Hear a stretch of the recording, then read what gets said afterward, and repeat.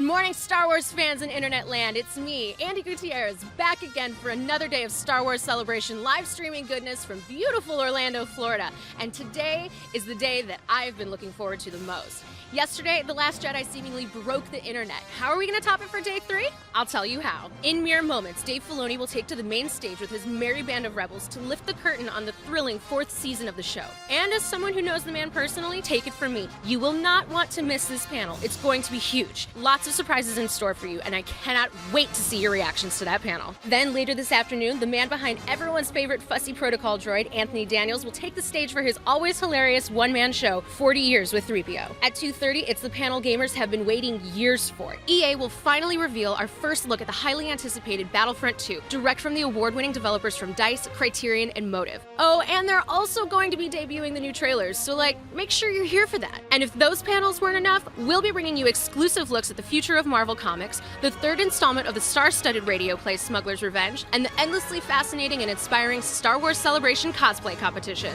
All that plus the exclusive Star Wars creator and celebrity interviews you've come to expect this weekend, and maybe just a few goofs and good times with Anthony and myself on stage. So get ready, Star Wars fans. My favorite day of Star Wars Celebration 2017 is about to begin. This is the Star Wars Show live from Star Wars Celebration Orlando. Welcome to Star Wars Celebration.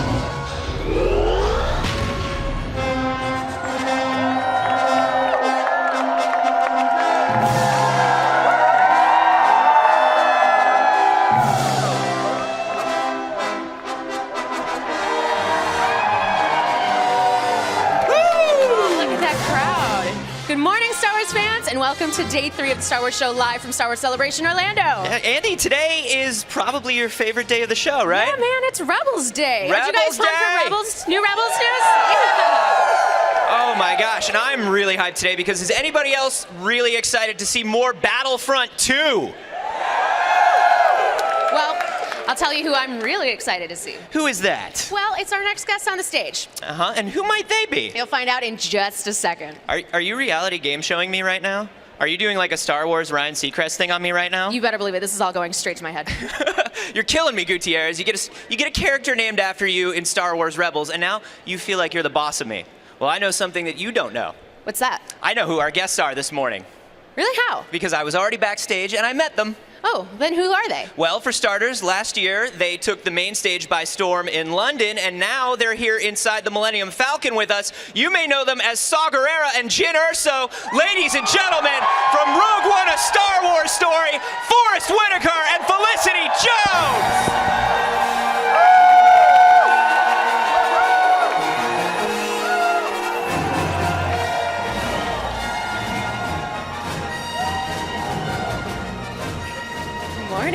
Good morning. Thank you guys so much for joining us. Hello. Say hi, guys. Hi, everybody. Good to see you. All right.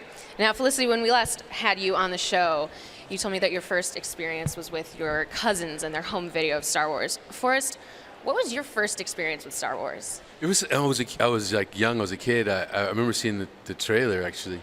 Hearing, I had never seen anything like it, like the words moving across the screen and stuff like that. And then I went to the theater, and I saw it, and I was blown away. Actually, just hooked from the beginning. Yeah, got me. Were there other, Forrest, still with you? Were there other non-Star Wars characters that you used to influence your portrayal of Saw? Well, when they said Saw Gerrera, I immediately thought of Che Guevara. You know what I mean? Because it was a freedom fighter, and I looked at that a little bit. Then I tried to figure out, what's going on? Like, what kind of rebel is this guy? His extremist is this guy? And I started looking at around the world and seeing what was going on with different people and stuff and different groups, and trying to figure out what it means to at any cost, to try to win. And I started studying all those kind of things a little bit. I looked at the video. I mean, I saw the animated series. It was already the Clone Wars? Yeah, the character existed, so it was easy. It was lucky for me. I had this background story of who he was, and so that was exciting. Yeah, and he's a much loved character from Clone Wars, so well done. So the difference that we see between Saw, that we see in Rebels, that we see in the Clone Wars, and that we see in Rogue One is pretty stark. How do you approach these different times in the character's life? I had a history going up to where he was when he was fighting in the battles in Honduran and all that. So I had a history that I was looking at then. But then we start to build up the history of an imagination of what had happened between me and Jen, and what had happened during that time as well of all the losses, you know? And I started to kind of connect them. So part of it stopped, and then the second part, it went to just understanding the loss of death of my sister and all these different losses that he had, and how that changed the way he felt, and how much pain he had went through, and how much and desperate he was to win. And so it just started to shape itself based on what time I was in the movie, you know? I mean, and when you get to me at this time, it's laid in. It's pretty laid in. And then as far as Rebels goes, because you later got to voice him in Rebels, which is super cool, you just split the difference to try and working on getting there? I tried to just go up to when it was, I was able to look at the series and see all the way of what had happened with him in that. And then I started adding more stuff to get to the next part. I mean, it's very different, you know, the animated series and trying to bring that to life. And so it's fun. Yeah, you're both now part of a select group of Star Wars actors who have been able to voice their characters in live action and animated features. What's the different approach to those sorts of projects? Hi, everyone. It's great to be in Orlando. It's, in terms of approach, I guess, well, one, you have far less time in hair and makeup, which is always a good thing. And you're just you're mainly concentrating on your voice, I guess. And bringing everything that you've done in the film and trying to bring all the nuances of the character, but into the animation. Forrest, Keena Thompson portrayed your Saw on SNL, and we've seen some really awesome cosplayers. Do you have any advice for them on how to perfect the Saw voice? Because I've been trying and I can't get it. I mean, you know what? Yesterday I met this man who introduced me to his son, and he said my son does this perfect impersonation of Saw Gerrera, and he like did it, and he says, what he said. The little boy said, if you continue to fight, what will you become? You know, and I was like, oh, that's perfect. You know what I mean? I don't know. I thought it was. I think it's something that people can do. It's like it's an attitudinal kind of going kind of low voice or something. I don't know what it is. Well, we're big fans of lies, deceptions. Felicity, is it weird to be walking around now? I know that was terrible. I'm really sorry. No, it was good. That was good. That's what I'm saying. Is it weird to be walking around now seeing, you know, fans with your shirts with your face on it, or seeing love it. Young kids dressed up like you? Woo! Because we've seen a lot of Jins, and that's a different experience than last year. Yeah, it's just awesome. I mean, we made the film. We loved doing it. It was an extraordinary experience. And then you never know quite what people are going to make of it. But it feels like there's a lot of love for those characters and for Jin and for Saw. So we're just enjoying it. It's great. Well, there is a lot of love for Jin, and we're going to be getting a lot more of her coming up soon in the Forces of Destiny animated series. And yesterday at the Forces of Destiny panel, Hasbro revealed their new figures of Ahsoka and Rey. So I wanted to show you the very first time ever revealed now the Jyn Erso Forces of Destiny. Oh my goodness! Action figure. It's a ginger Jyn. That's amazing. And she's got like cool Jyn fighting action. If you Oh, squeeze her look at legs. that! What happens? She kind of. Oh, she moves.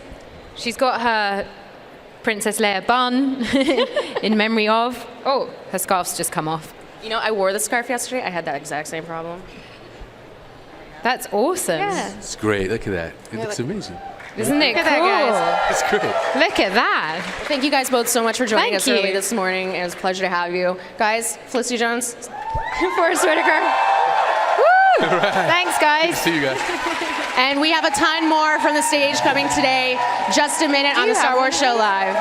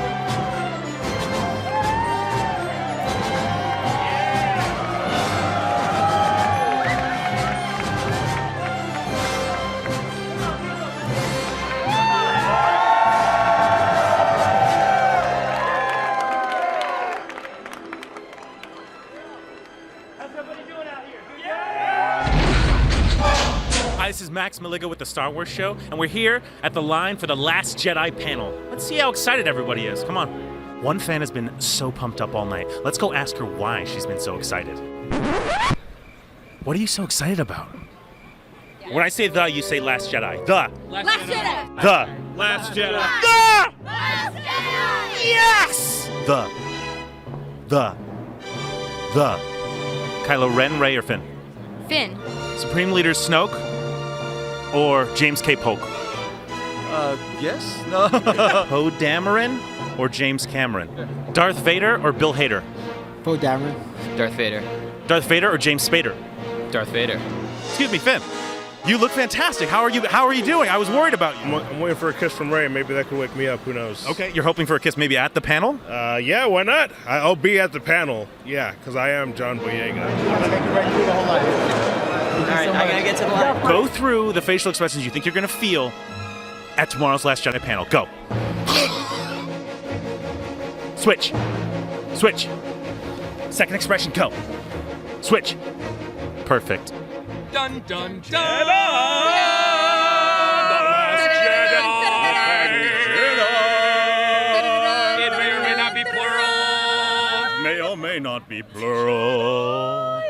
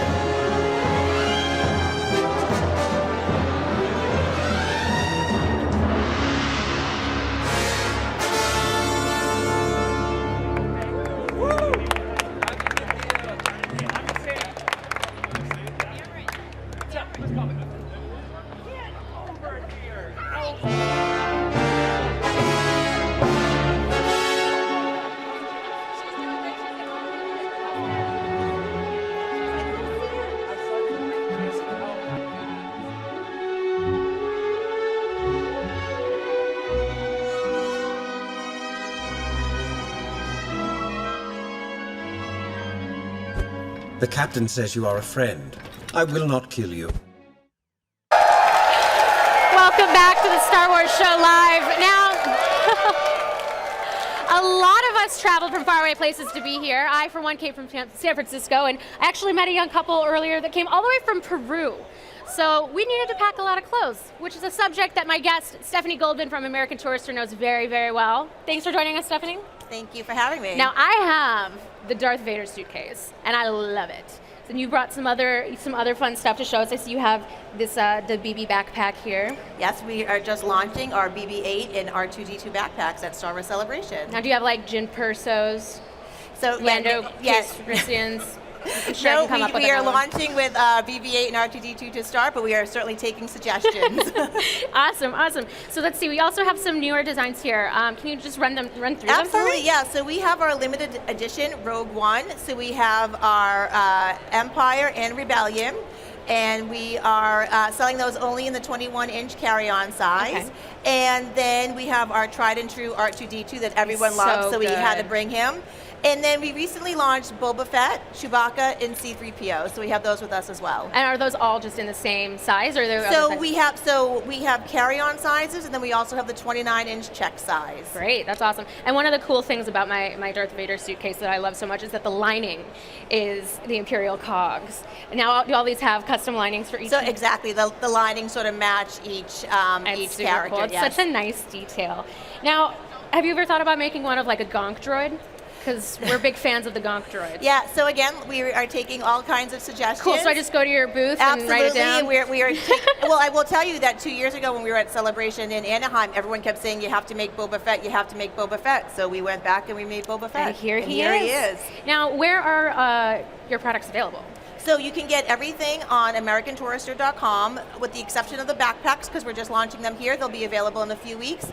But on AmericanTourister.com and anywhere that luggage is sold. Well, that's awesome. I'm definitely going to have to snag a few more of these. Thank you very much, Stephanie. And we will be back with more Star Wars Show Live presented by Verizon in just a few minutes. Stay tuned. It's so good. Because like his design just like fits the backpack so perfectly.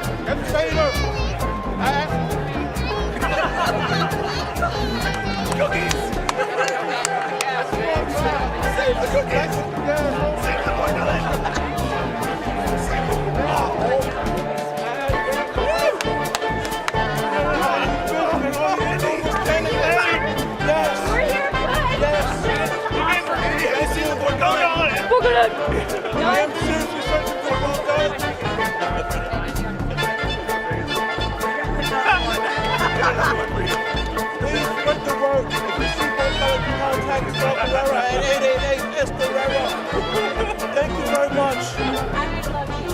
Did you see Forrest? Give him one too. He just left. Oh, so I gotta go find him. I think he's like... He may be able to help me find one guy. I just gotta say, that makes me so happy because I wrote that Oh my joke. God. Pablo loved it too. I know. Thank you very much. Please run to work. Thank you. I wrote that song. Like, And next time I have work, I need to come with. Can we get a picture of you? No.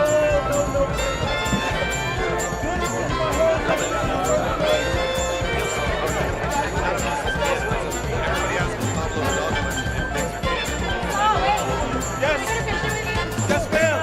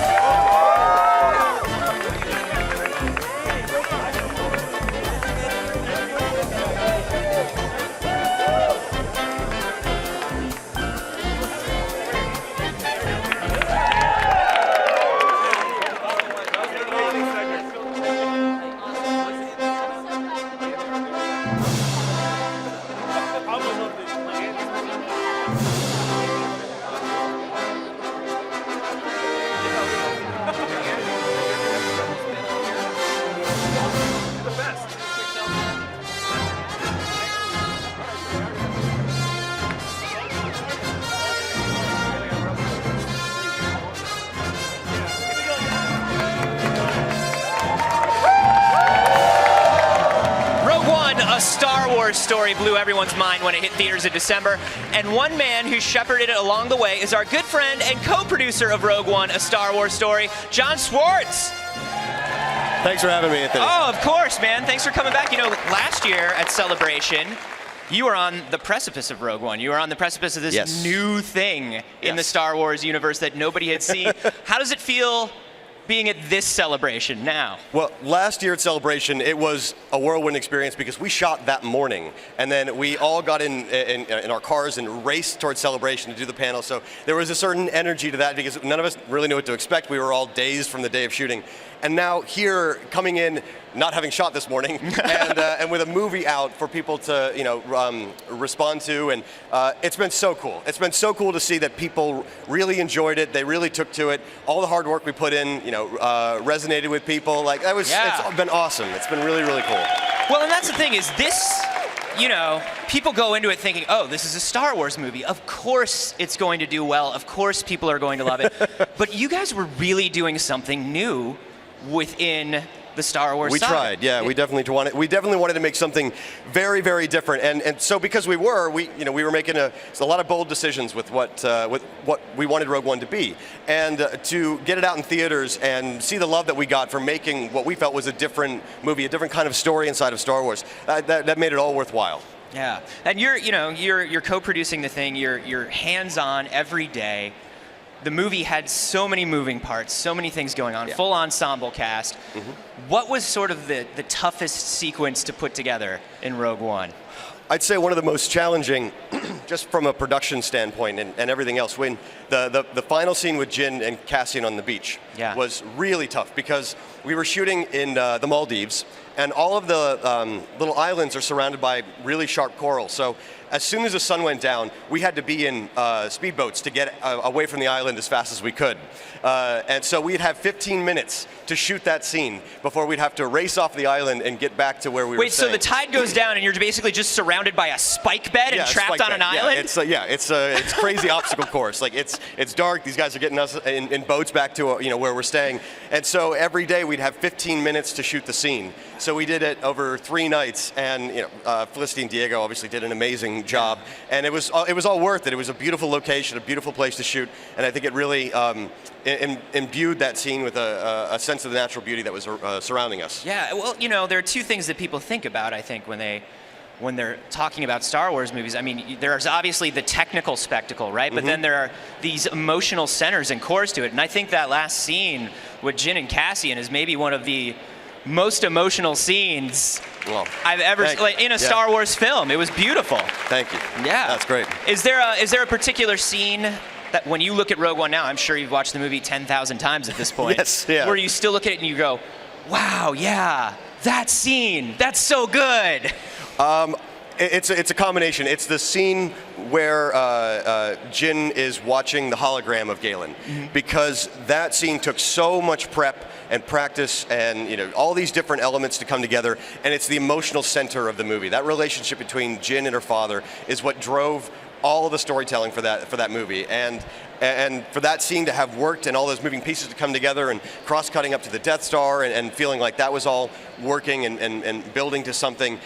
I look at that scene every time and I'm like, wow, that really worked exactly how we wanted it to. Yeah, and once again, just another beautiful emotional scene. Just so many wonderful personal moments in that.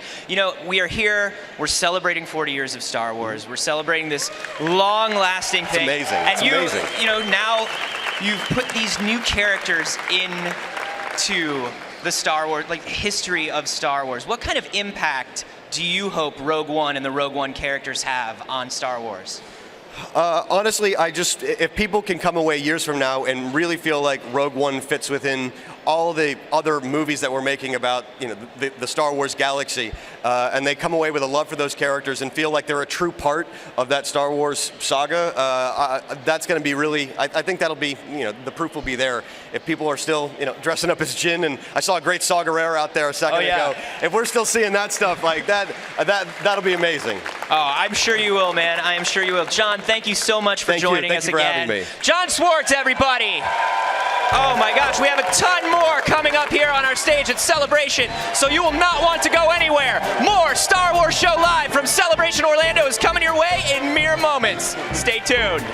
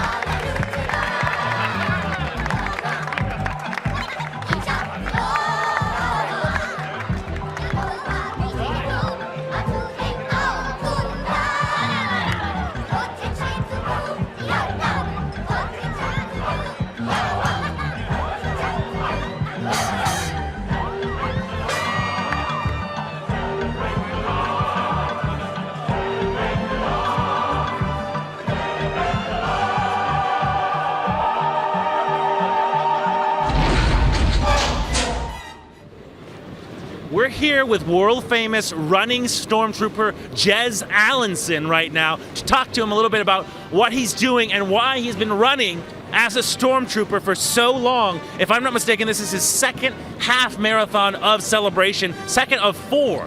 Jez, you want to slow down a little bit so we can have a little bit of a chat? Okay, my pleasure. Okay, we'll give him a second to slow down and take his helmet off. But he's been running basically nonstop through Celebration, raising money for charity. So, Jez, you want to pop that helmet off and tell us a little bit more about what you're doing? Give him a second. Deep breaths. Hello. Hi, everyone. Yeah, I'm the running Stormtrooper, and I've thought it would be a great idea for Make-A-Wish and my Make a Star Wars Wish project to come here and run a half marathon every day for the 4 days for Make-A-Wish and Make a Star Wars Wish. That is incredible. I gotta ask, everybody's thinking it. How hot does it get in that outfit? Oh, I got a little cooked, but I'm okay. Okay, a little cooked. Now you run full marathons, right? And you're going to run another one just in 2 Sundays, right? Yeah, I'm not, really. This isn't the best preparation for me, but I couldn't resist the opportunity to come here and do this. But next Sunday, April the 23rd, I'm going to be trying for a Guinness World Records at the London Marathon for the fastest marathon as a Star Wars character. Wow, that is a great record. That would be a phenomenal record to have. Tell me a little bit more about the charity work that you do and where the money goes. Okay, well, Make-A-Wish is just probably one of the best charities which I've ever seen.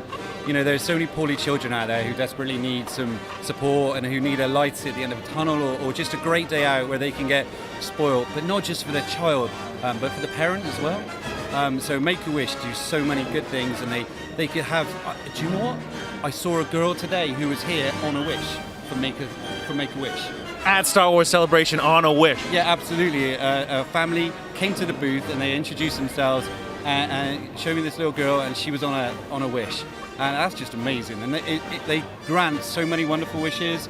So a girl could be a princess for the day, or a boy could go and meet his soccer star or something or other. So Make-A-Wish need all this money to be able to give people these wishes. So I set myself a challenge that I'd be the running Stormtrooper. So you've got Make-A-Wish, you've got Star Wars, smash them together, you've got Make a Star Wars Wish. And so that's my project on Facebook, Make a Star Wars Wish. So yeah, that's a good place to start, to have a little look, Make a Star Wars Wish on Facebook. My plan is to try and raise £10,000, which is probably around about $12,000 this year. So the marathon's big, but it's still just the warm-up for the big one, which I've got planned for May. Oh, fantastic. And how big is that? That's going to be 40 miles, is that right? Well, it's the 40th anniversary of Star Wars, so yeah, absolutely. We wouldn't have it any other way. Why not? Okay, Jez, well, I'll let you get back to running now. So you hear that if you're here at Star Wars Celebration, your chance to come by and see the running Stormtrooper and give to a great cause. Thanks very much. Thank you very much indeed. Thanks so much, Jez. Cheers.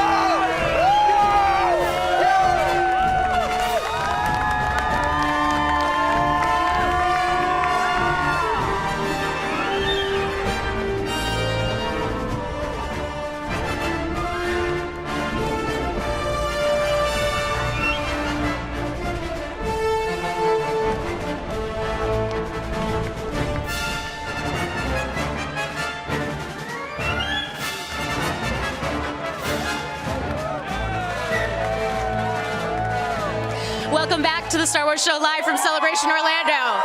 Our next guest is no stranger to the Star Wars Celebration audience, and just yesterday made his triumphant return to the main stage during the 40 Years of Star Wars panel, and now he's about to take our stage by storm. Ladies and gentlemen, Anakin Skywalker himself, Hayden Christensen.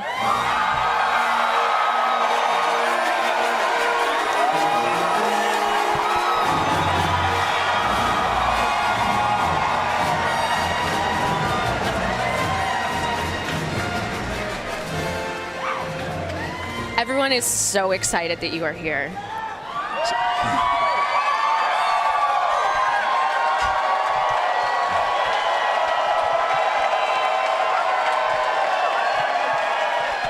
It's really good to see you guys too.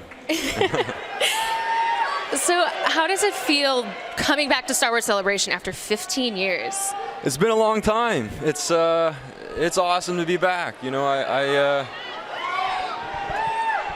I didn't realize how much I missed all of you. But no, this is great. It really is the ultimate celebration of the movies, and you know, it's great to be back and be a part of it again. And you're signing all weekend, right? Yeah. I mean, That's wild. I mean, your session sold out so quickly that they added more ones. Well, I don't really do social media or anything like that, so. It was, you know, this is a good sort of platform for me to be able to connect with the fans a little bit, and whether that's through a photo or through an autograph, I'm really happy to be here. So what was it like being in the room for that 40th panel? Because out here it was absolutely amazing. What's that? What was it like being in the room for the 40th panel yesterday? It was amazing. You know, everyone was just really happy to be there, and good to see some old faces and share some stories, and we got some great surprises, and it was fantastic. Yeah, it was pretty epic out here, so I can only imagine how the energy was inside the actual room. It was epic inside. Now, you've been involved with Star Wars for a long time, but you haven't really been hanging out with us. How has your relationship with Star Wars changed over the past, 15 years, since you finished Revenge of the Sith? You know, it's evolved, but there's still so many people that are discovering the movies for the first time, and so my relationship with the films is still very much sort of very present in my life, and my life is still very Star Wars centric, believe it or not. So you know, it's evolved, but not too much. It's still very much the same, actually. All right. Well, and final question, because I know everybody out there wanted me to ask it, and I would be remiss if I didn't. What are your thoughts on sand? You're welcome, Reddit. You're welcome. Well, you know, it's not very smooth. It doesn't really stay in one place. So I'm not such a big fan of it myself. You know, although if it leads to the water, I can tolerate it, but Anakin came from a desert planet, so I understood his contempt for it. Oh yeah, I mean, I came from Chicago. I hate snow, so I get it. Awesome. Well, thank you so much for coming by. It was an absolute pleasure to meet you, and everyone here just immensely appreciates your presence. Thank you so much. And thank you guys. There will be more from Star Wars Celebration coming up, so stick around at the Star Wars Show Live. We'll be right back.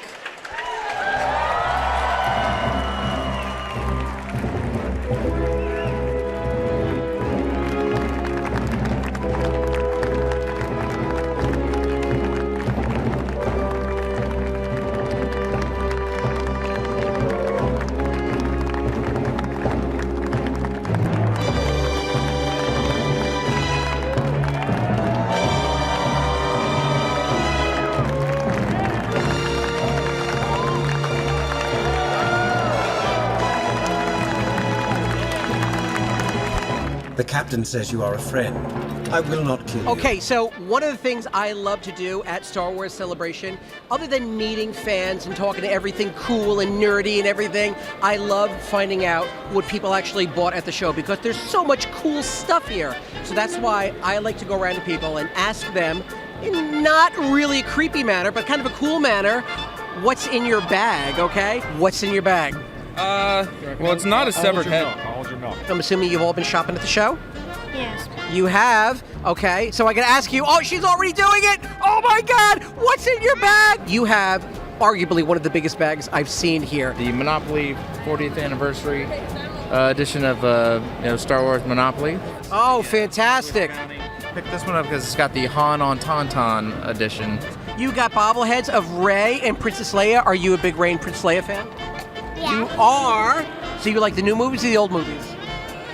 Both. You do. That's the right answer. Oh my, you win. You know what? You win. Mom and Dad are gonna buy you more stuff. How's that sound? Just a few prints I had picked up from down in the artist row, and a couple of the Funko Hikaris that were left over for the Greedo. We bought some of the droids from the Disney theme park. They have a 40th anniversary R2 and 3PO 2-pack, which is really cool. What is in your bag? I picked up some shirts. I'm a Hot Wheel fan, so I got some cars. Oh, fantastic. Now, these are all limited that you got at the show. Yes, it is. I know you've been shopping. What is in your bag today? I got some Droid Factory toys. I have these. What is this? Lovely ice cubes. Is that wouldn't be Han Solo, would it? It might be. That's fantastic. Now, would that be a gift for maybe Father's Day? By the way, I loved you in Girls. That wasn't me. No, it was. One of those blind boxes where you don't know what is in the box. Oh, let me see. Blind box mystery pin collection From the Celebration store. Can we open it? Let's do it. This costume is amazing. What is it? Well, my dad has this like Star Wars book, and it shows like all of Jin's toys that she had, and so my mom sewed this. Let's pull it out. Wow! And it is Jar Jar. Jar Jar! We got a change of clothing. We got some very exclusive Rebel dresses. Star Wars sweaters, just in case you get cold. I love Ewoks, so I have my Ewok wallet. Okay, so this is totally like a convention, like how-to type of thing with all this baggage here. Pretty much. Like I can't go to a convention without these things. Fantastic. Well, you know what? I'm actually hanging out with you for the rest of the day, okay? Awesome. Chill here. The Ewok makes a great pillow, by the way.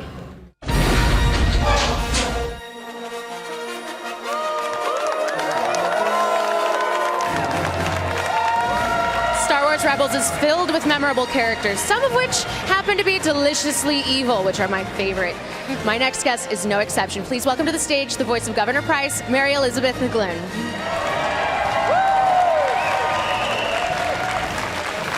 I love Star Wars bad girls. They're so awesome, and Governor Price she's so tough.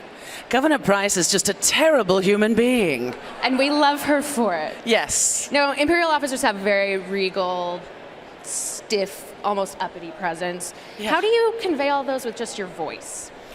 Well, that's sort of the fun of voiceover is you can't really rely on an eyebrow raise or hitting a mark. You've really got to put all of that into your voice. And I really rely on my director. I rely on Dave, and being able to play off of all the other actors in the room is also such a huge influence on how I play her. But really, I throw on my British accent as best as I can, and then I just try and kill everyone, What else do you need to do, really? It works. Now, when you record Rebels, you record everybody in the same room at the same time. Yeah. Is that different than other shows that you've worked on? Yes, it really depends on the show itself. Sometimes you go in and record one at a time, but with this show, it's really an ensemble piece, and I'm just glad I get to go in there and try and destroy the rebel scum as often as possible. You really enjoy that. I do. Do you ever sneak up on kids and try and scare them with your voice? I have found that not too many young children have come to say hello. For whatever reason, I think that's okay. Yeah. Now, when we last saw Price, she was watching Kallus escape into hyperspace with the Rebels. What does this mean for her character in season 4? Can you tell us? The fact that Kallus did not go out the airlock made her very angry, so she has no redeeming qualities whatsoever. All she wants is power. So I think that might play in quite a bit into her motivation for season 4. When you were recording that episode and the end of the season, did you know that Kallus was Fulcrum, or was that kept a secret? I sort of had an idea. Dave is wonderful about not telling us anything. Yeah. So we sort of have to glean what we can from the script and just hope that, and so we all make choices or make guesses and I always bug him about like Ezra Snoke, and he goes, Oh, and he "No, loves to Mary, tease you." it's not." I'm like, I know he does. He loves to tease you. Well, Yeah. I will let you run off to the Rebels panel, which is about to start just now. Thank you so much. And there will be more from Star Wars Celebration Orlando coming in just a minute here on the Star Wars Show Live, presented by Verizon on StarWars.com. Stay tuned. Woohoo!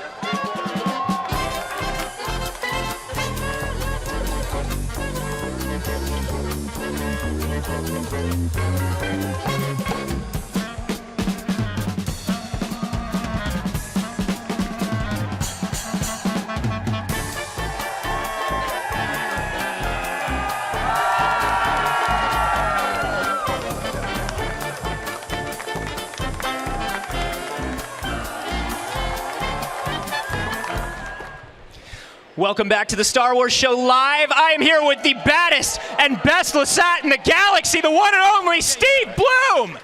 Steve! Carobast. Is this thing on? Where are you? Sit there you down. are. Good to see you, man. Hey, man, nice to see you. Thanks for coming out. It's been a little while. Hey, Man. guys. Woo!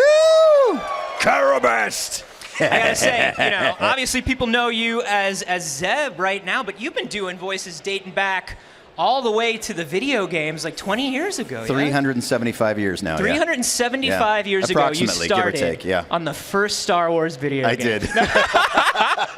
That's amazing, man. So do you know exactly how many years or how many projects you've been working with the Star Wars franchise on? No. Can't even count Can't anymore. even count anymore, yeah. I love it. Yeah, and as long as they keep hiring me as Stormtrooper number 3, I'm a happy boy. That's all I want. So, you do Zeb, but you do so many other voices. Has there ever been a time where there's been a scene on Rebels where it's just all Steve talking to Steve? Have we gotten there yet? Probably. Yeah. I try to tune it out when I'm watching it so I can get lost in the story. Yeah. But yeah, it does happen all the time. Is it tough? I mean, I know certain actors don't like to watch themselves. They don't like to watch their mannerisms when they're in character. What's that like for a voice actor? Oh, I don't care. Yeah, dude, I talk to myself all the time, and it's fun to see how it's fleshed out, too, because it's sort of a vacuum when we're in the booth.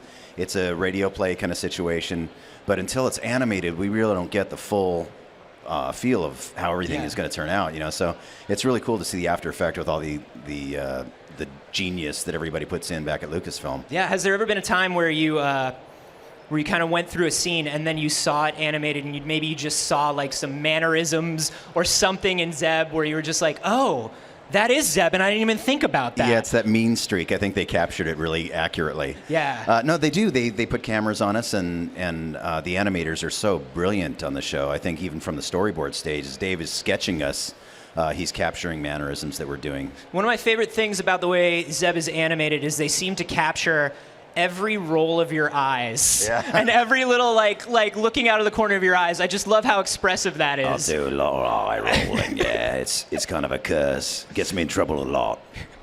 So Zeb is really deep and kind of growly, and you have done a lot of kind of deep and growly voices, and a lot of kind of high screechy voices, right? Like, so you've been Wolverine, you've been Starscream, you're Zeb. How do you do this and still have a voice? I have no idea. It's really the only thing I know how to do. Fortunately, I can't do math. I barely speak English, so thankfully I can manipulate the voice. I've been doing it since Your scripts are just written out phonetically for you? Pretty much, yeah. Okay, just have them go, ah, now, and we're good. Okay. Zeb, Wolverine, and Starscream walk into a bar. Trying to hang a picture in an apartment. All right. Well, I think it'll look good over there. Actually, I don't care, bub. You guys do whatever you're going to do. I'm just going to slice this beer open and chug it. Oh, I have a few ideas. Don't tell Megatron. That's amazing! That is unbelievable! Oh, you guys are listening. I didn't even know you were here for me. No, there's nobody here. It's just you and me. Yeah, okay. It's just you and me. So you've done so many voices. I mean, you have a world record for voice acting. Isn't that weird? Isn't that crazy? It's not for quality, it's for quantity. So. Remember that, kids. When you're looking for your career, quantity. Quantity is everything. Yeah, exactly. Yeah. Can you do, since you've done so many voices, can you do any of the other Rebels characters that aren't Steve? Oh, not well, Do you have any dude. impressions of any of the other cast members? Not well, no. No. That would just be, I know that they're all here. What was that? Chopper? That's it. Chopper's out of a job. That's it. He's fired. I've been wanting his job for a long time. It's hard to do because he's union, but he's gone. I know. He's gone. I know. I stole all his little tools and everything.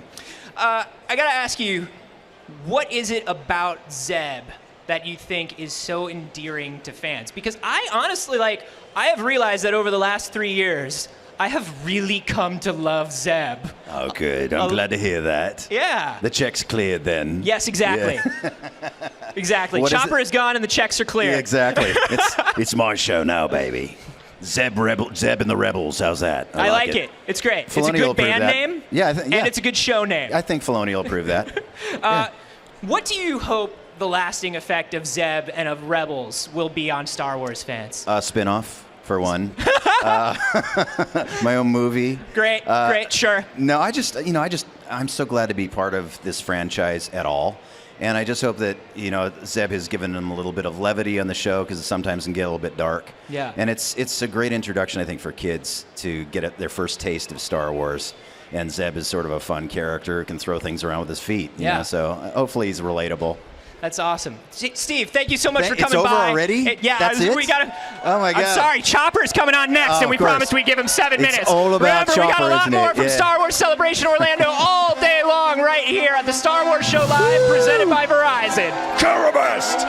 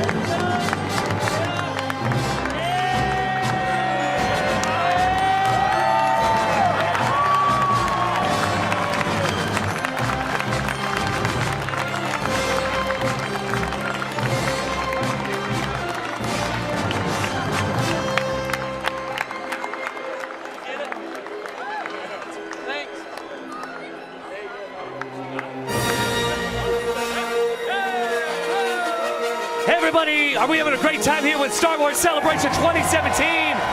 Oh, yeah. My name is Cameron. I am the hype guy here for the Star Wars Show Live, and we're having a great time here in Orlando. Are we not? Are we not?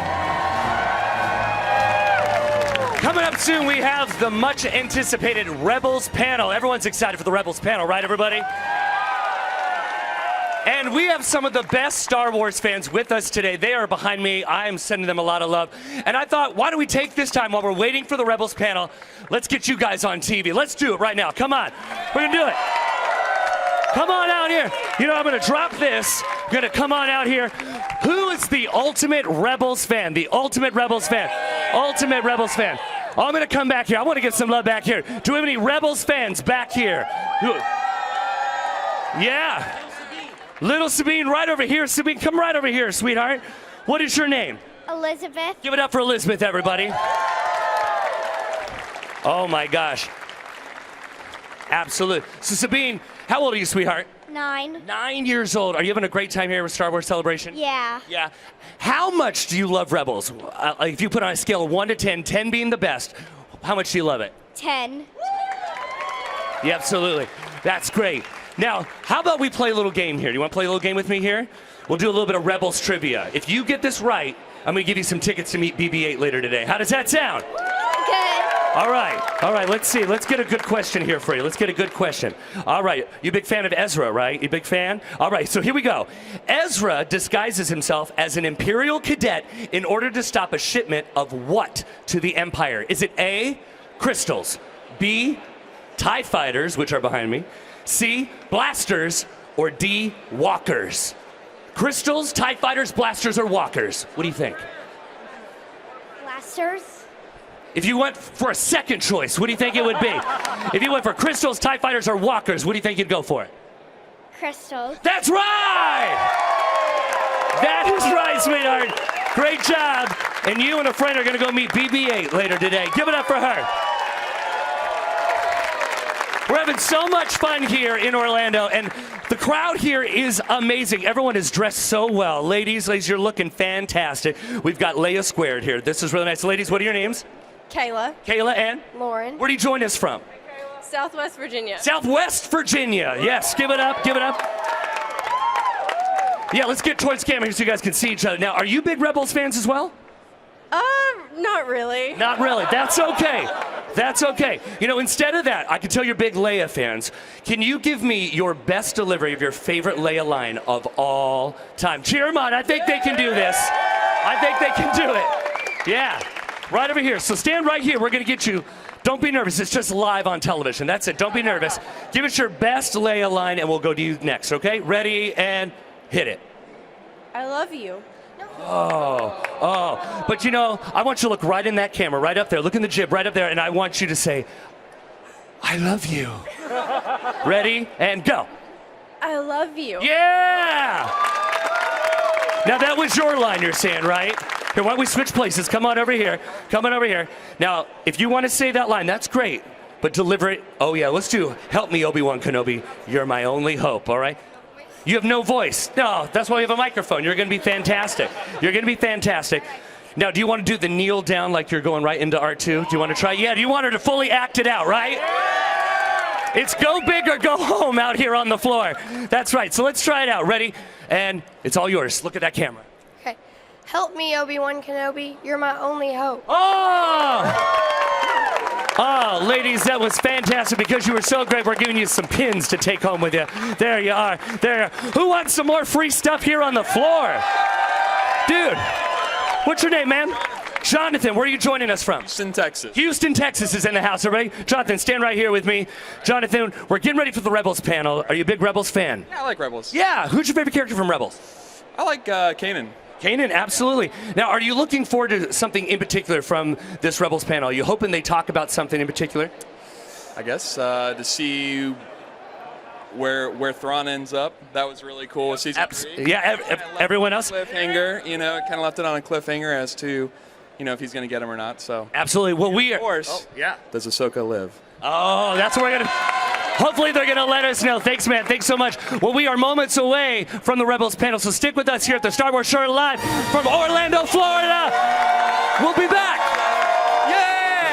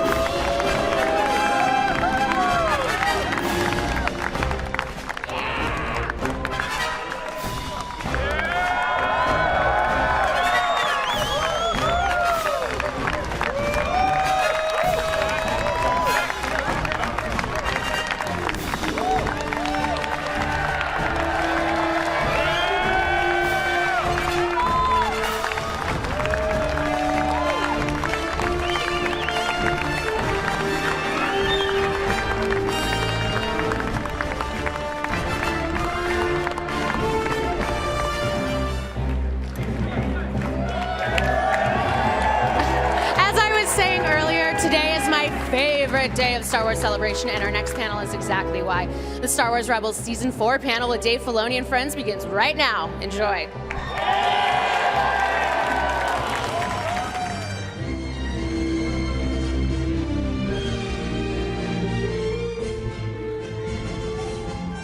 Are you ready for more? Are you ready for more? 2 amazing days at Star Wars Celebration Orlando. How about those panels yesterday and Thursday, huh? Well, we are just getting started. You're ready for more? You guys aren't tired, are you?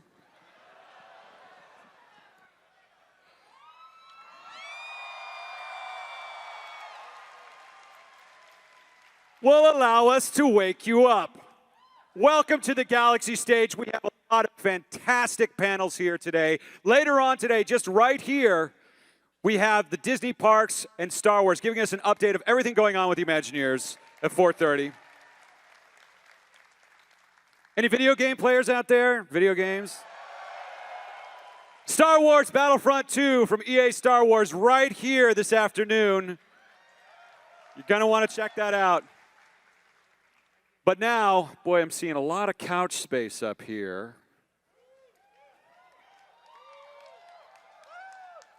Listen, they're all backstage and they can hear you.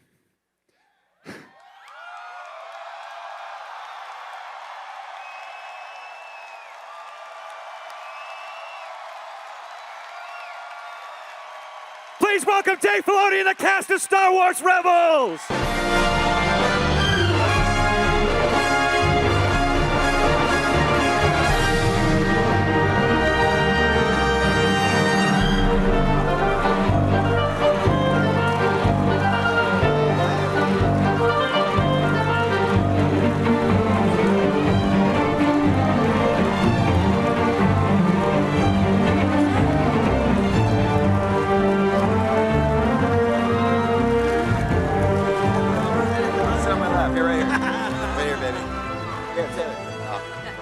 Taylor doesn't like me.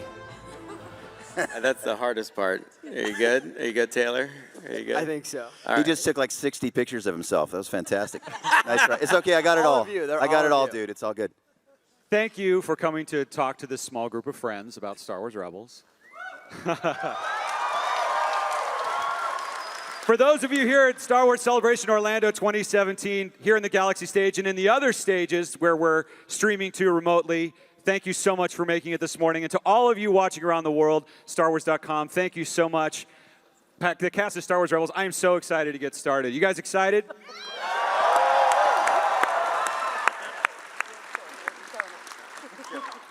We all have a lot of questions about Season 4, but we have to start talking about Season 3. What an amazing season Season 3 of Star Wars Rebels was.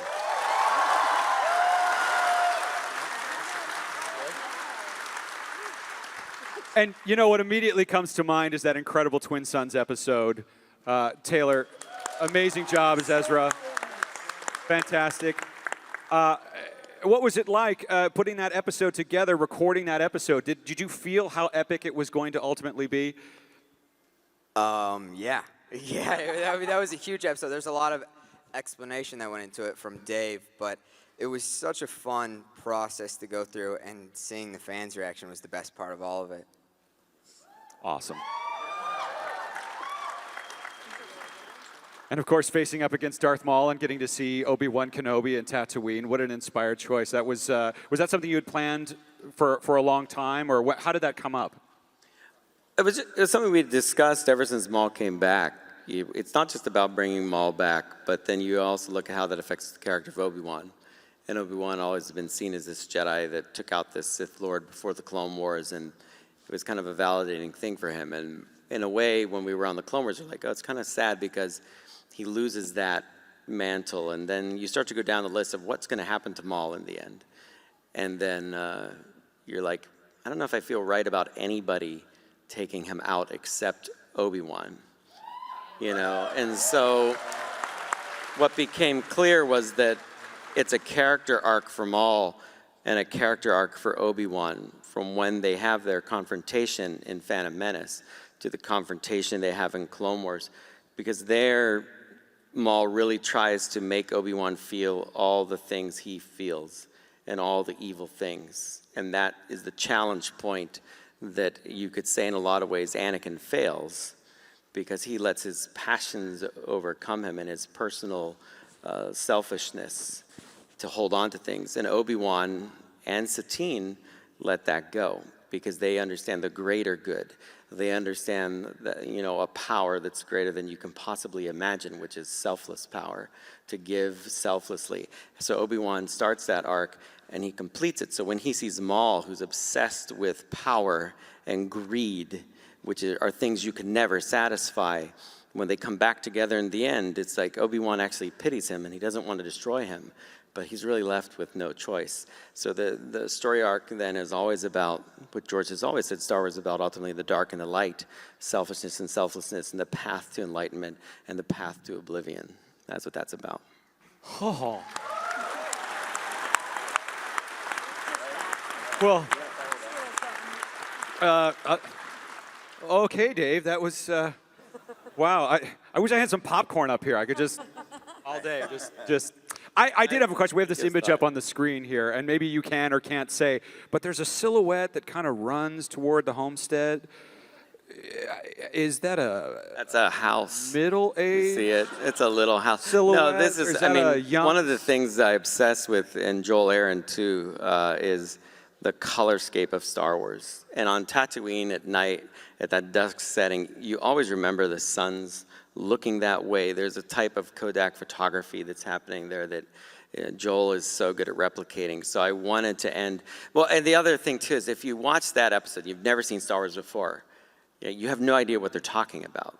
Why is Obi-Wan there? I mean, everybody here knows Star Wars, of course, but I have to speak to the general audience as well. So if you're wondering when Maul's saying, who are you protecting, right? Why are you here? And then when you see this image of this little boy running across on the horizon, you see that he looks like a guardian over him.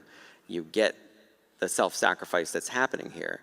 So that little boy running, of course, is Luke Skywalker. And that's the time that he appears in the show. I mean, of course, you hear Aunt Beru. And that Aunt Beru, I asked Matt Wood to go into the archives, and he found a take of Aunt Beru that she had done that we could use. So we threw it in there, so it's a way. Again, anytime we do that, I see it as honoring the past and the actors and everybody that have done this before us, because that's the only reason we all get to be here anyway, so. Amazing. And this was just one amazing moment in season 3, but there were so many more. I have to talk about Admiral Thrawn. I have to talk about Thrawn, right?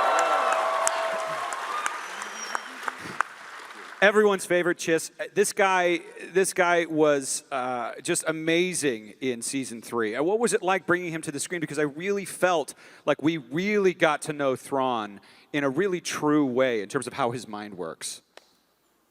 Well, again, I mean, there's an opportunity in our show to bring characters back that maybe have been, taken to the side or made into legends. And I read that stuff just like you guys, and so did Kiri Hart, and we, really liked Thrawn. So Thrawn was in the discussion from the beginning of Rebels. But again, it has to make sense when you can use him, and if you can use him the right way. You can't change him. He has to be true to who he is. We had a really interesting kinetic match in the fact that Sabine does art, and Thrawn obviously studies art. So that felt like, wow, that's a really good fit, because while her art is expressive for her, it could also undermine them in some ways, because Thrawn's so smart. So once we started developing Thrawn, and obviously we had the books, we brought Tim in, because it's his character. And I think that's a critical thing. So Timothy Zahn, thank you for that great character. Yeah. That we've been privileged to bring to screen.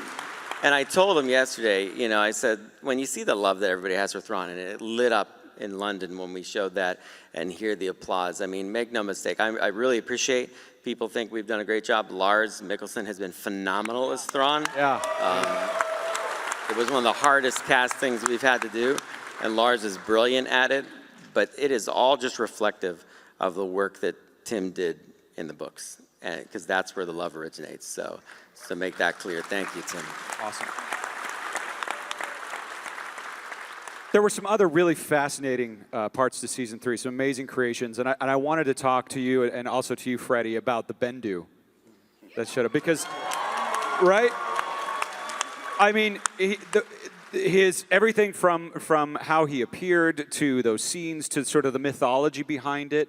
What were those discussions like creatively when you were putting together those episodes in terms of talking about the Force and balancing the tone of Kanan with the Bendu? Well, for Kanan, Bendu is another teacher, sort of his teacher for season 3. I guess his teacher was the Inquisitor in season 1, probably Maul in season 2, and now he finally gets somebody decent, somewhat decent. Sorry, Sam. So for me, he's my Force Moose. That's what I always called him with Dave. I grew up watching the Never-Ending Story, so he was very reminiscent of the Nothing and the Rockbiter, sort of combined into one. And so that's who he represented for me. And we were lucky enough to have it phenomenally voiced by Tom, who put this amazing sort of weight and gravity to it. But for Kanan, it's about, learning how to walk, learning how to crawl, learning how to see, learning how to literally live and survive. And the Bendu gives him very tough, in the middle type love. There's just the character arcs in the season were just phenomenal. That was a huge highlight for me. Not only an incredible character that you interacted with, but also he's my favorite character in the whole series. The Bendu. Yeah. He's my favorite character in the whole series. You also had an incredible episode with Sabine, Tia. Oh.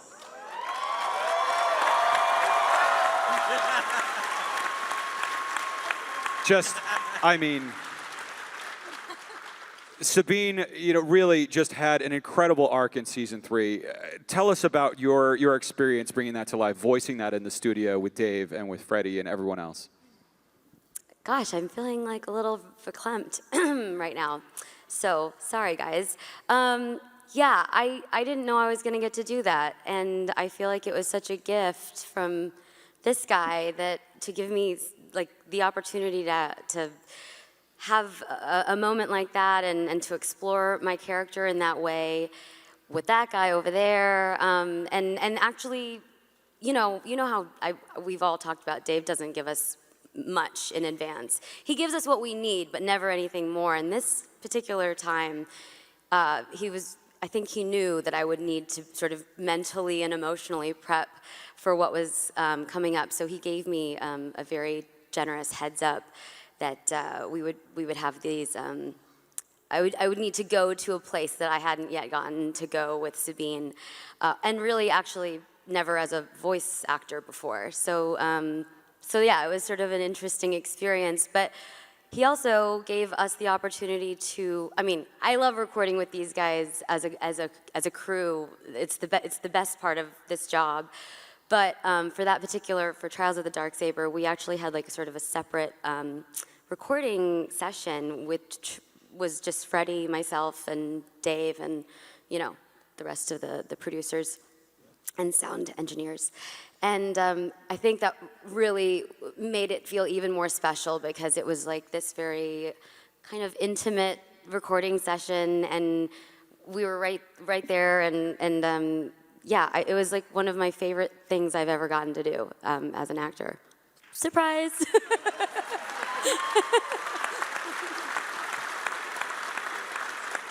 Well, it was just incredible. It was not just the sort of the new side of her that you were showing in terms of vulnerability, but through that, just incredible strength.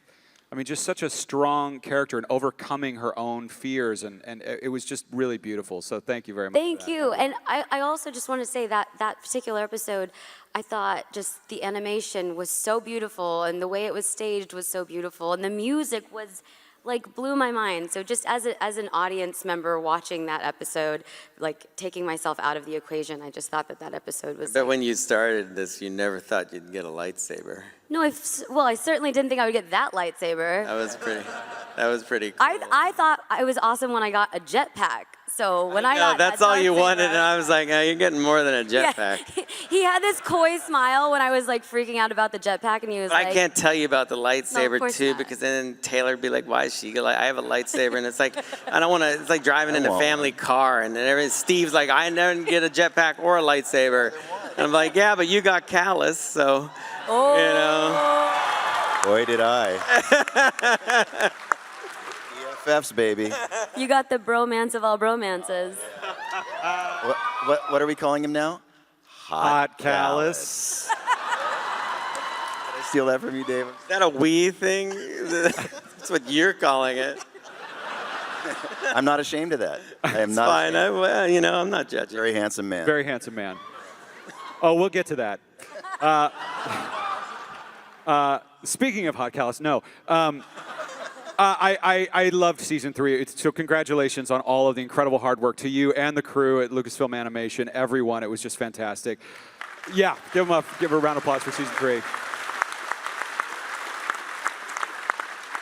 But the thing about season 3 is it makes me really excited for season 4. So.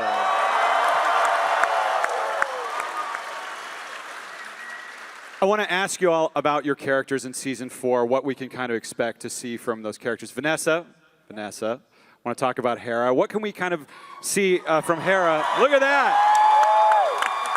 Look at that. What are we going to see from Hera in season 4? Any changes, any growth, any continuation that you can tell us about from season 3? Well, I think it's still the same agenda, but I believe her focus is much more sharp as it needs to be. I think things are coming really sort of to a pinpoint there. And I think she's really impacted by the losses that the group experienced in season 3. And I think she's more focused and committed than ever to get the job done. It's vital, it's essential. And not that she was kidding earlier, but I think the windows of opportunity and not the hope, because they always have hope, but I feel that they are pressed to the very edges of their ability to handle what's put before them. And now it's time to really get it done. And I think you'll see that in season 4. Oh, that gives me chills. You know, Zeb. Let's talk about Yes. Hot Callus. Steve. Yes. What? Left to guard the base. Oh, dear. It's in season 3.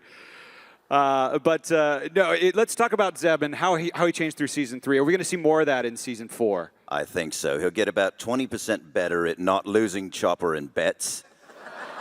Not because he likes Chopper anymore. He's just getting better at, the betting thing. Well, hopefully, he'll head to Lyrasan and start a family with Callus. That'll be canon.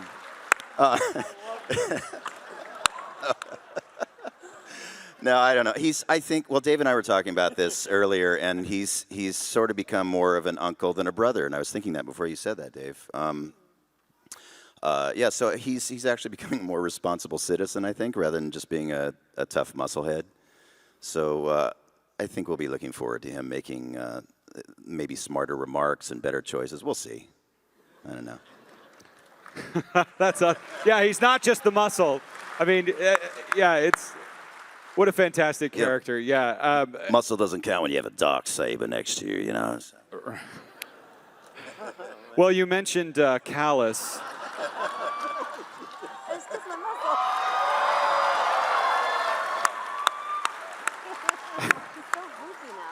It's amazing what a strand of hair can do. I gotta say, had I known, it doesn't work. You mentioned him and the parade starts, just like in my mind. Yeah, here they are. Wow. Oh, looks like we have a procession. Wow. Mom's checking up on you. Hi, guys. Yeah. Hey, guys. How you doing? Hi, everyone. I see that, yeah. Callus there, that one piece of hair costs a lot of money to animate, so I don't know if we'll be seeing more. Thank you for Stay that. tuned on the side. I'll come back to you later. I love it. I love it all. Look at that. That's the tallest Gregor I've ever seen. Did you say hi to your mom there? No, did you say hi to her there? Yeah. Oh. Now that you made up. Before, that would have gone terribly. Yeah. You know, that would have not gone that well. But yeah, this is a phenomenon that I'm not unfamiliar with. Displacing any of Callus's imperial hair instantly symbolizes his freedom. I don't know. I mean, it was just, it's like the crew also of Star Wars Rebels, the animation team, the story team, were first obsessed with this situation with Kallus, that just moving that hair, and they are whispering, and I'm like, oh, you guys are crazy. But then the minute this shot airs in the episode, it's like a Twitter thing, and like Tracy Kenobi, something like, this is all over the place. Hashtag Hot Kallus. I'm like, what are you talking about? Like, is that the crew? I think is the Tracy crew doing Kenobi that? might have started She might have started hashtag. it. Yeah, it's an inside job, but hey, you know. Hey, whatever works. Awesome. I mean, David is awesome. So I think when you put his voice with that hair, I guess. I don't know. I don't know. I'd like to feel that I inspired a little. Season of that, 4 is just really because of our- all about this now. I went and rewrote it in 2 weeks. So we'll see. We'll see what develops. Oh, internet, what have you wrought? Well, now I want to talk about another character in season 4 and how this character might be evolving and what we can expect from them, especially now. You know, I don't know what it's like working with this character now that they're a movie star, and you know, I don't know if they're giving you any problems. But can we talk about Chop? Yeah, Chopper. I'm sorry. Well, he's very much the same. He was a tough negotiator for season 4 because he did this film, and I tried to point out, it's like, you know, but I've never seen you in it, and he like sends me a still, and I'm like, and puts an arrow on it. I'm like, does it count if you have to do that much work? And he says yes, and then, you know, I visited him when he was out there in London, and he was, you know, he was causing real trouble. Everybody on the crew of Rogue One knew who he was, and I was like, oh, that's not a good sign. And it was weird to hear people talking about him, like, before I saw him. And he was, you know, backstage and grumbling about R2, you know. But I'm like, but he's a movie star, dude. You're a TV star. It's just a little different right now. You'll get there maybe. But, you know, he's a good droid. Well, you guys side with him. That's frightening. It was a little premature that he trashed his trailer. He wasn't that big yet. So. Well, the thing about Chopper is that he doesn't have an arc. He doesn't, and that's what he's upset with me about. But Chopper's more of a reveal. You know, he's more of a person that you learn a person, droid. But you learn more about him. I think, for me, it's like everybody's underestimated to think he's just grumpy. And sometimes what you find out is that when someone's that cantankerous, that actually means they care the most. So what you'll find out about Chopper probably in season 4 is that he has a bigger heart than you realize, because when the chips are really down, he likes these guys. So we'll see how that comes through.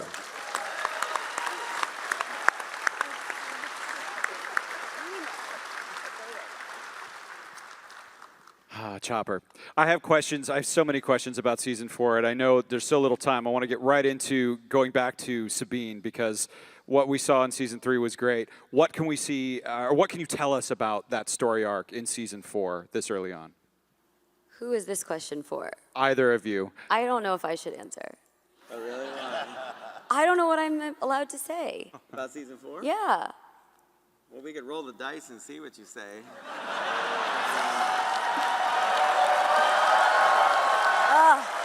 It's a lot of pressure. I am nice fine knowing with this you. plan. I'm pretty sure they are. You've been well trained for this. Just go ahead. You got this. What I think I can say See ya.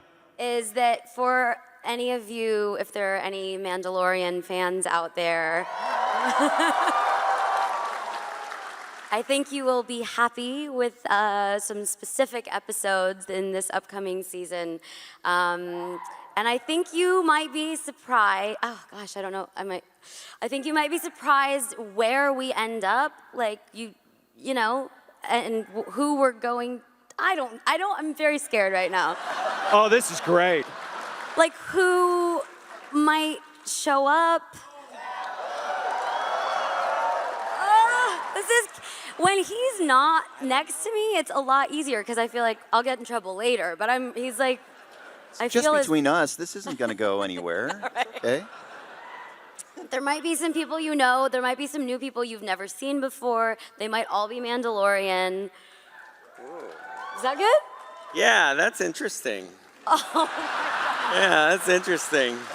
Like, even a little bit, I'm sitting here going like, what is she talking about? But in a good way, like in a very good way. Like, it's Not like interesting. she has no idea what she's No, saying? of course not. No, you know it. I mean, it's fun to listen to someone evade. Yeah, well, because you're so good at it. Usually I'm evading, Yeah, exactly. so this is, it's a You kind have of, it down to a science. It's very I will fun. say, I think Sabine sort of is in a new place this season. You know, over this last season, season 3, we saw her sort of step into her own in a way we hadn't seen her before. I mean, we always knew she was super capable, super, you know, just this like epitome of this Mandalorian warrior who happens to also be this incredibly creative artist. I don't think we'd seen that kind of a dichotomy before. So she's like this very complex young woman who is wise beyond her years, but she was still a young lady, and I feel like she had her own insecurities, you know, trust issues and things like that. And I feel like over this past season, we've seen her grow, whether she would like to admit it or not, grow and mature into this really, really mature, capable person, adult. And I think she's gotten over, you know, beyond those issues with this family. And now she's got all these other issues with her other family. And we'll get to explore some of those in season 4. Yeah, it was great. Well done, well done. I'm looking at Freddie and Vanessa going, look how proud you both look. You're like... Our little girl has grown up. Oh my gosh, it is. It's like interviewing a family here. This is amazing. It feels like a family. We are, yeah, on and off screen, I think. That's amazing. Well, there's so many just really incredible story arcs with these characters and character arcs, not just Sabine, but I'm also really excited to see where Kanan goes in season 4. Look at that picture. Growing your hair out a little, you know. Now, what can you tell us about Kanan in season 4? You went through a huge transition period. Yeah, Freddie. Well, he's still blind. You know, I'd love to back up to Trials of the Darksaber for a moment, because that sort of defined for me a lot of who Kanan was and who he needs to be. Most of the time when you guys watch the show, he's like that cool uncle that everyone has that like took you out shooting maybe and didn't tell your parents, or let you have a sip of beer, or taught you how to fight, or taught you how to kiss a girl, and like that's who Kanan was. And to make a flip from that guy to the disciplinarian with Tia is huge, because he didn't believe in her based on her behavior and her frustration. And to be patient as a parent is a skill. It's something that you work on and get better at. So for him to be like, you see him on his knees waiting, when she comes back, he's hurting as much as she is, and he's learning as much as she is at the exact same time. That fight that they had, my favorite fight ever out of Star Wars movie, animated, anything, was Pre Vizsla versus Darth Maul, because it was the... Applaud yourselves for loving that. It was a perfect match of like sort of technology versus discipline, right? And the discipline had to take the technology apart piece by piece in order to finally overcome him. Congratulations, Sam. Congratulations, Dave, for killing Jon Favreau. You jerks. But this was a very similar thing where he has to get Tia's character to remove everything that makes her her in order to become who she needs to be, and it's the same lesson he needs to learn. I'm not sure he knew he was teaching it to himself, but he was. So I got to see this movie. I'll share a little story with you. My family was fortunate enough to spend the holidays at Skywalker Ranch, and we got to see this particular episode on the massive screen with the Emperor's statues on either side. We're very spoiled and very appreciative. And it wasn't pride that I felt, that you said, you look like proud parents, because I don't I'm not like that with Tia. It's much more of a brother-sister thing. I was so impressed that while I was walking back from the theater to the little cottage we were staying at, it was like 10 o'clock at night. I don't know if you remember this, but I literally recorded a video, and I specifically said, I'm starting this video by saying I'm not proud of you because I'm not your father. I'm so impressed by what you, Kevin Kilner, our music, who did Sabine's theme, which is phenomenal. Kevin Kiner. And Dave, because music is just as important as the performance. It dictates sometimes to an experienced actor how much they're going to give in a certain moment based on how powerful the music's going to be behind that. Ask Andy Garcia. So when you have all those things come together, that episode for me defined who Kanan is going to become in season 4. Season 4, like I said, he's still blind, but he sees more than he has ever seen before. He knows what path these rebels need to be on. It takes him some time to figure it out, but once he finds out, it is a certainty that you have seen in other Jedi before, and you will recognize it as a historical moment in this character's development and growth. And I wish you didn't have to wait till the fall, because it was season 4.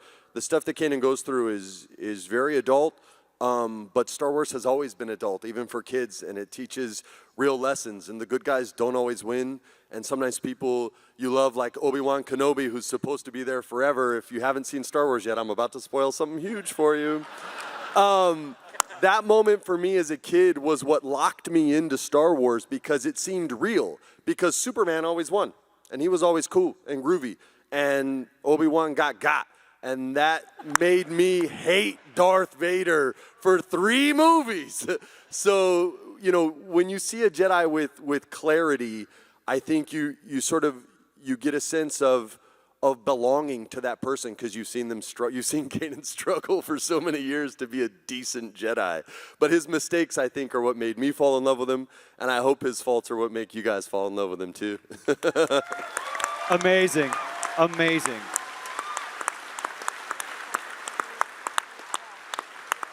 Amazing. That was so inspiring. Thank you for that. I actually, if you don't mind, I have a follow-up question. I'm curious to know, through all the things that you learned in season 3, and this is really a question for both you and Taylor, does it change the way you view how Ezra's training went, and where do we, what can we say about Ezra's growth in season 4? In terms of your opinion about Ezra. Taylor can talk about Ezra's growth, but I mean, Kanan's already had a couple moments where he's literally been completely honest and truthful and says, I don't know what else I can teach you, bro. I think you might be better than me. Like, my strength, I know where my strength levels are, and I know the potential of yours, and I don't know what I can do. And to Ezra's credit, and to the development of that character, he sort of steps out of the Jedi Padawan relationship and says, I'm not talking about the Force. I'm talking about life. I'm talking about family. I have so much more to learn from you. So in that regard, he's still a young man. He will still deal with issues of anger the way a young man will deal with them. But he has a good teacher, one that even when he doubts himself, the great Ahsoka Tano believed in him in season 2. So there has to be this measure of faith between the two, and that's sort of how these relationships stay strong, is faith. And it's guys like the Emperor with Anakin that try to put a crack in that faith, and that's sort of that first treacherous step. And you saw Maul do it in season 2 with Ezra to various degrees of success. And season 4, I'm sure, will be no different, minus our favorite Sith. It makes me more sad than you guys. He's my friend. Darth Maul, may you rest in peace. Well, let me follow up with you then, Taylor. I mean, you had some close moments there, brushes with the dark side, and you're having to forge your own path. Are we really going to see Ezra kind of come into his own in season 4? What should we be looking forward to with Ezra? Yeah, we've seen him grow up. He's seen the good and the bad, and we saw earlier in season 2, he kind of toyed with the dark side, and he's learning how to become a Jedi. And now season 4 is really a thing of deciding what kind of Jedi, and even transcending that, what kind of person he wants to be as he grows up, having seen everything. And he realizes, as he stepped away from Lothal and joined this family and become dependent on them and learned what he can, it's now time to go back and see what he can do for his people. And I'm now getting nervous because Dave is shooting daggers over here, but I think that's okay. And yeah, it's great because we're seeing the story of someone coming of age, so a kid growing up through having these innate abilities that he's not sure of, and learning how to be selfless as a person. And I think he makes some great decisions through season 4. That's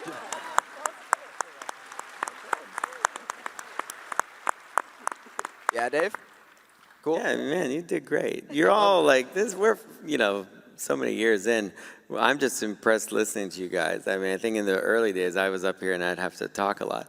And I like listening to you guys. It makes me, I am impressed. You just and like proud. hearing if we retained what you taught, or I if we're just do. doing I our own really thing. do. I really do. Well, in all honesty, and why I like that is because it's a responsibility of mine that you learn Star Wars the correct way, because I sure learned it from George.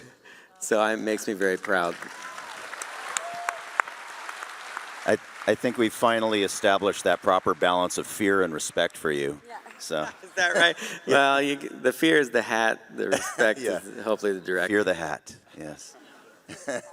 Well, it's great hearing about all these characters and what we can look forward to. One of the things about Season 3 that I love that, I hope continues in Season 4 is we got to see a lot of familiar Star Wars characters come in as guest roles. Can we look forward to any more characters that we're familiar with Star Wars in Season 4? Oh, yeah, we'll bring in Genevieve back playing Mom Mothma. Yeah. She's fantastic. A great time working with her. She's just thrilled to be a part of this as well. And I told her when we worked together, I said, you've done an almost impossible thing. You've made this seamless character between the Mon Mothma and Return of the Jedi and yours. Like, it's so impressive, from her facial reactions to things, her vocal performance. And in Rebels, what's fun is in Season 4, we wanted to play a little more with Mon Mothma and say, well, how haven't you seen her?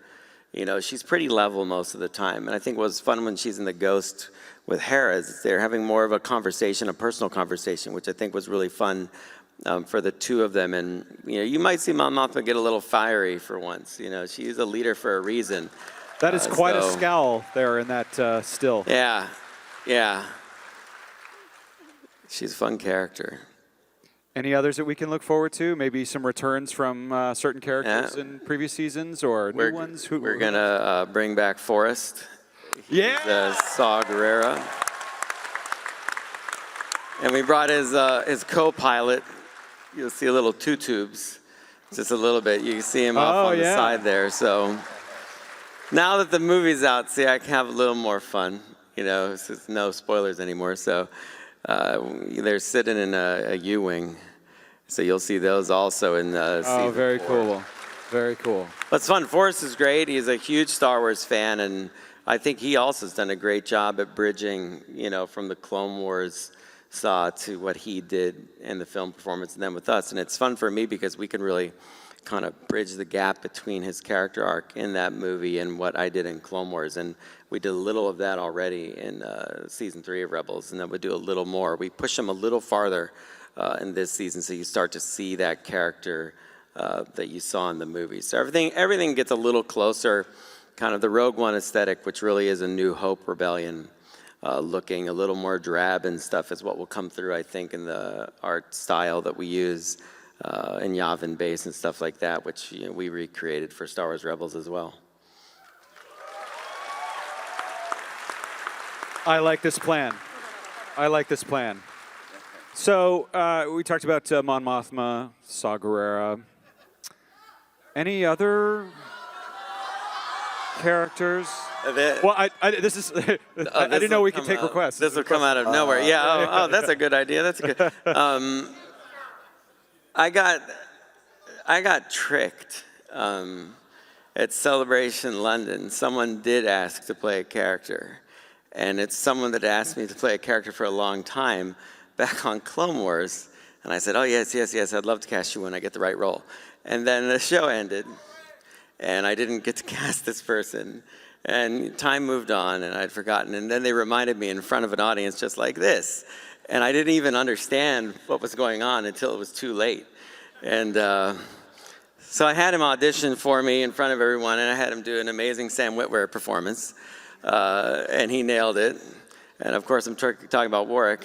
And so Warwick is going to be coming on to Star Wars Rebels. I think we have a clip. We have a clip. We have a clip, actually. Just to refresh your memory, this is how it went down last year. I've actually tried pretty hard to bring a lot of the Clone Wars voice actors back, and I've figured out ways creatively to do it a lot of the time. I don't think you should keep recycling old actors, though. Just bring in some new blood. What are you doing that for? There's loads more fish in the sea. Tom Baker was kind enough to come in and do a voice for us. He is absolutely fantastic. He's got a great voice, hasn't he? He's got an amazing voice. So you haven't known Tom that long? No, Not really. no. So you've known me longer than Tom. Yes. How come he does a voice before I do? I knew it was going there. We've talked about it over the years. I would love to We get always you talk in there. about it. It's going to happen. You know this guy Witwer? He does a great Maul. So if you do it like that. Very soon, my apprentice. Very soon. Uh-oh. Uh-oh. Uh-oh.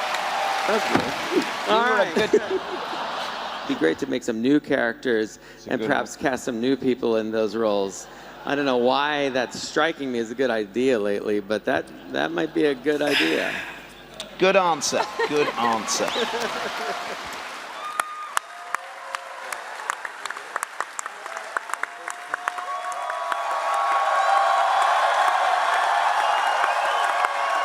Ladies and gentlemen, Warwick Davis!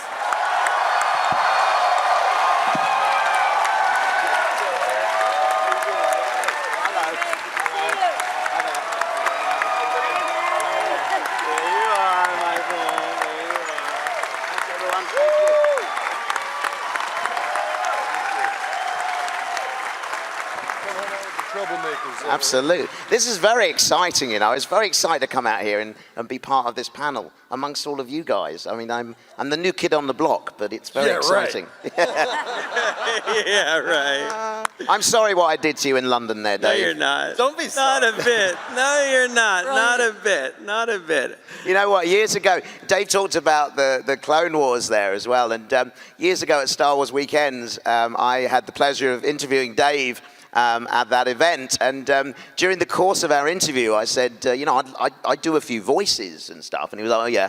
And I'd created a little reel of highlights from the Clone Wars and voiced all of the characters for him and played it. It didn't make any difference at the time.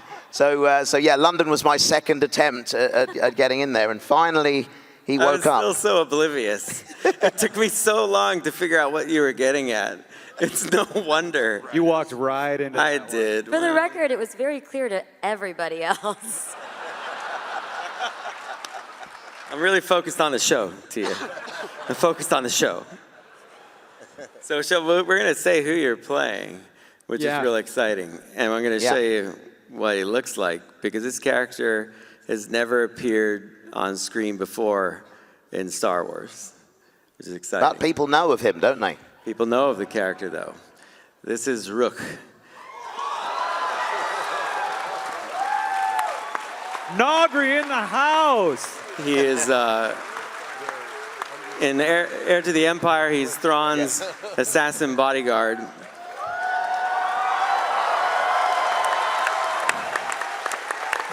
Very, very difficult design to do. Killian and the team, I think, did a great job. He's really creepy, so I needed someone creepy to play him, and someone sneaky and devious like you, I thought would do a great job. And I always told you, I wanted to catch you, but I have to have something that I think is interesting and good and fun, and a character that's different. And I also learned that I think that Lars Mikkelsen is the only person that can say this name correctly because of the H. He says like Rook. He says it in this really awesome way when you hear it in the show, Rook. I don't know, Tim was trying to explain to us how it's said on the phone, and I always call him Rook, but that's like too much of a Rook thing. I don't know, it just goes round and round in my head, but... It's Hebrew, isn't it? Is it? In the you got to get the. I don't know, man. You tell me, but it's fun. I can say it was brilliant fun. You said I look a bit creepy. The character does. He does look creepy. But if you want to see creepy, right? Because of the time difference, I record in London, and Dave is back in San Francisco, and it's 8 o'clock in the morning. When I see him down the kind of the Skype connection, that's creepy. At that time in the morning. It's early. And you complain about getting up and coming in early to work to record with me, don't you? It's so early for me, but you're so worth it. I just get up bright and early at 4 a.m. and think, oh, I'm going to go see work today. Nothing makes that hour commute fly by faster than seeing him there and having him be all creepy over Skype. I love that you're on your end going, oh, Dave looks kind of creepy in the morning. And I'm like, well, we're going kind of creepy in the evening. That's our relationship. It's so good. No, I have never had so much fun when I did Star Wars Weekends with work. You made obviously a huge impression, and your talent, your humor, everything that you bring. And of course, I don't care what any Star Wars fan says about Ewoks. I loved Ewoks when I was a kid, and you all did too. You all did. You all did. I drove my mom nuts looking for a Wicket, that little tiny piece of plastic. I was like, Mom, we have to get the Wicket. So I loved it, and I think you do a fantastic job with Brooke. I'm excited to have him as part of the show. Thank you, Dave. It's a pleasure to be part of this cast. Thank you. Thank you. Welcome to the cast of Star Wars Rebels. Warwick Davis, everybody. Thank you very much. Thank you.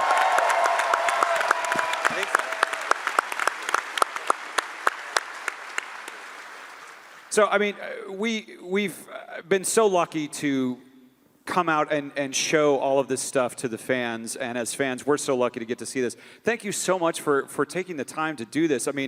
I see so much passion for Star Wars Rebels. We were just talking backstage about how 10 years ago, Lucasfilm Animation, when we started doing these panels at Celebration, was such a tiny room. And now look at all of you here, and all of you watching in the other rooms is such a testament to the incredible work that you all do. Yeah, of course. And I got to say that it's a special thing, and I love, obviously, all the cosplay that you guys do, and it's a big commitment on your part. And Simon Kinberg, from the beginning, when we talked about Star Wars Rebels, he always said this is a show about family. That's the core of it. That really struck with me because that's what George has always said, the Skywalker saga. So we've all had a kind of interesting experience with family on this show, not just us, but with a certain group of fans. So I want to bring them out here right now. If I could bring out the Perales family to my left, right here. These guys have actually been cosplaying Rebels since before Rebels was on. Why don't you come out right here? How you doing? Liz, it's good to see you. When they started, you can see in the picture, Axel, look how tiny he is Ezra and Lizzie, and they've grown, and they didn't know the character dynamics of things, so originally she was playing Hera and Mom was playing Sabine, and then they got a sense of like, well, maybe we should switch that later, and then that worked out better for Mom and Dad. And I've just, every time, just saying, every time that we would go to a convention or something, they're always there. And they always adapt the costumes. I always felt the most for Sabine because I keep changing that one the most. And but they've really kind of symbolized this experience for me about family and seeing all your families come to things like Star Wars Celebration and then to see them here grow and change with the show. I really appreciate it. I know it takes a lot of time to do all of this. Thank you for doing it and being a great part of this. So thank you so much. Thank you. Thank you. Round of applause for the Perales family. Let's go this way over here.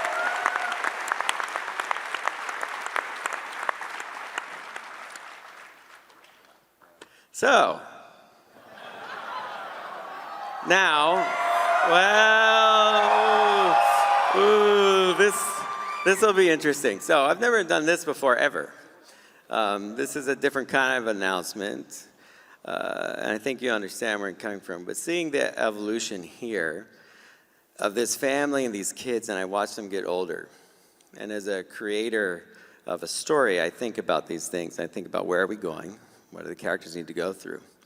So this is where I have to tell you, it's my decision as the creator of this show with Simon, that season 4 is the final season of Star Wars Rebels.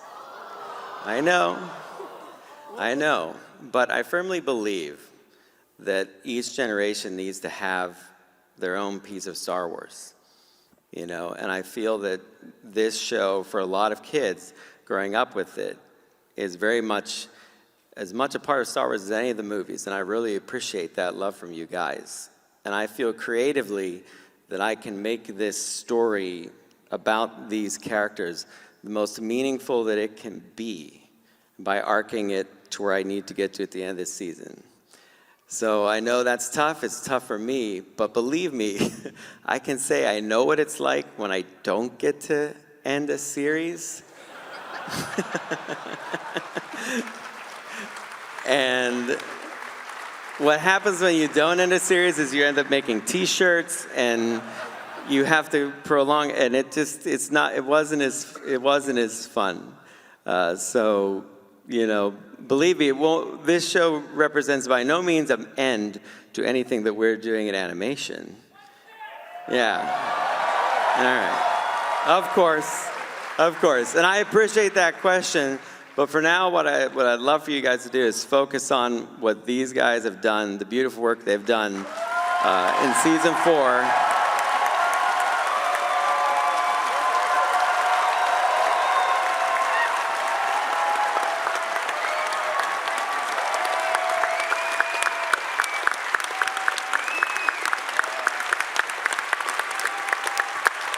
It's hard for them to.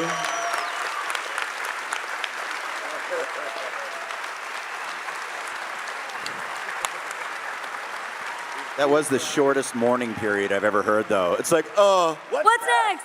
I know. It's natural. But I'm not even going to beg you anymore. We've done something really special here. I'm really proud of these characters. You guys have performed them brilliantly all the way to whatever end they have. I think it's one of the best things the animation division's ever done. The way this arc continues and grows. So you'll see in season 4, it's not like anything else that we've ever done. It's different. You're welcome, my man. It's gonna be different, a little dark, a little fun. And why don't we get a look at some of it right now?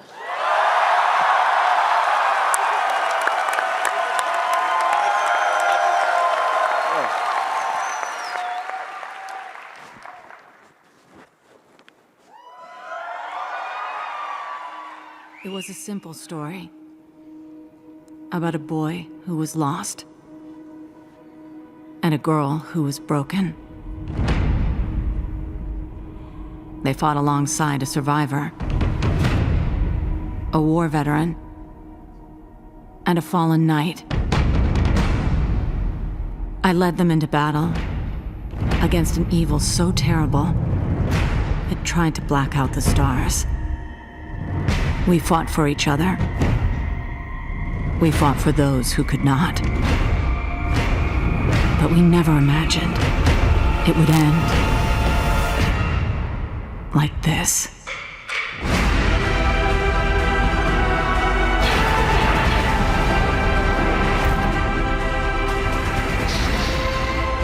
This is a time of difficult choices. Sometimes impossible ones. As long as we're together, we've got a chance. At least we'll go down fighting. All paths are coming together now. It's time to get to work. We are the balance, Ezra. We were meant to be Jedi so we could be here now. When Lothal needs us most.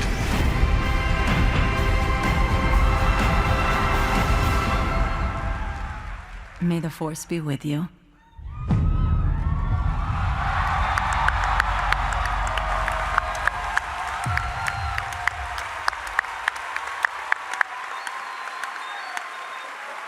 Star Wars Rebels!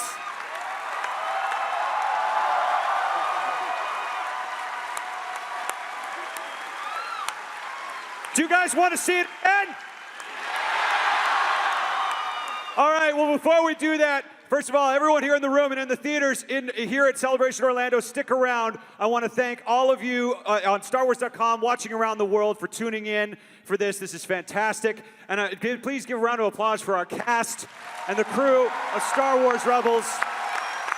Stick around. Okay, don't go anywhere. But thank you to all you live stream. We're going to show this trailer one more time. Thank you, cast of Star Wars Rebels.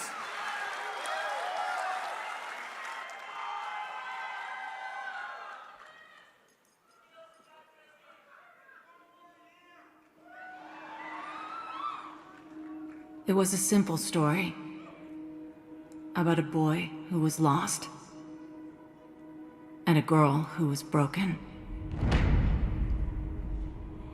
They fought alongside a survivor, a war veteran, and a fallen knight. I led them into battle against an evil so terrible it tried to black out the stars. We fought for each other. We fought for those who could not. But we never imagined it would end like this.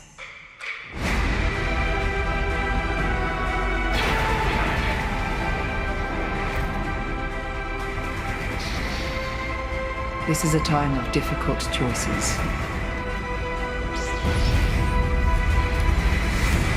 Sometimes impossible ones.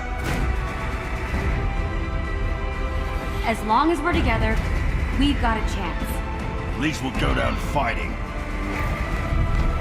All paths are coming together now. It's time to get to work. We are the balance, Ezra.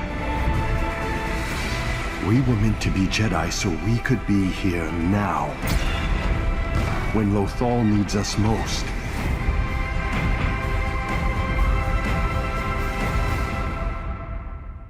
May the Force be with you.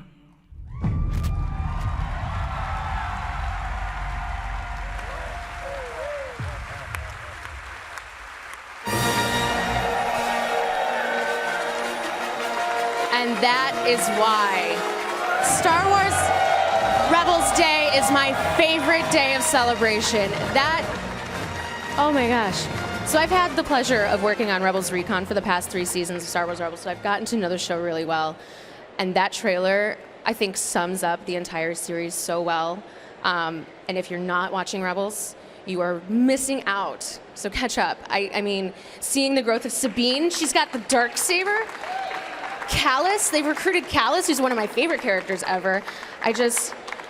Oh man, Filoni, well done. Well done. All right, moving on. Yesterday, during the Star Wars The Last Jedi panel, we got a look at the newest member of the Rebellion, a mechanic by the name of Rose. Well, wouldn't you know it? She's here to talk with us right now. Please welcome Kelly Marie Tran.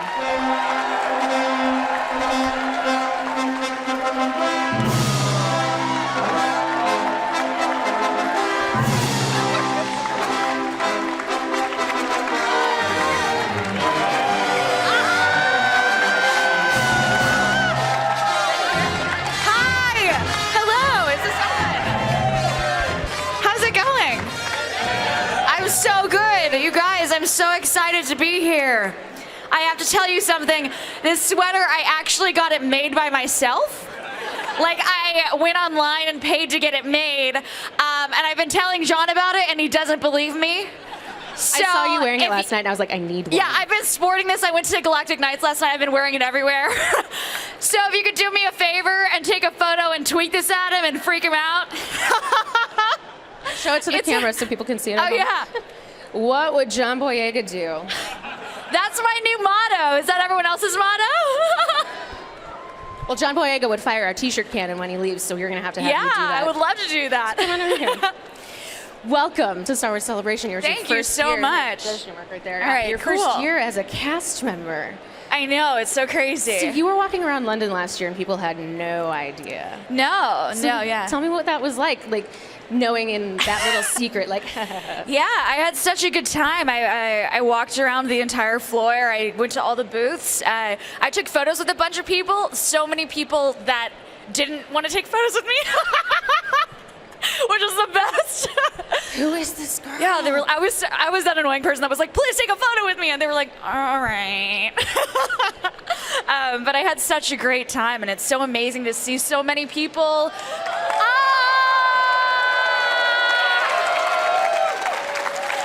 I'm so excited to be here. I mean, look at, it's just insane and incredible. There's nothing like it. Nothing like it. And we were talking last night, and I Yeah. was like, well, you know, now that you came out on the panel stage, you're not going to be able to walk around the floor at all. And you said that you were doing it a little bit. Oh, I walked around the floor yesterday. So yeah, you can get away with it still, but next Yeah. time you're here, I mean, what do you think of the prospect of, I mean, not being able to do that, but also seeing people dressed up as you? I have no idea how I'm going to feel. I think I might cry. Like, are you prepared for that? How does one prepare for that? I've talked to Daisy and John about it a bit, but I think it's something that I'm not going to be able to really understand until it happens. Well, so we'll check in with you. Yeah. Let's fire some t-shirts. Yes, okay, let's, cool. please. Oh, this is so cool. Okay, so thank you. I'll take the t-shirts. Okay. Do you want to have the mic? Do you want to talk?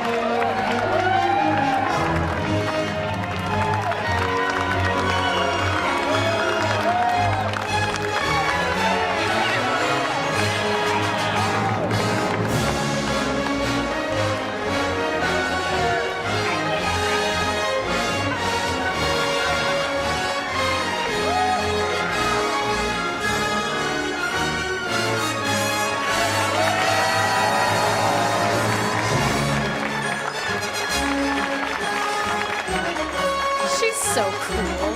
You guys stick around. We will be back with more Star Wars Show live from Star Wars Celebration in just a moment.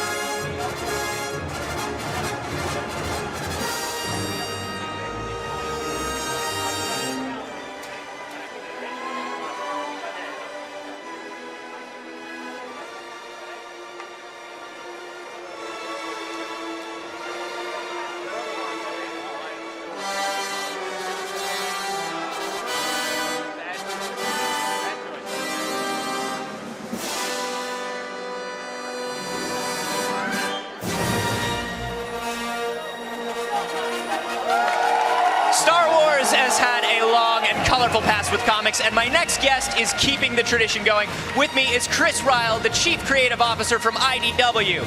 Thank you for coming today, Chris. Happy to be here. You know, you guys just announced that you are doing your first Star Wars series, Star Wars Adventures. Tell us a little bit about it. Yeah, we're so excited. Like at IDW, we've long aimed to produce comics for the younger generation, you know, the next generation of comic book readers through things like My Little Pony and Disney comics, but we've never done anything new with Star Wars. So it's a thrill to be able to be here and announce that we are doing a comic aimed at that younger reader. That's awesome. So how is it going to differ? I mean, obviously you said it's for a younger audience, but in what other ways will it differ from Star Wars comics offerings that we're seeing, like from Marvel, for example? Yeah, that's really it. I mean, we love what Marvel's been doing. Like, I'm so into those comics, but I have an 11-year-old daughter, and I would love to be able to go into the store, buy a comic for me, buy a comic for her, and now she'll be able to read, you know, Star Wars too and enjoy it. So these are going to be high-octane, high-energy adventure stories, not real steeped in the continuity. So that's for people that are new to Star Wars, new to comic books. Our goal is basically to develop the next generation of Star Wars readers that then gravitate to the Marvel comics later on. Yeah, and it looks from your key art here that you're going all throughout the saga with this. Yeah, that's the thrilling thing to me, is that we have basically all the movies, all the animated series that we have access to. So, you know, once Rebels wraps their season 4, if we want to do a thing in the Rebels universe, we can continue that story. We can tell movie or stories across all the movies. It's really exciting to be able to play with just all those beloved characters. Yeah, and you guys have so much experience working with different licenses. You know, what do you think makes IDW so good at kind of taking these properties that we all know and love? You know, I think a lot of it is, if it's a thing that we care about, like we try not to ever take properties that are just for the money, because it's a thing you're going to live with for years. So if we're doing the Transformers, we're doing Ninja Turtles, we're doing Star Wars, you know we're doing it because somebody at the office is really passionate about it. And so that's it. Like, we just sort of put our passion, our love for these franchises into the comics, and I think that comes through to the readers. Do you have any idea about creative teams or who you're going to have working on it yet? You know, the nice thing is it's rotating creative teams because it's an anthology series, so there's going to be a lot of opportunities for a lot of people. This first piece here is by Eric Jones.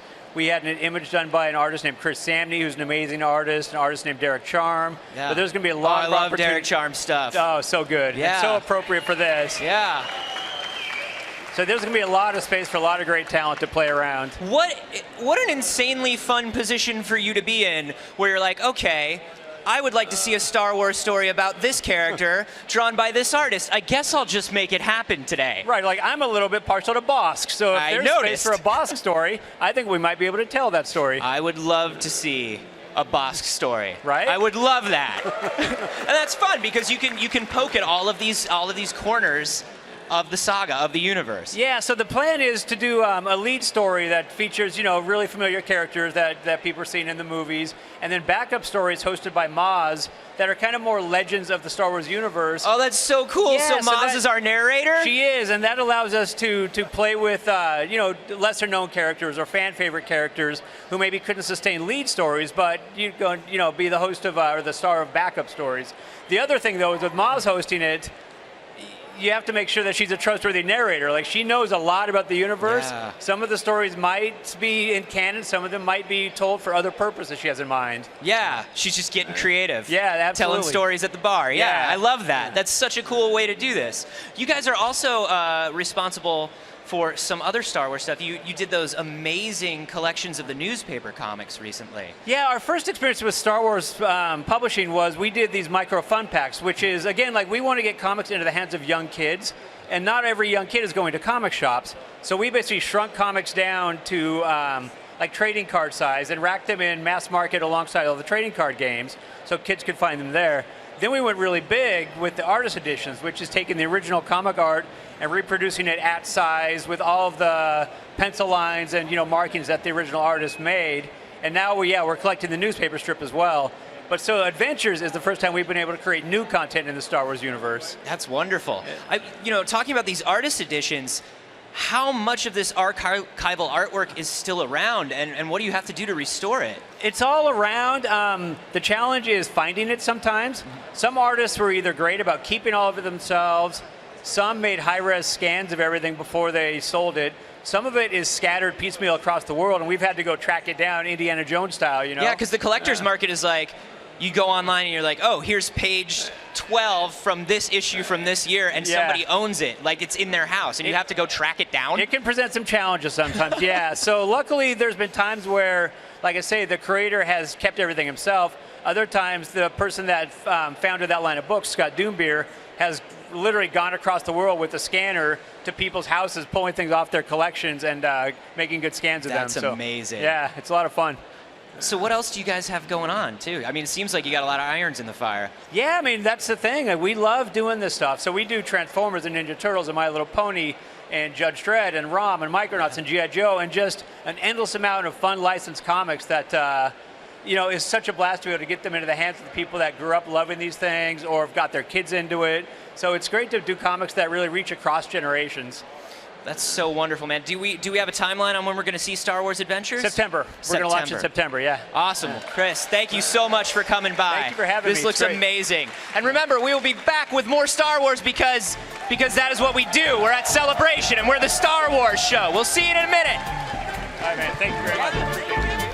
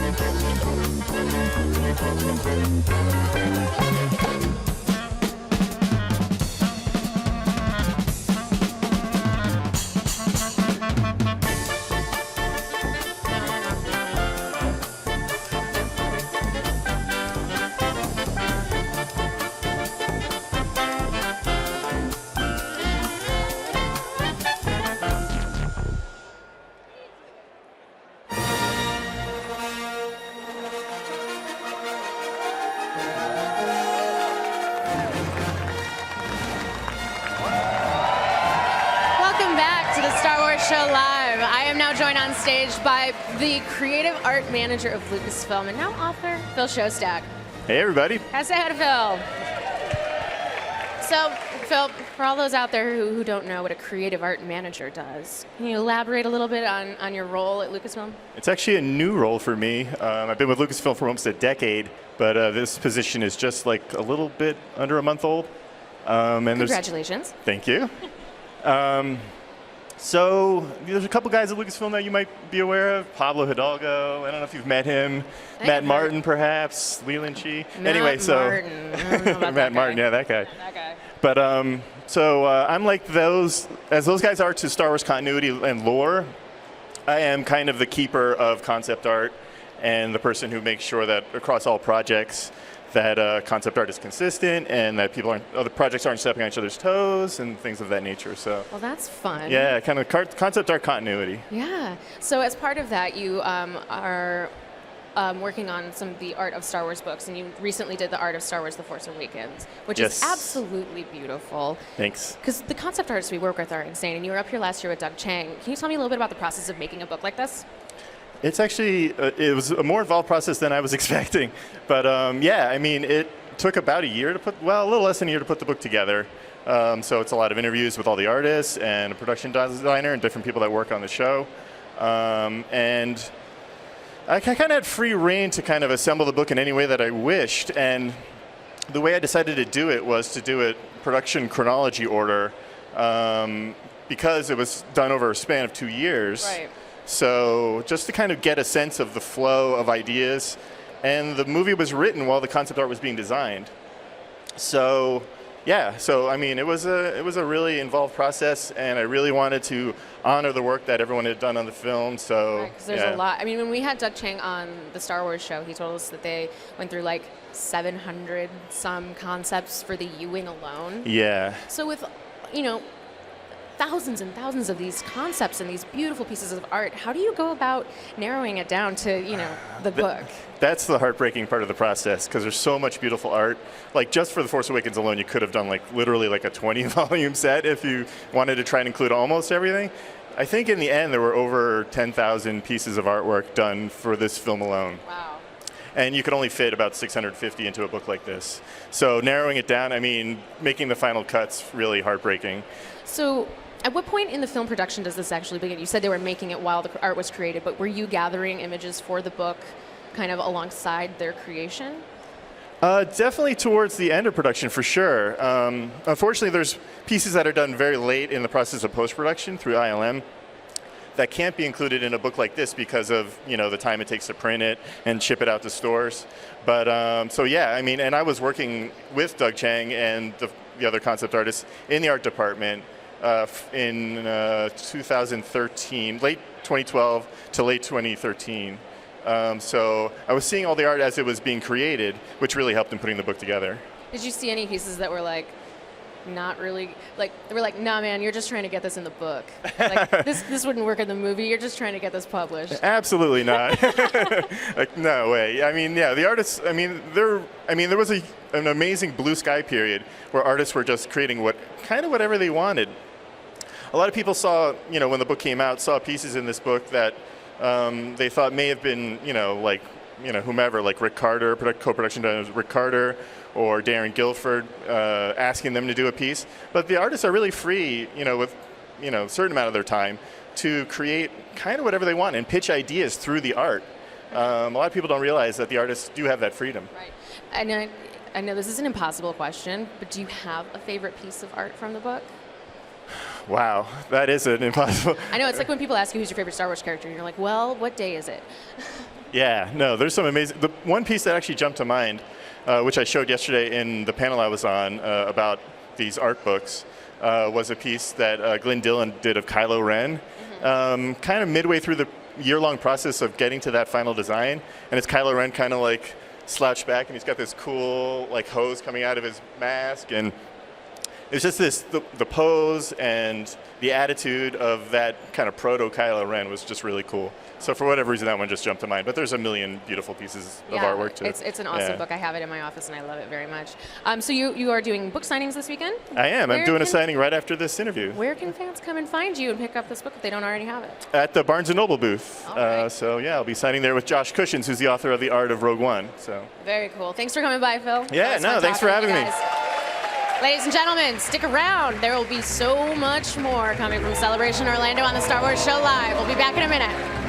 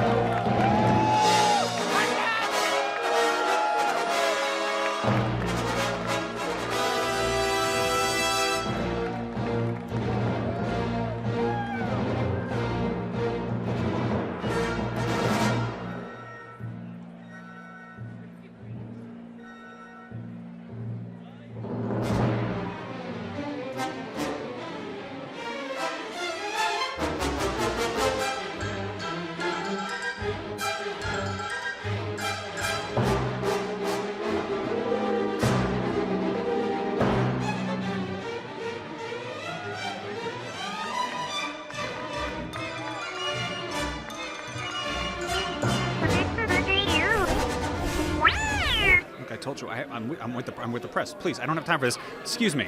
Hi guys, Max here. I'm at Star Wars Celebration. I am in the 501st Legion's room.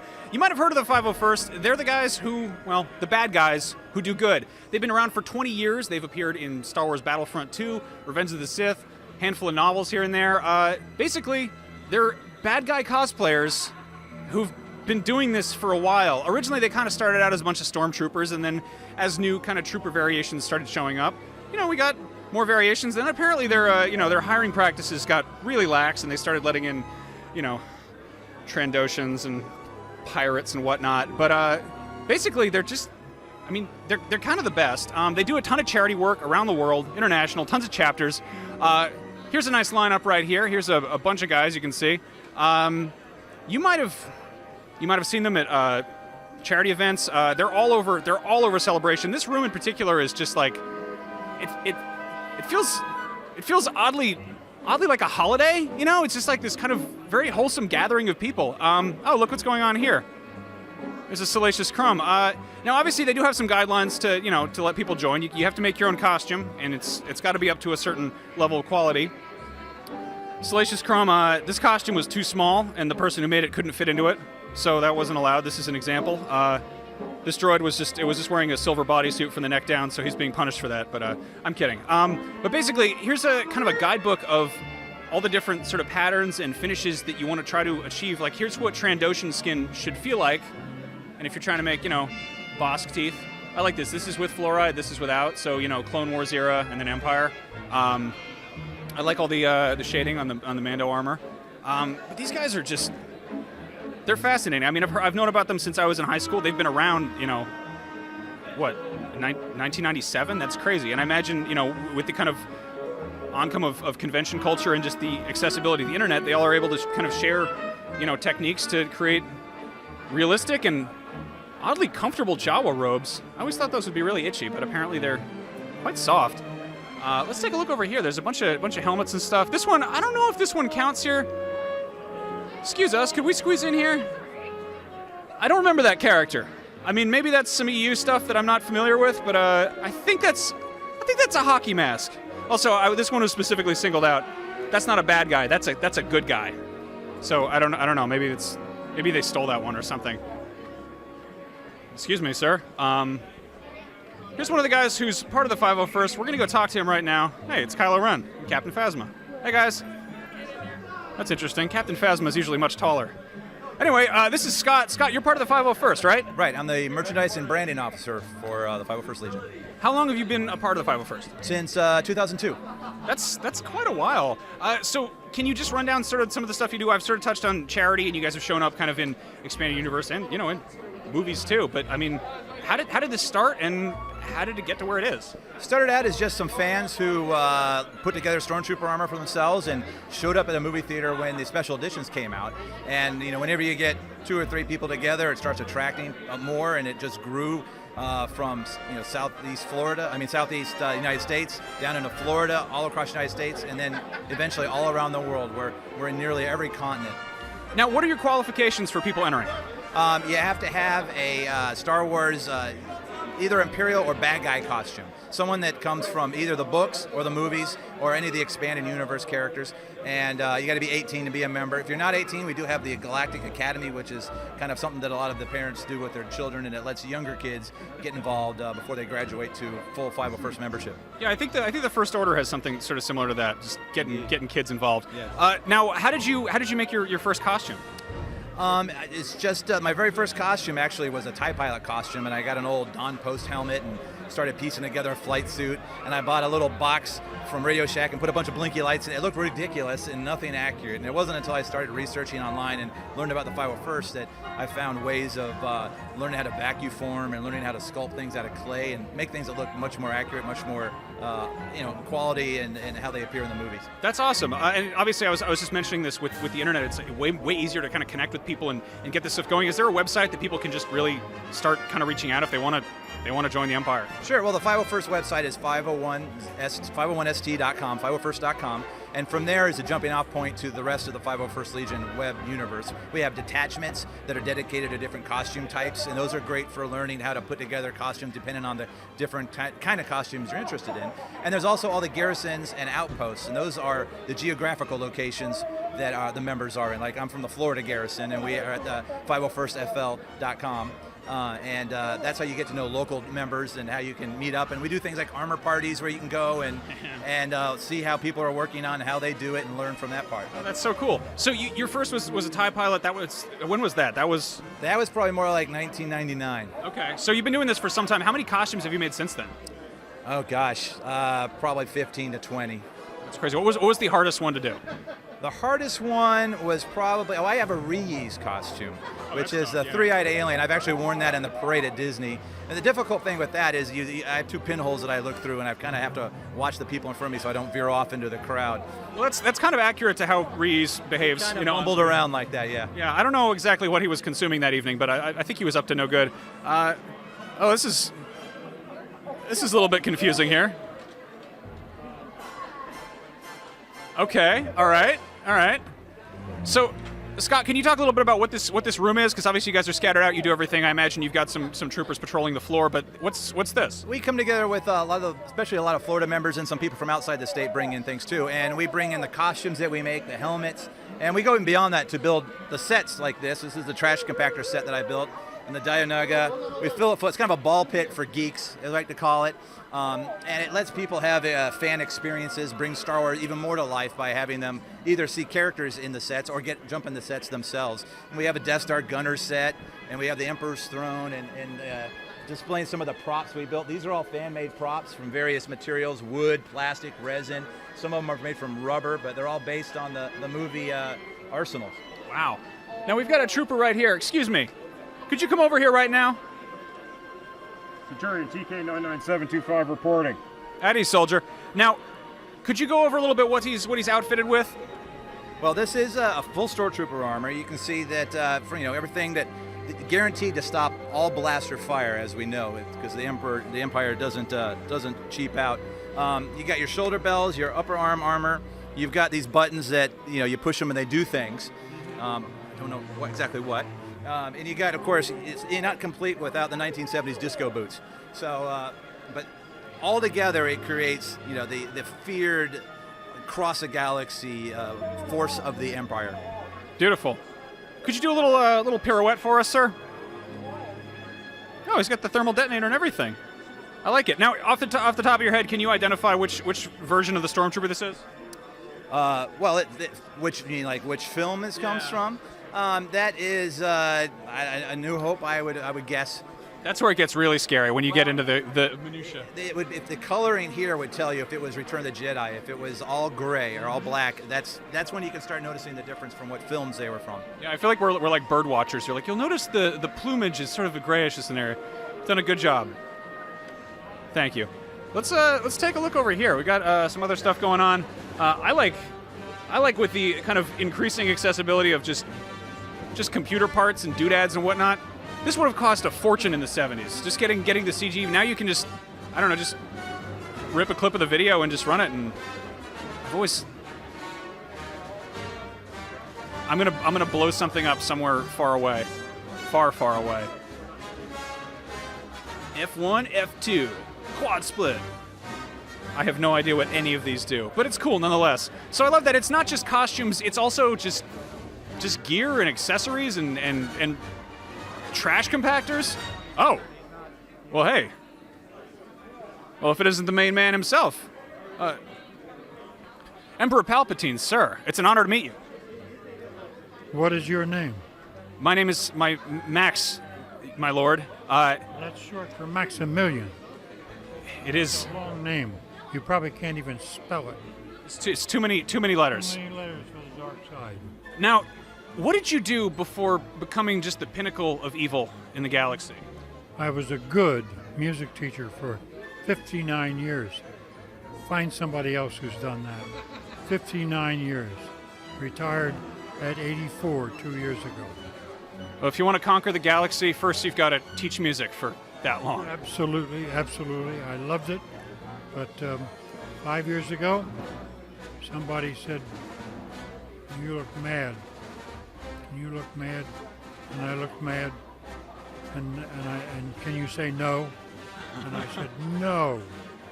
And they said, "The Emperor." That was my audition for the Emperor. One word, 2 letters. Beautiful. Well, you're doing a wonderful job of keeping this empire running smoothly, and it's an honor to meet you. Pleasure to meet you, Mr. Mack. We've got a guard standing by here. They're not supposed to talk, so I won't bother him. I'm not going to run in there because those doors can just slam on your foot at any minute. It's very, very threatening. I love this. I love Star Wars Celebration for stuff like this, and the 501st is one of those things. When I was in high school, before I got a chance to go to 501st or go to Celebration and see this stuff in person, it was like this, I'd see pictures on the internet, and now I am on the internet, and I'm here, and I'm checking this stuff out, and I'm getting to meet these people, and it's really fun. So if you've never been to Celebration, come visit. Come meet the 501st, and if you want to join the Empire, you can do that. It's very easy. You just have to, sign up. Anyway, back to you guys. We got more Celebration stuff coming up. At ease. The captain says you are a friend. I will not kill you. Welcome back to the Star Wars Show live from Star Wars Celebration Orlando. Star Wars has had a long history of cards, card collection, and video games. So what better way to combine these 3 passions than to put them all into one game? And that's why I have Tommy Williams from Star Wars Force Collection to explain how that works. Welcome, sir. Thank you for having me here. What's up, Orlando? Yeah! We got anybody out here plays Force Collection? You doing it? Yeah? Yeah. So this game, I did not realize. I was thinking back. Force Collection's been around since 2013. Yeah, It's been 4 years of Force Collection. Yeah, just about 4 years. Yeah, we celebrated our 3-year anniversary not too long ago, so yeah, we're coming up on that 4-year mark. That's amazing. Can you talk a little bit about how the game has changed over 4 years? Yeah, I mean, before it was just a card collecting game, card battle game, but now the gameplay is so deep now. There's so many players out there playing that we have Legion battles, and there's so many things to do in the game. Everybody in their Legions, there's a lot of Legions here that are meeting here at Star Wars Celebration for the first time ever. Wow, so that's amazing. Yeah, the community is awesome. They're just coming together here. They played online forever, and now they get to meet each other. Yeah. What are some of your favorite cards in the collection? What do you like to do battle with? Give me some strat. Oh, Min-max me on Force Collection, man. For me, it's take all my 5-star cards, let everybody just kind of chill out, all the 1s and 2s, I'll sell them off. Yeah. And right now, my big card is Kylo Ren. Nice. That's my leader card right now. Anybody for Kylo Ren? You got a 5-star Ren? Got a 5-star Ren. That's nice. Yeah. That's the thing is I get emotionally attached to the characters in my collection, right? So even if I have like a 1-star, 2-star solo, I'm like, that's my solo though. I have a solo. I can't give that up, but you have to kind of give up those 2-star cards. But you can throw them in. If you do have that emotional attachment, you can throw them in. You can throw them in if you want to lose, is what Tommy's saying. So tell me Don't about quote me on that. You have been adding so much content. Right. Obviously, there's new stuff going on in Star Wars all the time. We just saw the panel for The Last Jedi. We just got the trailer. What are you adding in the future? What's coming up? Well, I can't quite say or confirm everything just yet. However, if you look at our history and our long 4-year history of the game, that we're always putting out content that's relevant to what's happening in the Star Wars universe. Gotcha, Yeah. gotcha. That was like a huge wink to the camera there. Yeah, I like that. Nod. So, a couple of years ago, you guys did something really amazing. You added in this mini game that was like a run and gun shooter. It was like almost Contra style. Yeah. And I love how you're always adding surprises like that. Have you been thinking about adding anything along those lines again? Anything coming out of left field? Yeah, so just recently in the Japanese version of Star Wars Force Collection, we just reintroduced the Contra minigame. Okay. I can't say if it's coming out here just yet. Okay. However, there's a new character last year, or it was 2 years ago now. It was with Chewbacca. So one of our other Konami properties is Contra. Right. So it's very Contra inspired. So it's one of those things I think Star Wars fans should look out for. Nice. Yeah. Excellent. Anything else coming up you want to tell us about? Anything going on with Force Collection we need to know today? So for all of you that are new to Force Collection, and everybody that hasn't played for a while, because it's been a while, we encourage you to come on back during the time period right now for Star Wars Celebration. For everybody that jumps in and comes and plays, you'll be able to get a 5-star card to help you in your journey. Nice. Yeah. Well, Tommy, thank you so much. I'm looking forward to everything you have coming out on Force Collection soon. Wonderful of you to stop by. We got lots more from the Star Wars Show Live, presented by Verizon, coming your way. Stick around.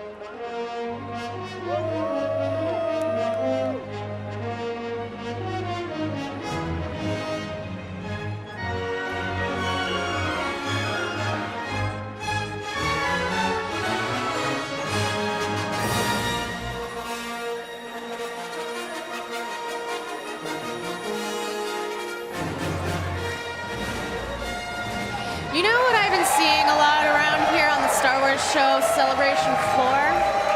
Toys. Everyone's been carrying around big bags of toys, and I can't even go shopping.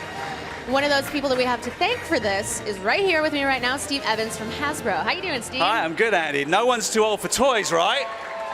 Yeah, no growing up. No growing up allowed. We're all 12 years old, right? Yeah. All of us. Well, welcome back to the celebration stage. We had you up in London, and it was a lot of fun. We did. Thank you. Nice to see you again. Yeah, nice to see you. And this year, you brought with you the celebration exclusive Luke Skywalker. I did. figure. I brought Luke along for the game. Why not? Perfect. Why not? Tell us a little bit about this Luke here. Yeah, so everyone knows it's the 40th anniversary today, or this year, of Star Wars, but if little thing people didn't know, it's the 4th anniversary of our Black Series line, and our first ever figure is our Luke Skywalker and X-Wing pilot, and we thought it fitting that here, with all these fine people, is to bring back our first figure and make him a celebration exclusive. Now, So is there anything different about this figure than the original release? just that we're putting him back on vintage type packaging. With a nice metallic finish. He's also, as I said, the first Black Series figure we had, and people find it a little bit difficult getting hold of him. So we thought we'd bring some of those back and allow people a second chance. You're welcome. You're welcome, guys. So as design director, you're pretty much responsible for creating and designing all of the Star Wars toys. You know, not just me, it's a big team. It's a team, but you're here representing your team. Yes. You know, how does all that happen? You know, what's that process like when you take something like a Luke Skywalker and try and make him that big? A lot of talking, a lot of imagining, a lot of dreaming at the beginning. Like, we'll sit around, we'll grab some coffees, and we'll think, what should we make? What should we do next? Like, there's so many characters, so many ships, so many worlds within the Star Wars universe. Like Kitster? You and Kitster. I had to One do day, it. yeah, okay. Please, I'm sure, like... Do you still have that hashtag Kickster? Yeah. Okay, all right. I feel like there's dozens of people who want him. Yeah. See? Yeah. Oh, put me on the spot. Put me right on the spot. All right. So we have dreams and we take special requests, and and we decide, like, what are we going to do? And there's so many characters. It's almost impossible. Like, who are we going to do? So then we chat to our friends at Lucasfilm and we say, hey, we fancy doing this, whether it's an A-list kind of character or whether we're going to do a sort of little bit more obscure background character like we're seeing a lot over there in Jabba's palace. And we'll speak with Lucasfilm and we'll do some sketches and then we'll get some reference, which is always the fun bit, getting the references either from the new films or from the vault up at Lucasfilm in San Francisco. And then we'll start sculpting and we use ZBrush software and we get it all sculpted in, we check in, check out. And it's a long process. It takes probably about a year, 18 months from one of us going, we should do her, to it being on the shelf and these fine people getting hold of it. So, for example, when you were working on, like, the Force Awakens line of toys, how like far into the process of like the movie's release did you start developing the merch for that film? It's pretty parallel, I'll be honest with you. The length of time it takes for sort of principal photography and post and us making a physical plastic toy happens simultaneously. So there's a lot of kind of parallel pathing, and costumes change. Costumes may change as soon as an actor walks on set. If the director wants a certain way, and we try our best to react to that. Unfortunately, some people get cut on the editing floor. Zuvio. Who's got their Zuvios? No. Dang. Oh, one person there. Thank you very much. Yeah. Thanks, guys. Zuvio thanks you. So, that's just part and parcel. That's what makes it fun. Yeah, the little stories like that, like, oh, he's not in the movie, but there's an action figure. But we have loads of others that are in the movie, and it's great finding out the new characters. So how closely do you work with Lucasfilm to create these toys? Do they consult on like every tiny detail, or is it more of just like a concepting thing? No, it's very collaborative. I mean, because it's new to them in a way, because a lot of them are new characters if you talk about new movies, and it's new to us. So we're like always asking questions. What's this? What's that prop for? What does that do? Like, what sort of fighting style does this person have? Like, what is that weapon? So it's constant. It's daily. I'm always ringing up Lucasfilm and saying, what's this do? Why does that do that? Some of the Black Series figures that have really excited me recently are the Rebels line.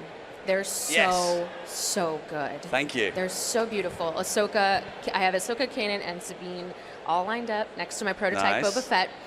How do you go about translating an animated character into their lifelike representation? Well,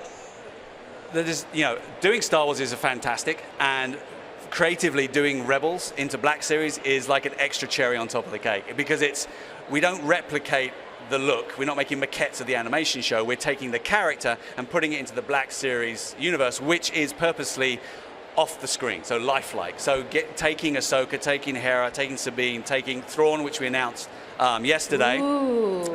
And it's like... I'm going to have to get that. Yeah, no, he's cool. He's cool. We got some interesting things with him. Anyway, talk about that maybe later on. Making them real. Like, we'll take actresses and actors' likenesses and take inspiration and, like, how do you make it real? So that's actually a really good creative problem to have. Oh, definitely. Yeah. Is there a figure that you're like dying to make, but everyone in the office is like, Steve, no, man, come on, nobody cares. I quite like making like a tall snaggletooth, like the blue snaggletooth. Okay. I'd like to do that. That just would be because, cool. Just because that's a great story from yesteryear, from like 40 years ago, where the guys in the team, Mark Boudreau is still on the Hasbro team. He's been doing it 40 years. He was part of that team that had that first black and white photograph of snaggletooth waist up to do for the Sears Cantina, and it was like, oh, he's going to be a human size, and well, it looks bluish, we'll do it blue, and then it turns out he's like half size, and it's kind of like a red. So those sort of stories I like. So that would I be don't know. so cool. Yeah, maybe a blue snag. I support that. Yeah. I definitely support that. Well, another question though, how has the process changed? How has the process of toy making changed over the past 40 years of Star Wars? A lot of technology. Yeah, like from Kenner to now. Yeah, a lot of technology. I mean, a lot of the sculpting was obviously done in wax and make molds from that up until pretty recently, up until even like 5, 6, 7 years ago. And now everything's digital. I mean, we're fortunate enough that when the actors go on set, they jump into a room and they get scanned, and we'll use that 3D data to start our sculpts. So that really helps for likenesses and kind of getting all the folds of the material. So that's a big change. That makes things happen a lot quicker. But at the end of the day, it's still about getting a piece of paper on a table and drawing out what's the play going to be, who should we do, how's this vehicle going to work, and kind of scrabbling around and just trying to think of play features that we know kids from 4 to 44 are going to love. So I think Mark Hamill said it best, everything's changed but nothing's changed, and that's the same in the toy industry as well. You've got a cool job, Steve. Thank you. And I really like what you guys are doing over at Hasbro. Thank you so much for coming by. Absolute pleasure. And we'll be right back with more from Celebration Orlando on the Star Wars Show Live, presented by Verizon. I'll see you soon.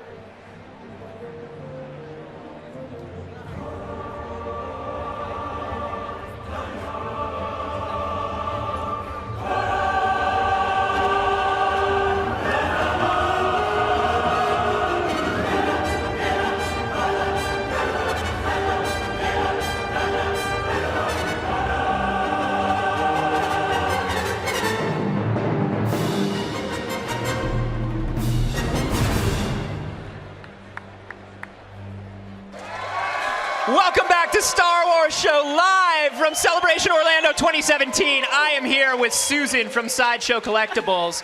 Susan, look at this beautiful, beautiful boy. I know, isn't he amazing? This is wonderful. This is your Ralph McQuarrie Darth Vader. This is the Ralph McQuarrie Darth Vader statue, yes. This is amazing. And 2 years ago, you came to the booth and you had a tiny Darth Vader head in your hands. We did. And you said, soon, soon. And there he is right now. This is absolutely beautiful. So, you are calling this just the McQuarrie statue? Yes, it's part of the McQuarrie collection that we have. We also have the McQuarrie-inspired Boba Fett and then the McQuarrie Stormtrooper with the lightsaber as well. So nice. So good. So tell me, I mean, obviously the first time we saw anything from it was 2 years ago at Celebration, but how long does it take for a piece like this to happen?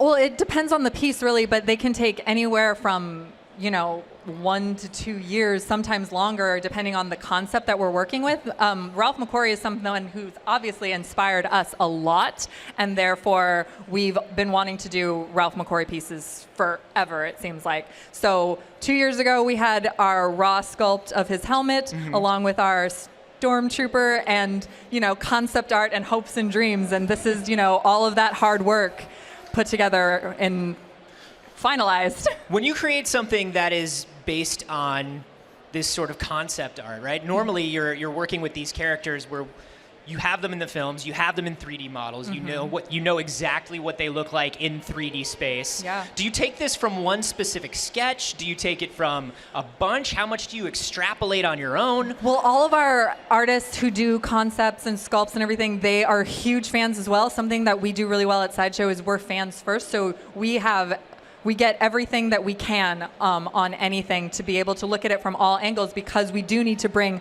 a 2D piece of artwork into three-dimensional space. So they're looking at every single thing that Ralph McQuarrie has ever done that they can get their hands on to even just do things like, oh, well, we can only see this particular thing from the front, but what would his cape look like if he moved that way? Right. So we're thinking about his motion, because we have to, portray his motion in a 3D statue. Well, even the flourish here with his cape that reveals the holster with the blaster in it, like that's such a wonderful detail. I mean, you can see all the different detailing on his gloves, on his boots, on his helmet. And I mean, these are things that we've never seen in 3D before. Exactly. And then you can even see, you're looking at a close-up of him, right? Or you were looking at a close-up of his helmet, where you can see that there is some blue painting to show the lightsaber glow. That's something that, you don't think about, but the lightsaber is reflecting off of him, and we have to portray that in the paint job that we put on this figure. That's amazing. So this is over at your booth this weekend, right? It is, at booth 3744. You can see him and the Boba Fett and the Stormtrooper. They're all displayed together in a nice, pretty little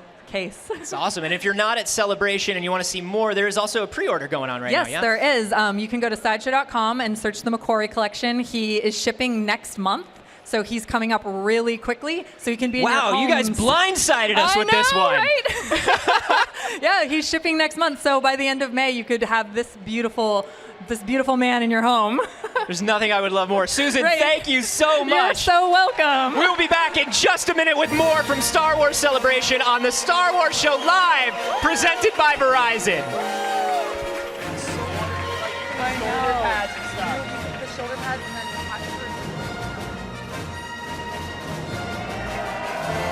All right, we are back live here in Orlando. I'm Cameron, your warm-up guy for the Star Wars Live Show.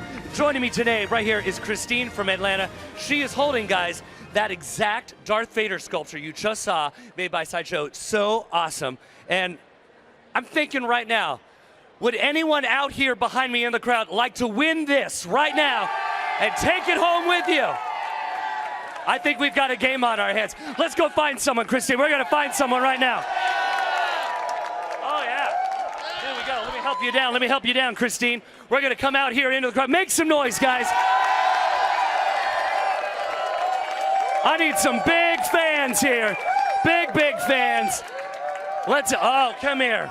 Right over here. Awesome, man. Welcome. We got Darth Maul over here. This is fantastic. What's your name, my friend? My name is Ben. Ben, come stand on this side of me if you don't mind. Ben, where are you from? I'm from Germany. From Germany. Give it up for Germany, everybody. Worldwide here. That's fantastic. That's fantastic. Well, we're going to play a little game here, okay? With you, but I want to get a competitor right here. Who would love to try to win Darth Vader right now? Right. Come on over here, right over here. Wait, let's get you around this way, right over here.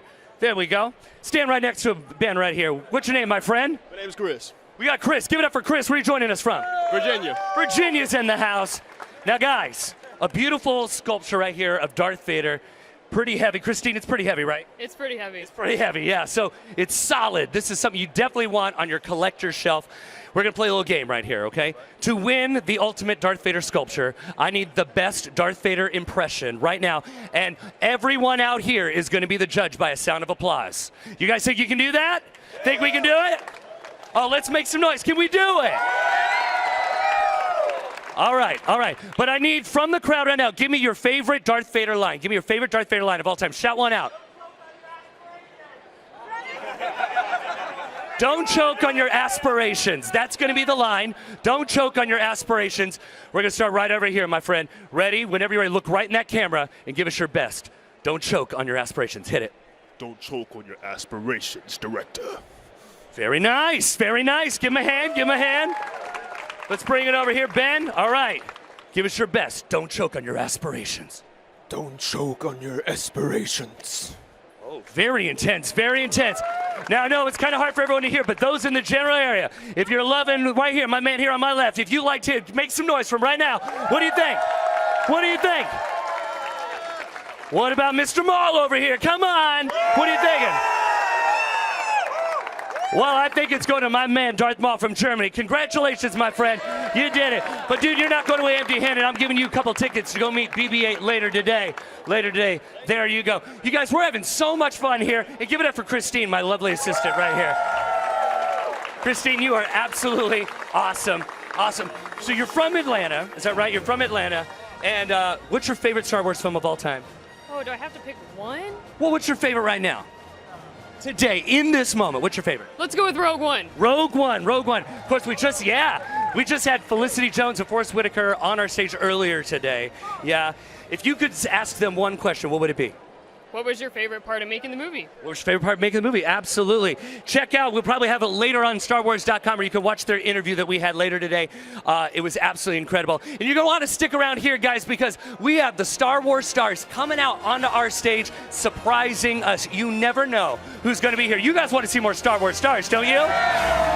Yeah, absolutely. We've got some great folks in costumes here today. Let's give it up for them. They're out here in the audience. Fantastic. So much. Gonna bring it on over here. She's looking fantastic right here. And what's your name? Brianna. Brianna, where are you joining us from? Orlando, Florida. I live here. You live here in Orlando. Is she not looking fantastic today, everybody? You're up on the big screen right now. Now, we would love to get you up here on this stage a little bit later, if that's all right with you. We got the Jabba's Palace up here. If you guys are out here in the crowd and you would like to be an appearance in the background of one of our segments, we want you to get in line for Jabba's Palace, and you too could be featured for all the great cosplay work you do, just like this young lady right here. Wonderful work. Give her another hand, everybody. You know who else is wonderful? Kylo Ren down here, you guys. Kylo! What's your name, buddy? Seth. Seth? Is that right? Seth, where are you from? The Bronx. The Bronx. Give it up for the Bronx. The Bronx is here. Yeah, buddy. Yeah, buddy. Now, you looks like you've been shopping here today, yeah? Yeah. What are you taking home from Star Wars Celebration 2017? I'm taking home like a lot of Kenner figures, the Power of the Force. Why don't you show off one of your favorite things, right? Get one of those out there, right? Show us what you're excited to be taking home. Let's see if you got. Oh, look at that. That looks sweet, dude. Now, do you have a big collection? Let's get your mask off real quick, if you don't mind. There you are. There he is. Good-looking guy. So do you have a big collection at home? It's pretty big. It's pretty big, yeah. Who's the #1 Star Wars character you like to collect with merchandise? Darth Vader. Darth Vader, of course. Darth Vader, of course. Well, dude, you're already adding to an awesome collection. Give it to my man here from the Bronx. The Bronx, guys. Fantastic. We got another Padawan right over here. Oh, We've got it. We got a Jedi Master over here. Dude, what's your name? Davis. Davis, where are you joining us from? North Carolina. North Carolina's in the house, everybody. North Carolina, dude. I noticed you got a pretty sweet lightsaber here. Yeah. Could you show us off right now some of your mad lightsaber skills right here?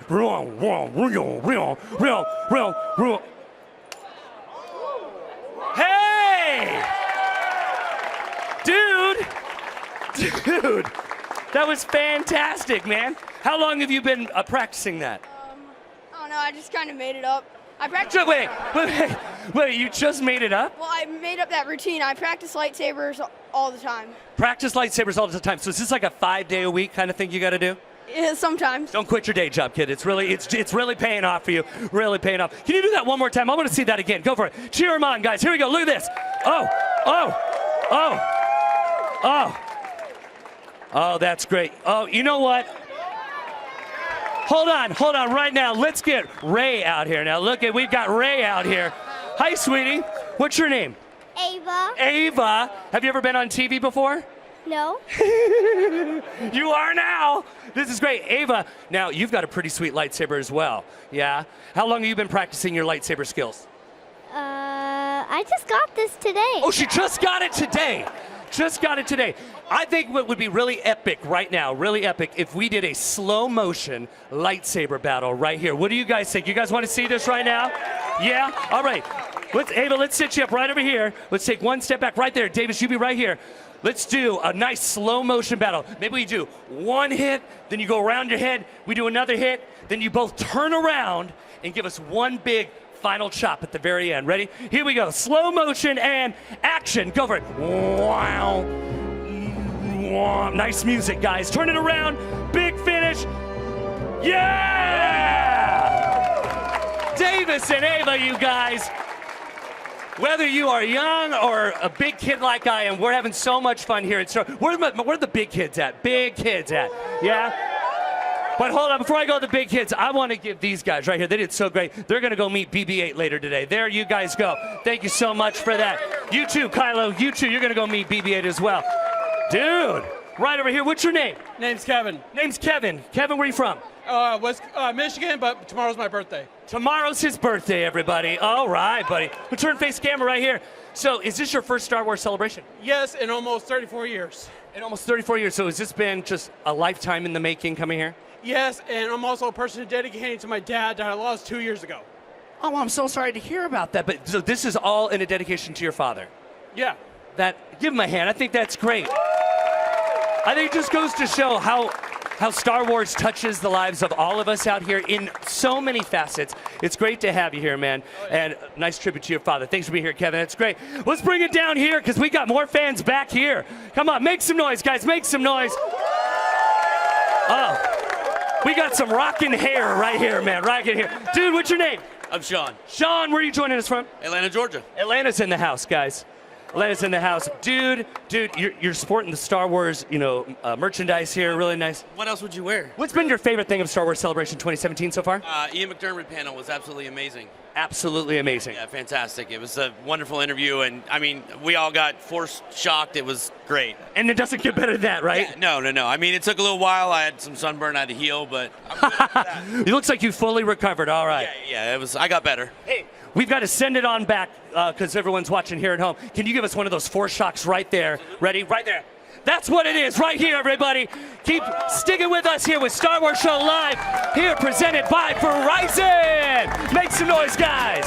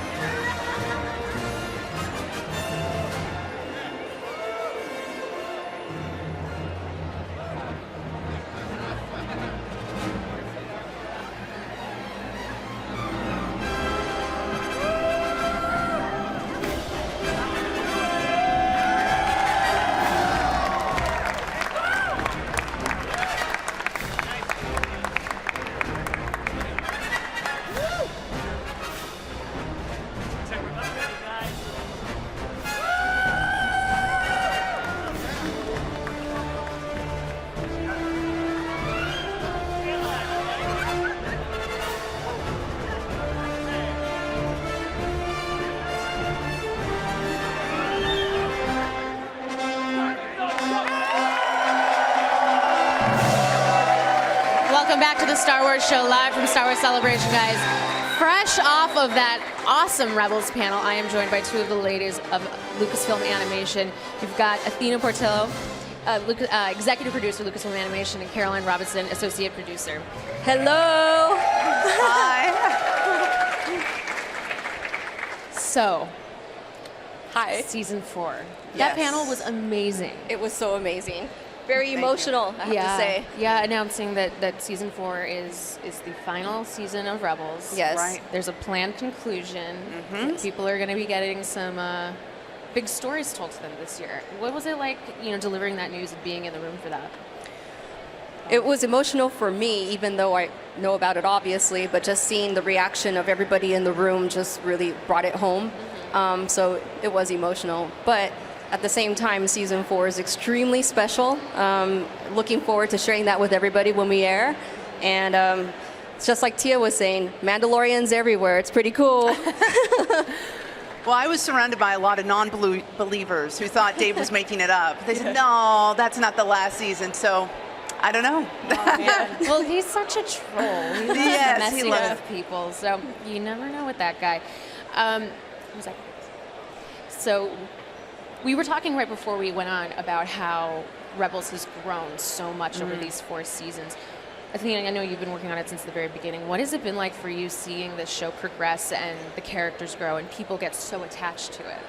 It's been fantastic. I have to say that for me, it's been such an honor being able to work with Dave Filoni for the last 10 years. I just had 10-year anniversary with him.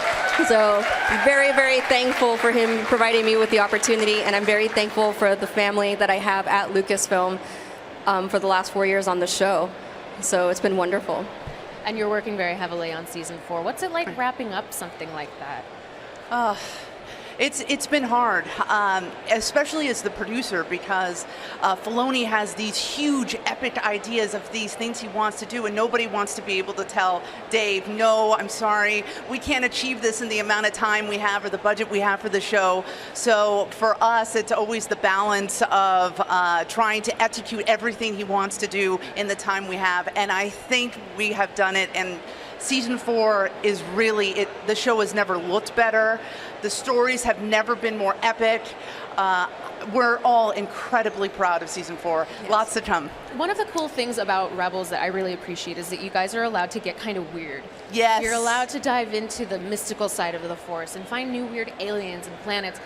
How much input do you guys have on the creative building of those elements?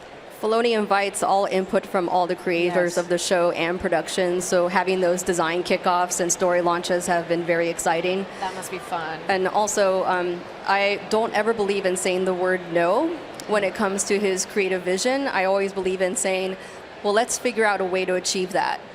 And then we run off and we're like, oh my God, how are we going to do that? Yes, but exactly. At least we figure it out and we deliver. So we showed the panel out here. We showed the trailer.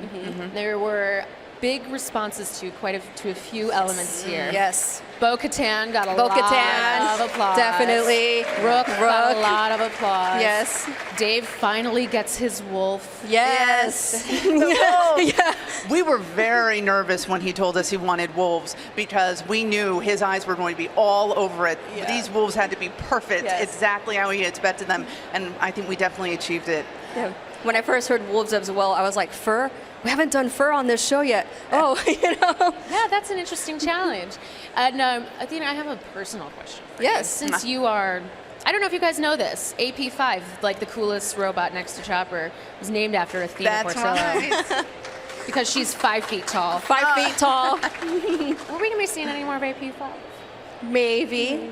I love the fact that AP5's dialogue is all based around like schematics and technicalities and schedules and, just coming up with that. So it's just really funny.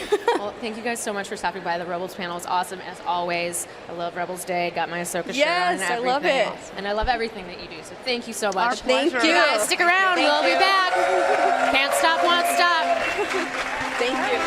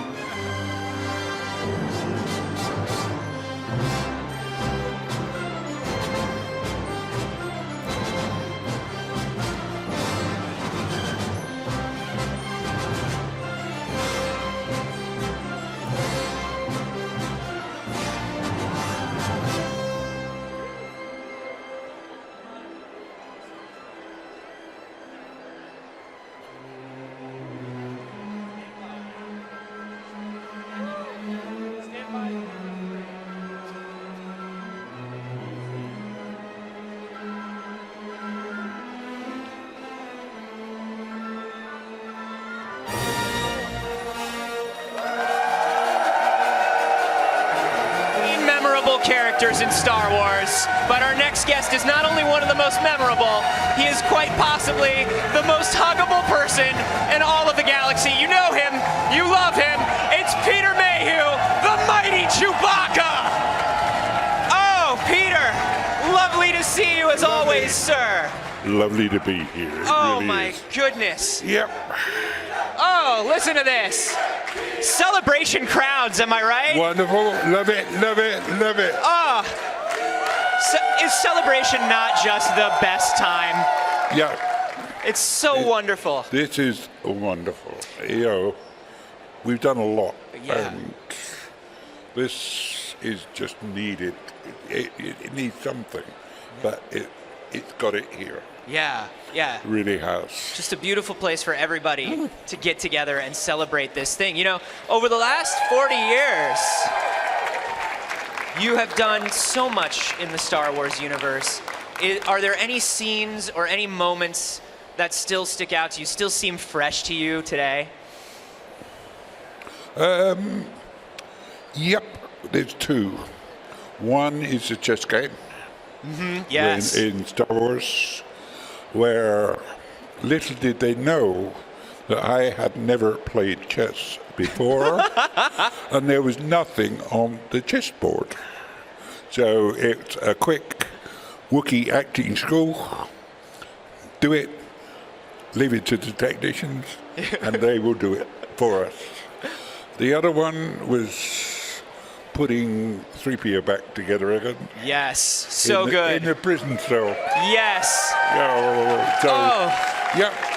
As a kid, I was just obsessed with that moment. It was so funny. I remember it cracking me up. I enjoyed it because I used to put engines back together again and stuff before we even started. Oh, right on. Yep, so I knew where his head went. Trouble was I put it on the wrong end. So, yeah, it's there, and those are the two things that I feel. Both pretty amazing good. scenes, Yeah, they're wonderful. Absolutely. And I've always wondered, you know, when you're playing Chewbacca, you are completely covered, except for your eyes. Except for your eyes, and you are so good at acting with your eyes. Can you show us how to emote Chewbacca style with only your eyes?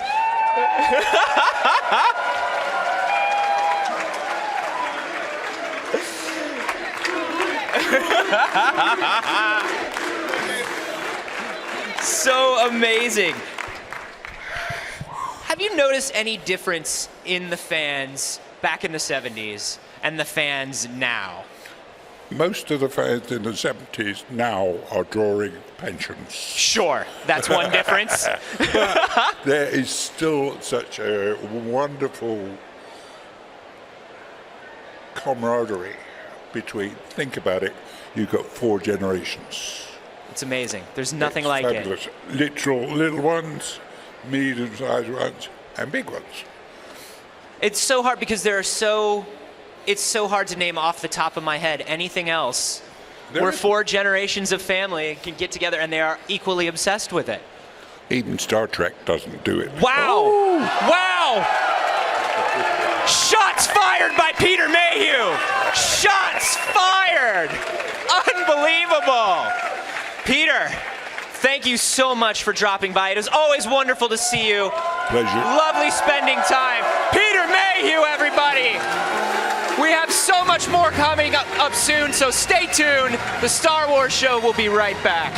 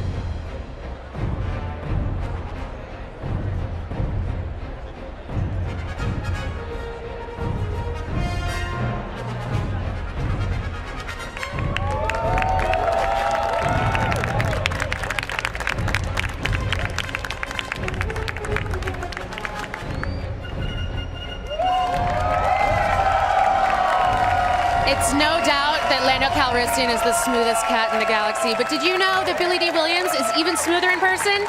Get ready to find out why. This is Smooth Talking with Billy Dee Williams. Today is a true Hollywood star, and he's also a Star Wars legend.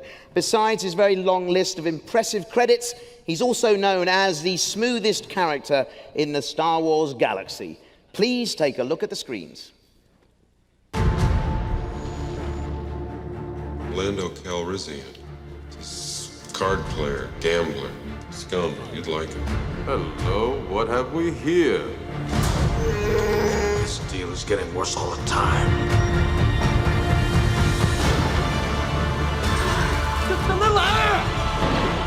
General Calrissian has volunteered to lead the fighter attack. We're on our way. Everyone on your feet for the smoothest man in the galaxy, Billy Dee Williams!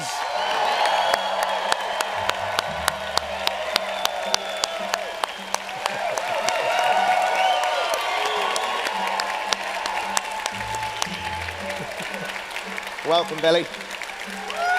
Thank you. Yeah. Thank you.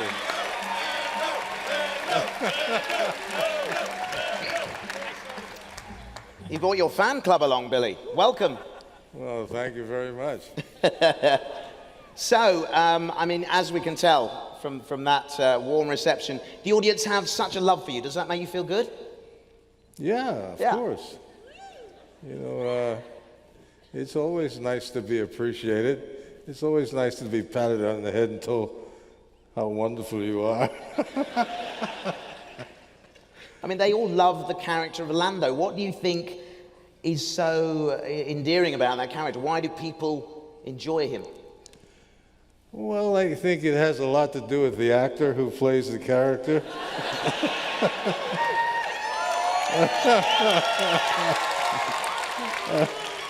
I think there's a kind of an inherent kind of personality that goes into whatever it is that you're trying to express as a character. Of course, Lando is a wonderful character to play. You know, he's charming. He's roguish. I mean, at least those two combinations of really make a fairly good character, I think. Absolutely. And besides being good-looking. I used to be good-looking once upon a time. Did you have to spend a lot of time in makeup? So Billy, what did you know about Star Wars before you became involved with Empire Strikes Back? Well, I think I saw the first one. Yeah? Yeah, and, but the whole idea of working with George Lucas was what was appealing to me. Because I had, prior to the one movie he did with the kids, all the kids, American Graffiti. Yes. Yeah, I saw he did a movie called THX 1138, and I was really thoroughly impressed with that movie.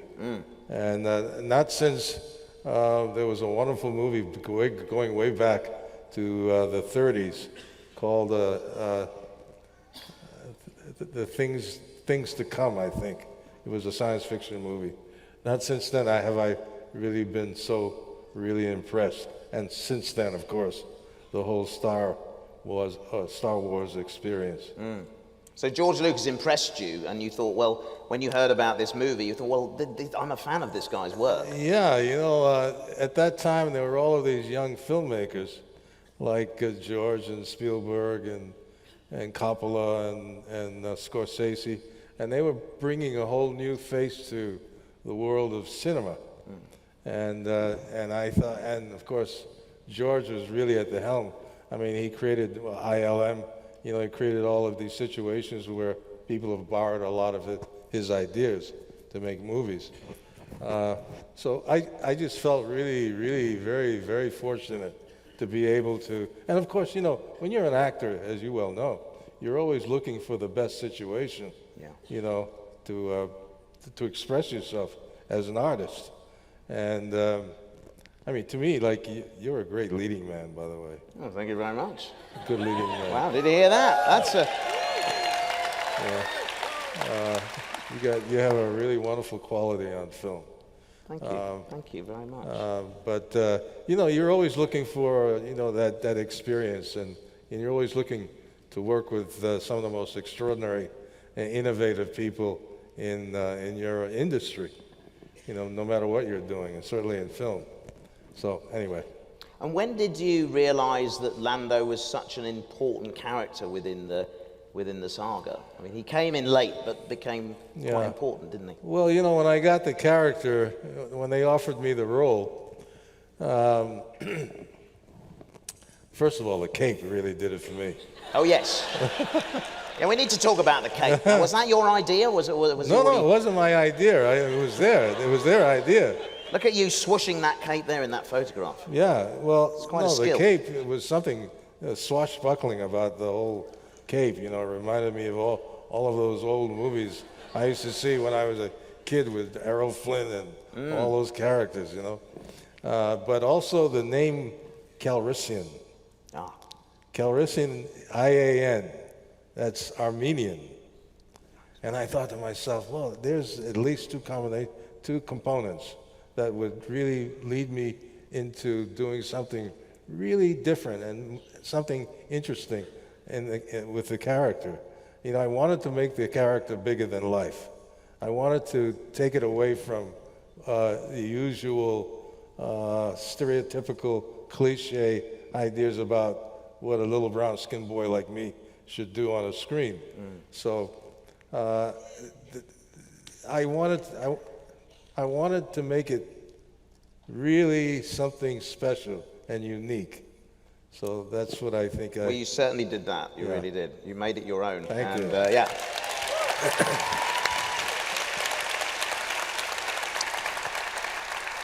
Now, do you remember a conversation with George, perhaps at some point, where he explained about the character to you? Did he say anything? Well, we talked about a lot of things, you know, and he's an extraordinary, he has extraordinary vision and ideas. It's a kind of brilliance. Sometimes I wonder if people really realize the kind of brilliance they have. But certainly working with Kirshner in Empire Strikes Back was really a wonderful experience. Why was that such a highlight for you, working with that director? Well, Kirshner, I've known about his filmmaking, knowing about him as a filmmaker for decades. You know, especially because I grew up in New York City, and there were a lot of the great television shows at that time, and he was one of the creators of, I think it was Naked City, I believe it was, yeah. And so I knew a lot about Kirshner and what he was doing, and he was really an extraordinary human being. Yeah, absolutely. He had a great directing style. As a director, how would he work with his actors? Well, he's a good actor's director. You know, he really knows the actor, and he likes the actor, and that's important. Yeah, I think, you know. Yeah, because not all directors do they? No, that's that's true. I mean, we can see some footage running here of you and Kirsch on set. Yeah. He was wonderful. I really miss him. No, absolutely. Brilliant. Look at that. There's Jeremy Bulloch there as well, as an Imperial officer. Right. You wearing that cape. Fantastic. It's interesting you say that you took two things. You took the kind of the cape was one of those things that helped inform the character, really, for you. Because that's what you do as an actor, don't you? You take a couple of things to help you kind of cling on to what you've got as a character. Yeah, you know, I grew up in New York City where, and in those years, there was the Stanislavski method. Carrie was in that video, so we can go to Carrie next. Everything was internalized. But I did something that Olivier, I think this is how he used to work. He used to work from the outside in. And I knew Olivier, by the way. I worked with his wife. I worked with Joan Plowright. Wow. we did a play on Broadway with Angela Lansbury. We did a play on Broadway called A Taste of Honey, Sheila Delaney's play. But I remember talking to Olivier, and that was a lot of fun. He was a really fun person. Wow. But I remember reading an article where he talked about this whole idea of taking from the outside and then building his character. So in a sense, I kind of did the same thing. Absolutely. Now, in that piece of video, we noticed there was, of course, Carrie Fisher. Do you have any stories you can share about Carrie? Well, the only thing I can, Carrie, to me, I loved Carrie. She was just a wonderful young person and so bright, a blithe spirit, as I always said about her, but extraordinarily bright. Yeah, absolutely. Now, after all these years, moving on from Star Wars, of course, you're still involved because you often provide the voice of Lando in projects such as Robot Chicken, in the Lego Star Wars projects, and of course, Star Wars Rebels, which we all love. I'm sure there's Rebels fans here. Yeah. I mean, how did it feel coming back to the character and providing voice in this way? Well, I love doing all of that kind of stuff. I get a kick out of it. So it's just a plus for me. Fabulous. But I also did, this has nothing to do with Star Wars, but I finally, I did Harvey Dent in the first Batman. And ironically, I ended up doing Two-Face. I wanted to do Two-Face when I did Harvey Dent, but ironically, I ended up doing it for the Lego movie. Ah, brilliant. Brilliant. So you can, if you haven't seen it, go see it. But anyway, back to Star Wars. Well, since you're here with us now, I would like to see if you're as smooth in animation form as you are in real life. Let's take a look at the clip.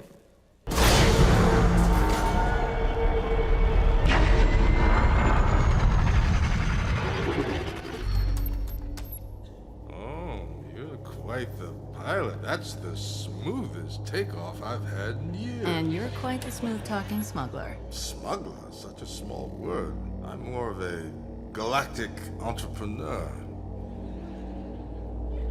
That means business person. I know what it means. I wonder, my new friend, if you'd be kind enough to give me a tour of this fine ship.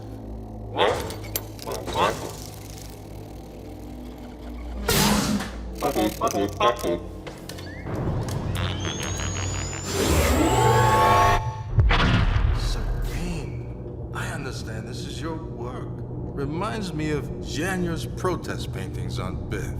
Janier of Bith is a major influence. Well, your work is even more stunning in its simplicity. Hey, I told you your stuff was good months ago. Yeah, but you didn't know why. Let's talk about him being an artist. That's hardly fair. He's just a child with no experience of the galaxy. I don't suppose you'd like to see my more impressionistic pieces. I happen to be an impressionistic connoisseur. That means... I know what it means. Hey, what does that mean? A lot less than he thinks.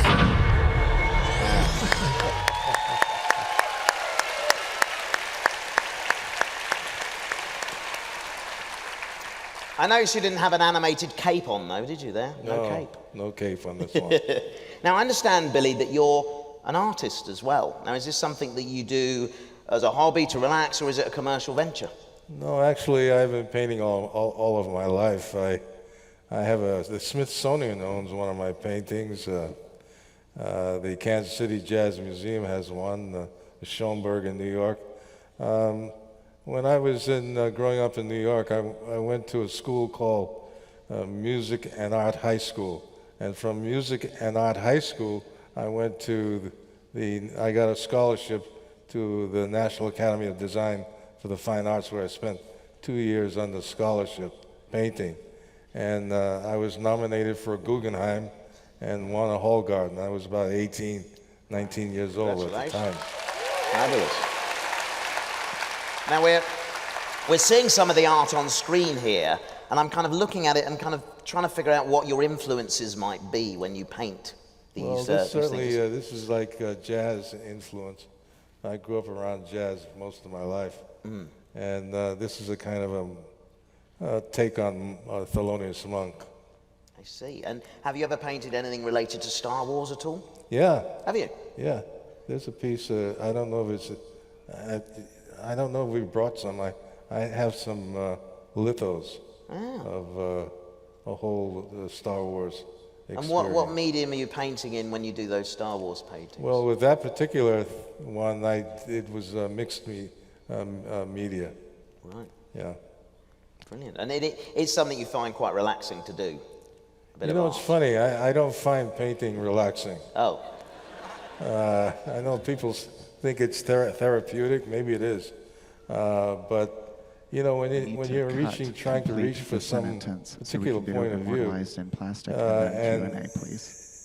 and you go through these machinations where you're really trying to give a real three-dimensional feeling to what it is that you have in your head on a flat piece of canvas or paper, and that can be pretty agonizing, I think, you know. I see. But it's a wonderful creative process. Brilliant. Now, jumping ahead now, of course, in production at the moment is the Han Solo movie, which features a younger version of Lando Calrissian. Yeah. And I believe you met with the actor Donald Glover, who's playing Lando. Yeah. Tell us about your meeting with Donald. Well, he's a wonderful young man, talented young man. And he's a very good musician, by the way. Is he? If you don't know anything about his music, he's really very good. But a lovely person, but he's got a tough way to go. What sort of advice did you pass on to him? I don't know. I forget what I said to him. I said, no, just go for it and see where you can take it. Okay. Is he cool enough to play Lando? Is he as cool as I am? Nobody is, Billy D. Nobody is. Now, Star Wars, of course, pioneered the art of merchandising. He's going to be wonderful. He's going to be great, isn't he? He's going to be great, yeah. You can clap if you want. Yeah, one person. Now, of course, Star Wars, it pioneered that idea of creating toys, of merchandising. Are you familiar with toys of your character? Do you have a favorite? Do I have a favorite? A favorite toy, yes. A likeness of you in plastic. Well, that's me. Me? Well, I Oh, tell you well. what. I've got a few choice items to show you now. So yeah, let's take a look.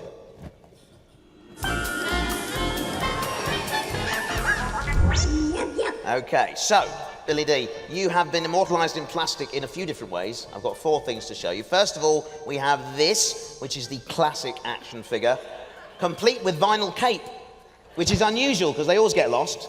This one still has it. But what do you think of that? It's okay. It's okay? Could they have done better anywhere, or is it a good... No, it's fine. It's good, you like that one, okay. So that was the original figure, and later on, there was a bit of a transformation to this fella. Now, he's kind of buffed up now. Yeah. Is that one better? I think that looks more like me. At least what I used to look like. Okay, let's have a look at our third item now. Some socks. What do you think of that? Socks. That's pretty cool. Yeah. Does that make you feel good about your acting career? Absolutely. You've become socks. Especially when you get a piece of the action, it's even better. And finally, we've got this item here. The Lando Calrissian disguise kit. I love this. This is Which wonderful. is brilliant. I mean, it's amazing. I think I did have one, but I seem to have lost it. But yes, it consists of a moustache. I know. Yeah. You take it off and when you put it on, it's uncanny. Yeah. I was wearing it earlier, and people kept calling me and you. you automatically become Lando Calrissian. Absolutely, absolutely. Well, that was immortalized in plastic. Brilliant.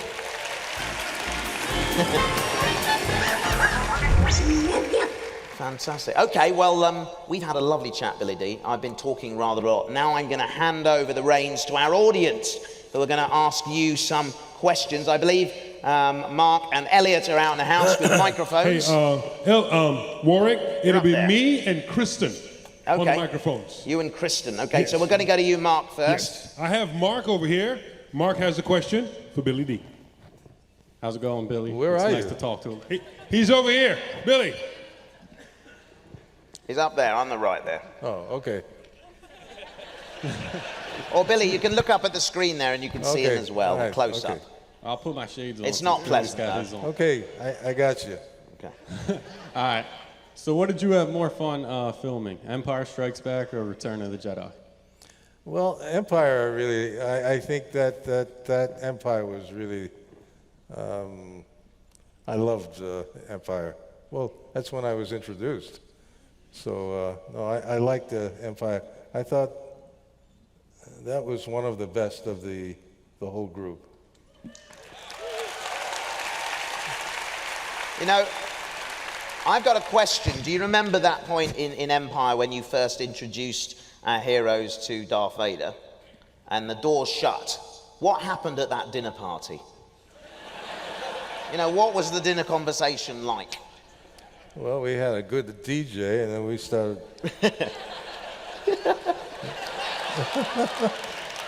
Got it on. Okay, let's have our next. On, baby. Let's have our next question from the audience. I have Jordan over here. Oh, well, you're over there. You're somewhere. We'll look at the screens. I can't find you. Oh, you're over there. We have Jordan with a question. Okay, go ahead. If you could play a character in the franchise other than Lando, who would you play? No.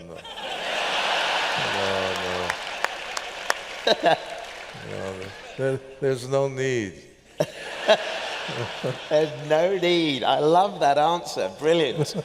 Brilliant. Okay, next question. I have Nancy from Orlando. Hello, Nancy. Right over here. Over here. Hello.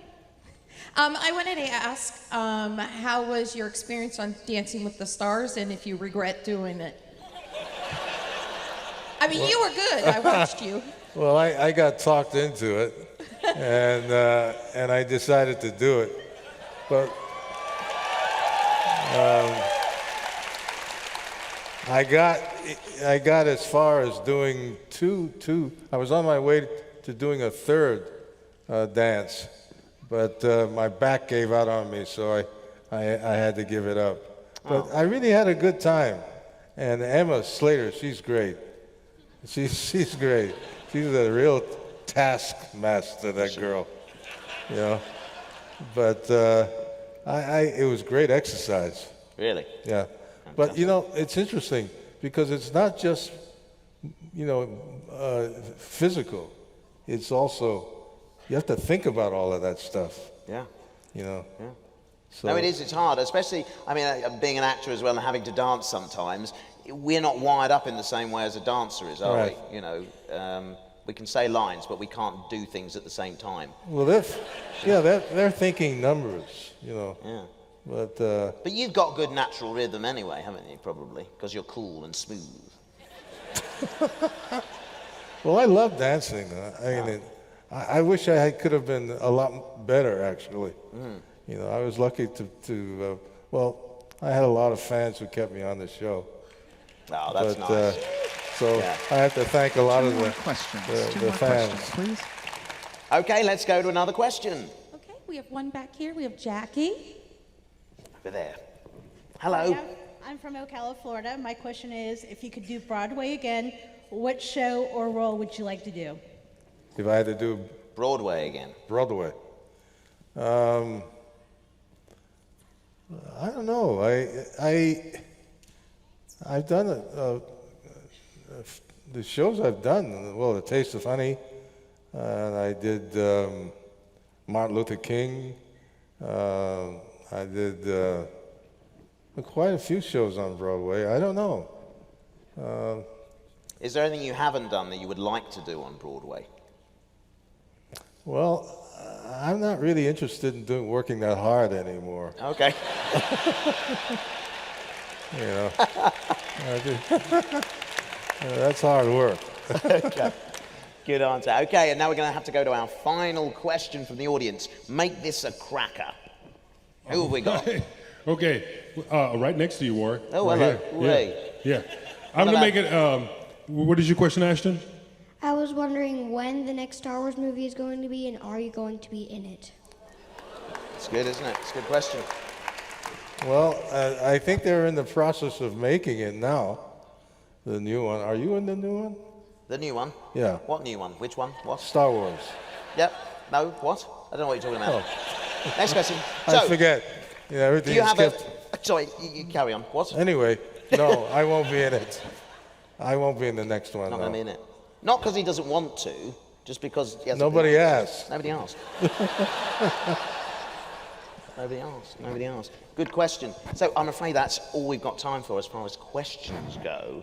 But all that it remains me to do now is to, on behalf of our audience here, is to thank you, Billy Dee Williams, for being here today and for your contribution to Star Wars. Billy Dee Williams, everyone.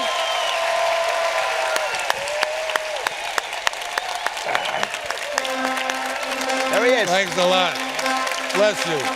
Have a wonderful day. Thank you, Billy. Thank you. Thank you.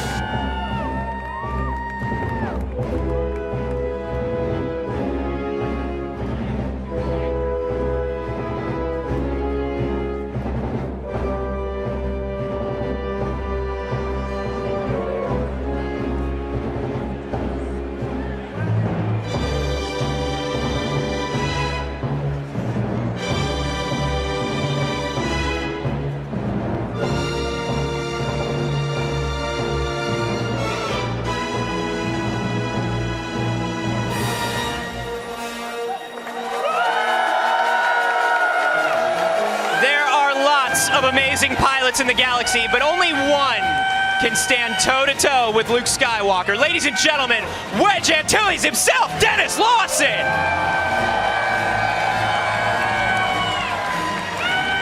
Dennis, welcome to your first celebration. Thank you, Anthony. Thank you. How is it for you? It's fantastic. I have to say, you know, this is the first con that I've done, and I can't believe it's taken me so long to get here.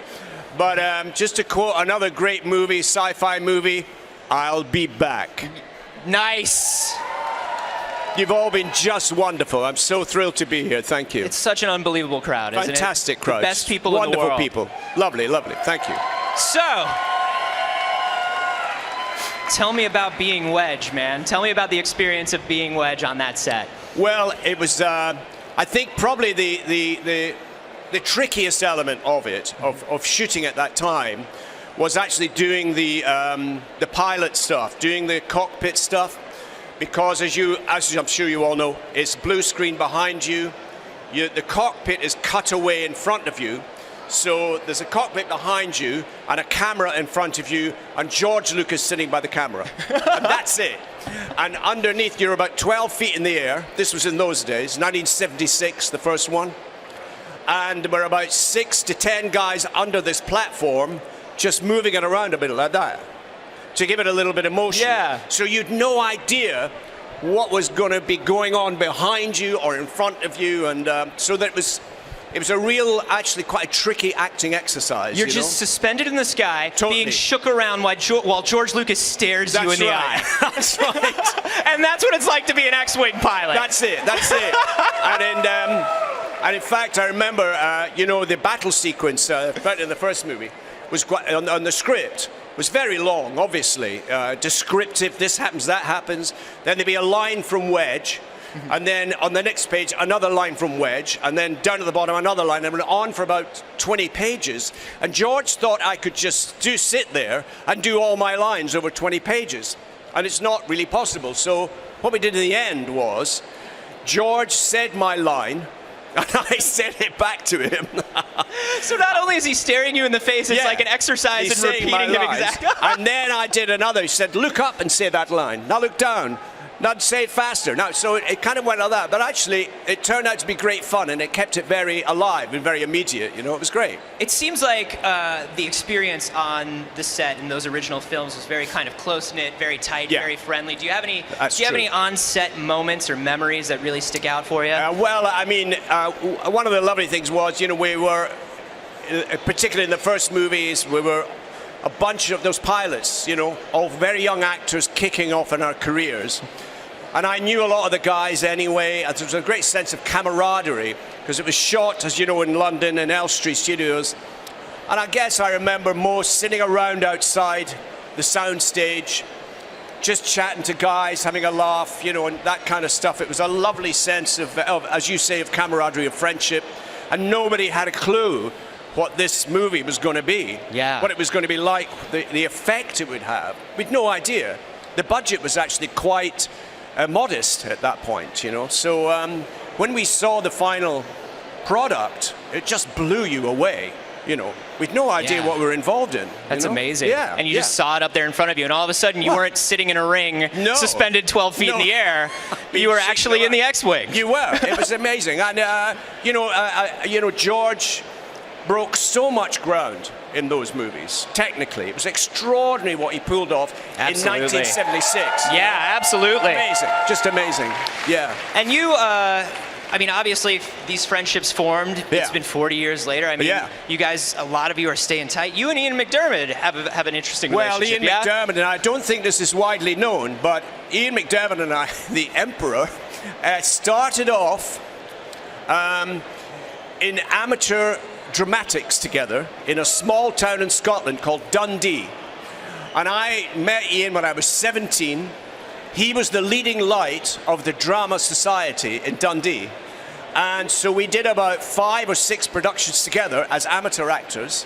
And then we both auditioned for Glasgow Drama School on the same day. And I remember leaving after my audition. Nobody knew if we got in or not, and I shook Ian's hand on the street and said goodbye to him, and I watched him walk up the road, and I thought, I'll never see that guy again. And we both were accepted. We went through drama school together, we shared flat apartments together, and so when I meet him now, here, for instance, it's kind of surreal, the journey we've been on, and he's an extraordinary actor, great stage actor too. Can I tell you how much I would watch Wedge and the Emperor as roommates? Can I tell you how much I would watch that show?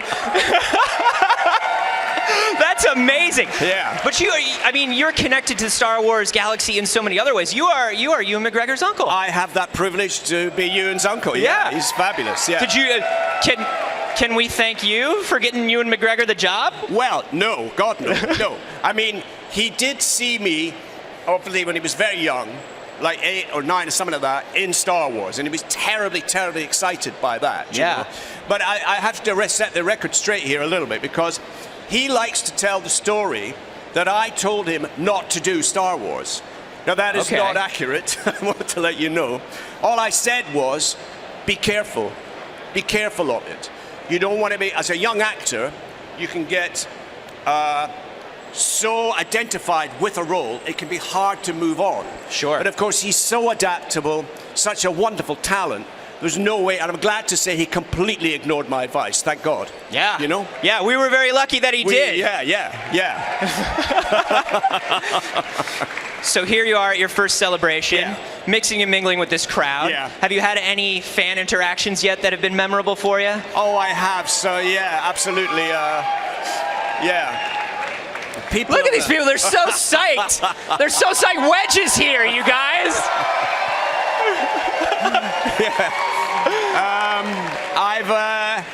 I don't know. I've found some of it, actually, to be honest with you, I found it very moving, a lot of it. People are just so generous and pleased to see me, and that's really bowled me over. And I've found, to be perfectly honest, some of it a little bit emotional. You know, I met a couple the other day whose house burned down 3 weeks ago. They lost everything. And they managed to salvage some of their posters. What? Yeah.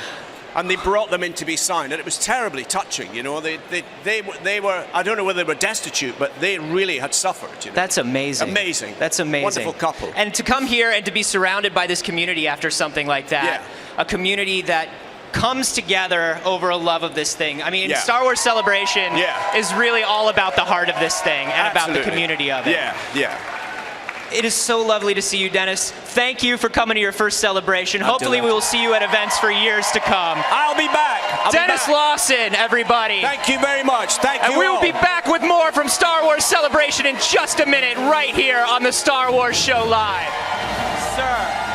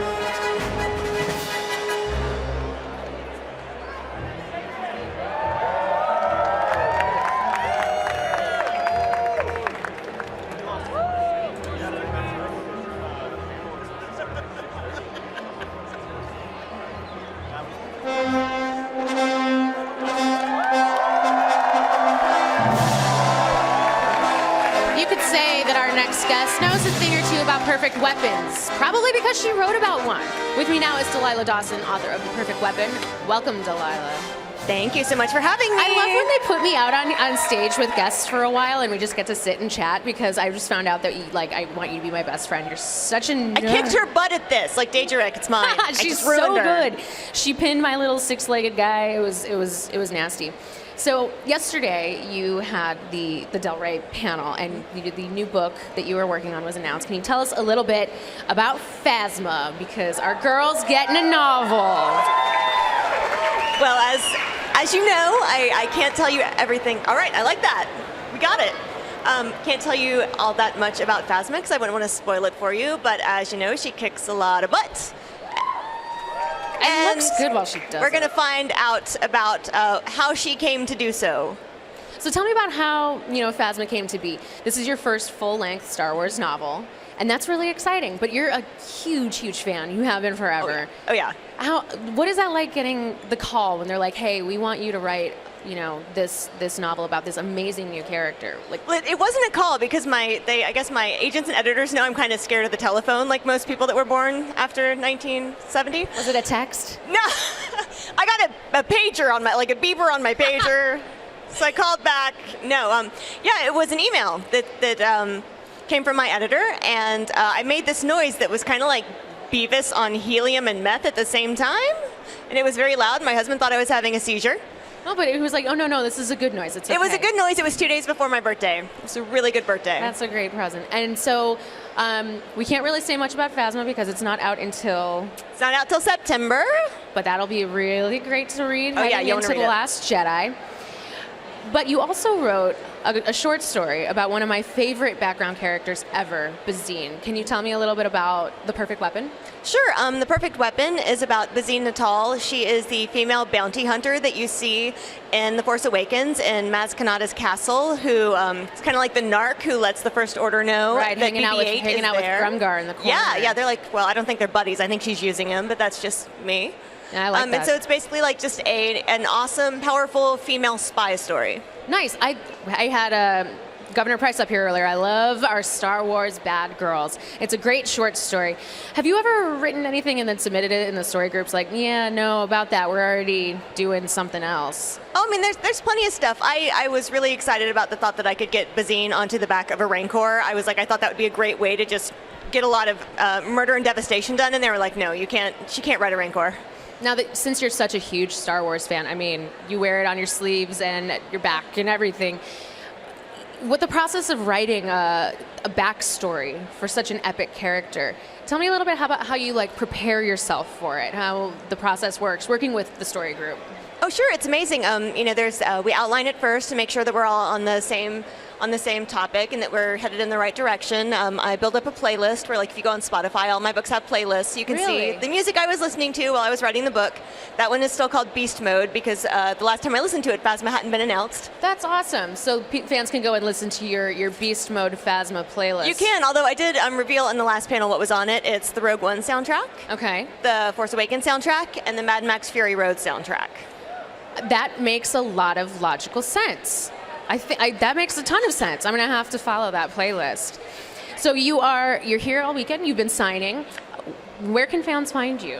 Fans can find me at the Del Rey booth, number 2522. I'll be signing with Christy Golden. We have a double-sided poster that's free. It has the Phasma cover on it, and I'll sign it for you. They also have some special sampler books that I can sign regarding Operation Blue Milk. Ah, yes.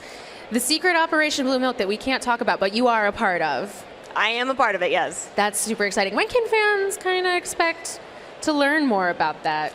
Later this year? I think that's all very secret. It's unrolling. I mean, blue milk is just a thing that happens. You can't control blue milk. It's a wild thing. Well, I can't wait to learn more about it. Thank you so much for coming by. It was an absolute pleasure to get to sit and chat with you here for a minute. I hope you guys love Phasma. Thanks, guys. And we will be back sooner than you think with more Star Wars from Celebration Orlando here on the Star Wars Show live presented by Verizon.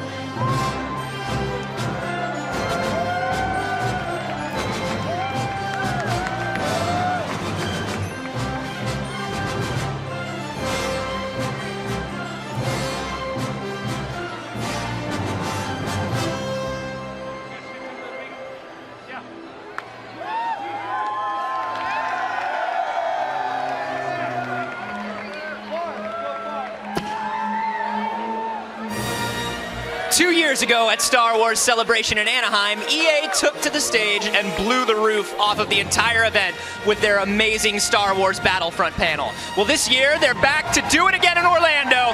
Your exclusive first look at what's in store for Star Wars Battlefront 2 starts right now.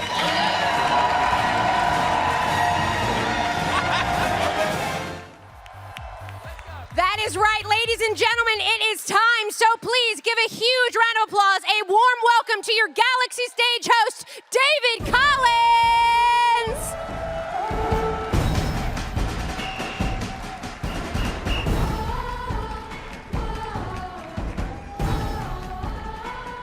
Star Wars Battlefront 2!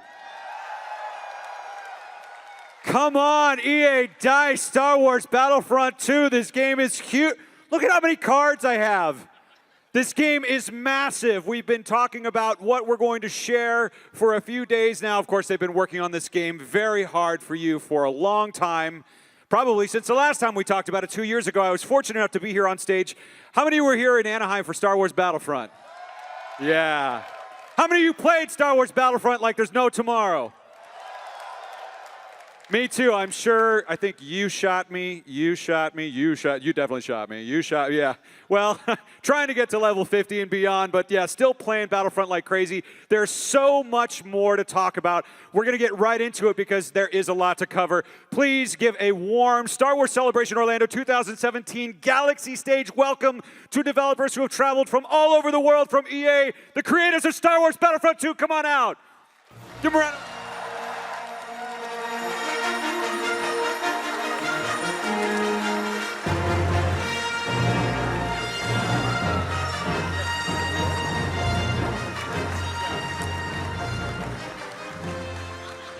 Welcome to Star Wars Celebration. How's it been so far? Amazing. Wow, wow, look at this. This is awesome. Yeah. And for those of you watching at home as well on StarWars.com and all around the world, welcome to this Battlefront panel. Why don't you go ahead and introduce yourselves to all these Star Wars fans and Battlefront fans? Hey everyone, my name is Matt Webster. I'm the executive producer of Battlefront 2, and I'm also the GM at Criterion, and this is my first celebration. Welcome. Hi, my name is Bernd. I'm creative director at DICE, and I actually brought something to prove my credentials to this crew. Can you put that up, please? What'd you bring? This. Oh!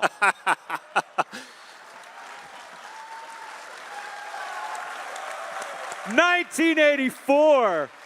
Yes, beat that.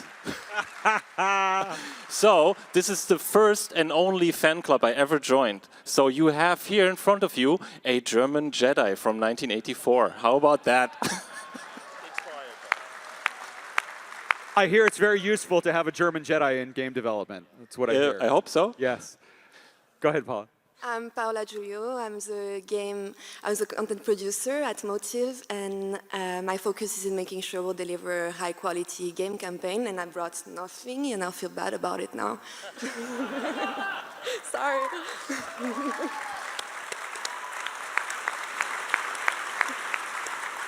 Hey, my name is Mark Thompson. I'm the game director at Motive Studios, and I'm super excited to be here representing our awesome team back in Montreal. I hope everyone is watching. I'll be checking when I get back. For the dev team watching, welcome and thank you. So let's just get right into it, right? I mean, there's a lot to talk about. This is a huge game. So you're really bringing out the big guns for this thing. Is that right? Yeah, we absolutely are. I mean, I've been making games for a long time, and I think now the modern blockbuster video games that we're talking about, that we're making these days, where the fidelity of play and visuals and audio and the experiences that we're making, well, it really needs us to fully realize the potential of Battlefront 2. We brought together 3 studios. We've got DICE, the masters for the last decade and a half on award-winning multiplayer shooter games. We have a new studio in Motive that is filled with veteran action game developers and game makers, and my home studio in Criterion in the UK. We don't think we're the masters of game feel, and so the 3 of us together, it's a stellar lineup, creating probably what I think is the most ambitious title that EA's ever embarked upon.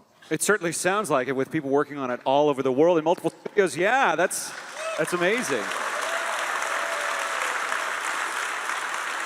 So, Bert, I have a question for you. Now, I know you're fairly new to the team, but what's it like coming in after the first Battlefront? What's next? What's next for Star Wars Battlefront 2? So I didn't work on the first game, and the cool thing is that I got introduced into the franchise in game form as a fan. And what struck me most, what still gives me goosebumps, is that I was on Hoth all of a sudden. It's a moment that I've dreamt of since I was a kid, since '84. And this game, Battlefront, put me there. And it still gives me goosebumps. And then when we started thinking about the next game, something that we do is we try to deconstruct the experience. What is it that gives you those goosebumps in the first place?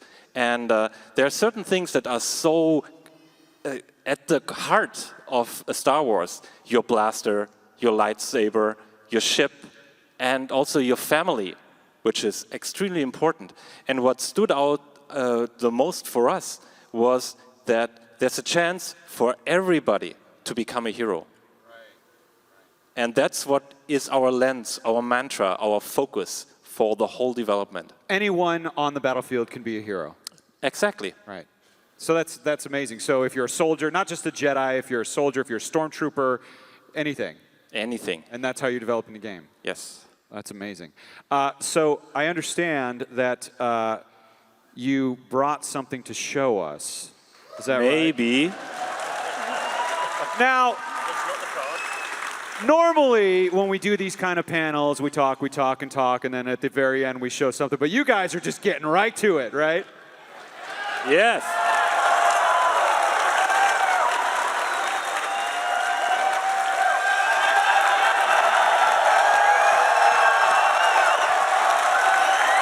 Who wants to see a really big, wonderful Battlefront 2 reveal trailer?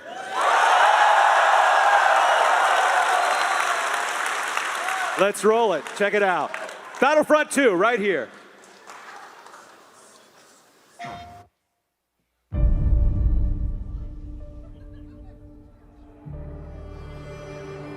I've waited 30 years for this.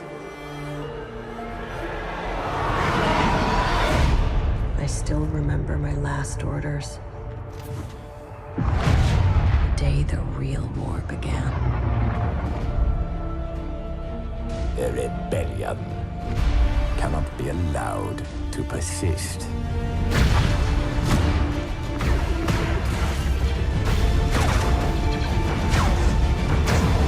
We weren't expecting special forces. That's the point, Sergeant.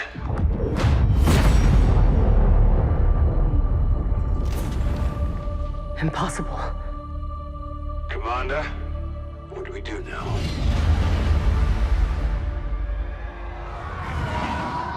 We avenge our Emperor.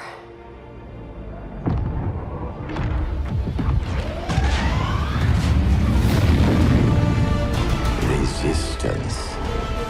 Rebellion. You will burn these ideas away. Hope cannot save them!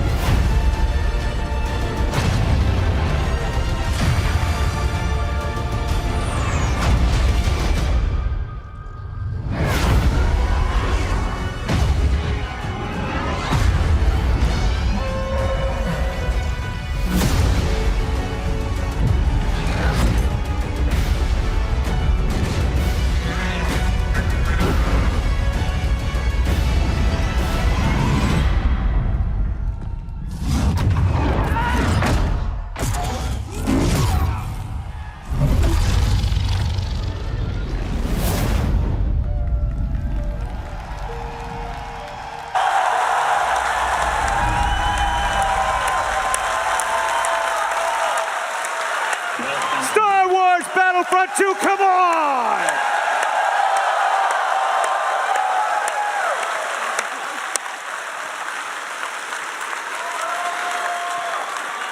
Darth Maul, all right. Ladies and gentlemen. All right. Okay. Wait a second. Now, there was a lot of great multiplayer stuff there, especially at the end of that thing. I was seeing so much great stuff, right? I mean, but let's start to break this down a little bit because we got to talk about a few things. I hope you don't mind. I got a lot of questions. The first one is we got to talk about that single-player campaign, that character. Single-player campaign and character. I'm sorry. I'm at a loss for words. What can you tell us about that? The Rebellion has its heroes. It has its heroes like Skywalker. It has its heroes like Jyn Erso.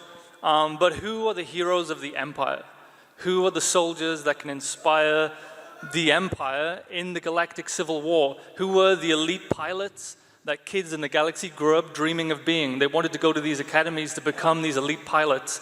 Who were the commandos on the battlefield, on the front lines of combat, that could inspire legions of stormtroopers to be the great Empire? And that was the starting point for this story. We wanted to take off the helmet of a stormtrooper and find out who they were, why they believed in the Empire, and what it meant to be an elite Imperial Special Forces soldier. And I'm sure there are more than a few people who might be interested in that. Some Stormtrooper fans out here, I hear. Yeah, go ahead. Well, the first thing we did when we started working on the game was talk to our players, and most of them didn't want to relive the exact story they seen in the movie on TV. So thank you very much for that, because that gave us the great opportunity to work on a new untold story that was complementary to the Star Wars universe, but will also bring a new perspective by giving the point of view of the Empire. The point of view of the Empire. I mean, that's so interesting as a Star Wars fan. I mean, that's a perspective we haven't even really explored to this level before. Another question that comes into mind then is, when is this story set? I mean, we saw some stuff in the trailer, but can you confirm that? Yeah, sure. One of the first ideas we have, and sometimes you just need a moment of magic inspiration, and then you can weave a whole story from that. And I think our defining moment was we had this idea. When you see the Death Star 2 explode, in the movies and in that narrative, it's framed as a victory. You see everyone celebrating, partying with the Ewoks on Endor, fireworks across Coruscant. It's a big celebration for everyone. And we thought about this idea, like, what would it be like to be a stormtrooper on the ground and to look up to the sky and see the Death Star explode, and for that to be a moment of loss, a moment of defeat. And so that when you take off the helmet in disbelief and you look up to the sky, you immediately put that helmet back on with a new hardened resolve about how you need to take the fight back to the rebellion, and that the rebellion needs to die. And that was the starting moment for the story. And so we thought, let's pick it up from there. Let's tell a story that begins right at the end of Return of the Jedi. And then when Motive started to work on this campaign, it was at the time when The Force Awakens was still in theaters. We were all super excited about that jump of 30 years because that leaves so many amazing questions. We were asking questions as fans and as developers. What happened in those 30 years? And so we thought, hey, let's try and tell one of those stories that connects these two amazing trilogies together. Yeah. You said it best. Now, this elite soldier idea, who was that? Does she have a name? Of course. That is Iden Versio. Iden Versio. Yeah, and she is the commander of Inferno Squadron, which is a brand new elite special forces unit that we've created with Lucasfilm. You've been working with Lucasfilm. I imagine if you're involved in story as deeply as you are now, you must be talking to Lucasfilm on a daily basis. Yeah, and so before we get into Lucasfilm, I'll just clarify, this will be a canon story. This is authentic Star Wars.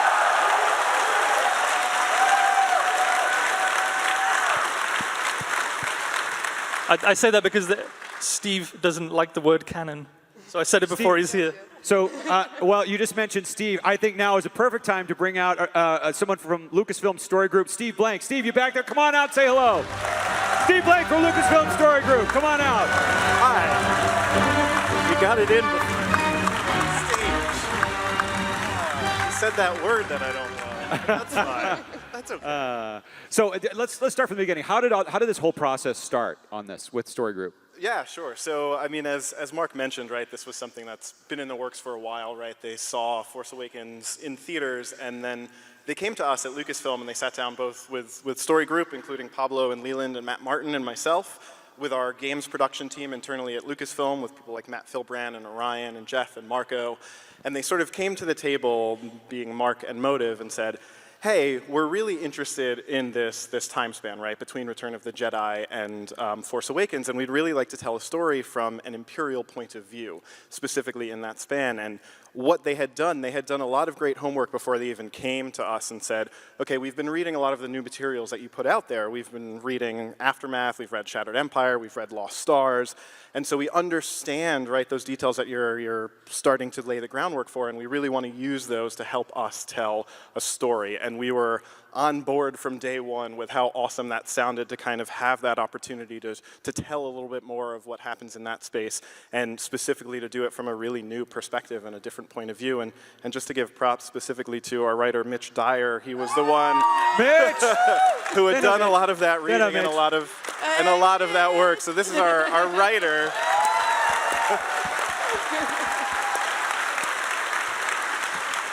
Who has read literally everything ever written about Star Wars.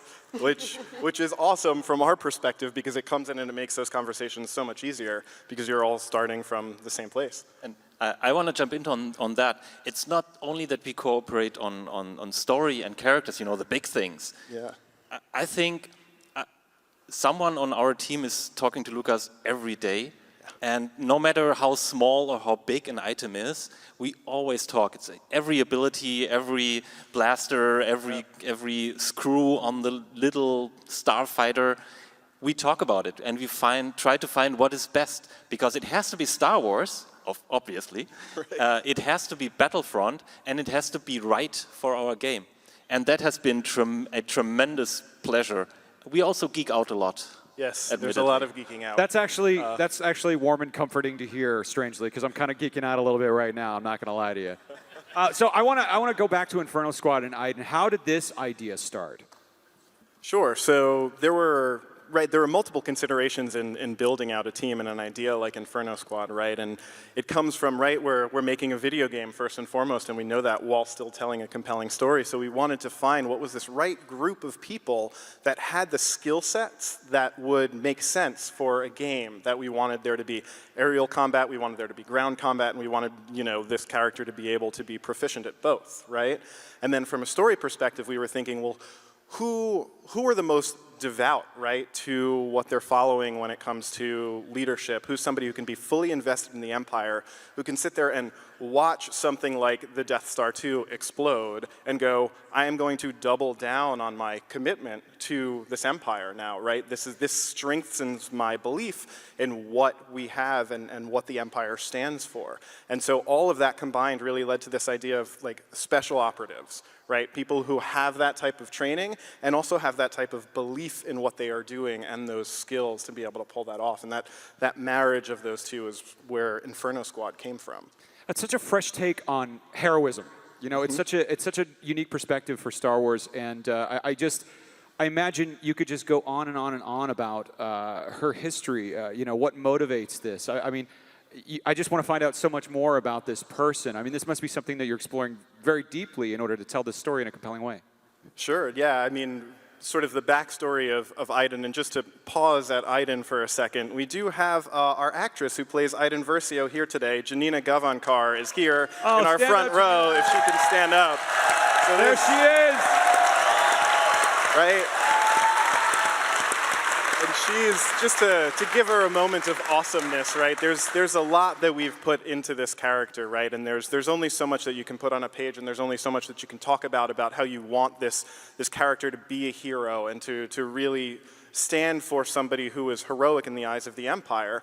And Janina really was able to embody that, right? And did a fantastic job to what we had imagined Aiden always being. And so we're really excited for people to kind of see more of her and see this story play out. And we have been spending quite a bit of time also thinking about what her backstory would be, right? And who Aiden is, and also who Inferno Squad is. And keen fans might recognize that name from something already. Inferno Squad? That's the one. Does it ring a bell?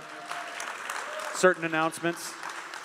Well, we have another. I see there's a little empty space next to you, Steve. There on the is. couch there. We have another guest. Shall we bring her out? I think now's a good time. Well, let's do that because I want to learn more about Hayden Versio, and to tell us a bit more, please welcome Christy Golden, author of Star Wars Dark Disciple and the new book, Star Wars Battlefront 2 Inferno Squad. Come on out, Christy.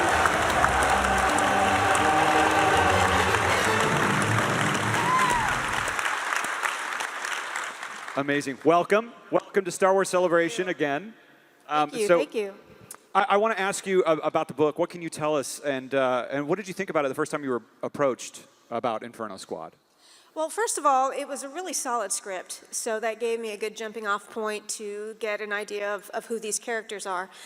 We took the story back 4 years, and when you pick up this book, you'll get a chance to see how they all met and what they thought of each other and what their first mission was and how they learned to become this well-oiled machine. And of course, as all good stories are, it takes a little bit of doing to get there. And are we, no, yeah, please. Well, and I mean, where are we going to go during this story? I mean, I'm sorry, I have so many questions. I mean, are new locations? I mean, where's she from? Her family? Anything you can tell us about that? Well, it's really great. There are multiple locations, and one of them is her home world, and that of her father, Admiral Versio, at a place called Vardos. Vardos. And I was given some of the art to look at to be able to set the scenes there appropriately. And it's, as you can see, it's quite gorgeous and very striking. And one of the things that the team sent over, and I love this, I love being so involved at this level, was these trees that you see here. And they are positioned over pools so that when the leaves fall and they come in contact with the water, they bleed.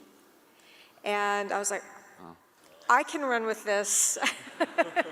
Just such beautiful little bit of details that as a writer I get to give some history to and backstory of. It was great. Well, and this looks like such a new environment. There's so many, it's so different from what I remember in Battlefront. Is there anything else you can tell us about this environment that's unique for Battlefront? Because, I mean, I see Imperial flags everywhere. Right? This is obviously under Imperial occupation. Yes. Yes. Vardos actually was brought into the Empire by Iden's father. So she has a legacy to live up to, big time. I see. So this is a part of her family, to your point earlier. The Empire is personal for her. Yes, absolutely. Now, is this like a peaceful Imperial rule as opposed to an occupation? Is this, you know, okay. Yeah, so that's exactly right, because that's something that we had developed sort of in conjunction as we were thinking about the game, and a piece that we were able to pass back to the book because it was so foundational for Iden. And the way that this kind of space came about was, since we were thinking of shifting the perspective from the protagonist's point of view, right, to be on the Imperial side, that also meant, well, we would need a different sort of view on a planet and where she's from and what she comes from. And so normally when you see the Empire, right, on planets in Star Wars so far, there's a lot of occupation, there's a lot of sort of force used to get onto those planets. And so we wanted to come from a place of, well, what would it look like if a planet willingly joined the Empire and fully believed in it and was absolutely 100% invested in it?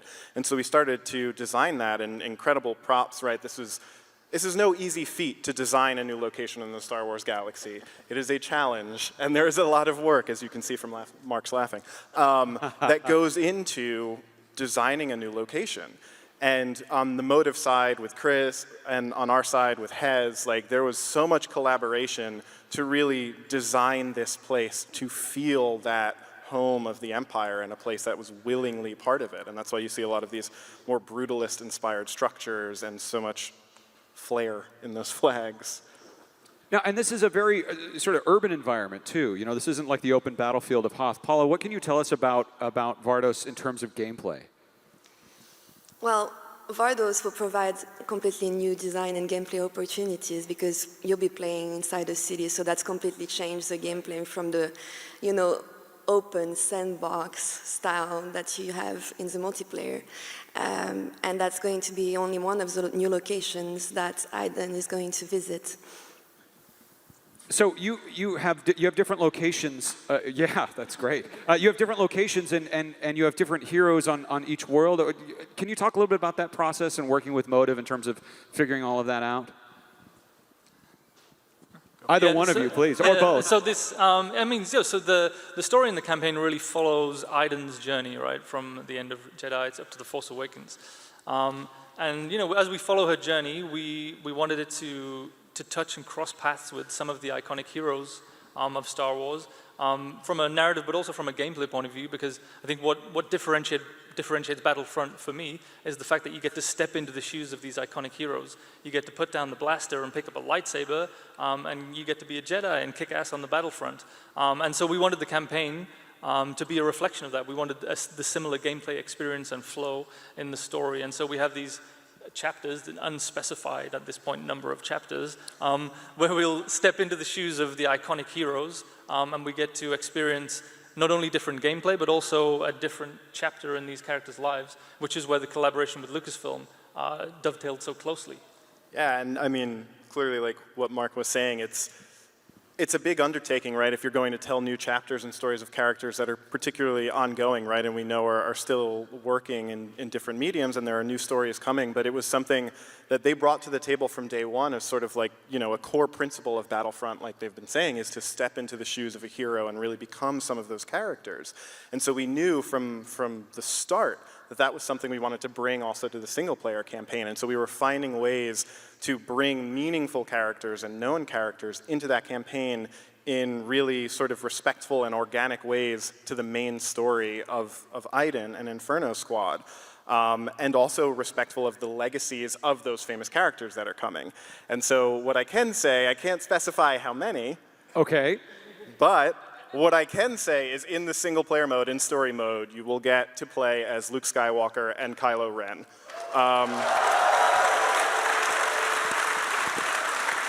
Not bad. Thank you. It's not bad. We saw them in the trailer, and I was just thinking, oh, please, timeline, put together 2 and 2 is 4. Yes, please, Kylo Ren and Luke Skywalker. That is so awesome. Yeah. Wow, that is really, really incredible. Now, Chris, I know that your time is limited with us on this panel, but I know you have some news to share about your book. Is that right? I do, but before we do this, I have to say a shout out. So often when you work with media tie-ins, the books are regarded as just kind of advertising material for the core product, but I have felt so included and so involved and so much a part of this. It's really been very, very special, and I have to give a big shout out to Janina, who reached out to me to talk about Hayden, to get some more of her history and her backstory, to bring that to her performance. So that was so appreciated and so much fun. It's been a great collaboration across the board, right? We've all been talking, and there's a lot of cool stuff that we're seeding between these two stories that I'm excited for people to learn about. Yeah, it's been a blast. The book is now entitled Battlefront Inferno Squad. Battlefront 2 Inferno Squad. And there's that cover. That is a gorgeous cover, yeah. Round of applause, that's amazing. And it will be out on July 25th. July 25th. Excellent. Well, any final thoughts? I know you have to go, but thank you so much. Any closing thoughts? I'm as excited as anybody. I just saw the trailer myself yesterday, and I am completely blown away. This looks like it's going to be so much fun, and it's such an honor to be connected with something like this. And my hope is that when you read the book and then you come to the game, it's going to give you a much deeper and richer experience, because you will have seen where they came from and now are seeing where they're going. So.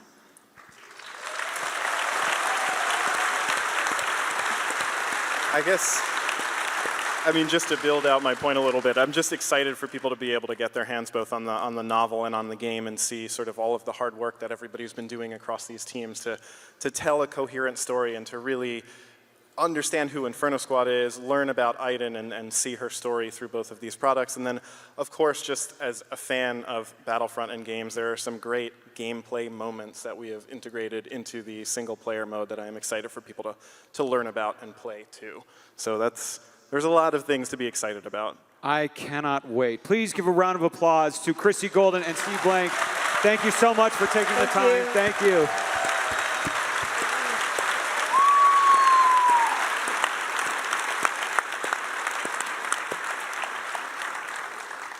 I feel like we just covered so much. But you know, we haven't even talked about multiplayer yet. I mean, after playing so much of Battlefront, I have so many questions about multiplayer and game mechanics. Look at that. It's beautiful. So, Bernd, multiplayer was the centerpiece of the original Battlefront. What do you Yes, guys... it was. Huh? Yes, it was. Yes, it was. Yes. What are you changing? Anything? What's new? What's up? Well, a couple of little things that we brought to make it better. Like one thing is that we thought, together with Lucas, is what better opportunity than this year, the 40th anniversary, is there to bring more eras into the game. So we decided to have prequel, original trilogy, and the new movies represented in the game. All eras of Star Wars playable in Battlefront 2. All. And of course, every era comes with its iconic heroes, like our favorite here. Or actually, it's Matt's favorite. I've got such a man crush on Darth Maul. It's I true. don't mind admitting it. Yeah. So, what we did is we added a lot of things. I'm sure that this is for certain the biggest game that I ever worked on. There's so many things in there. There's more weapons, more vehicles, more heroes, more everything, basically. And I can't wait until our players get their hands on it. But one thing that we also wanted to do is, if we, this mantra that we have, the hero's journey, that was really important to us, that it's represented in every aspect of the game. So when we looked at our troopers, we wanted to give them an opportunity to grow, to develop, so that a squad of really good players maybe has a chance to stand up against Darth Maul. So we introduced classes, you can unlock new abilities. Yes!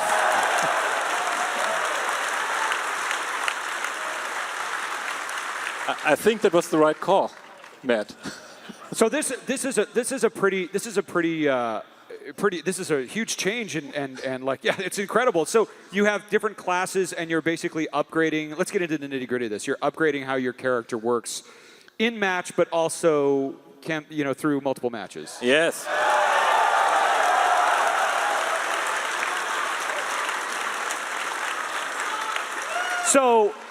So infantry, sniper, heavy gunner, officer, those kind of things, that's what you mean by character classes. Exactly, yes. Yeah. They will be very familiar to our players. They're iconic to the Star Wars universe. So because we have maps from all the eras, we kind of had to do troopers from all eras too. Maybe we didn't really think that through in the beginning. That's a lot of assets that you're creating, yeah. Yeah, it's a lot. Is that what you mean by huge when you say this? Yeah, it is. I mean, I think this is a great image as well. And it's this is representative of in-game, and it's great to have that breadth across not just the classes that we have, but across all of the eras too. But the other thing that we looked at is not only wanted we to expand this game in scope, so make it broader, we also wanted to give it more depth. There's even more reason to stick around longer, to play more, to make your trooper the best trooper on the battlefield, or to improve your hero, to become a better hero. Right, so it's not just like a bonus pickup. You actually can, say that again? You can improve your hero to be a better hero? Yes, you can. You can upgrade your heroes. That's gorgeous. So, how does this work in terms of the different worlds that you're going to be in and the heroes? How does that work in Battlefront 2? What can you tell us about it? What's different this time around? Well, I think just talking about the heroes, I mean, these iconic... I mean, we've talked about troopers and a hero journey inside troopers, and I think that's something that's deeply rooted inside the Star Wars universe, where you have a journey from a farm boy to this super iconic heroic character. And this time, the heroes, there's such a, in terms of the game, there's such a game changer. So when they enter the Battlefront, it's a moment. It's a real moment. I think it's a massive differentiator for Battlefront 2. This time we've got heroes that are way more physical than we've had before. So, and I don't just mean in terms of their abilities, but how they feel and how we expect people to play with them, and how we expect people to then choose to progress with the particular heroes that we have, and customize them to suit how they like to play. That's an incredible amount of depth that you're adding there. That's great. Yeah, exactly right. I mean, this is breadth and depth. So depth in the combat and inside the systems. It's just an incredible multiplayer team at DICE that are bringing this together. A decade and a half of super experience and really bringing that together inside Star Wars. It's a great combination. I think one thing that it's at the heart of DICE is this freedom of choice that you have. We give you a lot of tools, but how you face a challenge as a team, going up against a hero or in a starfighter or as a hero, is really up to you how you face that challenge. We call it rock, paper, scissors. So there's always a way for you to express yourself in gameplay. And I think that this is truly unique to the type of game that we are making. That you are able, together with your friends, to create these awesome moments of taking down the AT&T at the last second, and then everything blows up, and all of a sudden Darth Vader appears. These moments that just live once. They're truly yours. They're truly your own unique moment. Nobody else will experience it exactly like that.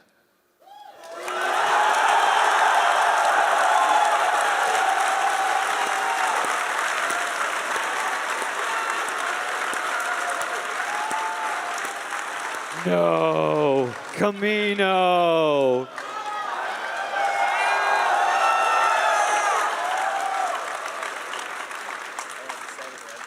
That's amazing. I mean, there's so much depth and detail. I mean, are we seeing that kind of depth in the world as well? I mean, look how gorgeous those worlds look. I mean, for example, I think I saw a Tauntaun or two in that trailer. That's yes, new. You did. You did. You certainly did. And there it is. It's an important point to make because we're covering all of these eras, and we're going to locations we haven't been before. And it's not just the surface and the structures that we're really concentrating on this time around. It's trying to make these locations feel alive, and so that's why bringing the Tauntauns into the game and the other things that we're doing inside these particularly recognizable moments that make these locations feel alive. It's just such a rich universe for us to draw upon, and players are going to see a lot of that in this game too. And also, I've been waiting to ride a Tauntaun since 1984, so now I can. As any good German Jedi is, waiting to ride a Tauntaun. Indeed. I think we all are. Well, you've talked about the hero's journey. I have this other question that I've been wanting to ask you guys about. I've been a little shy up to this point, but can you talk to us a little bit about the pilot's journey? Can we talk about vehicles? Can we talk about space? Let's talk about space.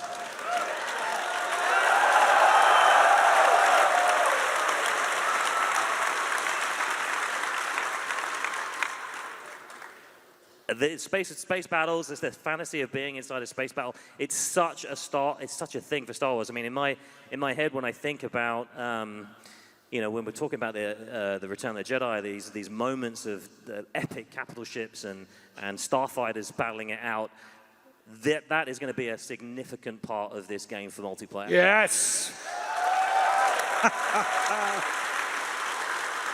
I'm sorry, I cut you off. I just had an expression of joy, kind of. Yeah, much like we did. I mean, this is the area that we're focusing on at my home studio in Criterion, and for us, it starts with this feeling of what it's like to put you in. We had a pitch actually. We started with the speeder bunk mission in the original Battlefront. And then we developed the X-Wing, the Star Wars X-Wing VR mission, which we that was amazing, released in December. And for us, this progression into epic Star Wars space battles with a range of starfighters across all of our eras as well, and it starts with how these ships feel, and and in your mind, it's delivering on that fantasy of being in combat. And we extend, as I said, across all of the eras. So you're going to get to see, prequel era Vulture droids and First Order TIE fighters. TIE fighter. Wow, all kinds of ships. And those ships, they're going to mirror what we're doing with the troopers with classes. So different ships have different role types. Oh. Different ships have different role types, and of course we have hero ships as well. And so those different role types, those are also inside the progression. They are customizable. So very much like what we're doing with the troopers, we're extending into the starfighter pilots, because that is a part of a hero's journey on foot as a trooper. So ships can be heroes. Exactly right. Yeah, and we have heroic ships as well. You can upgrade ships, you can upgrade troopers. Now, I'm assuming if you're on Hoth, you're going to see snow troopers. If you are, on Camino, you're going to see clone troopers, that kind of thing. That's kind of how it works? That is correct. Okay, that's amazing. There's just so much to look at here. I really want to play this thing. When are we going to get a chance to get our hands on this thing? Well, let me tell you. Please. So I can tell you all, the worldwide release is the 17th of November this year. Now, there are a few ways in which you're going to be able to play the game a little earlier than that. And if you want some more details on that, then you can head to our website. That's great. And that's right around the Last Jedi time. Yes, it is. That is right before the Last Jedi. Well, I can't wait, and I just want to go around to you guys with any more thoughts, any more closing thoughts. I know we still have a little bit more, and I kind of want to play that trailer again. Oh, yes, please. You guys want to see that trailer? Okay, but any closing thoughts before we get there? Yeah, for me, as I said at the top, this is my first celebration, and it's just amazing to be able to share these details on behalf of our teams that we have at DICE, the amazing team at DICE that are working on multiplayer, and the other teams that we have at Criterion in the UK and at Motive. It's just such a privilege to be able to share that with an audience that is so, you can just feel the energy in this room. It's just a real privilege. So thank you. Thank you. Well, I want to say a big shout out to the home teams, in Montreal, in Stockholm, and in Guildford, right? Because we're sitting here, but they are really doing the work. So without you guys out there, I wouldn't be here. I would have nothing to show. And a round of applause, please.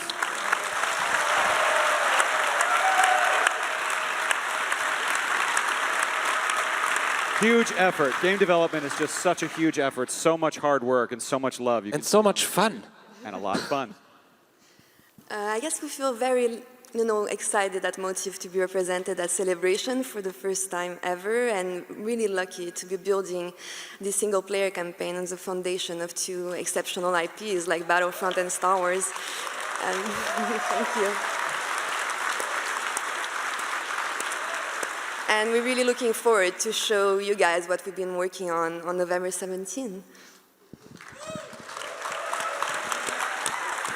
And yeah, I'm super excited about in the campaign getting to take everyone on the journey of putting on Inferno Squadron's armor and truly believing in the Empire. That's so awesome.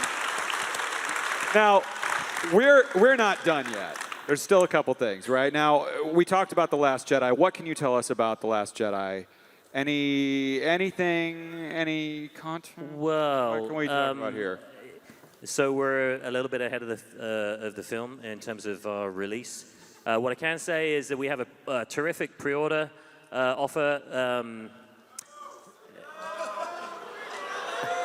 This is good. Around the Last Jedi Heroes, and where players are going to get access to Last Jedi costumes for Rey and for Kylo, and also access to a Last Jedi Millennium Falcon and an as yet Yeah. As yet detailed First Order Starfighter. First Order Starfighter. That is awesome. Now, we have a couple other things. Before we play the trailer, my understanding is, wait, remind me again, how many of you were here in 2015, or actually in Anaheim?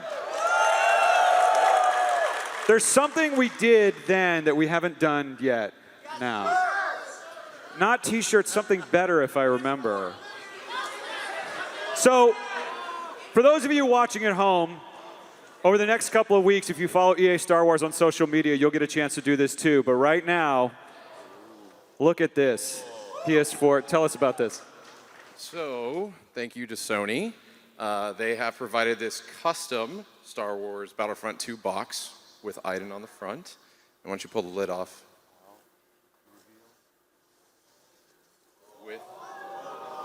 with a PS4 Pro inside, custom controller. There's one of 4, and we're giving 2 away right here. Right here.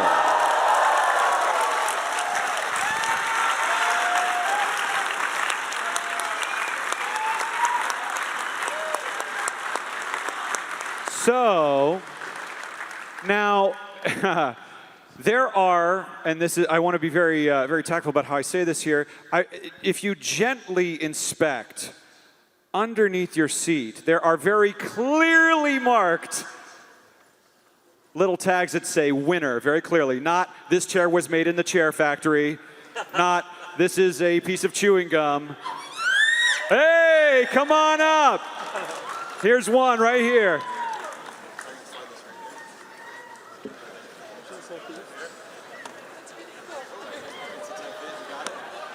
Come on up, come on up. No, here, come on up here, come on up here, come on up here. All the way around, all the way around. You okay? You all right? So what's your name? Marley. Marley, welcome. Where are you from?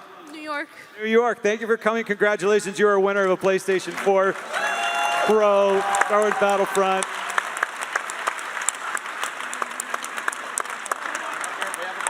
Oh, we have some stuff for you. Why don't you come on back there? We'll take care of you. And right up here, here's the other one. Congratulations. What's your name? Sander. Sander, where are you from? Texas. In Texas. Welcome. Congratulations.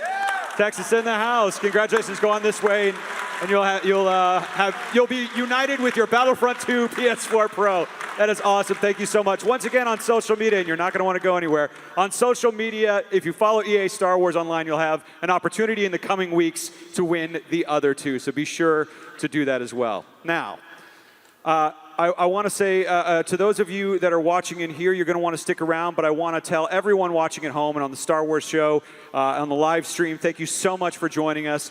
Before we go, you guys want to see that trailer one more time? Come on, do you want to see that trailer one more time? All right, let's roll it.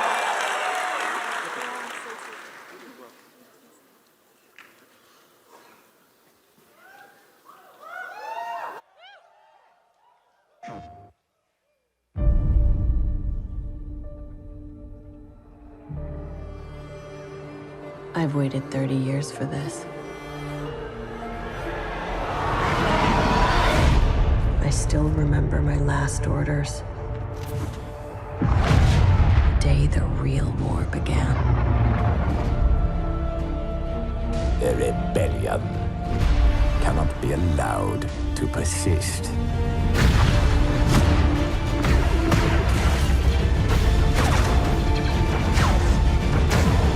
We weren't expecting special forces. That's the point, Sergeant.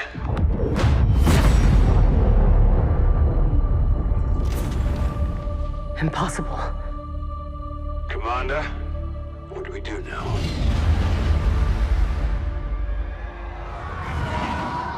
We avenge our Emperor.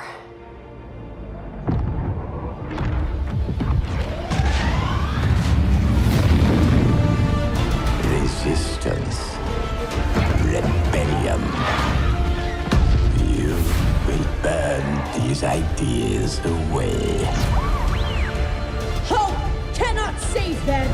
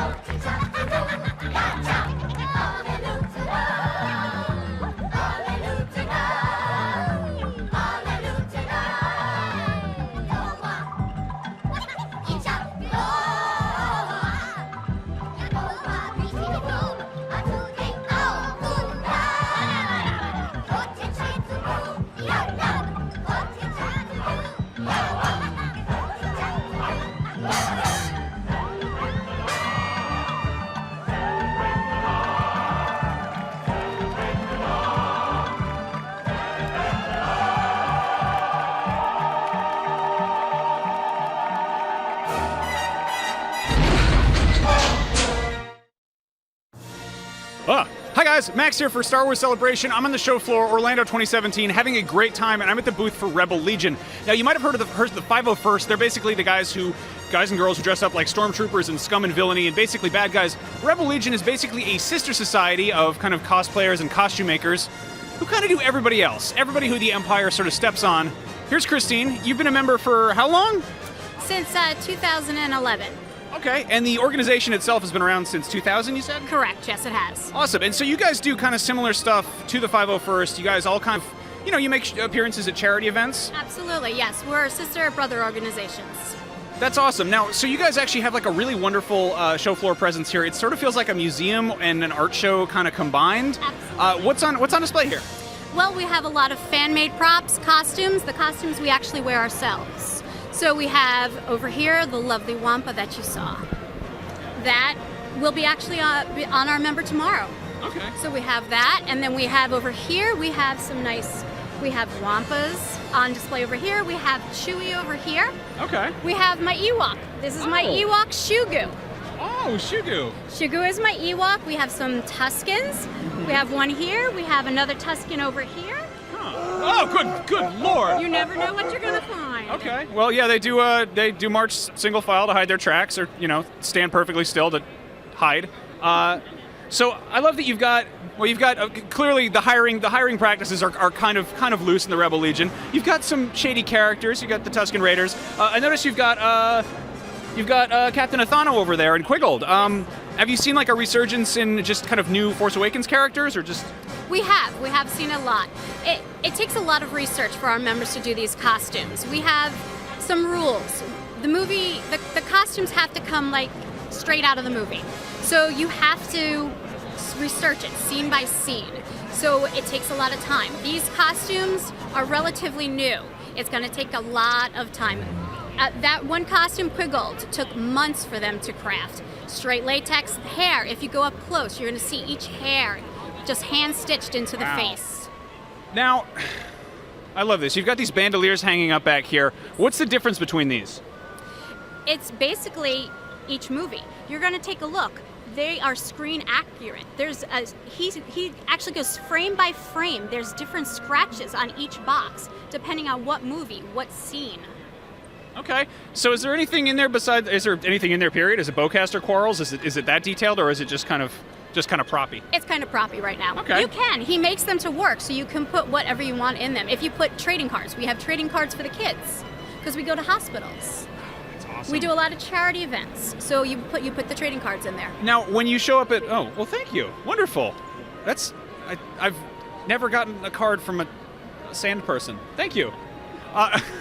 So when you go to charity events or hospitals, do the kids respond less favorably to maybe certain sort of more scummy and villainous types of characters, or are they kind of just excited to see Star Wars there? They're excited to see all of us. It's really weird. Sometimes they'll be a little scared at first, but then they fall in love. They love it. They love the movies. They love that you've stepped off the screen. You're there. They get to interact. It's a childhood, Yeah, There's just it's just everything. Yeah. What I think is really awesome is that you guys, as rebels, you're very accepting and open, and you're the good guys, but you're also very, very strict about getting things to be accurate. Do you allow expanded universe characters, or is it just movie stuff? We do allow expanded universe characters, absolutely. You just have to have at least 3 references, screen reference. Okay, so it's like a job, yeah. Yes, absolutely, yes. Okay. You can take it from a book.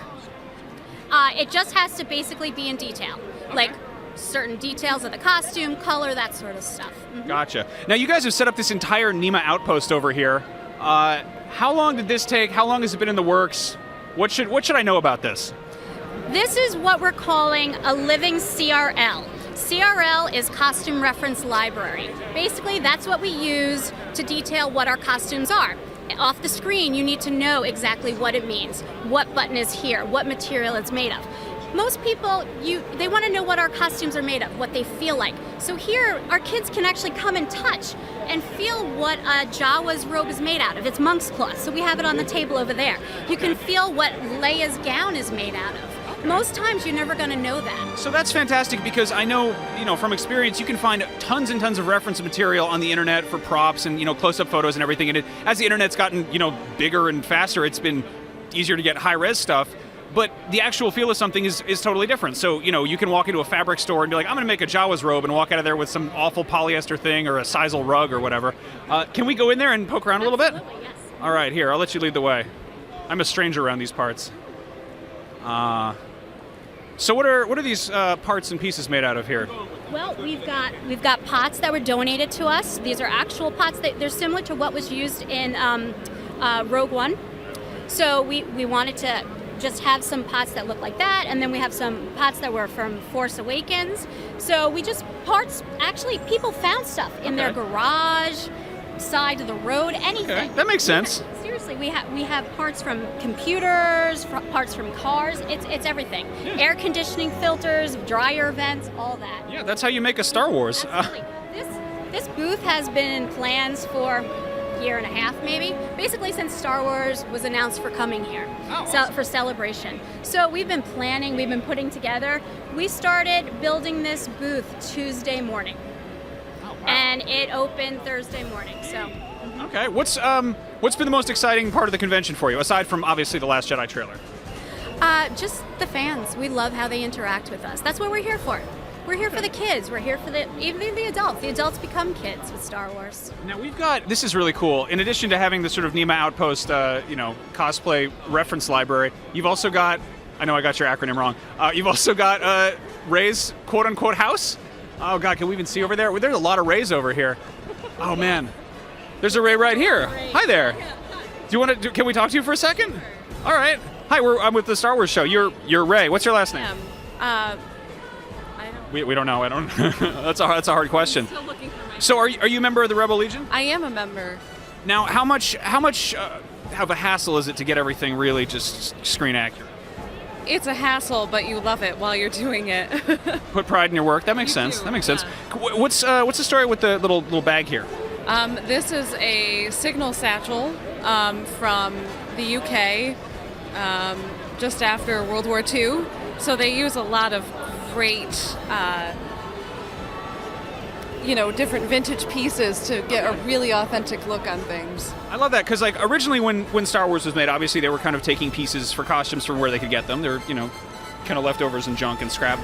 But now it's like they have all the budget in the world, but it's still, you got to get that kind of true to form stuff. Yeah. How much of the Rey costume is kind of pieced together from kind of scraps and so forth? Because she's very much kind of Jakku is a scavenger planet. Yes. I would say a lot of this was things that I had to find and search for to make sure that I had them right and close to the movie.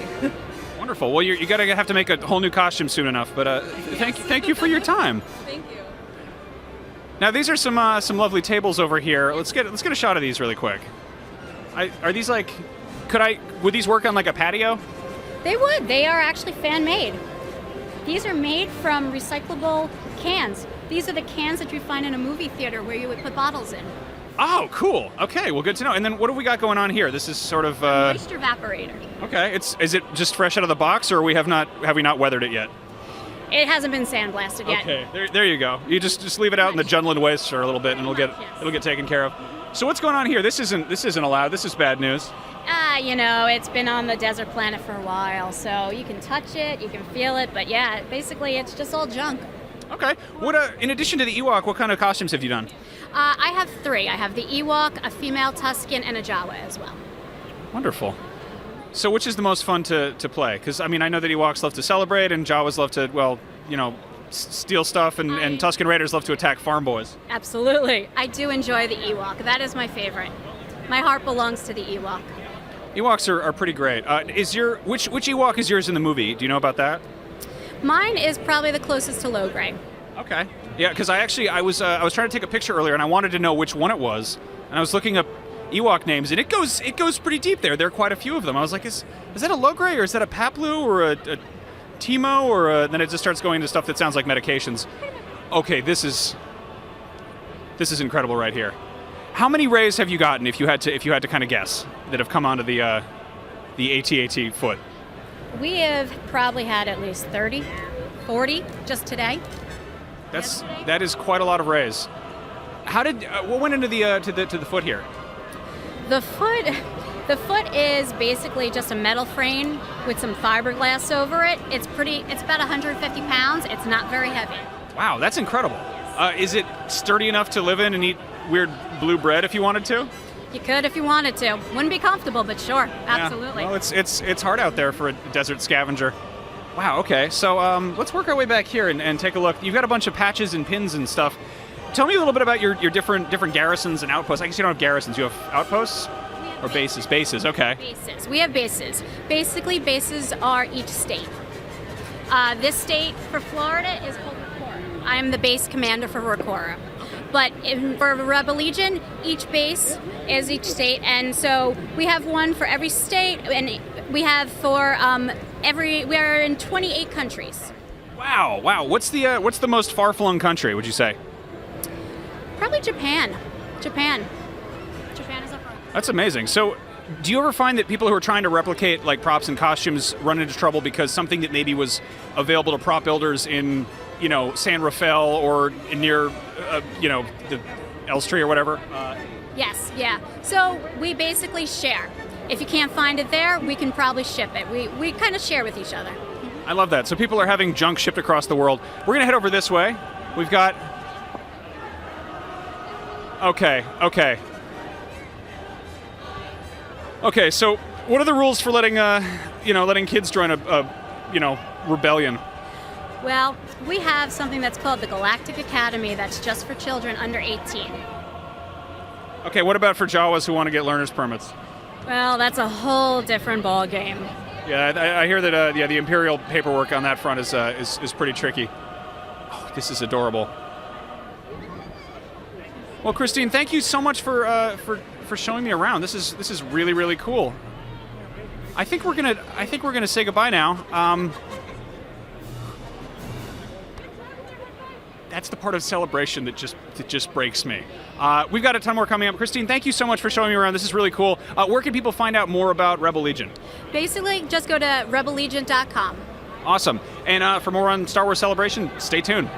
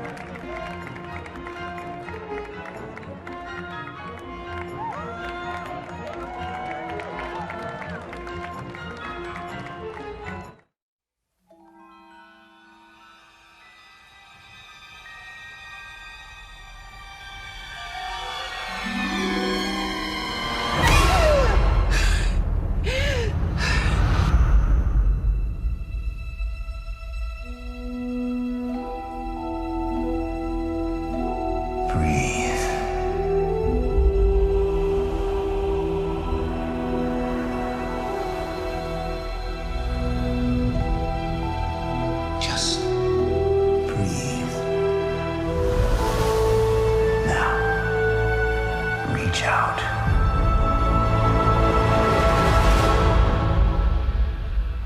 What do you see? Light.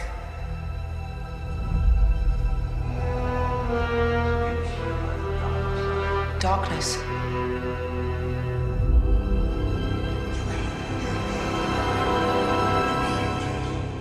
A balance.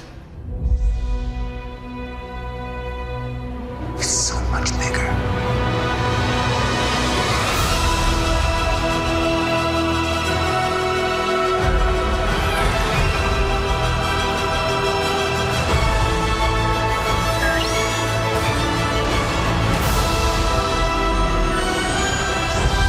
I only know one truth.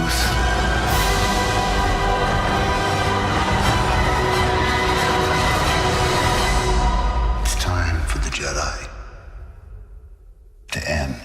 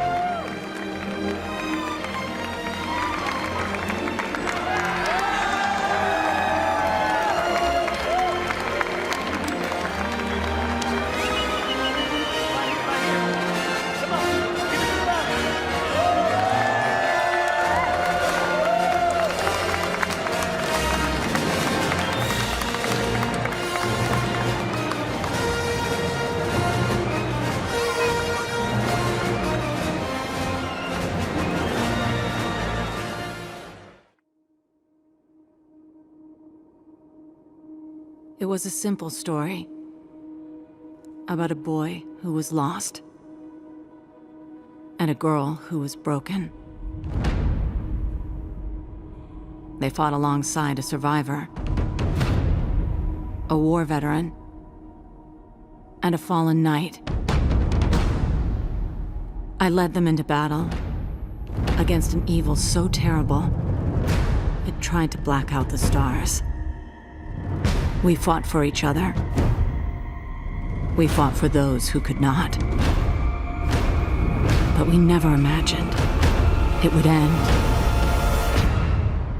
like this.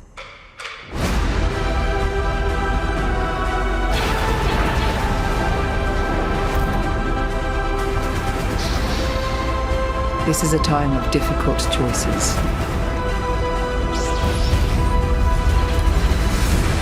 Sometimes impossible ones. As long as we're together, we've got a chance. At least we'll go down fighting. All paths are coming together now. It's time to get to work. We are the balance, Ezra. We were meant to be Jedi so we could be here now, when Lothal needs us most.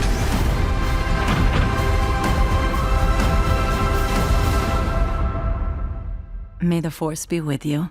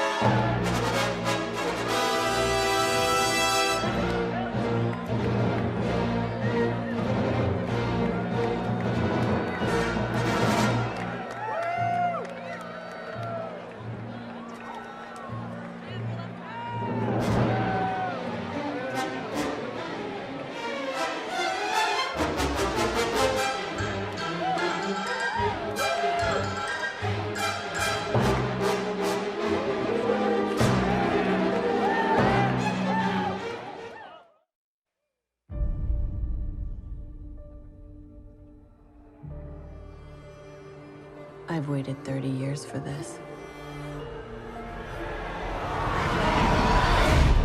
I still remember my last orders. The day the real war began. The rebellion cannot be allowed to persist.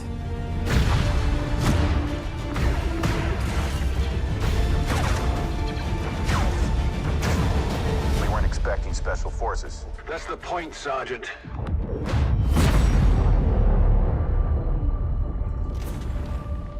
Impossible. Commander, what do we do now?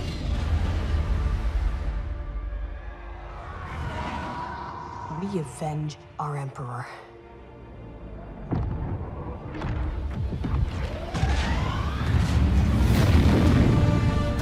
Resistance. Rebellion.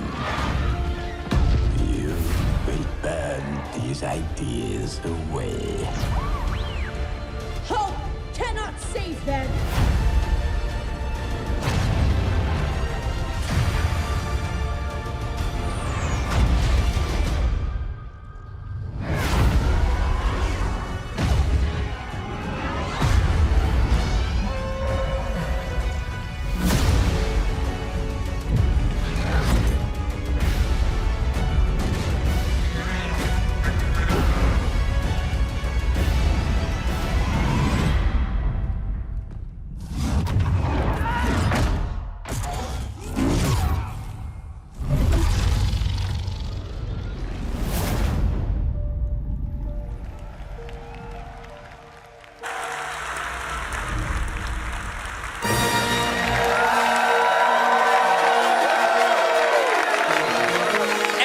Star Wars fans spend hundreds and hundreds of hours meticulously handcrafting their very own Star Wars costumes. And every year, the best of the best take to the stage to compete in the annual Star Wars Championships of Cosplay, which just so happen to be starting right now. Enjoy. In these competitions, how much work, how much dedication has gone into building these costumes. And I've seen a few of them backstage, and you're in for an absolute treat this afternoon. Some brilliant, brilliant costumes, lots of imagination as well, people interpreting Star Wars in their own unique way. So I think it's going to be a lot of fun. And what championship, what competition would be complete, though, without judges? So we need some judges for our competition this afternoon, and I hope you'll now please help me welcome our judges for this competition. Please put your hands together for Anthea Portillo from Lucasfilm.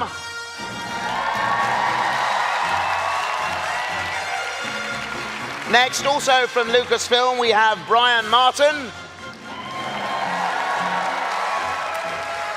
And lastly, no stranger to costume and cosplay competitions, as well as the world of fashion, please welcome the talented Ashley Eckstein.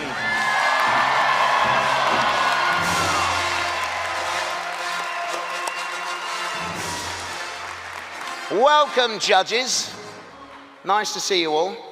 Good to see you too. So Anthea, firstly, tell us, what do you do at Lucasfilm? We love Ashley too. So Athena, tell us what you do at Lucasfilm. I'm an executive producer at Lucasfilm, and I just celebrated my 10 years working at Lucasfilm Animation with Dave Filoni on Rebels and Clone Wars. Wow, fantastic. Warwick, can I just say, though, Athena's very humble. I've had the honor and pleasure of working with Athena, and this woman behind the scenes is making it all happen. She is the producer for Clone Wars and Rebels and Lucasfilm Animation, and without Athena, these shows would not happen. So, little girls, you want somebody to look up to? This is who you should look up to. God. Thank you so much, Ashley. Thank you, I appreciate that. So Athena, what are you going to be looking for in today's competition in particular? Best likeness. I want to feel like the actual character from the TV and film is coming on stage right in front of me. Okay, all right. Well, let's hope they can deliver that for you this afternoon. Thanks very much, Athena. Thank you. Now, Brian, welcome. Thank you you. also work at Lucasfilm. What do you do? I do.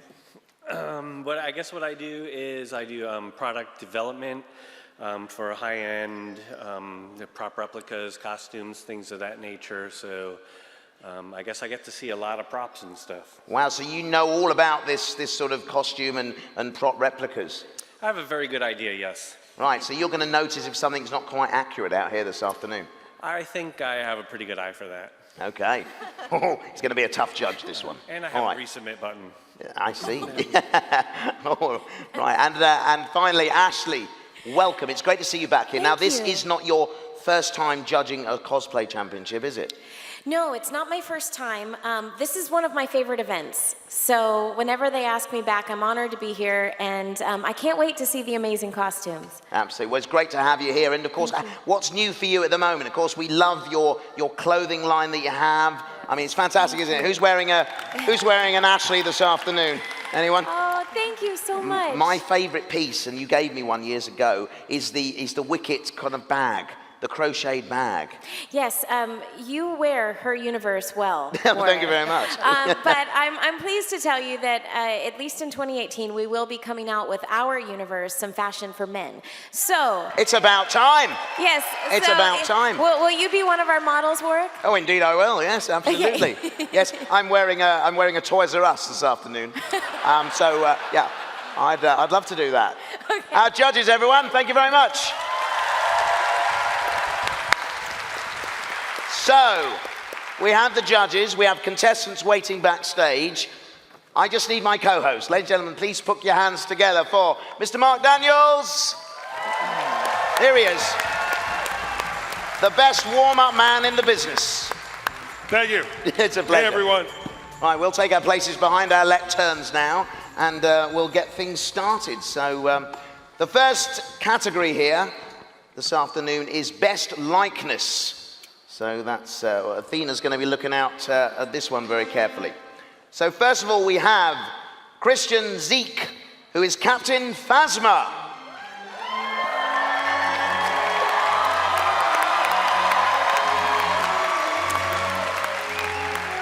Now, Christian was drawn to this costume by the height of the character and the unique look of a Stormtrooper in chrome, armor and cape. The blaster is a 3D printed model with working lights. The armor is made of black ABS plastic, which was glossed and polished to a mirror shine, then airbrushed with chrome paint. The abdomen plate is completely rigid and prevents her from sitting down. Please send help. Ladies and gentlemen, Kristen.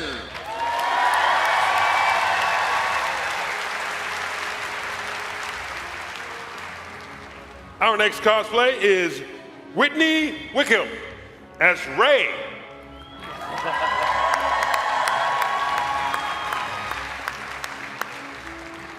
Self-constructed staff out of hardware is balanced and weighted for combat and weighs about 8 pounds. The total costume took 500 hours to build. Whitney Wickham as Rey. Okay, next up we have Gil Guimez. He's Rebel pilot Jack Tono Hawkins from Red 6.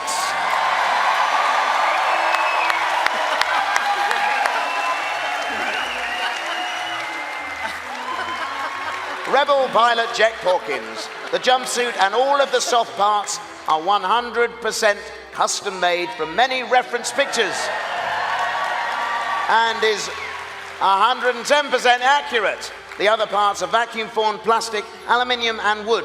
Boots are slightly modified, Chippewa 27909. The same used for Luke in Return of the Jedi. The helmet markings are accurate at the time of helmet completion. Jack Hawkins did not pull up, did not eject, could not hold it.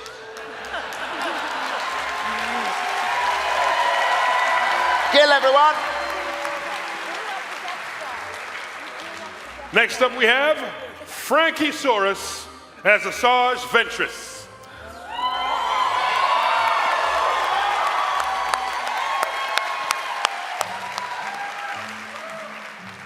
This costume took 4 months to create. The fabric used were mostly spandex, pleather, and knits.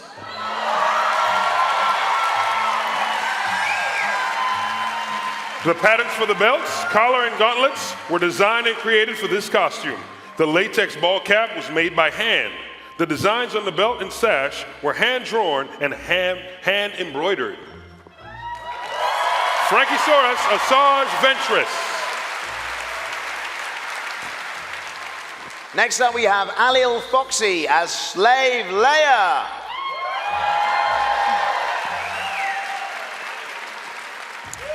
To make this cosplay, she heat-molded Warbler and plastic for the metal pieces. The fabric is sewn by hand and everything is custom painted.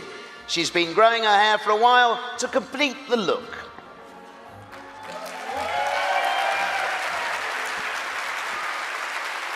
That's Alil Foxy.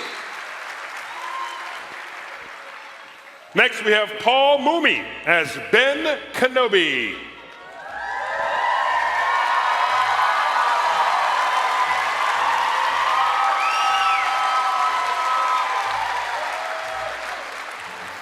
Ben's tunic is hand-woven from raw silk. It took almost a year to find the correct silk weave by obtaining samples from dealers worldwide, including Australia, Thailand, and Canada. The outer robe is hand-dyed. World War II Army blankets. All seams, patches, and stains match the movie costume, including the hand stitching on the patches. The Jedi belt is the exact proportions to the movie, including all decorations and extra holes in the leather. Last but not least, the facial wrinkles and beard coloring took 70 years to get just right.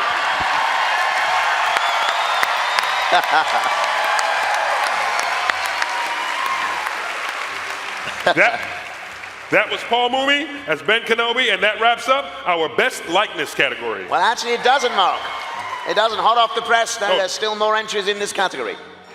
Okay, next up in this category, we have Samantha Kelly as Rey.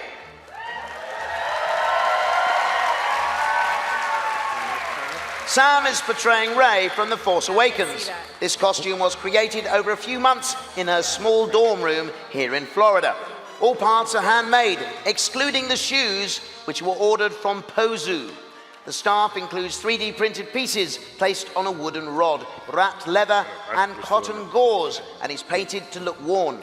The majority of the costume is created from cotton fabrics, which are dyed and roughed up to form the correct look that could fit right into Jakku.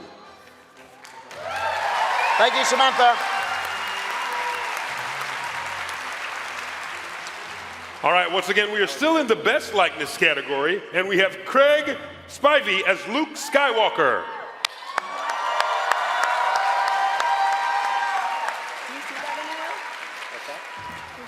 Craig has sported his fine beard for a number of years, but it was only following the release of The Force Awakens that family, friends, and complete strangers began to point out his resemblance to a mature Luke Skywalker.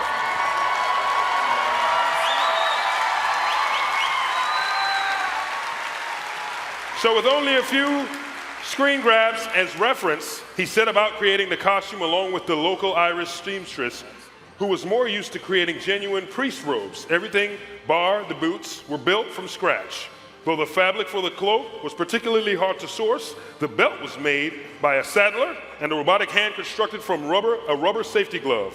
Cosplaying as old Luke especially appeals to Craig, as all he has to do is stand and look vaguely sad and wistful.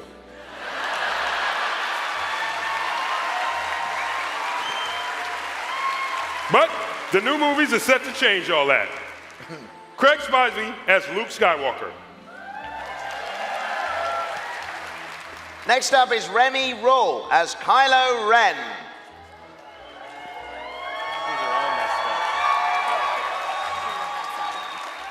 Remy started Star Wars cosplaying at the age of 16 with a Mandalorian.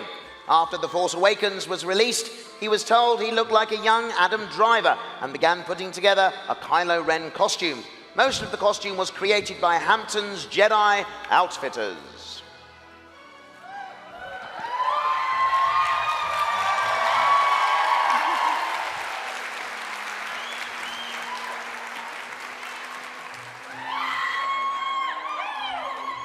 That's Remy as Kylo Ren.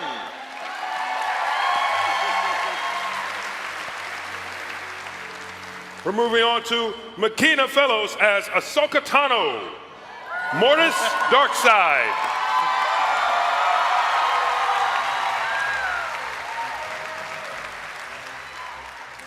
Here we have Makina Fellows wearing, oh, hey Snips, are you feeling all right? You look different. From the moment Ahsoka came on screen, McKenna felt a connection with the character and wanted to bring her to life. What ensued was a 6-month-long process of research, late nights, mistakes, redos, and eventually success. Everything was made from scratch, including the foam and latex headpiece and a pair of PVC lightsabers. This was her first time working with latex, leather, and airbrush body paint. McKenna enjoys the character so much that she has created multiple versions, including Ahsoka's slave disguise uniform from Slaves of the Republic and the version we see today from Altar of Mortis. Makina Fellows as Ahsoka Tano, Mortis Darkside. Next up we have Blue Lydia, who's playing Shelte Raytrak.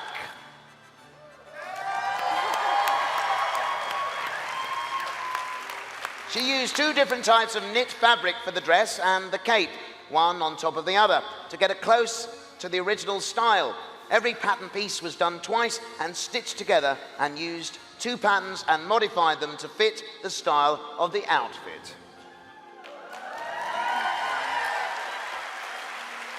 Blue Lydia. And now for Justin as Muftak.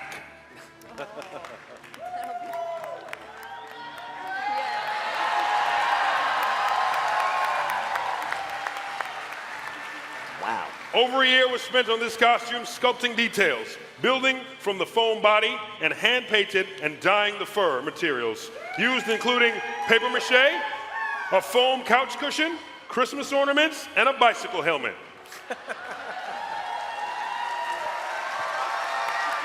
After all of this grooming, Muftak is off to search the galaxy for his homeworld, but stopped by Star Wars Celebration to beat the heat with a round of Polaris Ale.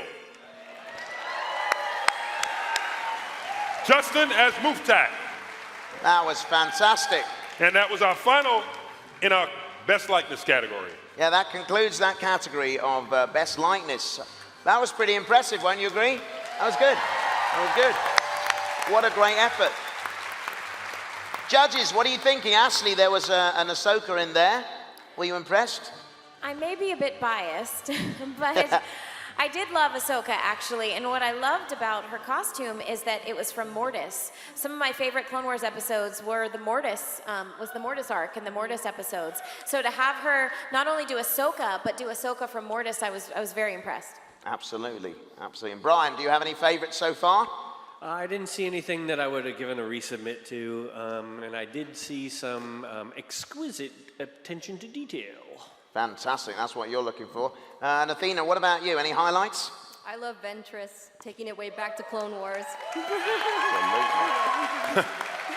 Fantastic. Well, lots more to come as we move on to our next category. It's the under 13s category. So first up we have Natalie Robinson, who's Sabine Wren.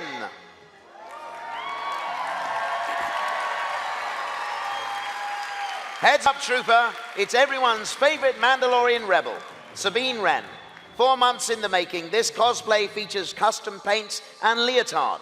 The armor is straight out of the Mandalorian arsenal, and her belts are handmade leather. Sabine is lethal as she looks good doing her job. The art featured on her armor, gauntlets, weapons, and jetpack is all custom painted. Hang on, I haven't finished yet. There's loads more here, hang on. This rebel rocks, even though she's left the stage. Armed with a pair of Westar blasters and, of course, the Mandalorian dark saber. How can she lose? And now we have Lizzie as Wicket. Yay!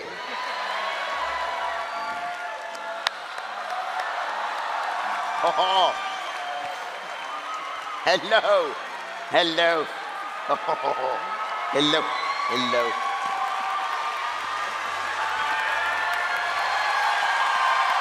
You go.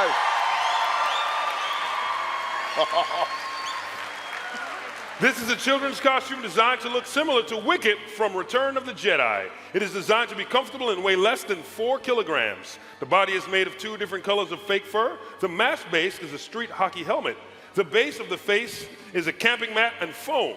A mesh liner is used inside the costume with a 1 centimeter plastic plumbing tube sewn into the mesh to retain the round shape of the Ewok body parts. The fingers and toes were cut of digits of plastic Shrek gloves.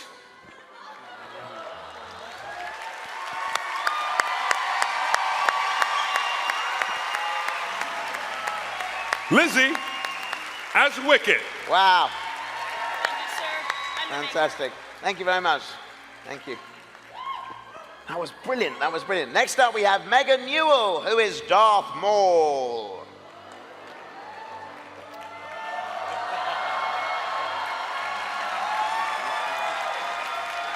Now, we had to come up with a compromise to make Darth Maul appropriate for a 6-year-old girl. After months of tossing ideas around, they came up with this outfit, but she still looks tough.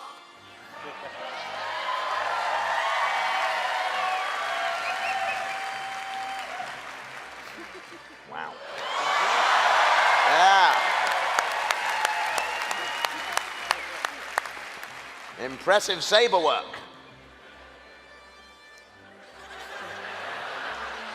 Now you need to backflip across the stage.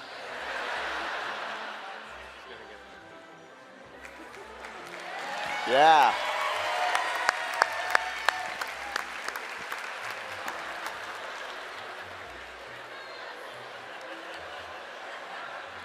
Megan, have you been in a marching band?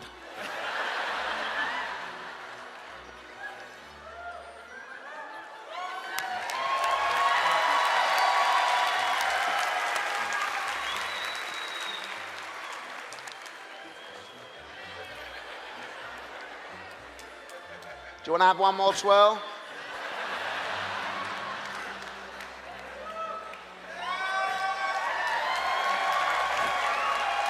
You know, Warwick, she's doing exactly what she was told to do. We didn't tell her how long to stay on the X's. Oh!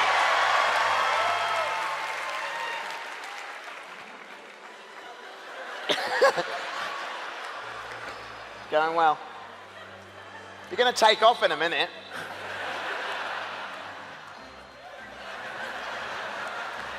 Thank you very much, Megan Newell.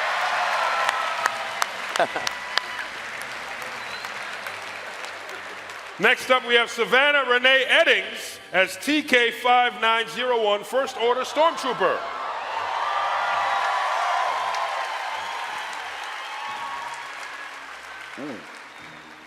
TK591 is a complete Stormtrooper armor set created from Battle Buddy toys.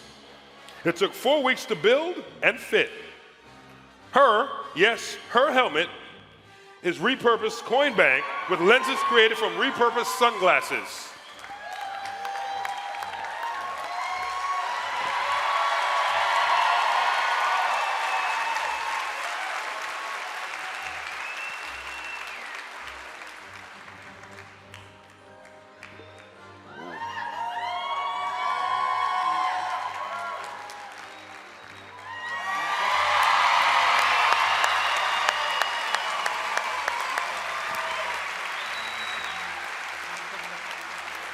I'll say it again, the helmet is a repurposed piggy bank. Savannah Renee Eddings as TK5901. Brilliant.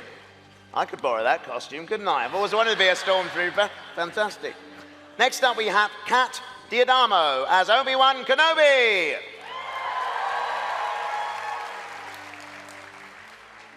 This costume portrays Sabine Wren and is invisible. This costume portrays Sabine Wren, the young female Mandalorian from Star Wars Rebels, in her second season attire. It took about 120 hours to complete. The spandex shirt and pants were hand-sewn, while the wig was carefully bleached, dyed, and styled. Kat made the helmet out of a newspaper board and spackle. She made the Westar 35 blaster pistols out of plywood. The Warbler armor was the hardest part to construct, comprised of 19 separate parts, taking over 45 hours to make, and each piece was painstakingly painted to replicate the artistic character's armor. That's Kat as Obi-Wan Kenobi. No, it isn't. Now we're moving on to Whitman Mullins as Poe Dameron.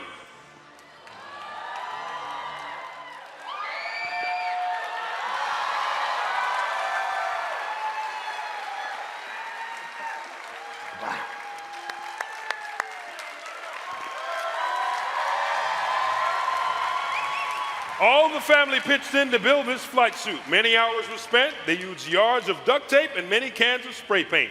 The design and construction was based on the concept of reuse and recycle. The helmet is a batting helmet with the brim sawed off and hand painted. The vest is a child's life vest, cut down and reassembled, while the box is cut down, iPad box. The hoses salvaged from a vacuum cleaner, and the munitions are spray painted Sharpies. Whitman's name is translated into Arabic alphabet on the vest and helmet.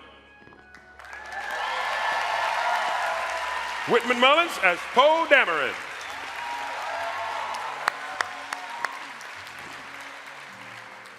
Okay, next we have Patrick as Luke Skywalker.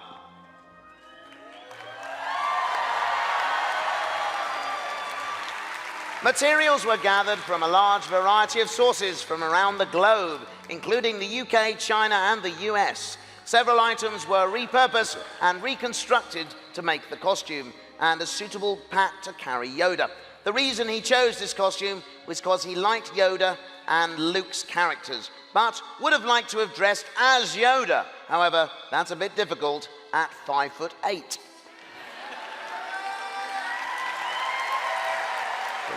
There's Patrick as Luke Skywalker.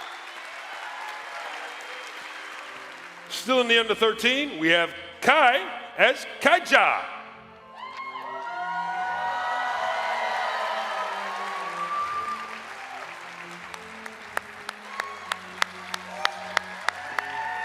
From the forest moon of Endor comes Kaija the Ewok. He is a natural-born hunter. He loves to collect various trophies and will defend his home at any cost.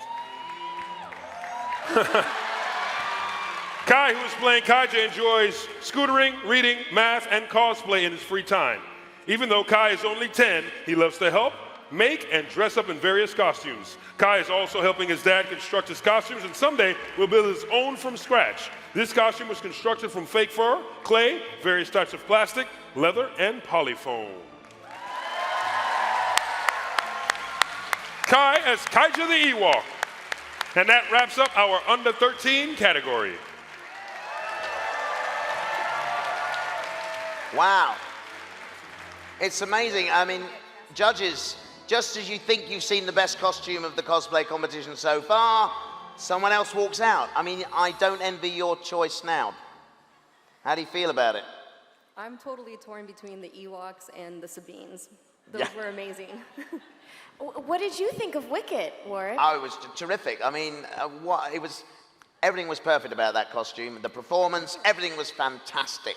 That's so too. I mean, and these younger cosplayers, I mean, they get right into the spirit of all of this. And I mean, it's quite daunting standing here looking out at you guys as well. And they come out here and they give the performances they do. And it's fantastic. Yeah, we're having a great time so far. So I think we should move on to our next category. This is the Legends of the Old Republic category here, our third category. So first of all, we have Anna Sawyer.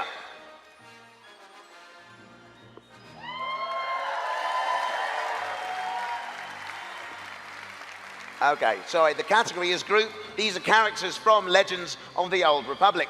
The Jedi garments you see are inspired by historical garments from Earth and built as functional clothing. Although Jedi are humble, they appreciate good craftsmanship and do have personal style. Materials used are 100% natural fiber, linen, wool, silk, and leather. The designs are all original and built by Anna using machine and hand sewing. Two of the tabard obi sets are hand rewoven into herringbone and chevron patterns. and all the pleats are hand set. The armor, belts, and belt accessories are all handcrafted, dyed, weathered, and tooled leather made by Tom Wren. Legends of the Old Republic by Anna Sawyer. Next up, we have Josette Toro and Nicholas Toro as Wicket and Tokat. Hey. Ooh. Our Ewok costumes were made in pieces over a course of several months. The mask consists of simple masquerade masks, clay, costume army helmet, fake fur fabric, and a ton of hot glue. The eyes of the mask are made from clear buttons of the little plastic containers you receive when you buy a toy from a machine in front of the grocery store. The original hands fell apart, and our current hands you see are made from rubber Yoda hands, painted and altered. Our suits are made of fake fur and sewn together.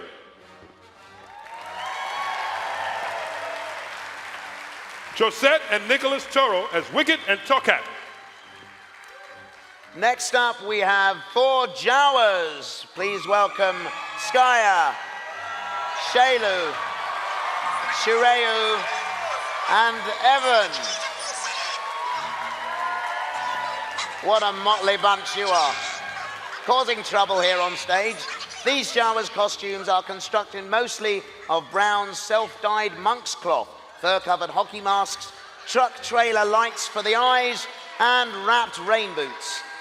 The base costumes were all built in a day, but many small details helped to individualize each and were scavenged over time by these little creatures.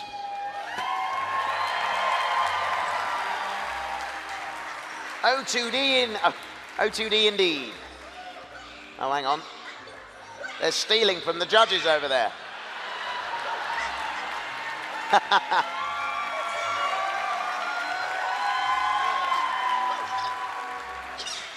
The mischievous Jawas, everyone. Wow. We've got Jay and Jimmy Walther as Encore Plutt and one of his thugs.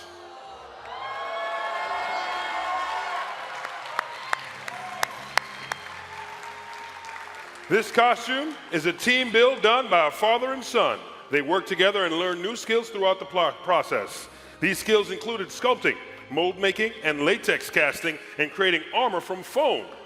The costume is 100% made from scratch.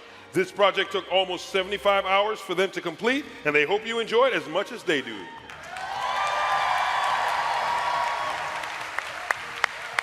Jay and Jimmy Walther as Encore Plutt and one of his thugs. And this is the last in our category group. Fantastic. Wow. Judges, I don't know what you think about this, but you know, as well as looking at the actual costumes and the construction and all that, you know, the performance is just as important, isn't it? And I thought those Jawas gave a terrific performance there. What do you think? I loved their performance, and you're exactly right. That's one of the things that I'm personally looking for, because you know, you can spend hours, I hear 50, 60, 70 hours on costumes, but then we want to see them come out here and sell it. Absolutely, yes. And we all enjoy that as an audience watching as well, don't we? Great performances. Cool. Okay, now we move on to our most elaborate and fantasy characters category. And our first contestant here is Chumbawamba as 000.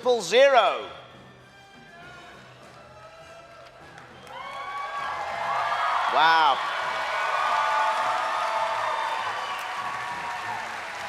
Specializing in etiquette, customs, translation, and torture, this is Darth Vader's personal protocol droid. Over $4,000 and a whole year and a half was spent making this costume and bringing out every skill imaginable, from 3D printing, plastic work, fiberglassing, electronics, wiring, and painting, to look as close as possible to protocol droids presented in Star Wars canon. With restricted and limited movement, vision, and balance, even being completely bolted inside this costume gives claustrophobia a whole new meaning. Hours were also spent watching Star Wars, researching movements, quirks, quotes, and sayings to perfect the overall image of a true protocol droid.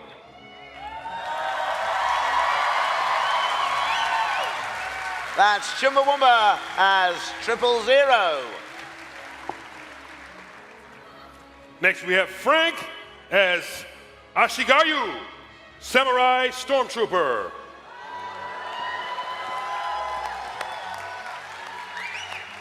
Ow.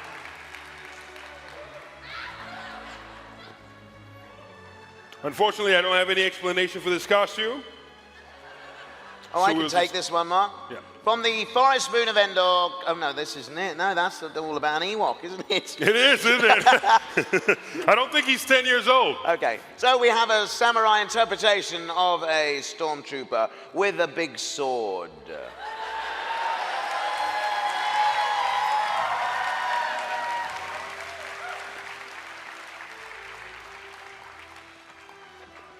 He's also wearing boots. Thank you, Frank. Frank, Ashigaru, Samurai Stormtrooper. Okay, next up is Brad, who is a crystal trooper.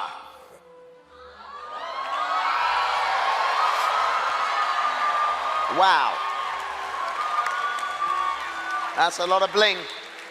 The Crystal Stormtrooper started as a standard Stormtrooper kit put together by Brad to be worn for his wedding ceremony. He then joined the 501st Legion and trooped in it for over 10 years. It was then retired due to wear and tear. After many negotiations, it was given to his wife, Charlotte, who had a very creative idea for the armor.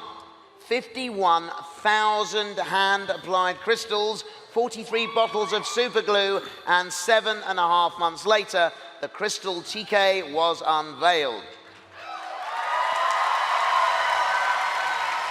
The clear E11 blaster he is carrying is one of a kind, custom-made blaster made by Christopher Zook of Procon 3D Print. Several different colors and sizes of crystals were used to replicate the details of the original armor. Tweezers had to be used for many of the smaller gems used for the details.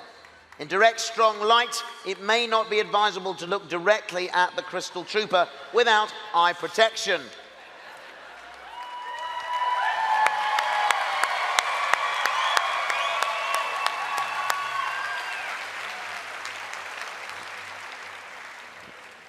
Thank you very much, Brad, as the Crystal Trooper.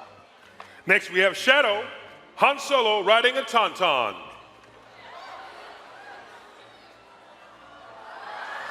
Whoa!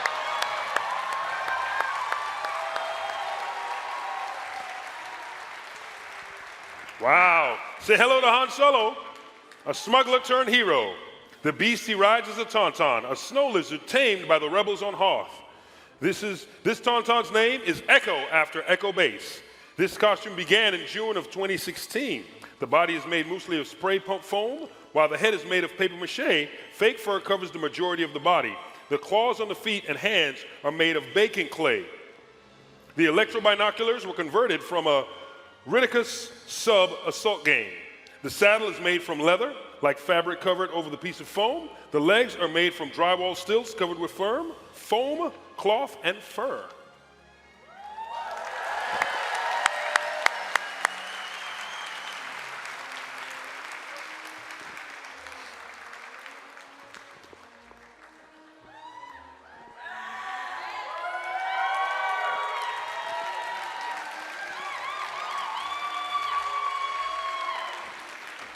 Once again, Shadow as Han Solo riding Echo, his Tauntaun.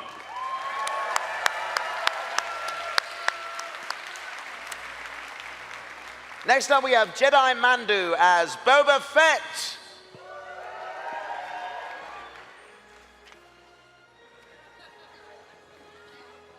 Potentially. Okay, we're going to move on to the next. Nope. No, hang on. And next, if we move on, do we have Danny Boy? Danny Boy? No?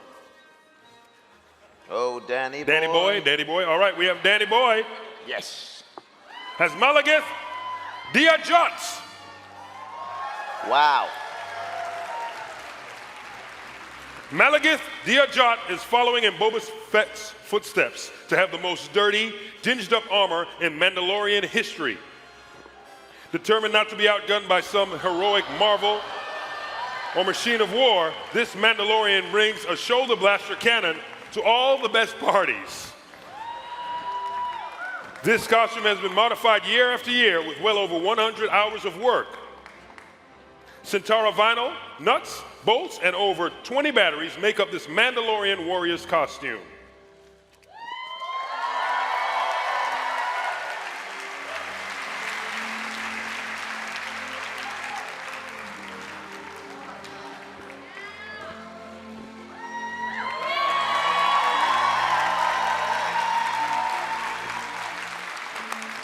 Danny Boy as Malagith Dee Williams. I'm glad you had to say that one. Okay, now it's time to bring out Jedi Manda as Boba Fett. Not as Boba Fett. Well, this is talking gibberish on here. Obviously, here we have Jedi Manda's 9-month creation, which used to look like Boba Fett, but now looks like Queen Amidala. All the way from Naboo. Starting with the headpiece that consists of 5 wigs, each separated from the wig cap and hand-placed onto the handmade wig base. The headpiece utilizes Warbler thermoplastics to recreate the gold-plated pieces you see in the film. The orange silk dress is pleated with meticulous gold beading on the chest and sleeve ends. The red velvet coat utilizes several sewing techniques like shirring and machine embroidery to achieve exact replication to what you see in the film. This costume was a labor of love. That's Jedi Manda as Queen Amidala. All right, Warwick, I'm going to skip R2, and I'm moving to Nick Gillespie as Samurai Vader.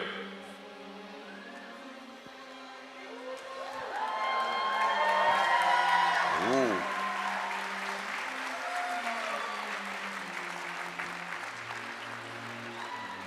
This costume is a Samurai Darth Vader costume. The design of the costume is based on the Bandai Taiso Samurai Vader and George Lucas's original idea for Darth Vader. I began to work on this costume in October 2016. The costume is 100% made. The majority is made of leather with a little Eva foam and Warbler. The lightsaber is based on a katana design. I used acrylic to build the blade. The red lighting is EL wire. The hilt is a wooden dowel containing the controls and battery for my EL wire with a leather wrap.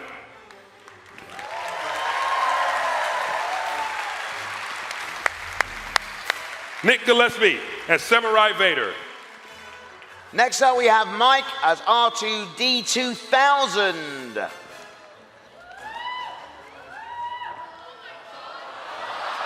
Whoa!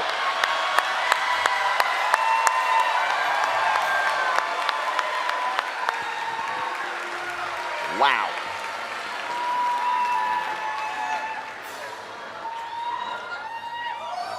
You guys can't hear this, but the Star Wars theme is playing from within. It's incredible. Now, it took Mike about 6 months to make, and it's made out of Eva foam.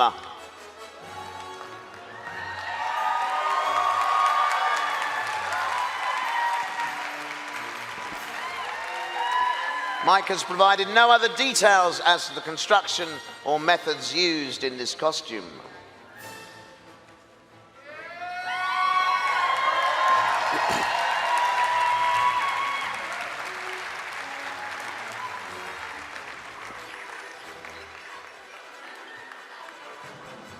Let's hear it for Mike. R2-D2000. This next one is very appropriate, Warwick. This is Lauren Arnold with Happy 40th Anniversary Star Wars. Yeah.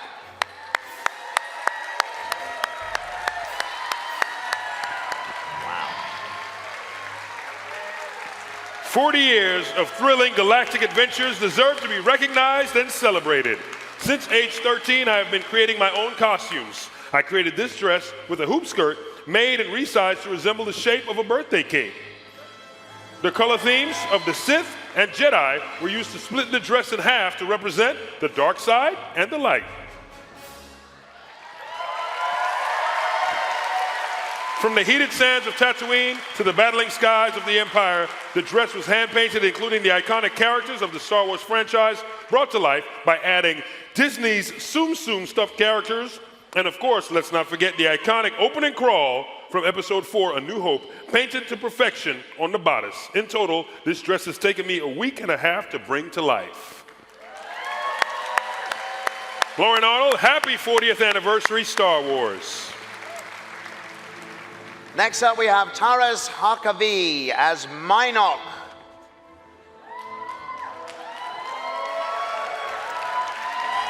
Taras is a hobbyist prop maker from Manitoba in Canada. He documents all his projects on his non-profit website, minoxden.com, to help aspiring prop makers and cosplayers make props at home themselves too. His costume brings to life a Mandalorian non-player character, Minok, who appears on the planet Darvanis in the game Star Wars The Old Republic. Taras modeled the armor in 3D and created most armor masters using 3D printing. The final version of the armor we see before us today was hand cast from resin from start to finish. The project took almost 3 years to complete. Thank you, Taras. And in our final contestant, we have the most elaborate in fantasy characters as Mike, Paul, and Dave, Phase 3 Dark Trooper.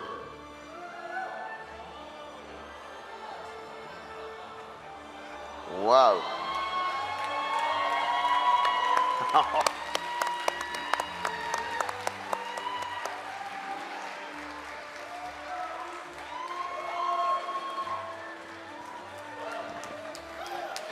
8-foot tall droid battle suit from the original Dark Forces video game from 1995.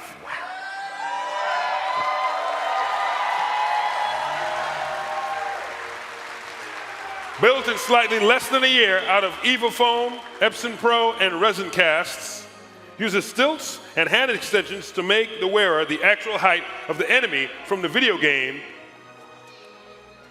detailing Kyle-Katarn's first mission.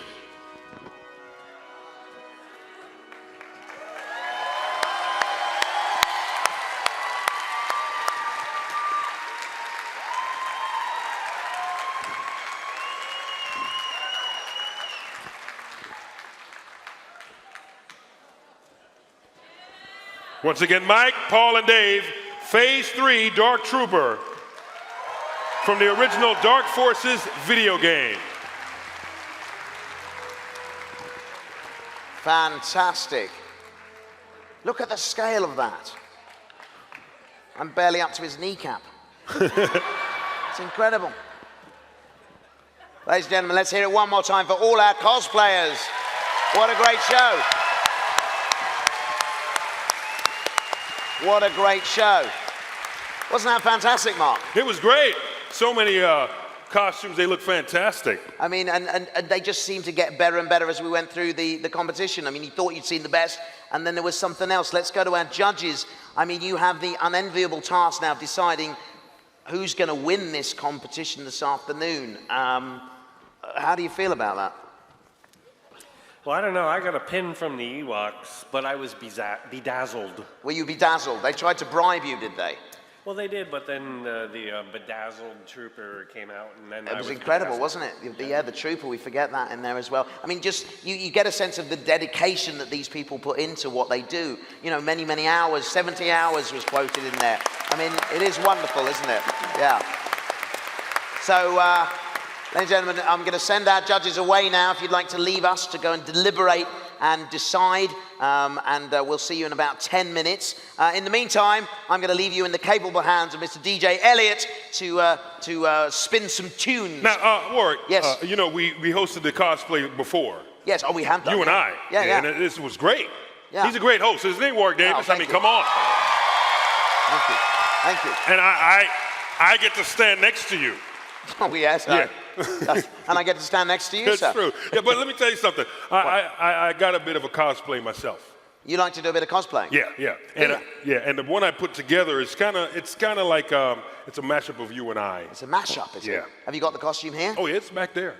How long will it take to put on? Probably about 2 hours. 2 hours? How much time do I have? Oh, well, you got about 30 seconds. Okay.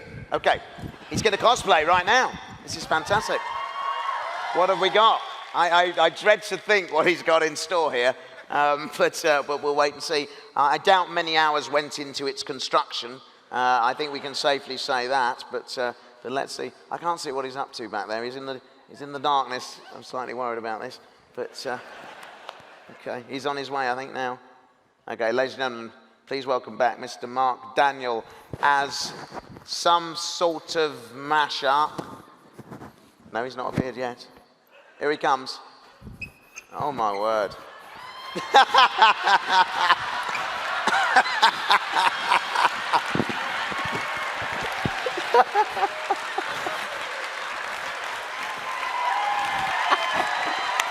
Well, I don't know what to say. For a change, I'm speechless, Mark. I'm speechless. It's... What is that? So and I like the performance. You're kind of the Ewoks unsteady underneath you. Yeah. Because the whole show you carried me, so I figured, hey, there it is. I see what you did there. You see? That's fantastic. I wouldn't touch this. This is literally made of toilet paper. Is it? Yes. But look at that. It's so ridiculous, but yet so funny. And all right, well, on that note, we're going to leave you for a few minutes with DJ Elliott and go and see how the judges are getting on with the deliberation. We'll see you in a few minutes. All right. Mark Daniel and me, thank you very much. A long time ago in a galaxy far.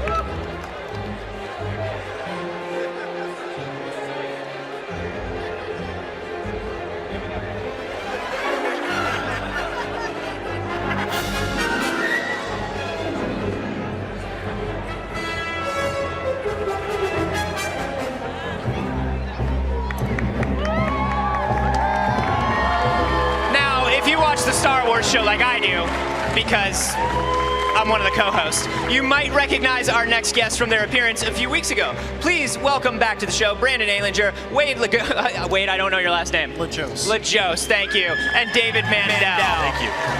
Guys, I want to talk about this art of Ralph McQuarrie book. I own it. It's wonderful. It is one of the most beautiful things I have. You don't have a lot of stuff, though. I don't have a lot of things. I own 3 things. This is the one Ralph of them. McQuarrie book, and two volumes. And 2 and one volumes other that thing. counts as one.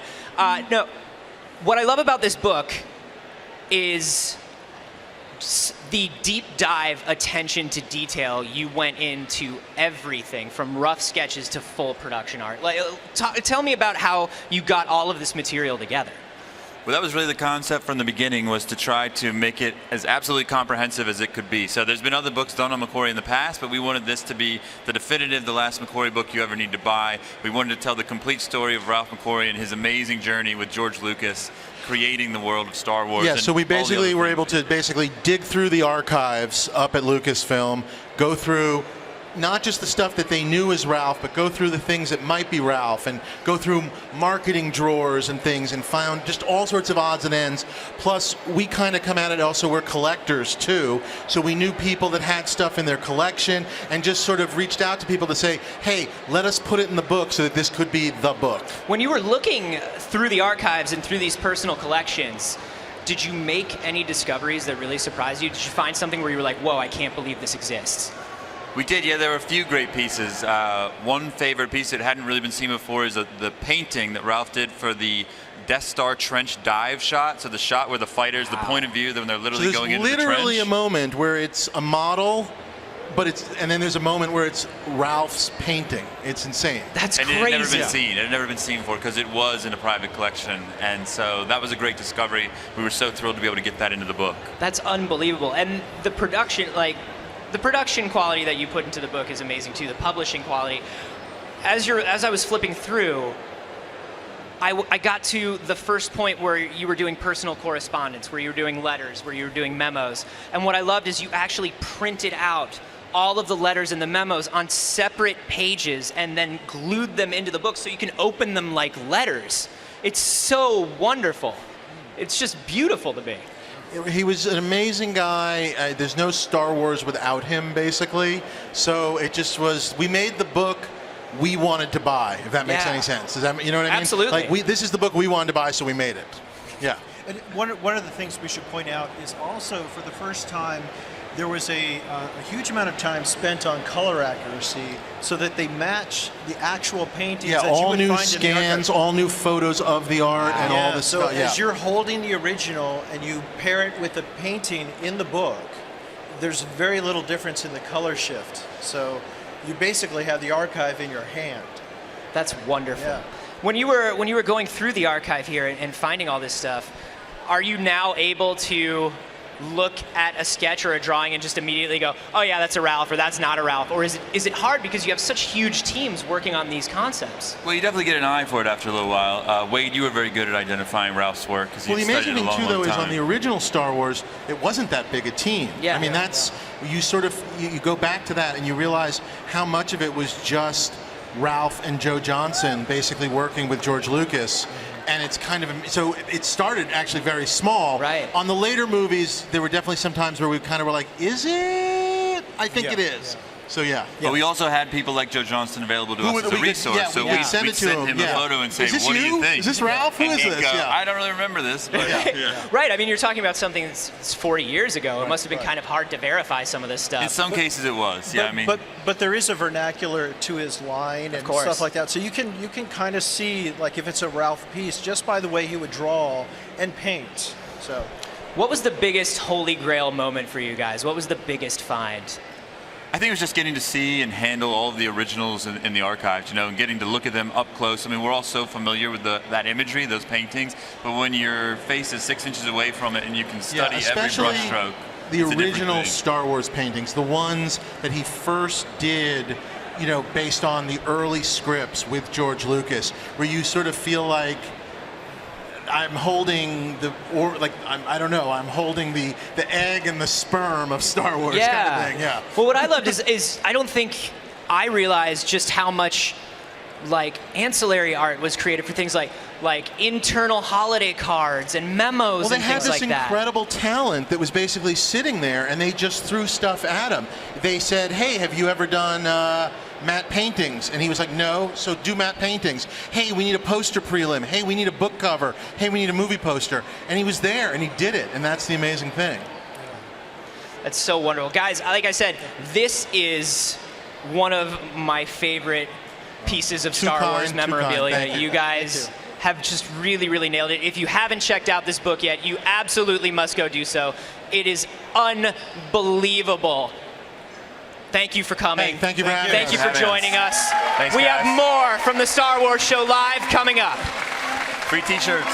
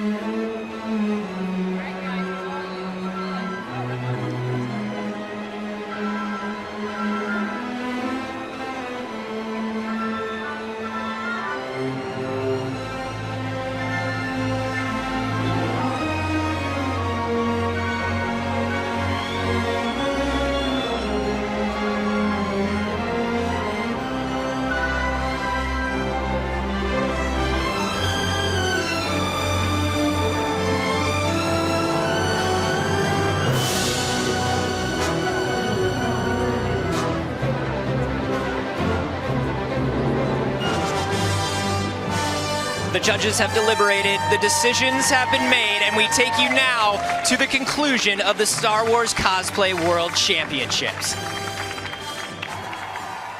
Thank you very much.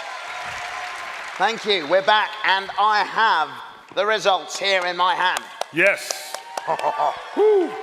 And I have the awards. Before we get into the announcing of the winners, shall we bring our judges back out? Please give them a huge round of applause.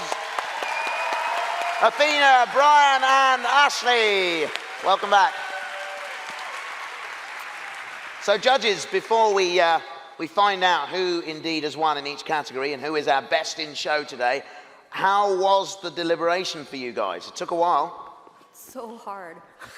It was so hard, but very impressive in terms of what I'm learning in this process as well. Mm-hmm. Yeah.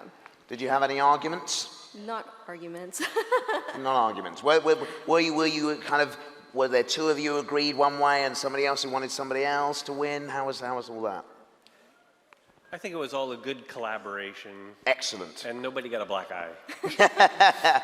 Well, thank you for what you've done. Yes, Ashley? Thank you. And I have to say, so Brian works in licensing, and it was really helpful. He knows so much of the detail, you know, so knowing if in their costumes, the accuracy and, you know, the likeness. So it was helpful to have Brian's eye. Absolutely. Yes, he said at the beginning he was going to be looking at the finer details, so he's a hard taskmaster, aren't you? Yeah.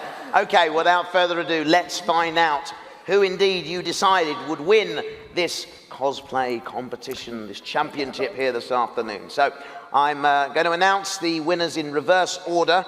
First of all, starting with the best likeness category. Oh yes, of course, I'm going to bring everyone out first, absolutely. So let's bring all the contestants out in the best likeness category. Please welcome them on stage again. There they are. Captain Phasma, Rey, there's Porkins, there's Slave Leia there. There they all are, there's Luke Skywalker, Kylo Ren's there.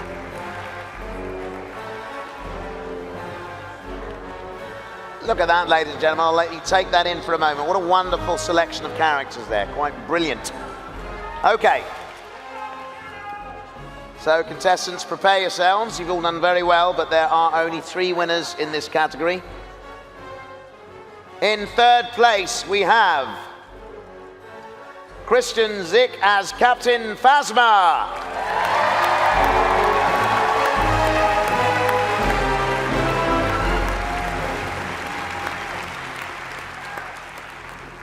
In second place, it's McKenna Fellows as Ahsoka Tano.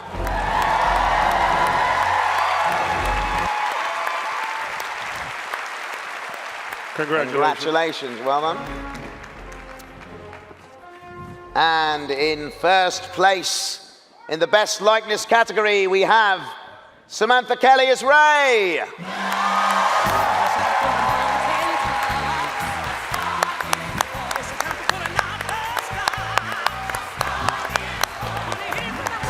Bask in the glory for a moment. Well done, Samantha. Congratulations to all our runners-up. I'm going to ask them to exit the stage right now, please. And the 3 winners in this category, you're going to move to the back of the stage and wait there until we announce the best in show. Fantastic. Right now we move on to our under-13s. Could you please welcome the under-13s back onto the stage, ladies and gentlemen.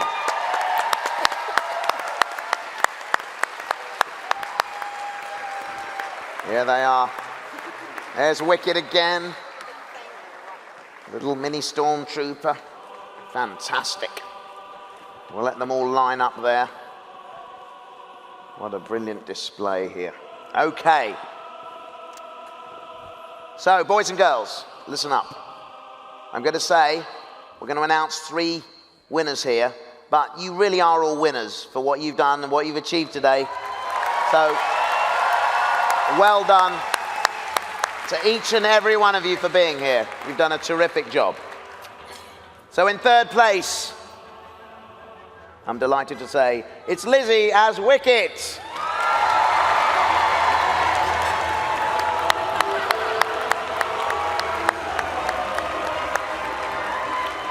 Well done, Lizzie. Fantastic. Hello.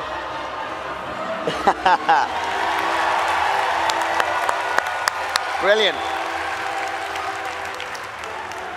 In second place, Savannah Rennie Eddings as FN 590901.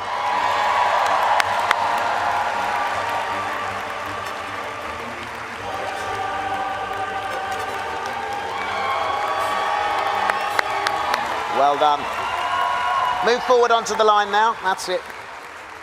Super. Excellent. And in first place in the under-13s category, we have Natalie Robinson as Sabine Wren.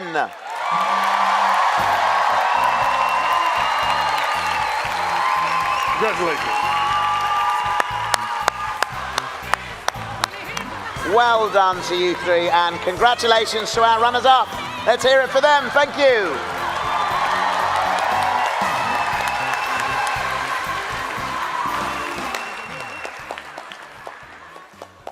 Brilliant stuff. Well done. Hello, we got a stray Ewok running away. Fabulous. Right. Ladies and gentlemen, please help me welcome back on our group, the imaginatively named group category. Welcome the groups back on. There they are. Oh, hello. Here's trouble. Oh, hello. Ooh. Look at that. The Jawa just gave me something as opposed to stealing something. But they've scavenged it from somewhere else. Okay, well done to all of you. What a fantastic display. This is wonderful. Okay. Third in this category, we have Jay and Jimmy Walther as Unkar Plutt and one of his thugs.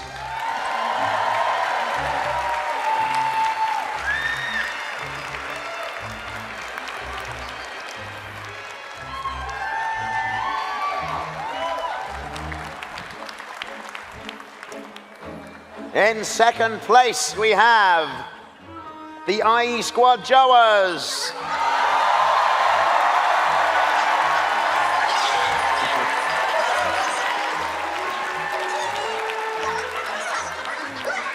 They're excited about that. Look at that.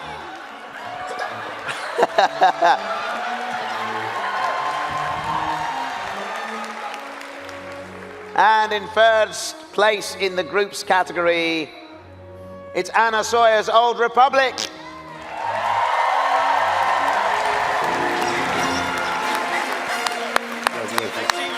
I see you too, man. Looking good.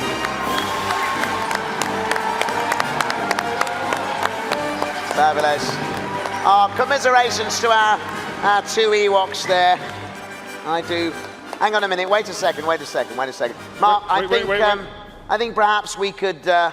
Since there's only kind of 4 contestants, kind of 4 groups in this category, should we, let's give them a 4th prize. So, yeah, 4th place. Well done, Ewoks.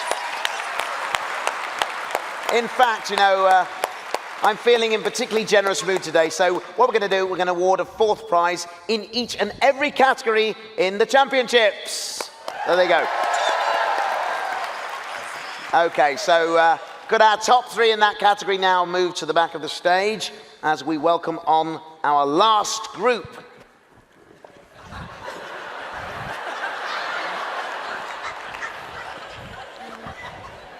Please give it up for the most elaborate and fantasy characters.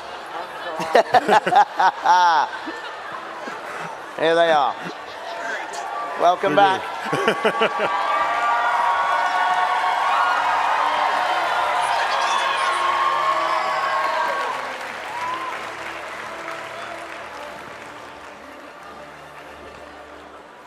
Wow, look at this display here. It's fantastic. The Jawa's there eyeing up the Stormtrooper there. They rather like the look of him. Okay, ladies and gentlemen, your most elaborate and fantasy characters. Of the table. Here are the winners.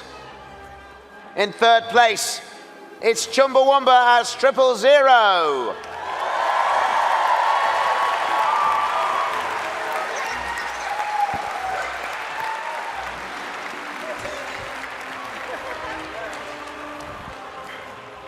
Marvelous, well done.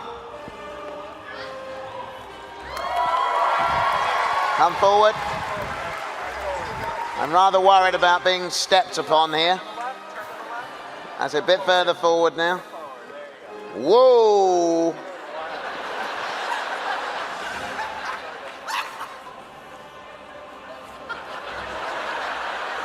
This always happens in these competitions. The largest character stands next to me.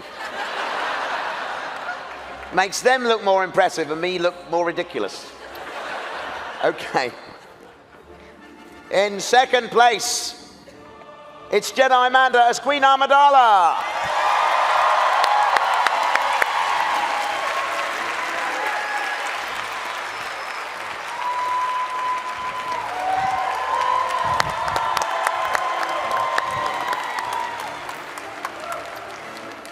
And in first place in this category, it is Brad as a Crystal Trooper.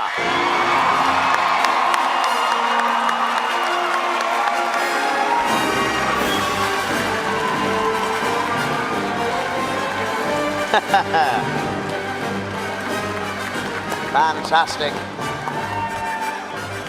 Ladies and gentlemen, let's hear it for these guys. They put in a terrific effort, not only in the making of these costumes, but the wearing of them and the performing in them as well. So hats off to all of you guys. Congratulations. Well done. Thank you. Okay, so the winners of the last category, if you could make your way up to the center line here, and all of our other winners from the other categories, please move forward now and form a line across the center of the stage. That's it. Okay, that's it. It doesn't matter what order you're in. Hello. I'll go around here then, shall I? That's it. There they all are. So, ladies and gentlemen, here are your finalists in this Cosplay Championship, and what an impressive bunch of characters they are indeed. But there can only be one best in show, I'm afraid, and I'm going to announce that now. Ladies and gentlemen,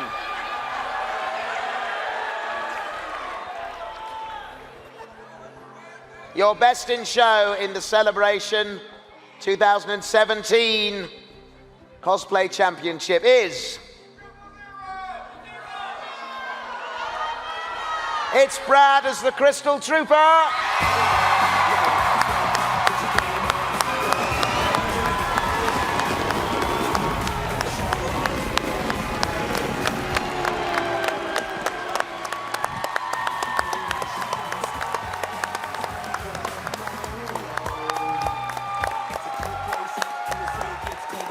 Fantastic. You've all done a brilliant job. Well done, everyone. Well done. Ladies and gentlemen, let's hear it for our judges, Athena, Brian, and Ashley. Thank you very much to all of you. Thanks to all our contestants here. Thank you to Mark, my co-host this afternoon. Thank you very much. And please give it up for your host for the cosplay, Warwick Davis. Thank you very much. Thank you. Thank you. Guys, at 7 o'clock right here on the stage, we have the brilliant Carl Newman and his radio play, Smuggler's Revenge, with a few special guests. So please check that out if you can. Otherwise, have a great celebration, and may the force be with you. Take care. Bye-bye. Well done, everyone.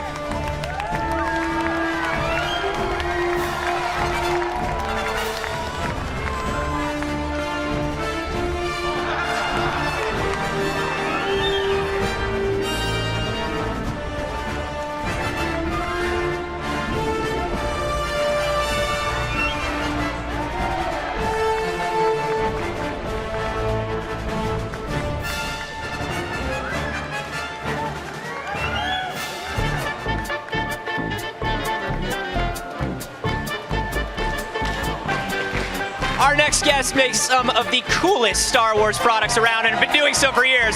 Please welcome Jeff Burchett from ThinkGeek. Hello. Welcome, sir. Here's what I love.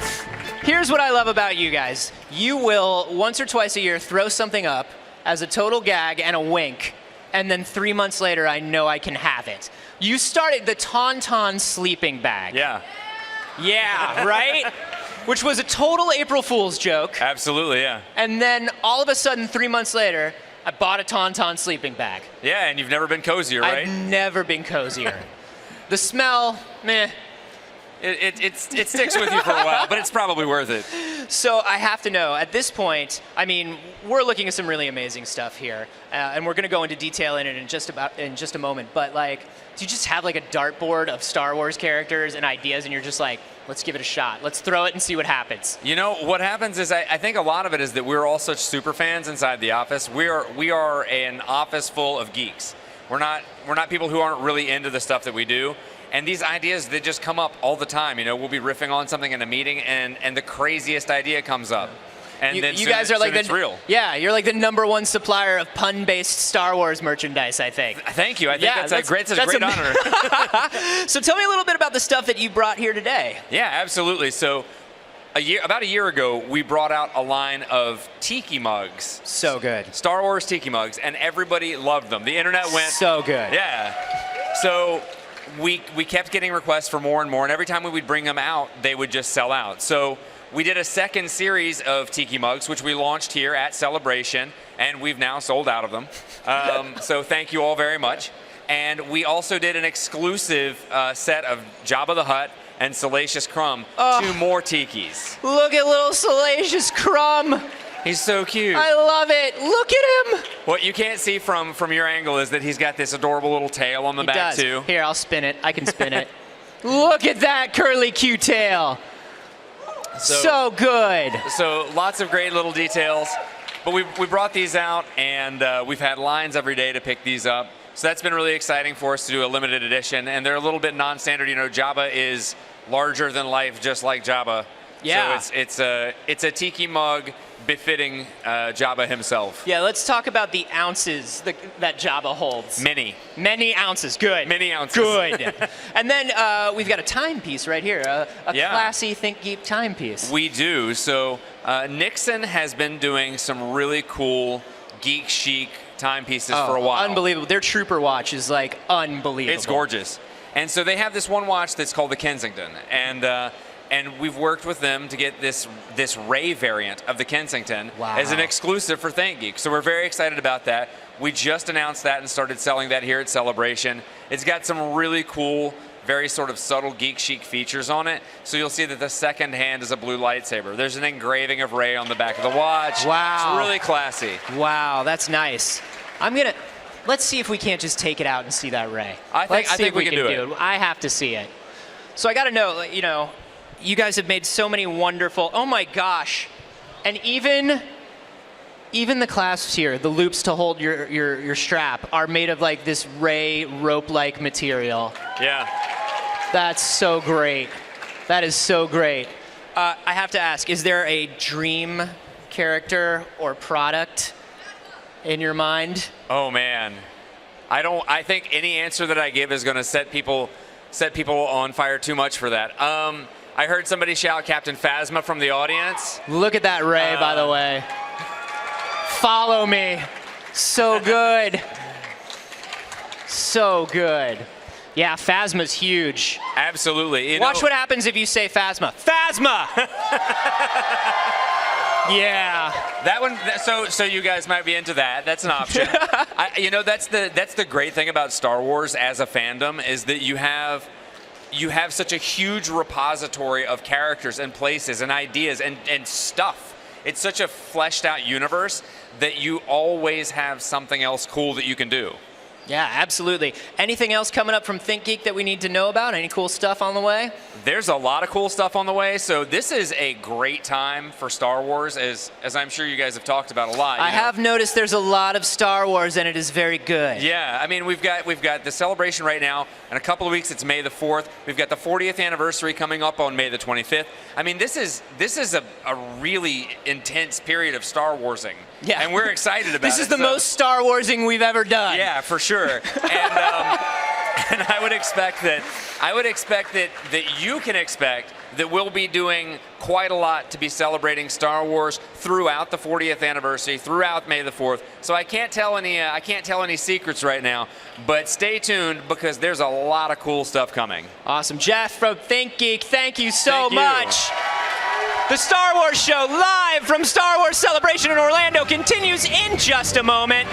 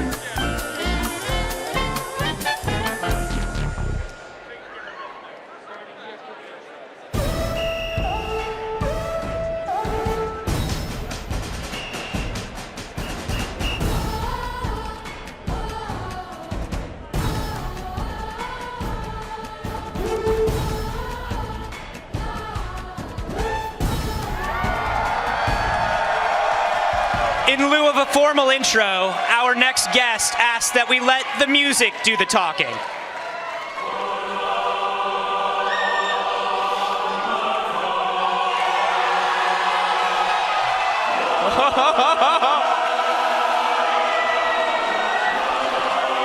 Oh, good to see you. Yeah, good to see you. Everybody! It's the Force strong! I can't hear you! It's the Force strong! Yeah! Who's a Sith? Any Siths out there? Sith apprentices! Where's my Sith apprentices? Yeah! How you doing? Cool. The Force is strong, man. What's up, Ray? Good to see you, buddy. Cool, man. Oh, thanks. I hope you don't mind how rebellion decked out I am today. You look handsome as ever. Well, thank you, sir. You are too kind. Ray, Darth Maul.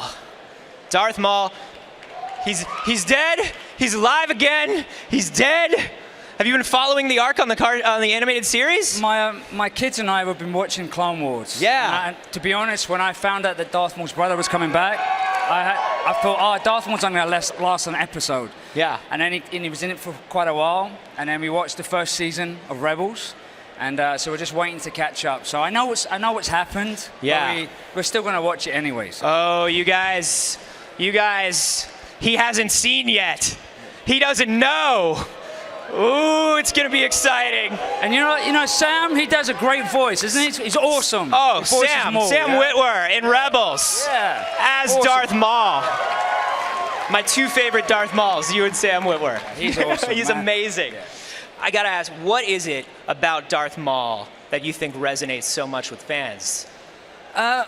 Kids come up and they love the lightsaber, I think. Yeah. As a kid, I was scared of Vader. I never thought I'd be rooting for the bad guy. And all the movies that I watched, the bad guy always had that extra special skill.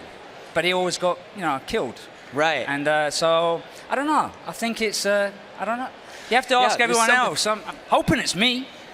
Is it? You guys like Ray? Thank you. Thank you. Yeah. This is awesome. But isn't it great? But yeah, that's true. Like, I was terrified of Vader as a child. Terrified of Vader. And I find that Maul, like, kids are kind of scared of him, but they also really want to be his friend real bad. Yeah.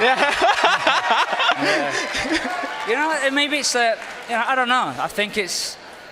I suppose when I was 5 or 8, I would have been really scared of Maul. I mean, I was scared of Freddy Krueger when I was 10. Yeah, sure. That was the scariest movie I'd seen at 10 years old, and my dad thought it was funny that I was scared. I gotta ask you, you had input on Maul's fighting style. What did you want to get across? What did you want to? Because so much of Maul's communication in the movie was physical.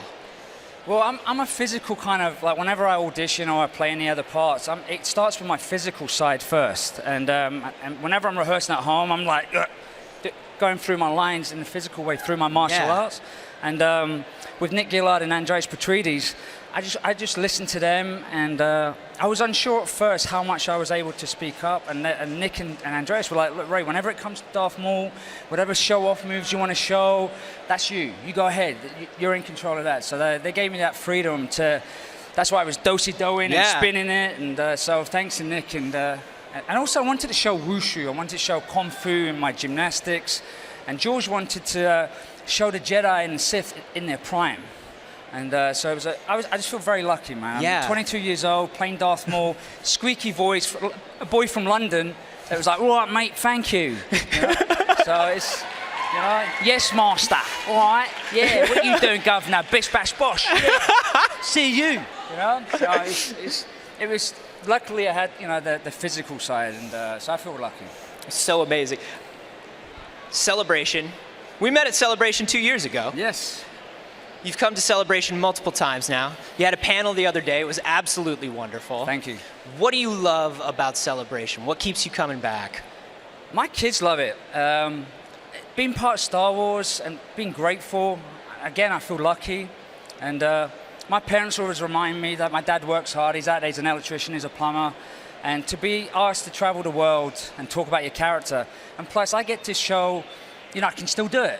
If you bring your lightsaber up, I'm still that guy. I can still, spin around. And it's good to encourage little kids, big kids. If you want to get into martial arts, you want to get into anything, Star Wars, it brings everyone together in a family. And my kids loved it. It was their first celebration in Anaheim, and they were getting pictures with bounty hunters. they were dressing up. It made me want to dress up. And it was fun to share that with family and friends, and we all get together from all around the world. So I love the idea of Darth Maul walking around Celebration with his children. That's just such a hilarious picture to me. It's so wonderful. Yeah. I love it. Are you kids Maul fans? Are they into Maul? I hope so. Yeah? I hope so, yeah. What are your kids' favorite characters? They like Boba Fett. Yo, yeah, everybody loves Boba Fett, right? Yeah. They're over there somewhere under the TIE fighter, yeah. Everybody say hey to Ray's kids. Well, Ray, man, thank you. It's always wonderful seeing you here, man. I love talking to you. Ray Park, Darth Maul, ladies and gentlemen. We have got more from our stage here in just a moment. Stay with us at Star Wars Celebration Orlando 2017.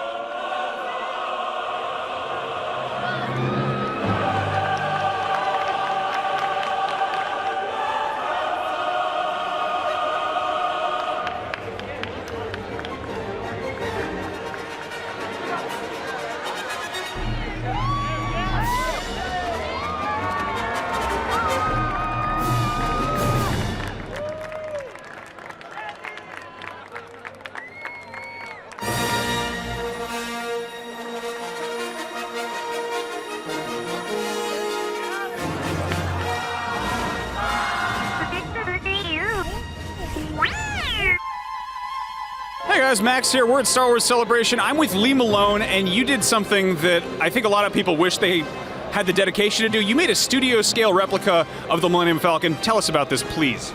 Yes, I started the project about 3 years ago. I had to set it down because I had a license for 2 years on another product. Picked it up 10 months ago, and here it is. Now, this is the closest replica that a fan has created to the original studio model, correct? To my knowledge, yes. How many man-hours went into this? 3,000. I'm tired just thinking about this. So, like, I think a lot of people used to models being kind of to scale, but they were kind of scratch building it. So this isn't really exactly to scale, because also the Falcon wasn't quite real, but what would you say it is? Right, precisely. I just tried to match what they used as a filming miniature for A New Hope and Empire. It was used primarily in A New Hope. Empire, they added some landing gear on the front because they wanted the landing sequence on Bespin, and then they shot a scene inside the Space Slug with this model. And if you had a photocopier, this would be a photocopy of the original. That's insane. I've even got little guns off battleships. So I'm actually a kind of a lapsed model maker myself, and I mean the thing that's really impressive is obviously people who do wonderful jobs on existing model kits, but this is all from the ground up scratch, right? Correct. Yes, correct. Everything is styrene. I took a sandwich and built the sandwich, and then I made trusses around here off of a cylinder of acrylic, and just built a wheel and then filled it in with pie shapes and created a canvas, as I tell folks. Filled the canvas up with all original model parts. Every piece on it's original. And none of this is 3D printed? This is all by... no, there are some 3D printed portions. Yes, sir. The guns are 3D printed. The reason is because there were only a few found parts, and they probably scratch built the rest themselves, okay? Like this, I predict is probably a column off of a house model for architectural models, but I didn't know. So I said, you know what, print it. The dish is printed, but none of the details on it were printed. I left it flat. I had to glue everything onto it, the original model parts, just like the cockpit. The interior's printed. It's a shrunk down version of the full-size set. Okay. There are little window pieces here that I glued on myself instead of printing them. I was going to say, I've seen photos of the original ILM workshop and their complete lack of organization to their many model kits, and I imagine it would be kind of just a fool's errand to try and actually track down all of those kits and then figure out how to kit bash them to create that. So I think you get a pass for 3D printing a few pieces here. Thank you. How much does this weigh? Approximately 100 to 125 pounds. Now, is that kind of the sandwich piece, or is it the plastic? Because I'm used to model kits being pretty light. Yeah. There's very little metal in here. There's a metal rod going through the center. There's an armature here that's very small. The rest of it is the weight of the styrene in the model kits. I guess it just kind of adds up after a while. It really does. It didn't really get heavy until I had to move it. I think more than anything, it's large and ungainly. So if it was this big, you could pick it up not too bad. Now, the paint is, the whole thing is impressive, but the paint especially is really good. Did you have reference for the paint operations they did at ILM, or was it kind of trying to just achieve the finished look rather than exactly copy their process? Well, I have a background working on licensed pieces, and I worked on a Boba Fett helmet for Master Replicas many years ago, so I had to do a lot of research. There was even a point of contact with Joe Johnston at some point.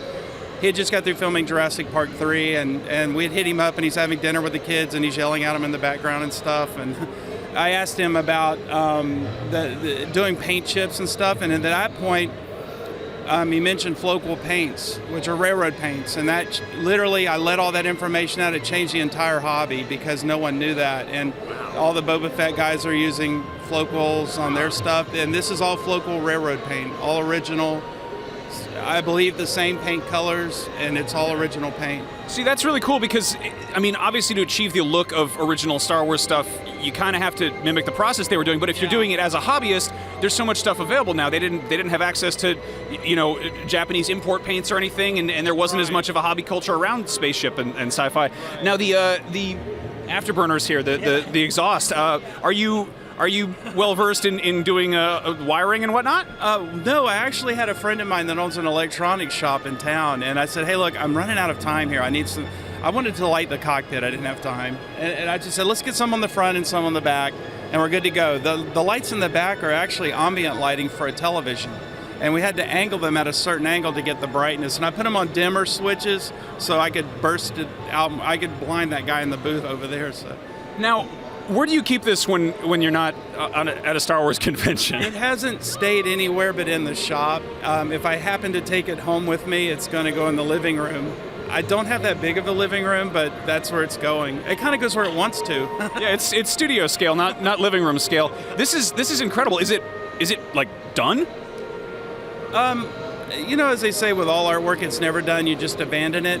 And I think a lot of folks don't understand that, but I'll go look back at images and stuff, and I'll go, oh my God, I missed that. Yeah. To my knowledge, all I'm missing are a few little small decals. That's it. And oh, well, another thing, I'll jump around here on you, but there's some damage down here at the bottom and on these edges and flanges. They're all rippled and burned up. I decided not to do that because I was so close to the show that if I messed it up, I didn't want to dig a deeper hole. So I just wanted to make sure I had a product here. Yeah, I dropped a soldering iron on a Gundam once, and that was not a happy result. Now, assuming this is somewhat finished, I think it looks finished to me. I didn't notice any errors. Yeah. Do you have a project in mind next, or are you just I'm done? Well, again, licensing issues. I don't have a license to produce something like that, but I do one-offs. I've had a lot of folks ask for, do me a 4-foot AT-AT, do the big one, or do the big X-wing. So I may do one of those. I think you should just do like a little tiny Lars Homestead kitchen with miniature blue milk. You know, that's ironic. I had my friend Steve Radler. He painted the cockpit. I'm not a very good miniature painter, so. Well, shame on you, sir. I know. Thank you. I'll tell you that as a compliment. But if you ever get a chance, take a look at this cockpit. It's pretty stunning. So for people at home, where can they see like records of this? Do you have like galleries online and everything? Rogue Studio Productions on Facebook, and my personal Facebook, Lee Malone. I have a website as well, but I haven't updated that yet. I kind of mostly do everything through Facebook. I think you've been busy enough. That's quite all right. Lee, this is really incredible. Thank you so much for taking the time to show this off. Thank you. We've got lots more at Star Wars Celebration, so don't go anywhere. The captain says you are a friend. I will not kill you.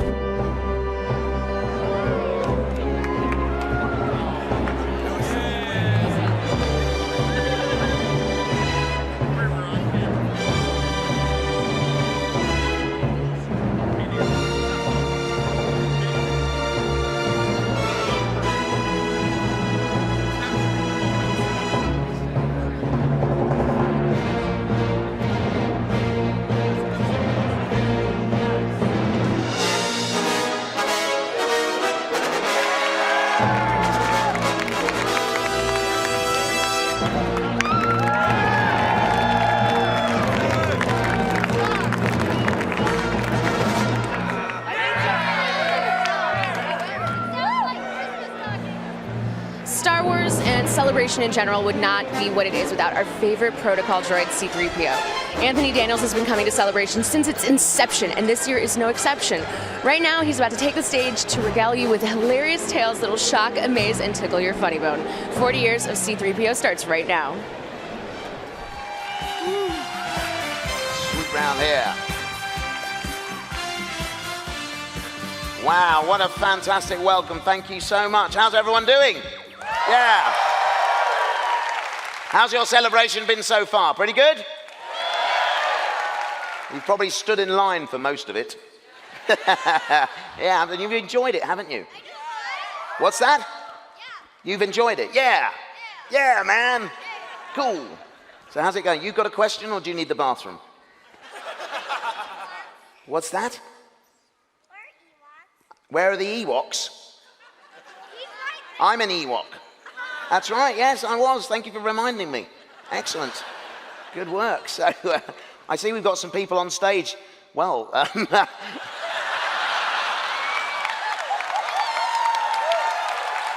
my word. Oh my word. We have some interesting characters here, don't we? What is going on here? Hello. Hello. Hello there. How's it going? Going good. Is it going good? And are you're actually inflated, aren't you? Yes, I am. You are, yes, you are. You're inflated. How does it feel? Okay. Good. Okay. Are you going to watch the entire show sort of like this? Most likely, yes. Wow. I hope you don't feel deflated at the end. Thank you very much. That's very good. Oh, thank you. And look, we have here a young lady with some a wicket purse. Hello. Hello, and you've got. Did you make this, or is this? No, something I you bought bought? it. Did you? It's Yes. wonderful, isn't it? This selection of merchandise available these days. Excellent. I've got one of those purses. And we've got somebody down the end here who looks like they might be a fan of a certain droid. Hi. Hello, what's your name? Natalie. And who's your favourite character? C-3PO. Wow, and did you make this dress? I did. It's fantastic. Thank you. Inspired by the Golden One himself. Of course. Fabulous. I believe Anthony's got the same dress, actually. Very nice. And what is that back there? I mean, it's like some sort of werewolf, Chewbacca, strange creation, but brilliant. You've got your own interpretation. What's that? It's a stick. What are you going to do with that? It's a cane. He's actually talking under there. Oh, he is talking under there. You're just his translator. Okay, very good. And we got an R2-D2 there, and of course, let's not mention. You're inflated as well.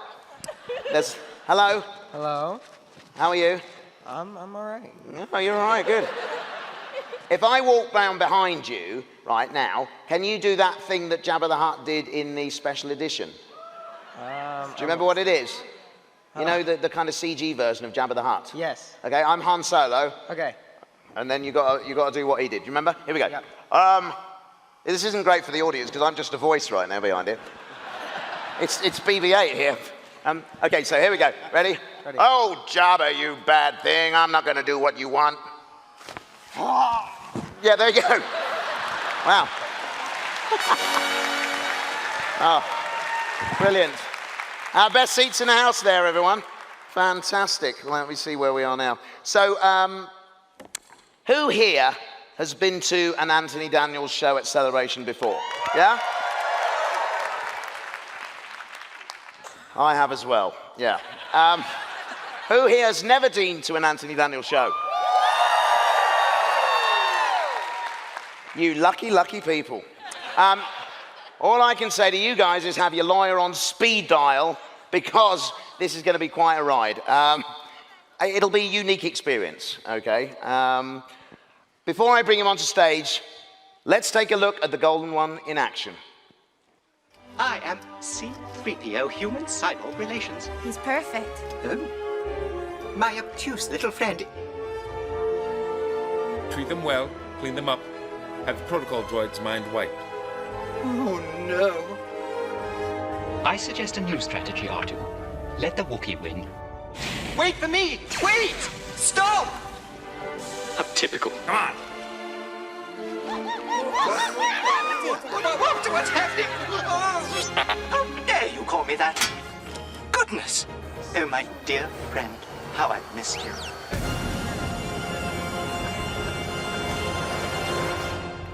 Ladies and gentlemen, Anthony Daniels.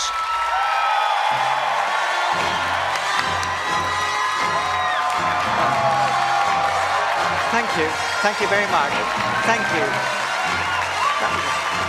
I'm not coming. I'm just absolutely not coming. It's just nonsense. Whoa. Hold it. Cut the music, cut the music. For a long Hang on, time. sorry. I just need a bigger... Anthony, what's wrong? Well, come here. What's up? Well, listen. What's the matter? Well, that was a really rubbish introduction. What do you mean All it's that rubbish stuff, introduction? I've been standing here for 20 minutes. It's all been about Yeah, you. all right, hang on all a those minute. films about you. Well, I had to warm them up It's- a bit. no, Just no. wait a second. Well, Shh. do it properly. That was a proper introduction. All my other guests, right? I introduce them and they come out here all smiles and we get on with the show, but not you, no. Get on with your 20 minutes. What do you 20 want? minutes of watching your What, you want a story. better introduction? I want a better introduction. All right. No, when you just... All right, Mr. Golden Undies. I'll get you a better introduction. Unbelievable. Hang on a minute.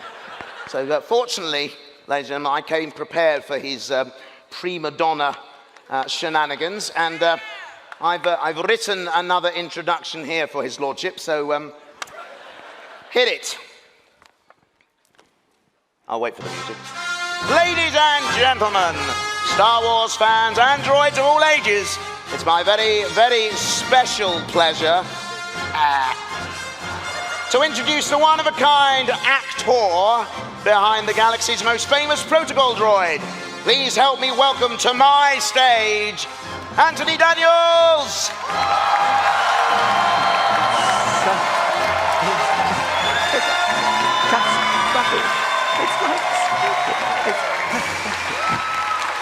Yeah, very nice. What's he doing?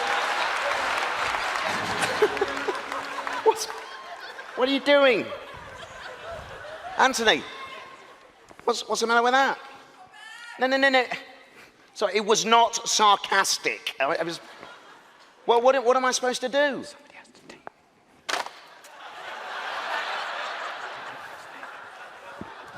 Thought Harrison Ford had arrived.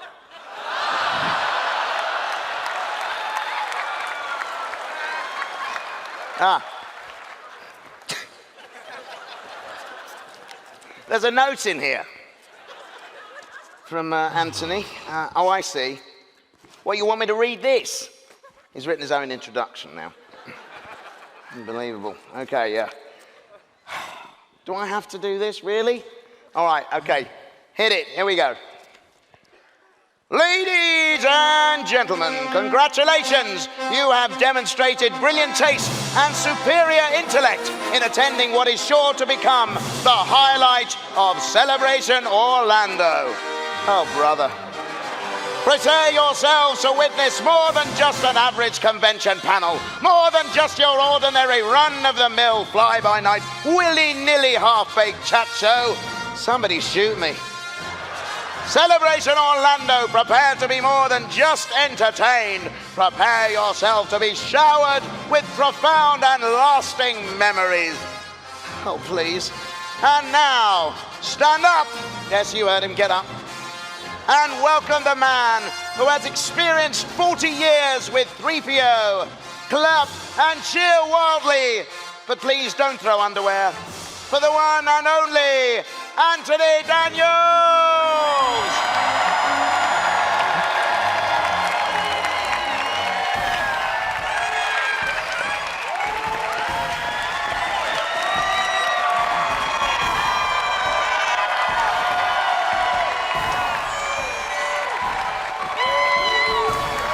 He's over there.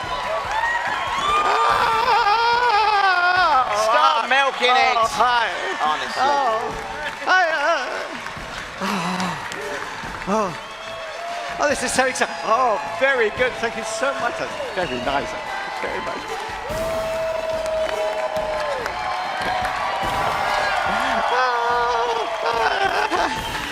Okay.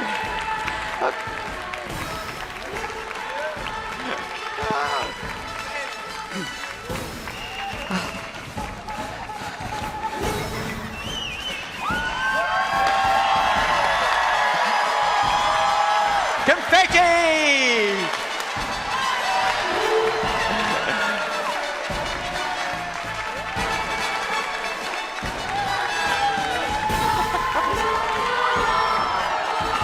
Wait a minute, that's Ewok song.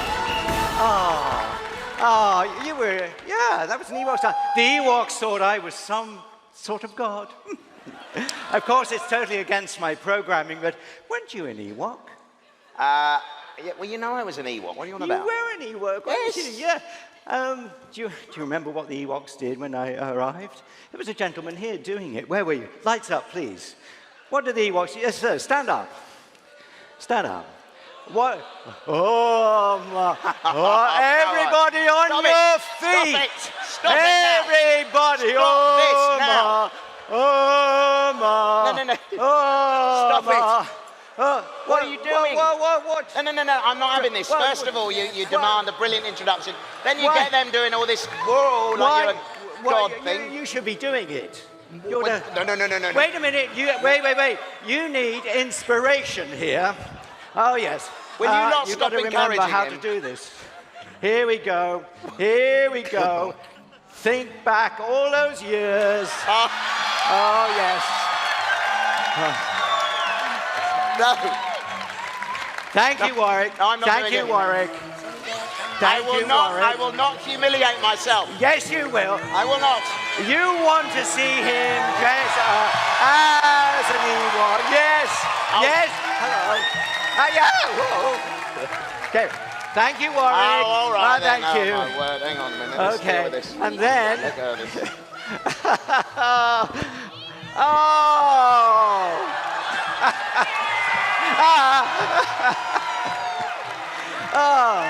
And now everybody. Oh, my. Oh, keep it to do it. Oh, my. Yeah, that's good. Oh, Actually, what? This is quite fun. This is quite fun. You enjoy it, all right.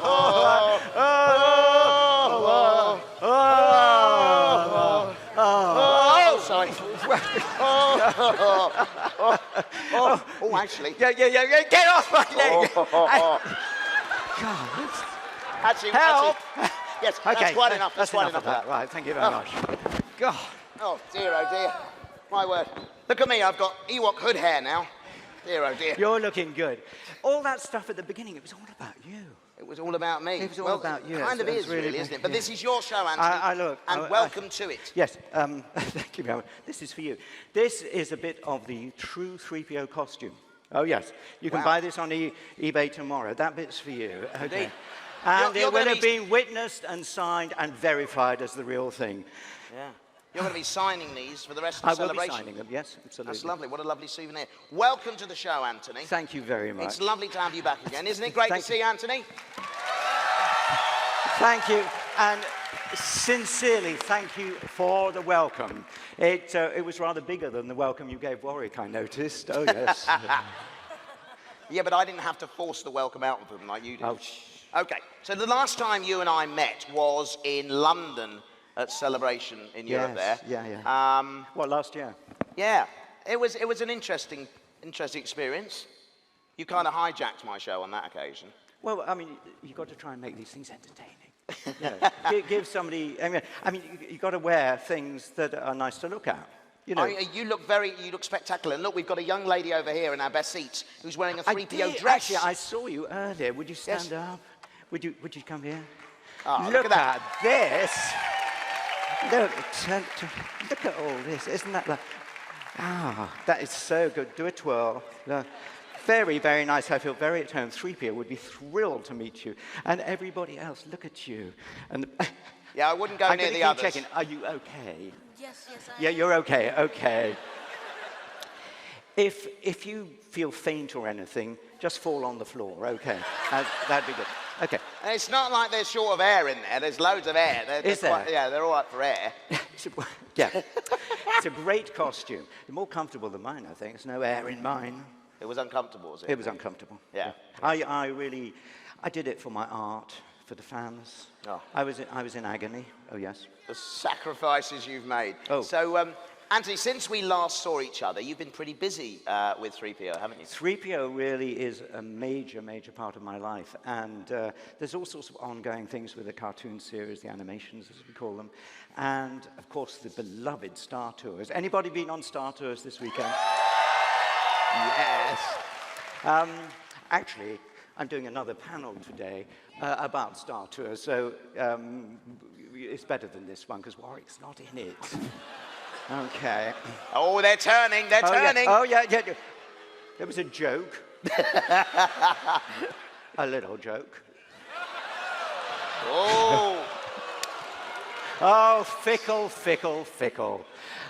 But have you paid them? These are my people here. You've bribed them to laugh at all your jokes, haven't you? Even though they've heard them many times. Yes. Oh, they love me. But the big news for me was very, very recently, actually, in Tokyo. They asked me to go over to meet, to greet, to launch, if you will, the new All Nippon Airlines ANA C-3PO aeroplane. Wow, look at that. Look at that. Look at that. I tell you, when I heard about all the planning and so on, and when I finally got there and we were inside a hangar because it was going to be actually rolled out, it actually brought a tear to my eyes to see an image of 3PO, you know, somebody I love very much, so huge and so real and so of this world. It was a very moving experience. And then they they explained to me that, I don't know if I could tell this story, because you know we have an R2-D2 plane and a BB-8 plane, and this one's been, obviously 3PO should have been first, but they had difficulty because the other characters are kind of round or like that. 3PO is a human shape, so if you turn it into an aeroplane, it's kind of a bit weird. So Disney and Lucasfilm and Anna came up with elements of 3PO, and you can see his tummy thing there, the power flux coupler and all that. Underneath, you'll see the power pack and the earrings and so on, all around. And in fact, they asked me to tell some stories. And in seeing the aeroplane, I realized the power pack's underneath. And it was never comfortable in the 3PO costume, ever. And one day it was more uncomfortable than usual, and I was going, ow, ow, ow. It turned out that the battery pack, which is here and under the plane, that powered the eyes for 3PO, it was shorting out. And I was getting cooked. It wasn't a good experience. And there it's immortalized on the plane, and there I am in my other jacket. It's fantastic. I've got a question about this plane, though. Yes. It's slightly worrying. Does it have an on-off switch like 3PO does? Well, I hope nobody flicks that accidentally. They've got a little room at the back for you, specially. Actually, it's in the hold. So, but I'm hugely impressed, and it was a delight, and I was there to welcome the first people to get the inaugural flight the next day, and it was just wonderful. And they did, when you fly it, you will see my real signature, it's been verified, on the door as you go in. Oh, that'll be reassuring as you board. Have you? I mean, there's. No, I was going to say you've got a plane. Yeah. You're not the only one with a plane, though. You're not the only. You've Oh, yes. You know, obviously got the R2 and the BB-8 plane. Yes. No, there's another plane about to launch. Here it is. It's a hairy plane. What do you think of that? It's all about you, isn't it? We keep coming back to you. This is meant to be the Anthony Daniels. Look at that. That's very... Did you do that yourself? I did indeed. You got a new colour. I like to dabble with a bit of Photoshop. You do. I've heard you Now, dabbling. Anthony, we were thrilled, all of us were thrilled to see you in Rogue One, and we're excited to...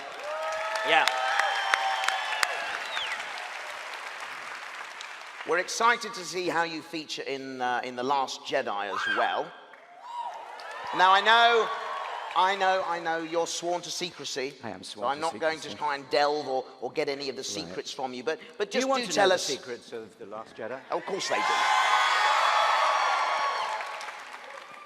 Tell You're us what terrible. it was like Don't to you want it to be a surprise? Yell who wants it to be a surprise. Yell who wants to hear now. Oh, that's terrible. That's dreadful. You have to wait. So you've encouraged them now. You've whipped them into a frenzy, and now you're not going to tell us anything, are you? Absolutely. I'm playing hard to get. Okay. What was the lovely Ryan Johnson? What was he like to work with? Ryan Johnson is absolutely delightful. He's one of those directors who just listens very carefully to what you have to say. So I would go to him with my ideas, and he'd listen very carefully and say, nope. One of the great things about being on this whole setup of the new Star Wars films is that every single person on the set, whatever their role, whatever their job, has grown up over the last 40-something years as a Star Wars fan. So the atmosphere is just glorious. It's like coming home every morning and spending the whole day with friends who all have a common language of affection and love and enjoyment. And they are now continuing the story, and it's a real treat. Absolutely. Well, now let's talk about something you can discuss, Rogue One. Oh, yes. Which we all enjoyed immensely. Tell us about how you got the news that you were going to be in Rogue One. Well, I got a phone call from the studio saying, there's this film called Rogue One, which I'd heard the title, and they said the director's called Gareth Edwards, and he's a huge fan, huge fan. He'd quite like to meet you. You know, can he come round? And I said, sure. You know, have him come round to tea, because I assumed that he wanted an autograph. So he arrived, And he sat down and he told us the story of Rogue One, which took a little while and it's quite complicated. And as he continued, he got more and more and more excited, and then this happens, and this happens. And I really want 3PO to make a pass through a scene, because I think it's incredibly important that he's there. And I was just grinning, and I said, oh, yes, yes, yes, yes. Because then, otherwise it doesn't make sense. And I kept saying, I said yes, now shut up, have some tea. He couldn't believe that I was just thrilled to be asked to do a walkthrough. And the difficulty for me was after that, because we spent a day filming that scene. And ever after that, people kept asking, are you in Rogue One? And I hate to lie, so I would go, oh, I don't know what it's about, which actually was sort of true. But everybody, so finally we get to the premiere in LA, and nobody knew. And finally, towards the end of the film, there's R2 and 3PO, and the audience went absolutely crazy. What did you think about that? I loved it. I absolutely loved it, because it showed, it's not really to do with me, it's the affection that people carry with them for these characters, for all of the characters in the movies. And just to have 3PO and R2 pop up at the end was a very neat little trick from the director, so I'm very proud. And I loved the film. Did you love the film? Yeah. Well, it was the most perfect sort of cameo, because you were wondering where were R2 and 3PO and how could they possibly fit into this story, and there they were, exactly where we expected them. Yeah. I've just remembered, actually, because I'm going to take a drink. When I was back to the aeroplane, if you don't mind for a second. Back to the aeroplane. Okay. I was doing a photo shoot there on that day, and all the people from the airline were there, and a lot of press and whatever, and the new flight people. And they gave me a model aeroplane, with the wings and everything. And I was there sort of demonstrating how this thing flies. And as somebody from the company came in and just moved my hand like that. So apparently this wasn't a good way to have an airplane. Sorry. Where were you? You were talking, Warwick. Nobody was listening. Talking, yes, and you weren't listening. Now, with every new film that you're involved with, we hear stories of the actors being absolutely struck with seeing 3PO for the first time. Did the same thing happen on Rogue One? It did, actually, because some of you may know that I really do try to make an entrance on the first day fully dressed up, so I will get in a dressing area and walk out. And actually, 3PO really does stop the show. Everybody stops working and just stares, because suddenly their childhood memories are all brought back again. Yeah. And then when I go, hello, I am C-3PO human, they'll start crying. It's really sweet. Wow.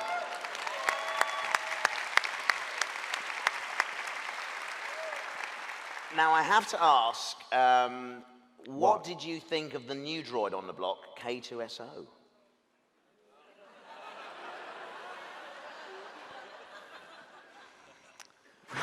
What can I say? I mean, there's droids and there's droids, and there's real droids, and there's and then there's Anthony Daniels as 3-2. Yeah. I mean, it's the modern way apparently, but it's not the way I was brought up. And as I've said elsewhere, some people are happy to go digital, really.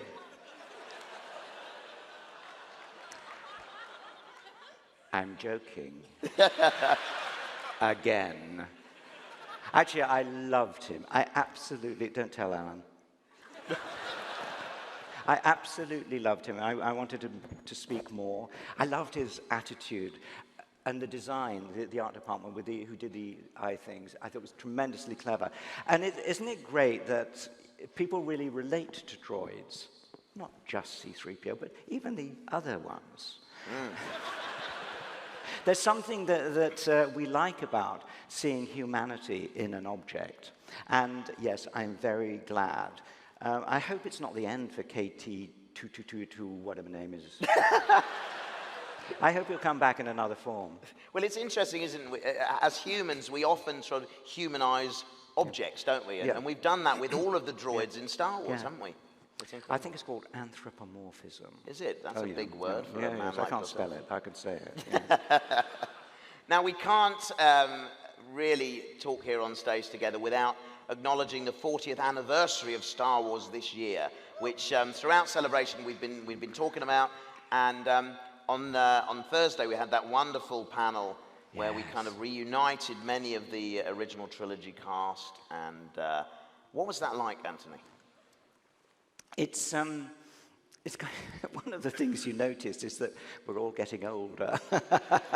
Whatever the costume and makeup let us do, you can't get away with it in the end. And it was, one of the magical things was to have George there, really surrounded by so many of the people to whom he has given an extraordinary life, and I'm one of them. People say, well, what would you have done if it wasn't for Star Wars? And I have no idea. I have no idea where I'd be right now. So, thank you for that vote of confidence. Thank you so much. That was really kind.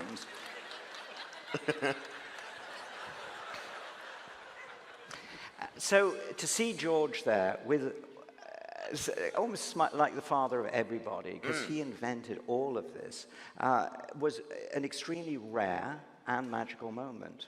Absolutely. And to top it all, Harrison arrived, to everyone's surprise, which was amazing. You were so rude to him.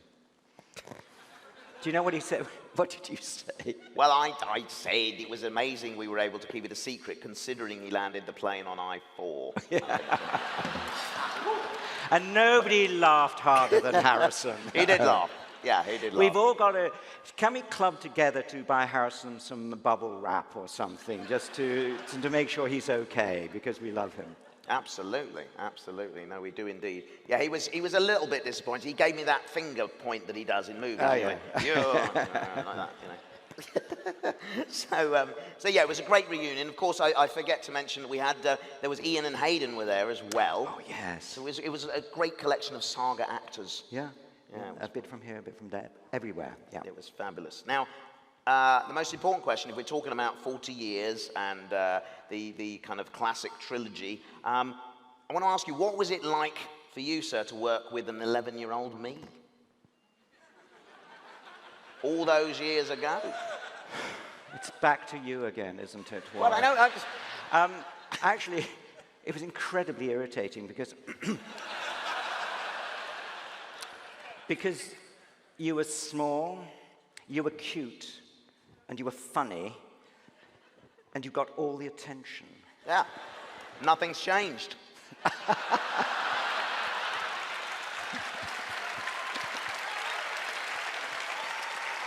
Don't encourage him. This show's going to go on for hours if you go on. Don't encourage him. You know what? Maybe we haven't got it queued up, but I did prepare a little clip of a scene that we had together. I don't know whether you remember this. I'd sort of forgotten. We did have a moment in the film I've together. Certainly forgotten. Our little scene. Sure. Have we got it? Do we have the scene? Do we have the scene? Mark, speak up. Okay. Yeah, we're just going to cue it up. Okay, but I do remember what I do remember. I'm going to ask you to demonstrate in a minute. Oh yes. There was a slight issue with the Ewok costumes because originally many of the lead Ewoks were going to have animated faces with eyes that blinked and lips that moved and all that kind of thing. In the passage of time and the running out of time, suddenly each Ewok got a face on. Do you remember? Yeah, I do. Yeah, nothing moved, did it? And they kept sort of not shouting at Warwick, but saying, Warwick, because there was a little slit where you could breathe, am I right? Well, yeah, like, between the teeth, yes. Between the teeth, yeah. And they kept saying to Warwick, and I don't know if we can go into close-up as Warwick demonstrates, show me the Ewok tongue. That's Wicked's actual tongue. That was Wicked acting, because they said, no, give us more tongue there. Because it was the only thing that was animated on the face was your tongue. Absolutely. And you're the only one who had it. The rest are all like Storm with these dead village of the damned eyes. Ewok. Oh, sorry, I haven't got one. Yeah, obviously not you. My apologies. Your eyes are lovely, and you are totally animated. There we are. Well, actually, you mentioned that movement. Oh, we've got the scene, our scene together, to show you now. Here it is. Look at the eyes. Scary. It's only a few guards. This shouldn't be too much trouble. No, I couldn't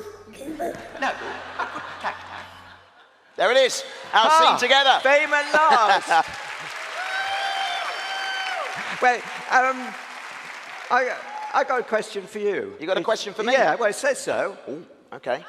Well, what? Well, if I'm asking questions, you have to sit. Oh, okay, all right. I mean, and you see how difficult it is. Okay, you're going to find it difficult sitting in my chair, I think. Or at least getting up again. Oh, God. Wow, this Children is and amateurs, right. Okay, what have you got to ask me, Mr. Daniels? Well, hang on, whoa. Just welcome me to the show first and set it up.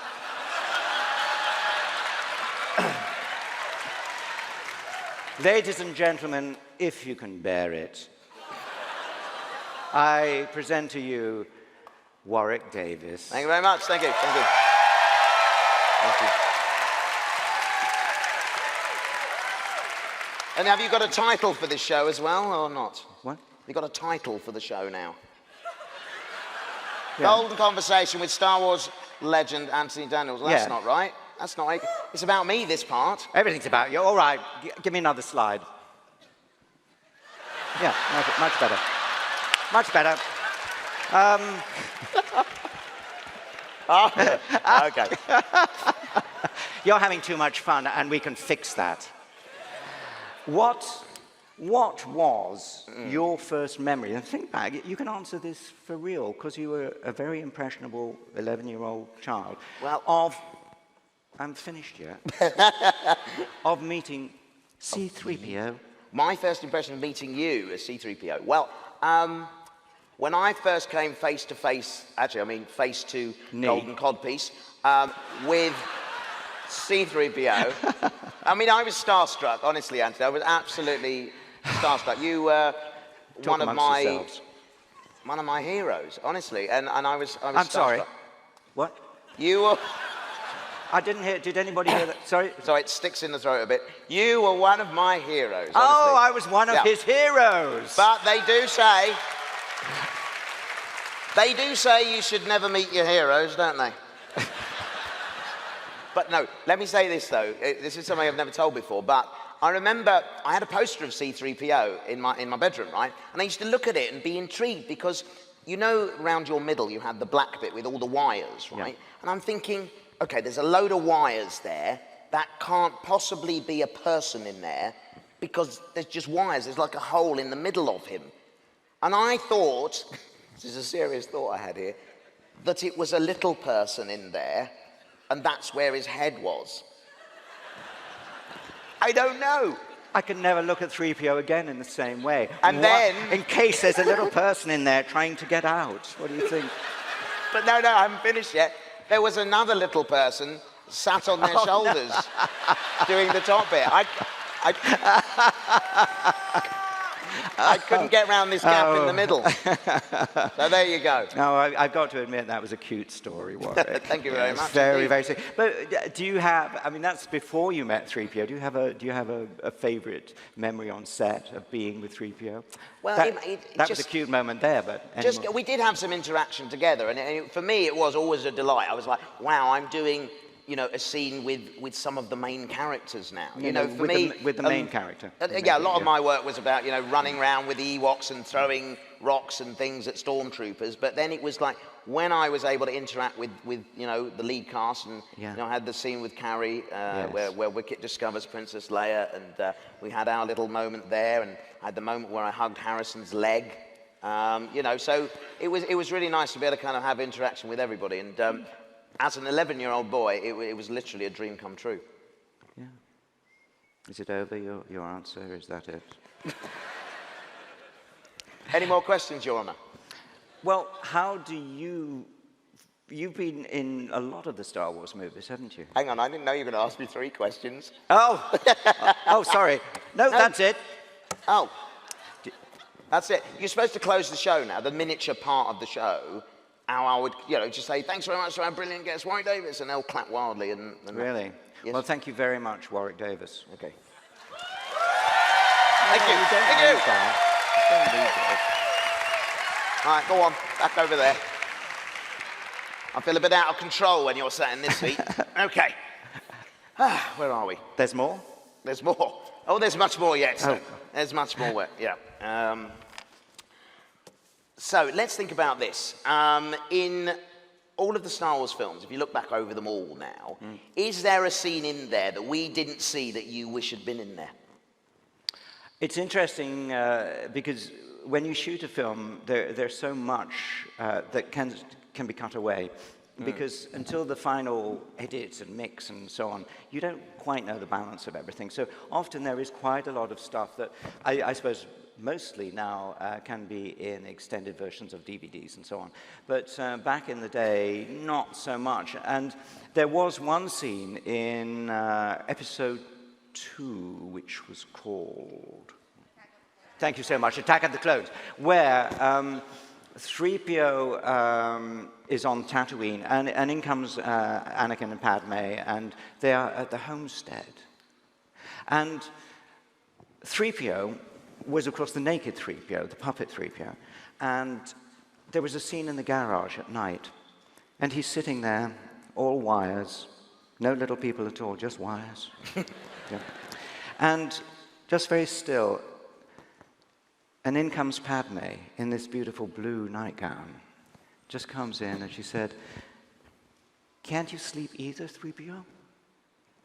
Oh, I don't sleep. I occasionally switch off for a while. Are you happy here, 3PO? Well, I'm not unhappy. Everyone's very kind, but it's just being like this." Like what, 3PO? Well, naked, if you'll pardon the expression.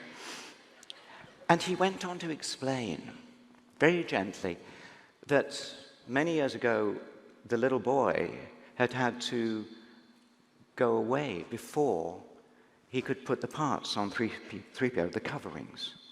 And 3PO has been left for 18 years, naked. 3PO, programmed for protocol and etiquette, standing all his wires to see. Do you know how much that hurt him? Do you know how sad and embarrassed that made him all those years? Yes, it was tragic. And then Padme goes, "But wait a minute, there's a box of coverings right here." Oh my, I never noticed. 18 years? In the same room? Are you kidding me, George? Really?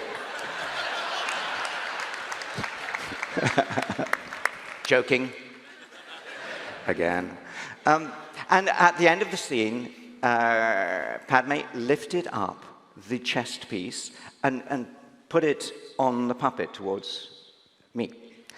Actually, by this point, I wasn't wearing anything. I'll rephrase that. These are rumors. Me and Natalie naked is not truth, right? It never happened. This is how rumors start. Natalie Portman picked up the chess piece and pushed it towards me. Cut.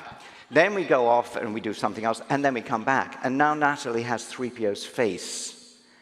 And she is coming towards me, and I'm wearing the eyes. Don Bees had made a rig with eyes. And Natalie is coming towards me, lining up the fridge magnets that were round my head.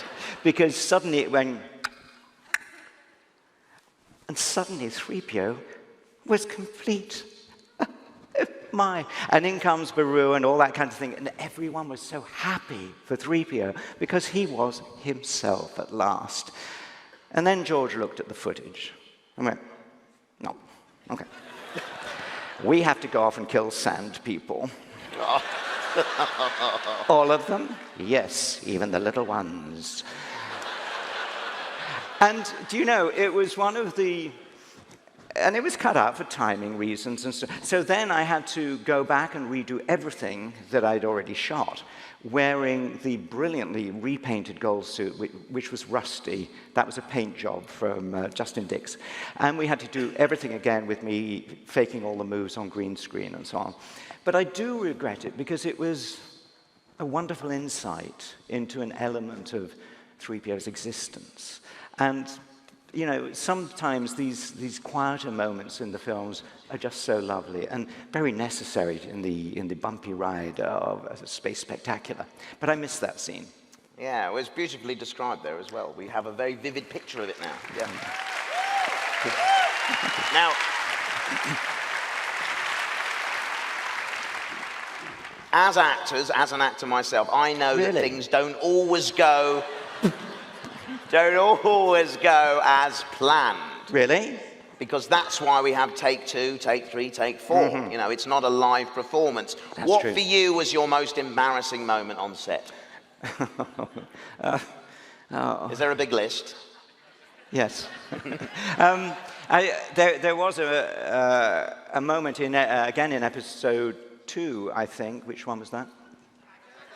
Or was it episode 3? I can't remember. Anyway, I was welcoming Obi-Wan Kenobi to the most beautiful set of Padme Amidala's kind of boudoir dressing room with big floaty curtains and all that kind of thing, little wind machines making the curtains riffle. And the set was very complicated floor design. It had wonderful curves on it. It was very, very elegant. And I had to welcome Obi-Wan Kenobi at a very, very serious time. I think the Jedi Temple over there was smoking, it was on fire, destruction had happened. And Padme was distraught. Her husband gone to the dark side. Sorry, was that a spoiler? No, you all know. You're so innocent. And they're having a very serious discussion. And I remember the camera, I think was here, it was up there. And I had welcomed Obi-Wan Kenobi. And then I'm kind of getting out of the scene, and I have no idea. I'd forgotten to say, where is the edge of frame, as in, when don't you see me? So, to be sure, I kept going. And they're acting away, being very, very sad, very, very sad. And suddenly, one of the curvy bits of the flooring hit my foot, or vice versa, and I ended up like this. Well, Anthony, we've actually got this clip that we can show you. Oh, you haven't? Oh, we have, yeah. You Want to see it? Wait. Okay, all right, you're so bad. You told me you destroyed the negatives. You told me. Okay, I'm guessing what you're about to see, but what I heard... by the way, I'm hanging out of a window about 40 feet up, and there are people running to rescue me, and I'm thinking, I'm doing like a major press-up to stop myself falling, you know. And there is a pause, and then I hear Ewan McGregor's voice going, "Are you all right, Anthony?" And I thought, how lovely that he cared. He was worried about me in the middle of this tragic scene. And I thought, there's a fellow actor really caring, and Natalie too. Until I saw, when I was in the dubbing theatre the next day, the footage they actually shot. Behold and be ashamed of my actors. Hey, Mark. Yeah. There was a tragic scene the other day. Tragic. There is Obi-Wan Kenobi. 3PO is quietly trotting off in the distance. Now it's their close-up, and they're talking very seriously. And suddenly... I had fallen over the end of the little step in Padme's sitting room there and was now doing the most amazing press-up on the window not to dive over the entire ledge. So they are looking at 3PO's golden butt.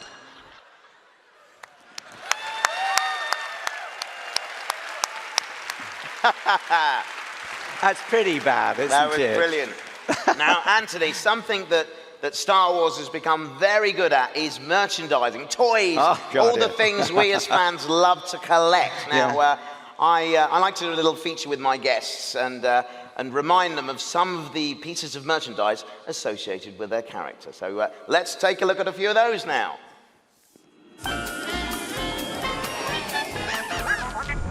Now, firstly, Anthony, do you yourself collect any 3PO merchandise? I actually don't. Occasionally I'm given things, and I will tell you that if you came to my home, which isn't going to happen, not after today, joking,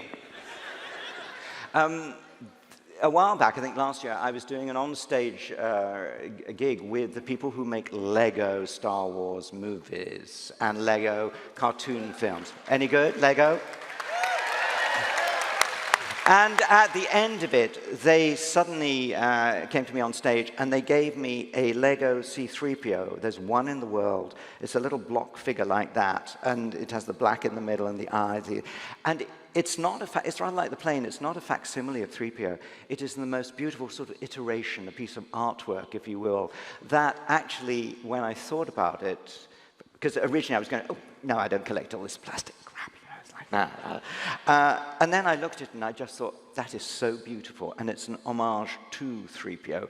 And it sits there in our sitting room with a lot of antiques and stuff like that. Lovely. And I'm very, very honored that it's there. And it's a beautiful memory of 3PO, if you will. Super. Well, I've got a few more beautiful items here to show you. Let's see the first piece. And that lady over there. Has anybody got a pair yourself. of these? She needs a pair of those, doesn't she, over there? You do, actually, yeah. Okay, what's the next one? Look. 3PO Buddhas.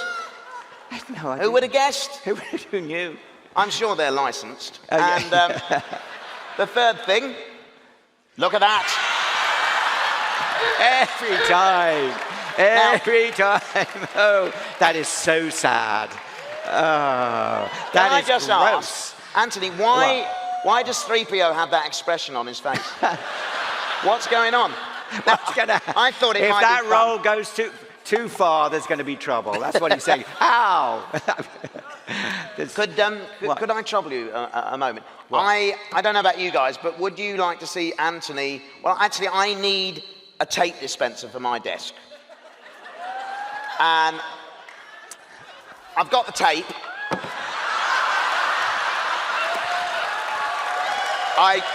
You have.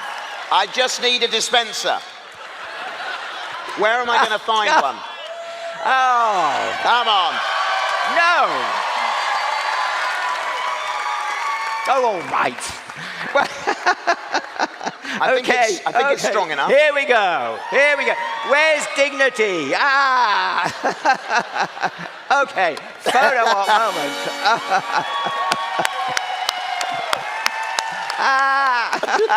Help me, Obi-Wan. No, come.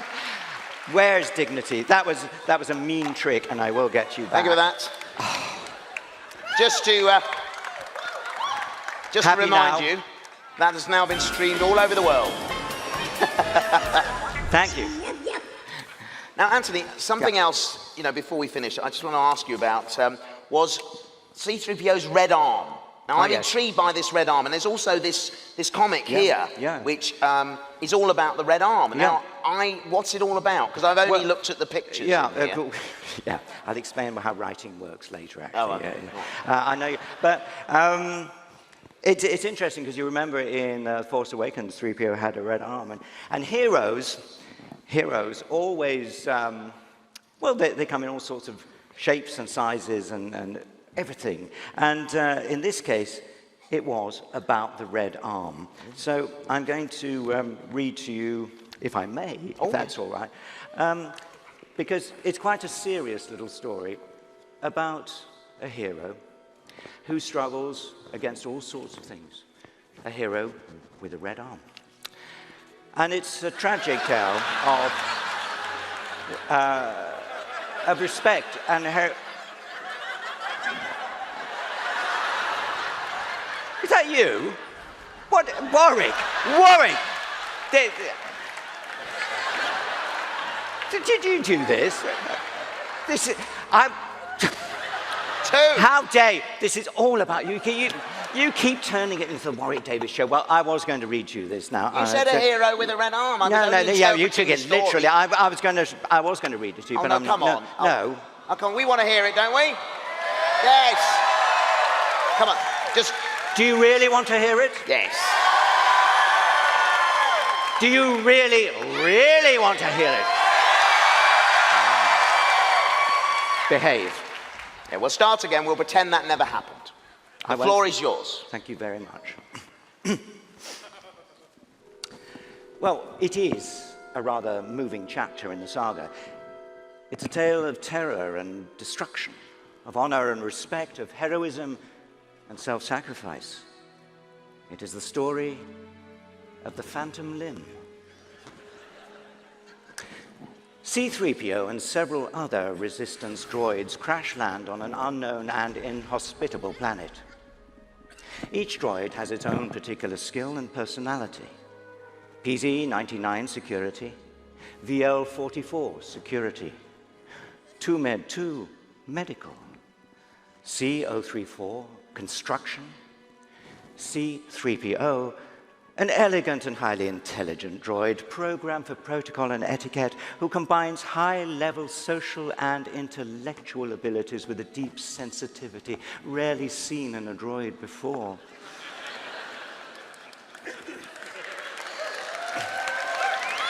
And with them, another robot, an enemy machine called Omri, a captured First-Order droid whose memory banks hold information vital to the well-being of Admiral Akbar. Whichever side they're on, now they must all work as a team to find a homing beacon that will help them escape this dreadful place. They face many torments on the way, but gradually 3PO and Omri begin to bond as the prisoner muses on the inherent near-humanity of droids programmed by humans, and of the inner feelings of sentient robots like themselves. The two metallic beings share memories of past experiences and possible allegiances. Memories confused by enforced mind wipes. Memories of memories that remain like phantom limbs inside their memory banks. The planet is rife with dangers, and 3PO barely survives a gruesome attack from a ravenous alien monster, though horribly he loses his arm. But he bravely manages to struggle on as one by one his comrade droids meet their own particular fates.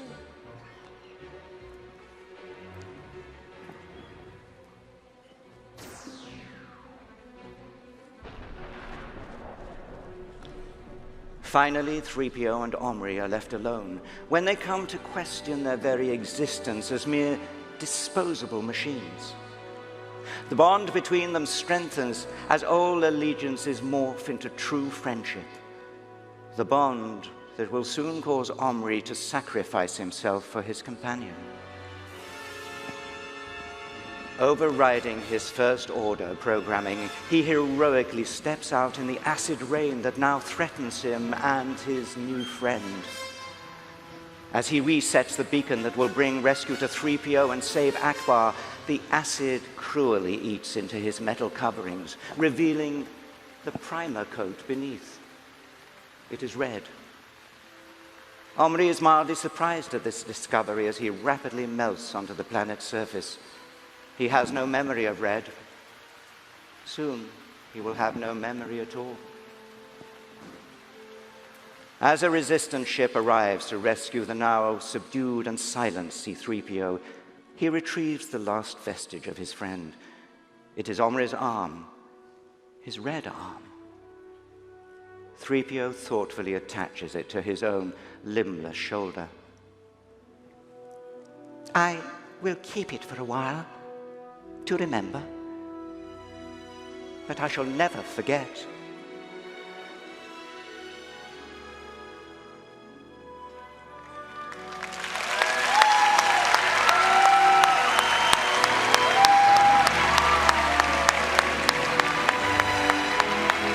Ladies and gentlemen, Mr. Anthony Daniels.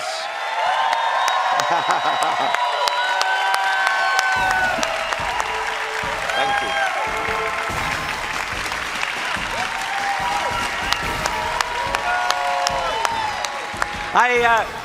I want to take this opportunity, as people say,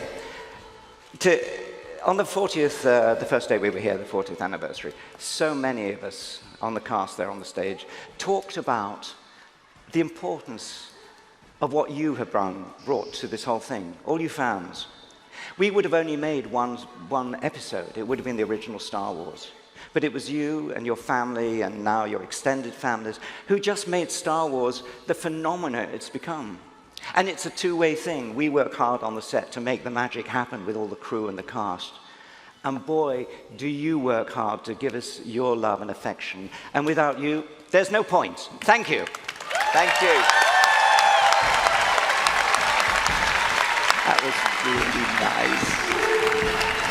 Anthony Daniels, everyone. Come on.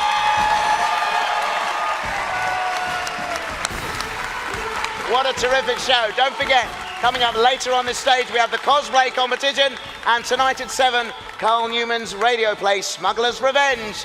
Have a great celebration, and may the Force be with you.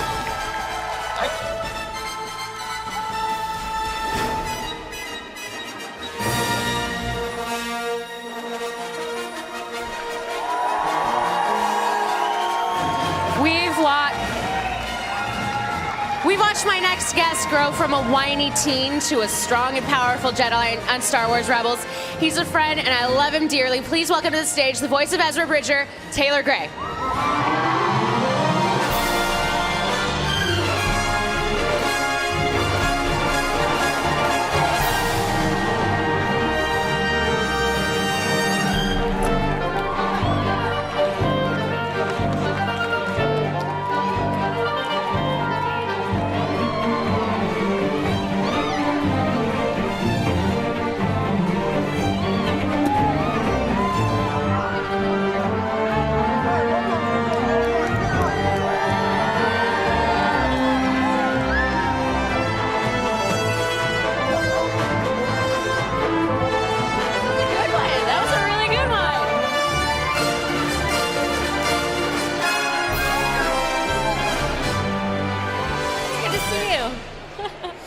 Welcome Taylor Gray to the stage. What's up, guys? What's up? So you're back at Celebration. This is the first time you've been back since Anaheim, which was when Rebels was getting started, right? Yeah, the first Celebration Rebels, I think it was our first season. So there were a ton of people, the same as it is here, but not everyone knew the show as well as they do now. So this has been such a fun experience. We're having a blast. Rebels! I mean, what's it like for you, seeing the difference in the crowds here and the appreciation for Rebels from the beginning to now when we're announcing that it's, coming to its conclusion? It's blown me away. I mean, there's so many people here just in general, and the fact that everyone here loves Star Wars is so cool because it's this communal thing that everyone can bond over, and seeing how people appreciate Rebels has been just a blast. I mean, since you and I have talked so closely for years over this, it's been really personally exciting for me to see how, the love for Rebels has just grown exponentially over the years. So we had, yeah, right? We had a full house here this morning watching the Rebels panel. And here? Yeah, here. We put it on the big screen. Oh, and no way. That's amazing. Oh, look at that. Oh, we're live. That's awesome. Yeah. And when the trailer aired, people were loving it. Yeah. What was it like being in the room for that? Well, it's crazy because we're just in the studio by ourselves and we think it's good, it's fun, right? But then when you're sitting there with thousands or hundreds of people, I don't know how many people were there, it's crazy. The energy's palpable, magnetic, and you feel all the different beats and people laugh at the right times, and that's the most rewarding thing in the world. How has how has your process changed? How has your portrayal of Ezra changed over the past couple of years? Well, thankfully I have Dave Filoni, who's just guided us through everything.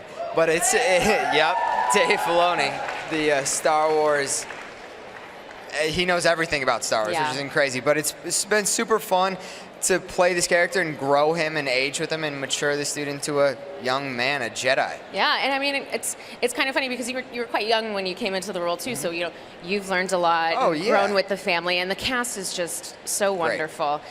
What's Ezra going to be like during the 4th season? What's Ezra going to be like? Yeah. Well, now he's got to kind of decide what kind of Jedi he wants to be.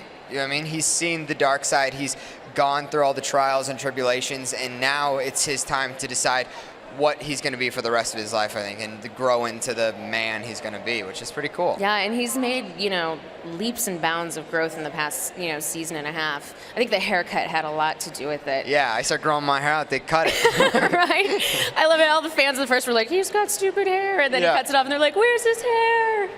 What has been your favorite moment, over your course of Rebels and playing Ezra?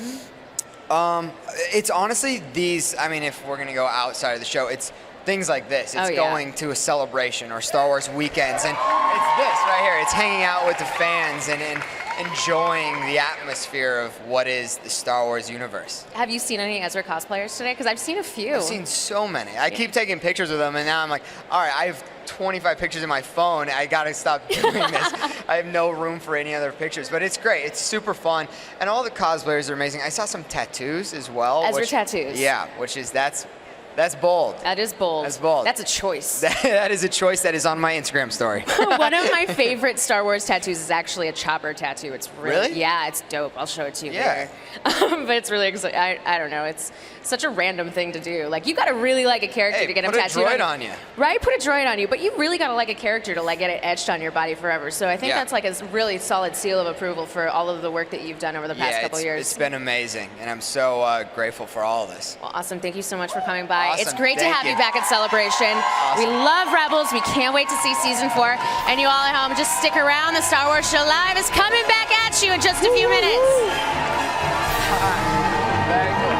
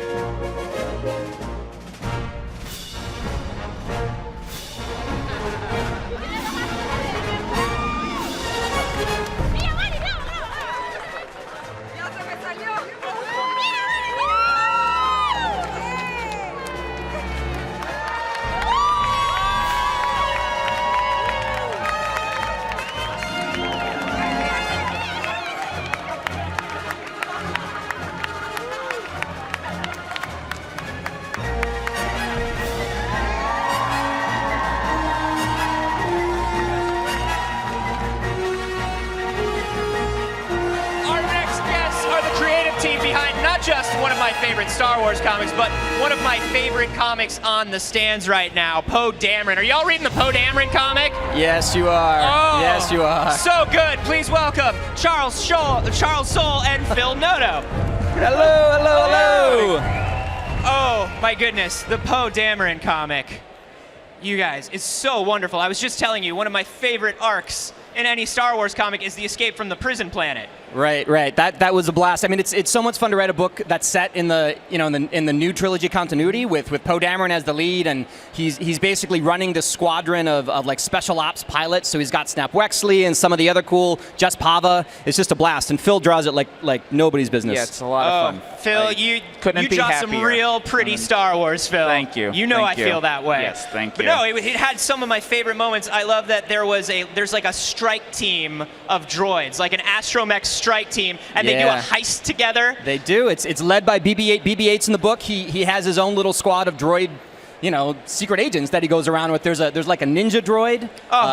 You haven't lived until you've seen an R unit do a spin kick. Yeah, it was yeah. amazing. Well, he had to take out some fools. Yeah, and he did. It was he great. took out some fools.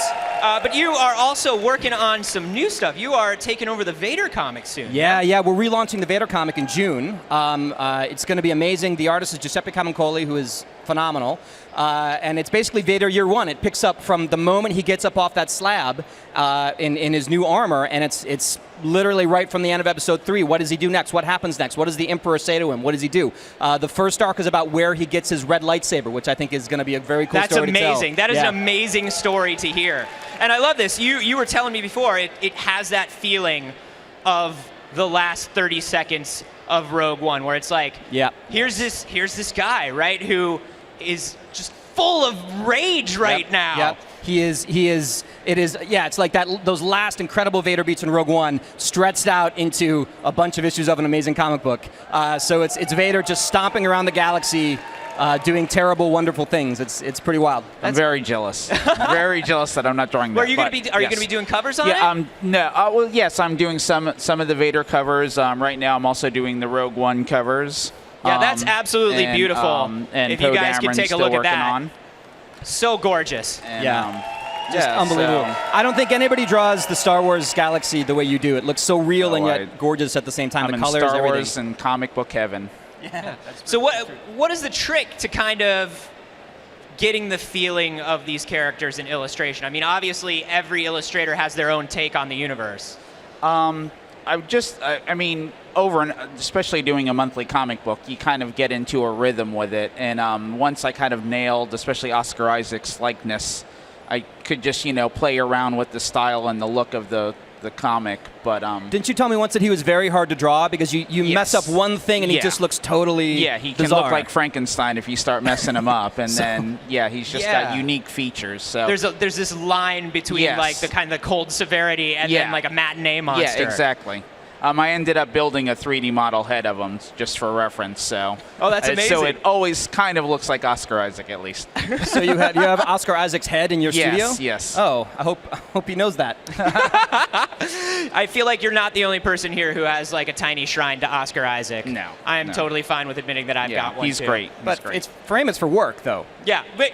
Me too. Sure. It's strictly professional, Charles. All right. Strictly professional. He's a very handsome man. So let me ask you guys, anything else coming up in the Marvel universe, in the Star Wars universe that you're excited about? What should people be reading right now? What should people be into right now? I mean, the Dr. Aphra series is amazing. So good. Yeah, that's great. We just started talking about there's going to be a Captain Phasma miniseries.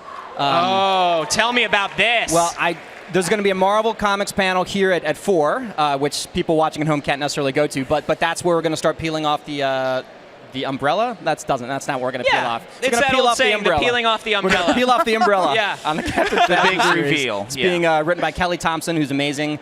Should be great. What else am I missing that's coming up that's cool that we're allowed to talk about at this point? Yeah, there's some stuff we're not allowed to talk about. Sure, yet. of course. But yeah, a lot of cool Star Wars comic stuff. Oh, and a new miniseries that I think we're going to announce this afternoon also. Well, don't announce it now. Big news. Oh, no. But favorite character, an old part-timey type guy, perhaps. So if you're here, definitely Maybe check out that making panel. a You're going to want to go reappearance see in that comics. live. Yeah. And Jodie Houser's doing the Rogue One adaptation, which I think just started with Phil on And covers. Rogue It's One, beautiful. if you're not reading the comic, there's actually more in the comic story-wise than there was in the movie. They're letting her expand on a lot of the details and stuff that weren't seen in the movie. So that's unbelievable. It's like an extra, you get bonus adaptation material. Yeah, I mean, it was such an ensemble cast, and there were so many story layers going on in there. It's got to be wonderful to be able to expand on those a little bit. Yeah, they've let her really go crazy, and there's just a lot more stuff going on in the book. That's so awesome. So it's neat.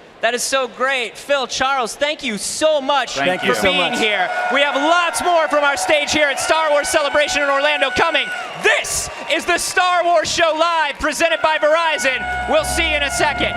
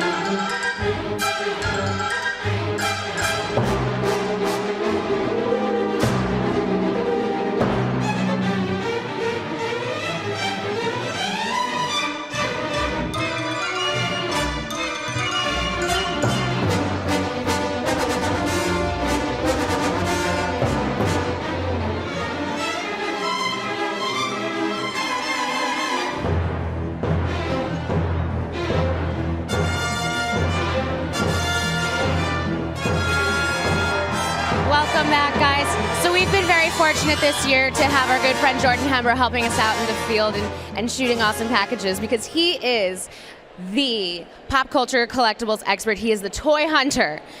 Thank you so much for helping us out, Jordan. It's been so much fun to watch your reports from the floor, because I can't go out there, and I know a lot of our fans at home know that feeling. So thank you so much for showing off what you've seen. No. Thank you, and thank everybody at Star Wars Celebration. God, this is my 10th celebration. I have to tell you, they keep getting bigger and better every single year. The fans get better. Everything is bigger and better this year. So you've been out hunting on the floor. What's the most exciting thing you've seen? What's going on out there? I'll tell you, there's something special this year. The vibe is electric, okay? Usually I'm excited about the toys. This year, I'm excited about the fans, because every year, it's the fans that make Celebration. Absolutely. I can feel the love! I feel the love coming from everybody. So basically, I'm having fun going out, talking to people, asking them what they're buying, asking them what's in their bag. I love what's in your bag. I do that to people all the time. You know what? We're going to have to do a What's in Your Bag sequel at another event sometime soon. Everybody is buying new stuff, and I love hearing about what they're buying, why they're buying it, personal stories. And the thing that I love more is I'm seeing a lot of families this year. Families with their children, with their grandchildren. Yeah. I mean, after 40 years of Star Wars, we're heading into our third generation of fans. We've got grandparents with their kids that they brought to see Star Wars when they were 7, and now they brought their kids to see Star Wars when they were 7. And it's just the most touching and heartwarming thing to hear that, something that we love so much is getting just passed down. You pass on what you've learned. I actually met a grandmother on the floor yesterday, and I said, how you doing? Blah, blah, blah. She came up to me. Her name was Carrie. Her daughter's name was Carrie. And then they just had a brand new baby girl, Billy. The legacy runs deep in that family. I absolutely love that. It's been there's nothing like celebration. I get a little choked up just seeing it. A little bit clamped. So you have your own booth here again this year. We do. Yeah. We are booth 1832. The Hollywood Heroes booth is there. The Toy Hunter booth is there. We're showcasing the hottest toys, the rarest collectible toys, talking to people about pop culture, talking to people about the future of pop culture, investments, and what you can buy and what you cannot buy, and what to look out for. And it's great. It's celebration. Usually when people come and talk to me and they say, "What's it like? What's it like on the floor? What's it like after hours?" I just say, it's celebration. There's nothing like it, and when you live it, you understand. Anybody out here who's watched Toy Hunter knows that you have experience finding the most rare, interesting, exclusive collectibles that have ever been made. What's the crown jewel that you brought with you this time? The crown jewel. You know what? I'm a big Empire guy too, okay? So I love Empire Strikes Back. I've got some really rare handmade Yoda prototypes that have never been seen before. They carry some high price tags, but I promise you, you will not be disappointed. You're gonna at least come in and look at them. You can pet them, have your photo taken with them. It's fine. Awesome. It's all good at celebration. Well, cool. What do you have planned for the rest? You've got one more day. I've got one more day. What is your mission? My mission, let me see. I think, you know what my mission is? It's probably going to be shop the show. Tomorrow is a little slow day. I've got the best crew in the world working with me, so I might actually shop the show. Oh. And I'm going to find you and I'm going to ask you what's in your bag. You can ask me I'm what's all right. in I'm my going to bag. come in here and ask you Not a see what's in problem. your bag. Thank you so much for helping us out. It's always fun to have you around. And I always learn something really interesting when I hang out with Jordan, so go visit his booth and talk to him. And we'll have more from Star Wars Celebration in just a second.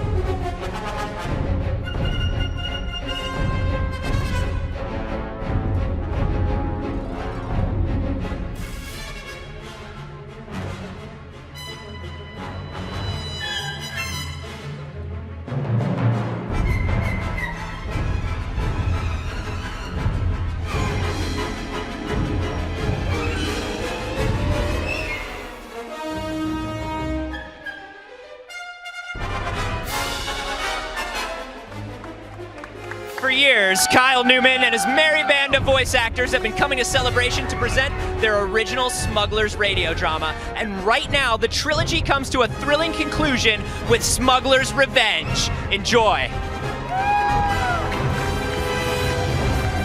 Good evening and welcome to the Celebration stage. How's it going? Wow.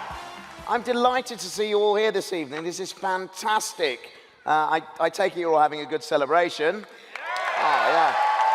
But it's going so quickly, isn't it? We're already on day 3, the end of day 3. I know, it's just tomorrow to go. Oh, are we all sad? Yeah, but we've had a good time. We've got the memories we'll go home with, which will be fantastic. But still loads more memories to create, starting right now. As the host of this celebration stage, it's lovely because I also get to invite other high-quality talent onto this stage, and tonight is no exception because they're going to present a one-of-a-kind show that can't be experienced anywhere else in the galaxy. And this is one of those times. So please help me welcome to the stage talented writer and director, including the film Fanboys, it's Kyle Newman. There he is. Welcome. How's it going? Thank you. Hello, everybody. We have a great show tonight. If you don't know, this is the 3rd part, but you don't have to have seen the first 2. You can pick up right in the middle here. That's good. Who likes Han Solo? Yeah. So it is a Han Solo story, and it's done like an old-style radio drama. Anyone out here ever listen to the old NPR Star Wars? Oh, yeah, yeah. Yes. So, Star Wars is tons of visual effects, and it's also got the genius sound design and music. And what this is going to do is going to really isolate the sound and the music and make you realize that how much of the magic of Star Wars is told through this audible medium. And I find it so profound that the life of it, the heart of it, and even the pace of it comes out in the dialogue, in the sound effects, in John Williams' music, and it is like the lifeblood of the saga. So tonight, it's going to be an experiment. You're going to see a great group of actors. We got faces from Clone Wars and Rebels and more coming to do voices live with sound effects put together by David W. Collins. Great. So Kyle, we'll welcome David on. So David is Han Solo tonight. Kyle, how's it going? David. So let me just say, I mean, you sound like you've got it all in hand. I'm going to leave you to it because I want to go and get a seat down there with the rest of the folks and enjoy this one-of-a-kind experience. So I'm gonna head out of here now. Thanks very much. I'll leave you in the cable lounge. I don't know about that. Who would like to see Wald, Warwick, and the recently announced season 4 Rook in the cast tonight? Who wants him on the stage? Yes! Yes! Are you in? Well, I don't know. I wasn't expecting this, and also this could be a bit of an issue. We wrote something special just for you. It'll be a bit of an issue here. Although I could fix it. Let me just sort this out a minute. Hang on. Usually works. Ah, yeah. Here we go. Chair, just back there with the chair. Be perfect in the podium. Hey, look at this. I'm all set. So I'll go and prepare myself over there and come on in a bit. Yeah. Yes. It's really exciting. Thank you very much. Thank you. Wow. See you in a bit, guys. Yes. So David. Yes. Tell us about this. You know, I found David. He was on Rebel Force Radio doing a Han Solo holiday special thing. I've known David forever. And I heard his Harrison Ford Han Solo, and it was just impeccable. I loved it. A youthful, good OT energy Han Solo. Oh, thank you. Yeah, it was. I owe it to you. And you said, I remember this very well. You said, I want to do a radio drama, and I want it to be about Han Solo, and I want you to be in it, and you're Han Solo. You didn't ask. You're just like, this is happening, and I said, okay, of course. Oh my God, of course. Sometimes in life you just got to tell people what they're going to do, and you're in it. Yes. And how has it changed for you? Has it changed things? Being Oh Han yeah, Solo no, is? it's great. It's great. I'm doing voiceover all the time. I'm down in LA and booking sessions and keeping the dream alive. And tonight you also did the sound design. Sure. This is gonna be cool. I was David not alone wearing, in that. He's wearing many hats in this production this time around, and I'm very excited to introduce the rest of the cast. Should we bring them out? Let's do it. Let's do it. So, we've got Catherine Tabor.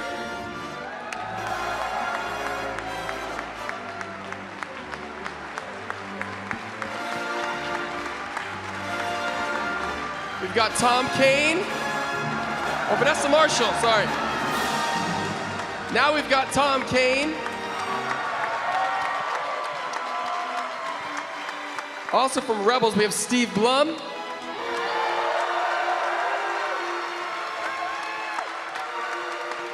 We've got another sound maestro in the house. Also, talented voice actor Matthew Wood.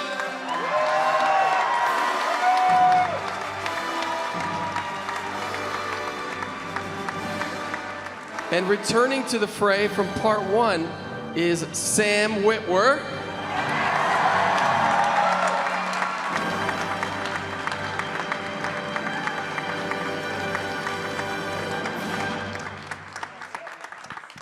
And let's bring him back, Mr. Warwick Davis. Woo! Wait, but this wouldn't be complete without R2-D2.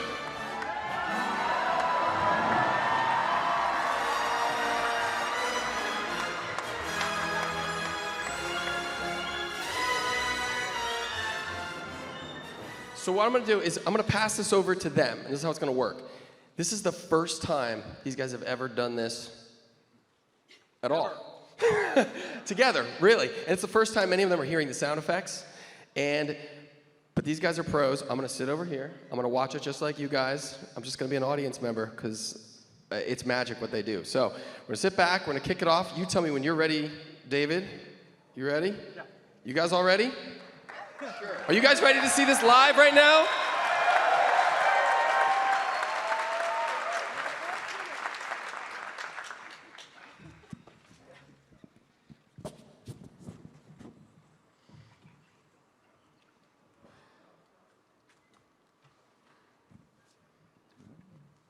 A long time ago, in a galaxy far, far away.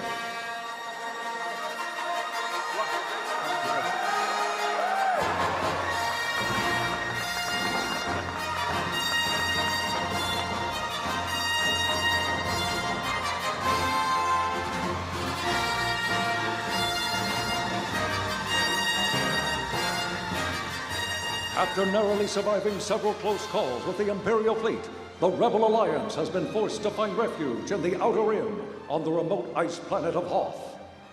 While the construction of their top-secret Echo base is still underway, the rebellion remains exposed and desperate to stay hidden from the relentless agents of the Empire. But the Imperial fleet isn't the only threat to Princess Leia and her fellow rebels. The native inhabitants of Hoth, the dreaded Wampas, have taken notice of their new neighbors.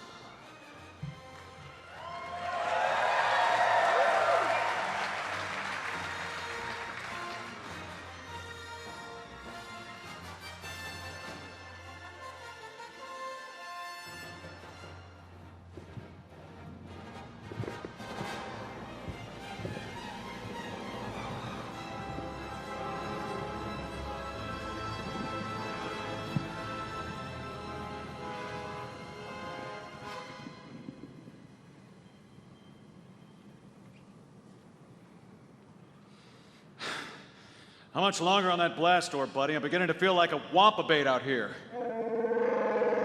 I know it's frozen shut, just like everything else on this godforsaken ice ball. Well, those wampas are going to be back in numbers before we know it. And they sound hungry. Yeah, and they look hungry too. Maybe we could just talk to them.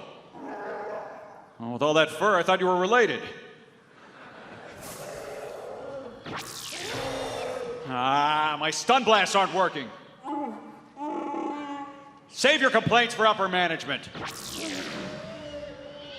This Wampa's got a hide of Durasteel. This stun said he could drop a horde of banthas. Yeah, stop moaning and fix the doors, or we're both gonna be this thing's dinner. Well, if the power's back, what are you waiting for? Rewire it! Chewie!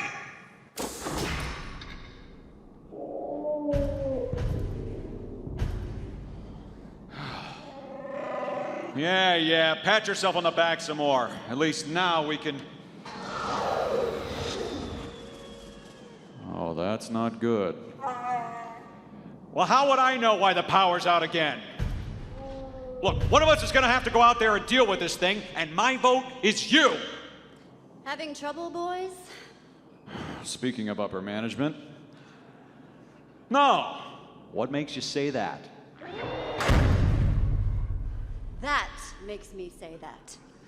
Look, it's an honor to see Your Majesty, but we've got everything under control. Right, Chewie? No!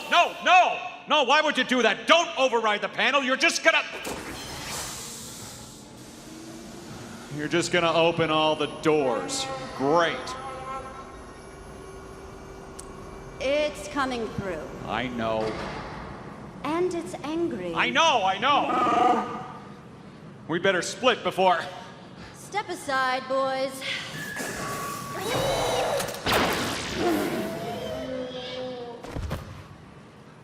You're welcome.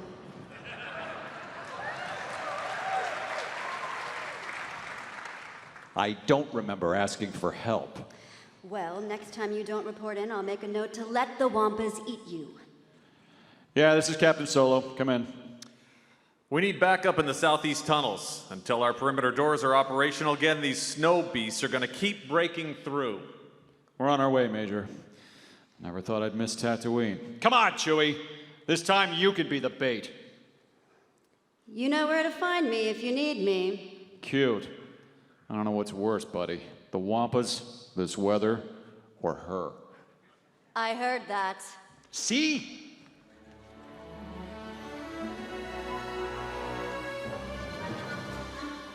And although we've managed to set up our deep scanning array, the Wampas keep finding their way past our outer markers. Unfortunately, that's the least of our problems. Major Derlin? Thank you, General Riken. The main reactor core that powers our shield generator recently suffered a catastrophic meltdown. It's completely unfixable. And we're not talking about just any standard shield generator. A DSS-02 reactor core is not an easy item to acquire.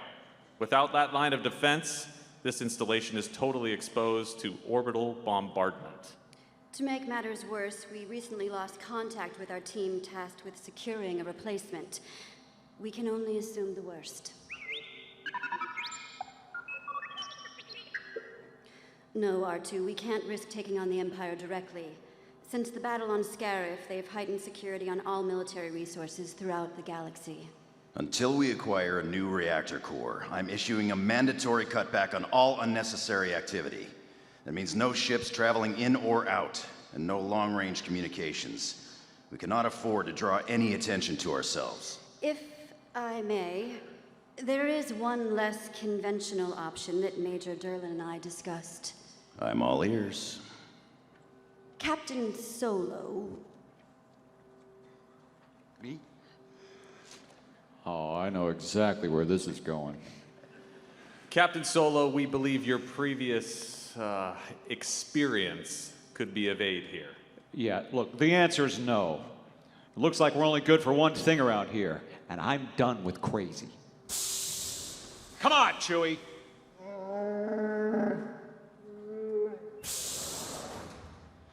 Until further notice, Echo Base is going dark.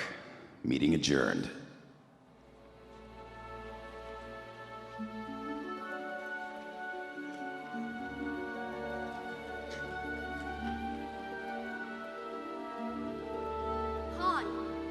Han, wait.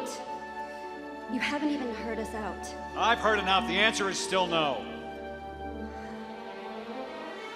So now I suppose you're happy just sitting here. Yeah, I am. I like it here. It's relaxing. Plus, no one's trying to kill me. I understand, but... Look, every time I pop up my head, someone tries to take it off. Until I make amends with that slimy hut once and for all. The answer's no. Our resistance has woken up the galaxy, Han. We've given people hope. Yeah, but hope don't pay off bounties on your head.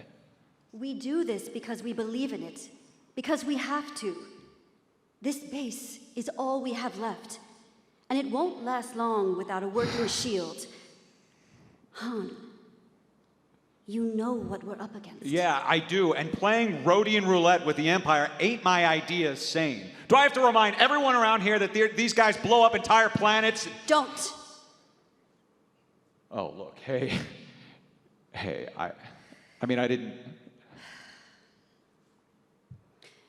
You know I wouldn't be asking you if we weren't desperate. I know. You need me. Actually, this was all Major Durlin's idea. Durlin? Sure. Right. You keep kidding yourself. Look, you and I both know you only keep me around to do your dirty work. That is not true. Oh, so there's another reason? Oh. Tell me more.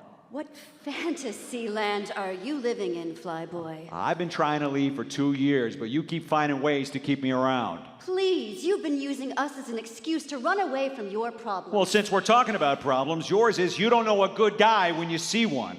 I'm here to keep you guys from killing yourselves. Everybody could use a bit of common sense around here. You know, I assure you that if we had another option, we would take it. Really? Okay. Well, it sounds like this mission is going to require some subtlety. It is. Someone sly, someone clever, someone who thinks on his feet. Yes, Han, precisely. So why don't you go ask Luke? He's your favorite, isn't he? Your commitment to the cause is soul-stirring. Look, the difference between you and me, sister, I ain't on the payroll. The only person who cares about money around here is you. You know, I knew I was expecting too much. Wait. What? Fine. Fine what? Fine, I'll do it. Thank you. Here comes the but. But Yes, Han. this time, we do things one way. Mine. I'm in charge. I'm in charge. Okay. Okay? You're in charge, Captain Solo. That was easier than I thought.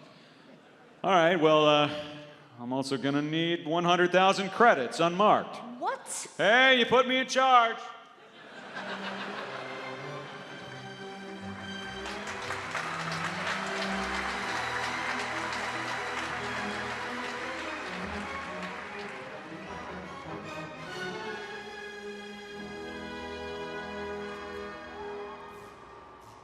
All right, Chewie. Why don't you yank the drench filter and see if you can squeeze that Hoogle Pop into space? I will not blow it out. Look, we don't have time for this. Absolutely not. Relying on Captain Solo for anything is a terrible idea.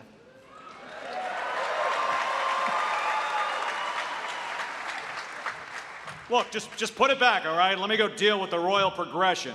Whoa. Hold up your monarchy. What's with all this baggage?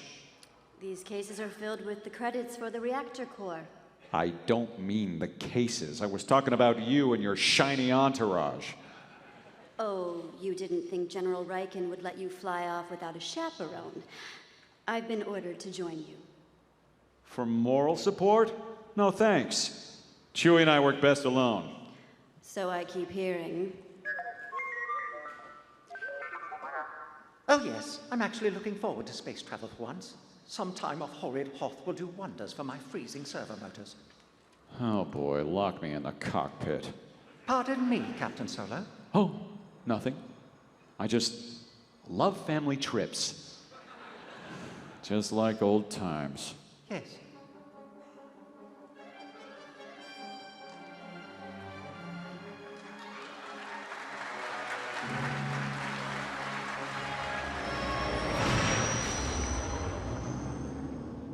All right, we're coming up on Ordo Prismo. Should have us on the ground in no time.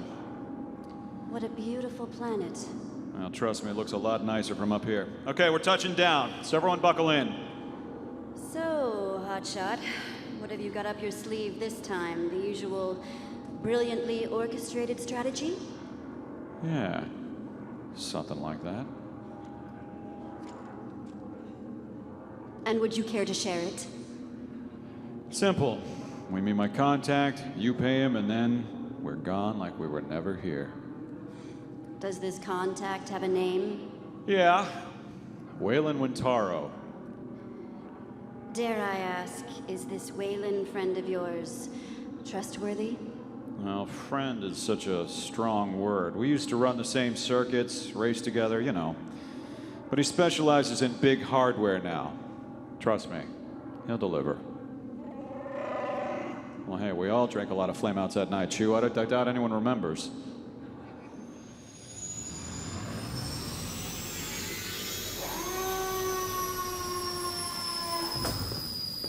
Chewie, stick with the Falcon. And make sure that dome trash receptacle doesn't mess with anything on board. I don't like him plugging into my stuff. Oh, nice. You kiss your power charger with that mouth?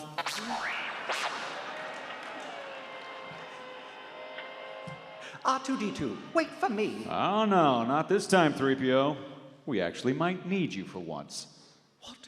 Captain Solo needs me? Oh my, the galaxy is full of surprises.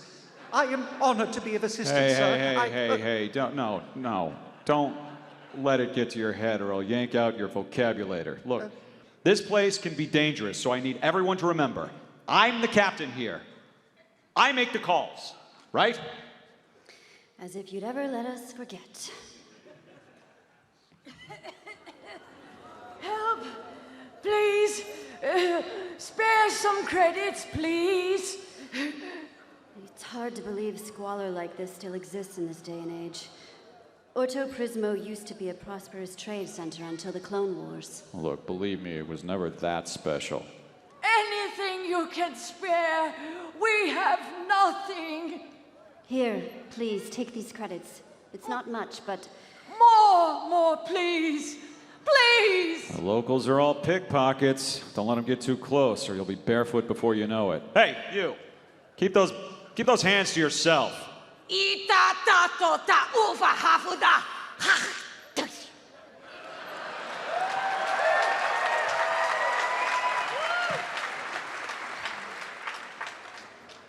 I had no idea Orto Prismo had gotten this bad. Well, in case you haven't noticed, the whole galaxy's going downhill fast. Now, come on. Flevo's Den is just around the bend. Flevo's Den? Yeah. Classy. I take it you've been here before. What? Once or twice.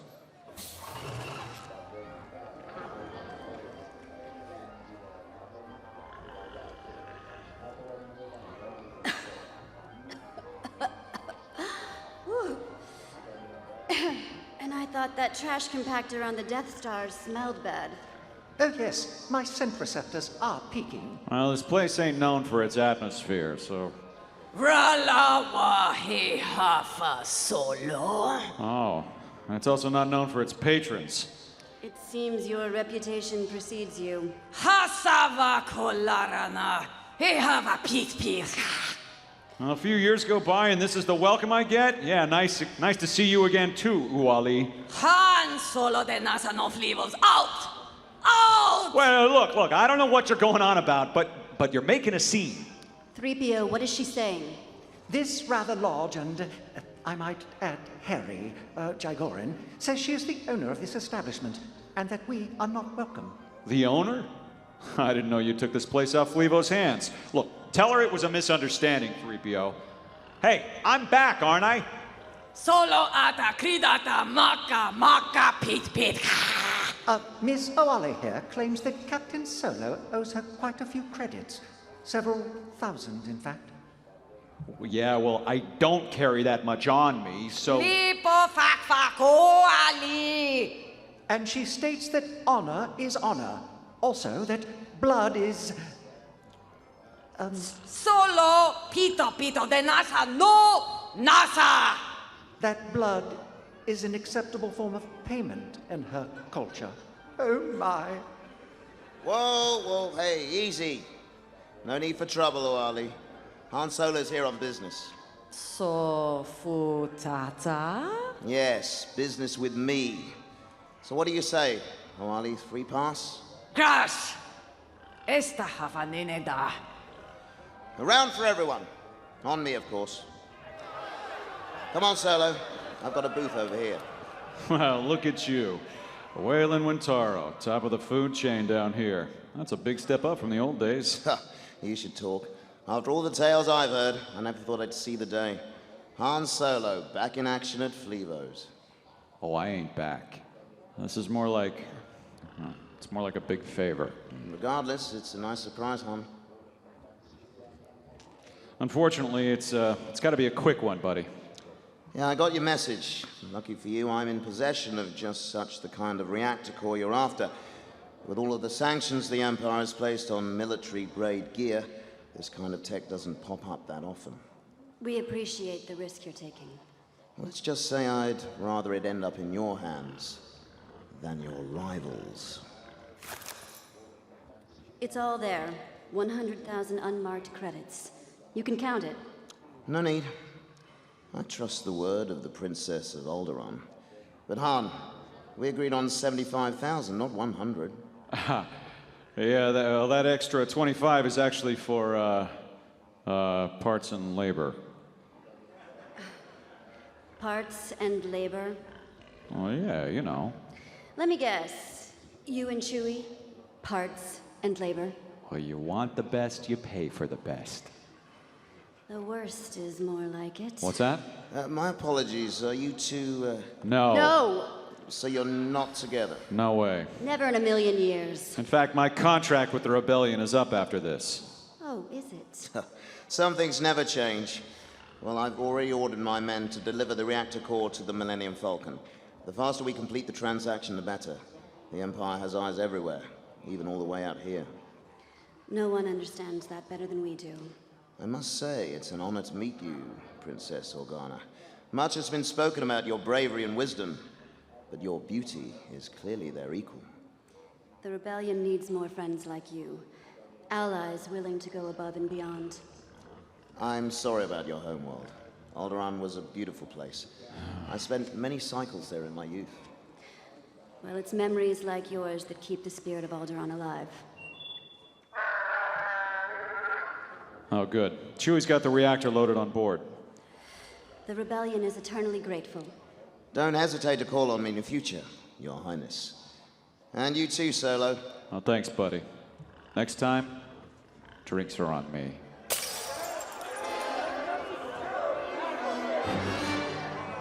Bounty hunters. Han Solo pita fak kugata kukrides! I guess older Wally still wants to collect on those drinks after all. Those mercenaries are blocking our exit. Not if I got anything to say about it. Lesson of the day, always pay your tab. Something tells me this is about more than just your bar tab, Solo. Well, let's not stick around to find out. There's a service portal in the back. I'll buy you some time. Thanks again, pal. Good luck.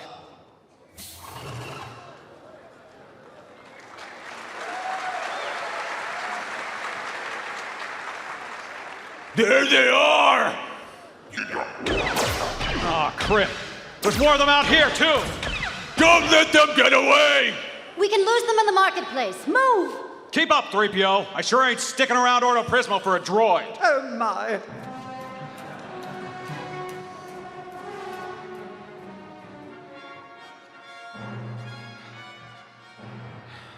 All right, our docking pad should be just at the end of this alley. Chewie, fire up the engines. Time to make a hot exit. Just do it. There. The Falcon's up ahead, see? I still know my way around this hellhole. Han! What? Look, by the entrance. Another one of them is waiting for us. I see him. Criff. Oh, there you both are. Oh, great timing, Goldenrod. All of this zigzagging is making it nearly impossible to follow you. Might I suggest escaping in a straight line? Good idea. Good idea. Yeah, why don't you get a head start and make for that docking pad entrance? Pardon me, but aren't you coming? Oh, don't worry. We'll meet you there. Han, what are you doing? You can't... You forget who's in charge here, Your Highness. Looking out for yourself, as usual, I see. Who says it's just me I'm looking out for? Well, at the rate we're going, I guess we'll never know. Look, if 3PO gets blasted, Chewie can put him back together again. We get blasted, not so much. I knew it. That bounty hunter recognized him. He's not letting 3PO past. That goon fell for it. Wait a second, you wanted 3PO to get caught? All a part of the plan, Your Majesty. Now we just circle around and shoot him in the back. Easy. See? Let's go. What the? We're tangled. Electro netting. You were saying? Oh, pipe down, would you? Whoever set this trap is going to be back, and fast. Now, if I can just reach my blaster. Ouch! Would you stop squirming? The more you move, the more it hurts. Don't worry. No one is going anywhere. It is a great honor to finally claim the bounty on the famous Han Solo. Funny, you don't look so menacing, tangled in my net without your blaster. Now, wait a second. Don't get any dumb ideas. I think we both know I'm worth more alive than dead. I get paid the same either way. But lucky for you, I'm not here to kill you. Oh, good. You aren't? No. I'm here to watch you die. My partner wishes to kill you himself. Your partner? Well. Hello again, Han Solo. Boy, you do know everyone, don't you? Oh, no. I've been on his tail since he sent me spiraling halfway across the galaxy. And when I got word that you touched down on Ordo Prismo, couldn't believe my luck. Now let me be clear.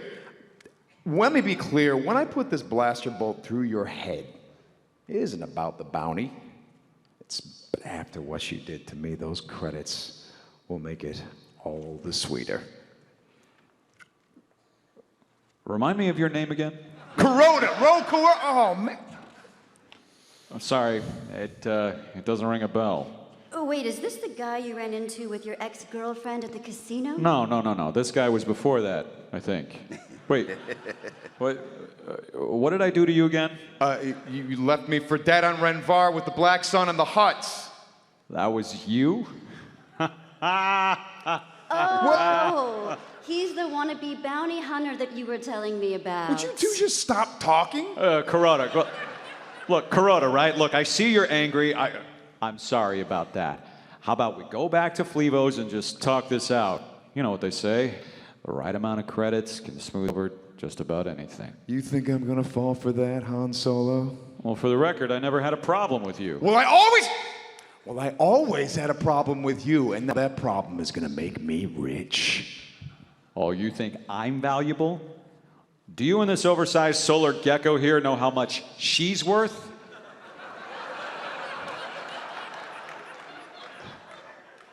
She's a princess. I'll ignore that comment. Princess. Oh, yeah. What? Wait a second. Your pal didn't tell you?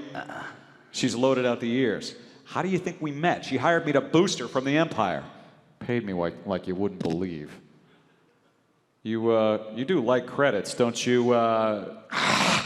Karg the Crusher. And Karg loves credits. Don't listen to him, Karg.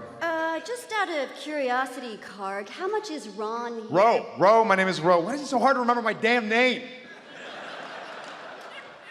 Sorry. How much is Ro here paying you? You do not have to answer that. Surely it's a 50-50 split, right? Granted, you did all the hard work trapping us and all. I mean... Well, I did do all the hard work. What the hell is happening here? Well, look, it should be more like 60-40, maybe even 70-30. I mean... Don't you think? Absolutely. You're obviously the brains of the whole operation. Indeed, princess. You see that case over there? Open it. Open it. Go ahead, Karg. There are more credits inside than both of our bounties combined, and then some. No, don't open it. This is crazy, Karg. Don't listen to them. Look, just take the case. You're leaving money on the table, Reptile Breath. I mean, are you here to score credits or help this buffoon get revenge for who knows why? These humans speak truths. Perhaps our deal does require renegotiation, Rukurota. One in my favor. Seriously? Seriously? Karg! No, come on. Just lower the blaster. It's good. Come on. And what if I don't? Well, then I guess we're gonna have to find out. I'm sorry, what? Well, I...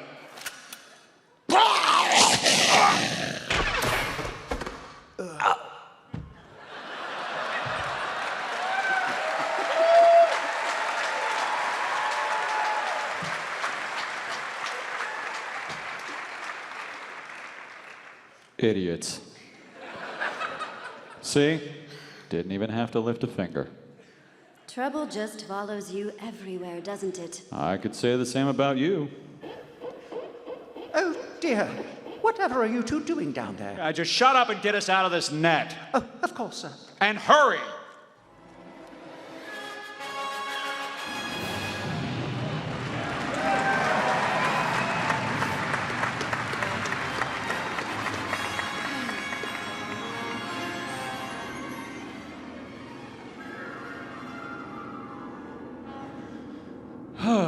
There. That wasn't so bad. Yes, impressive. We've nearly died 3 times already, and it's only midday. Well, at least we have what we came for. Now we can kick back and... What do we got, Chewie?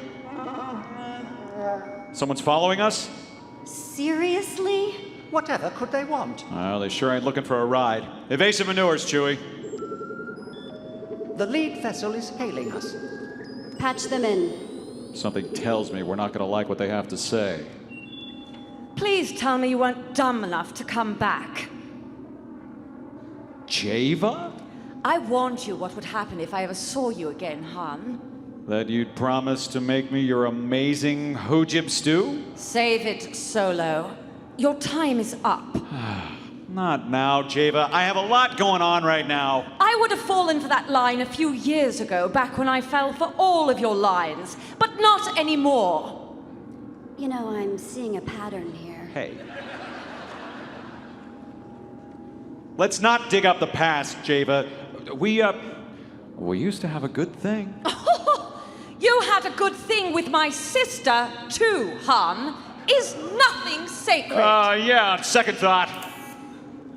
I was beginning to remember why it never worked out between us.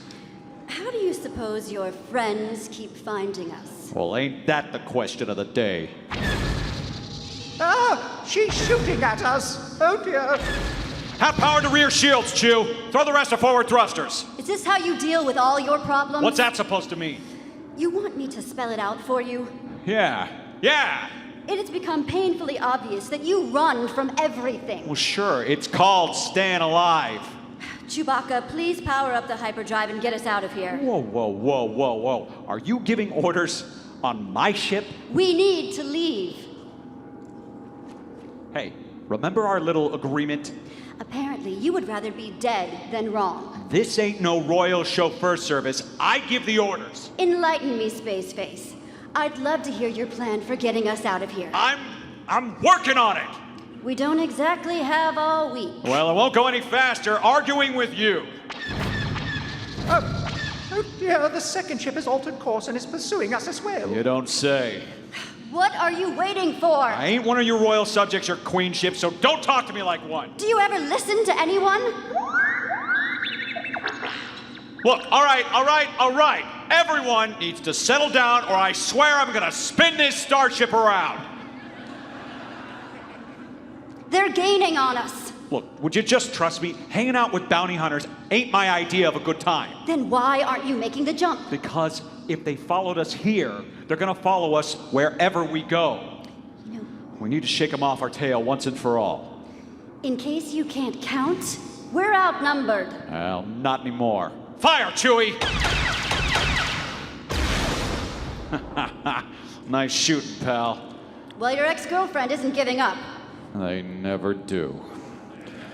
But don't worry, no one can catch us. Oh, come on, really?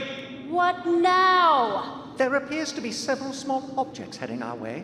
Seekers. What are seekers? That. Oh, crap. Our shields can't take another hit like that, let alone a torpedo. I thought no one could catch us. Hold, please. Java! Java! What do you want from me? Java? Java? Hold on, I'll try it again.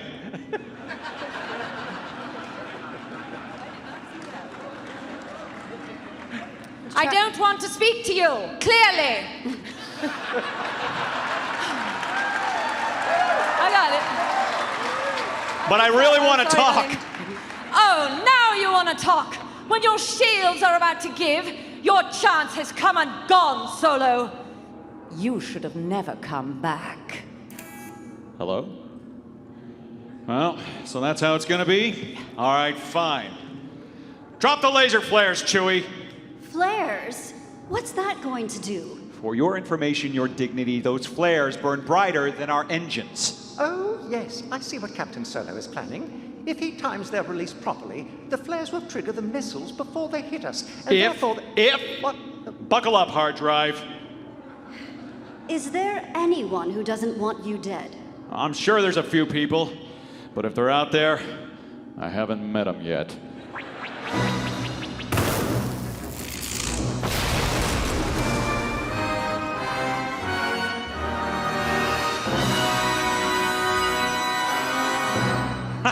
You see that? That explosion sent Java's ship spiraling. I'd call that a breakup. Thank the Maker. I nearly short-circuited. See? I told you we'd be fine. Fine? That was reckless and stupid. I don't know about the reckless part, but it worked, huh? You know, it's a wonder you've managed to survive as long as you have. A simple thank you would do. I don't know what I was thinking asking you to do this. Well, you get what you pay for. You rotten cloud of narf gas! Hey, below the belt. Besides, you're the one who begged me to be a smuggler, again. So why don't you let me be me? Princess Leia, where are you going? If anyone needs me, I'll be in the back waiting for this lunatic to kill us all. Yeah, well, feel free to borrow the escape pod!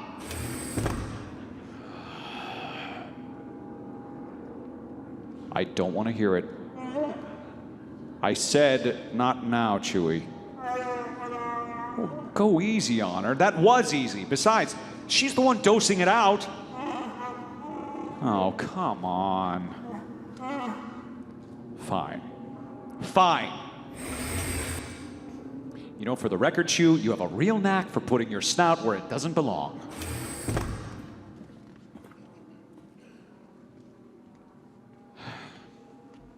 So, truce? You're insufferable, you know that. Thank you. Wait, that was a compliment, right? You never learn, do you? Look, I ain't here to fight. You know, you make it so hard on yourself sometimes. I see the good Han. This has changed you. Changed me? Nope. Just the same old Han. The Han who's only using the rebellion to hide away from his problems. Hide. Boy, you got me all figured out, don't you? Yes, I believe I do. Well, like I said back on Ordo Prismo, my contract is almost up. And then you won't ever have to worry about me hiding, because I'll be long gone.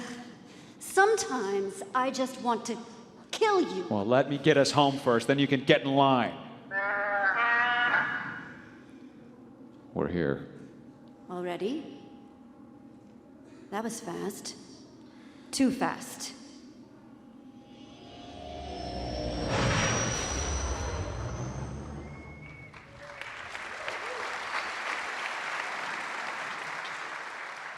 All right, Chewie, take us in low and avoid that swamp at all costs. Yeah, I know how unstable this place is, pal, so just be careful, all right? Wait, this isn't Hoth? It sure isn't. Set us down behind... It sure isn't. Set us down beside that ridge, Chewie. Where are we? Welcome to Hoot Song. It's where crime lords go to make things disappear. Hot cargo, bodies, even whole ships. If you don't want someone to find it, you just dump it here in the acid box. Well, thank you for the wonderful geography lesson, but we need to get back to Hoth. Shh. Wait for it. Did you just shush me? Well, just trust me.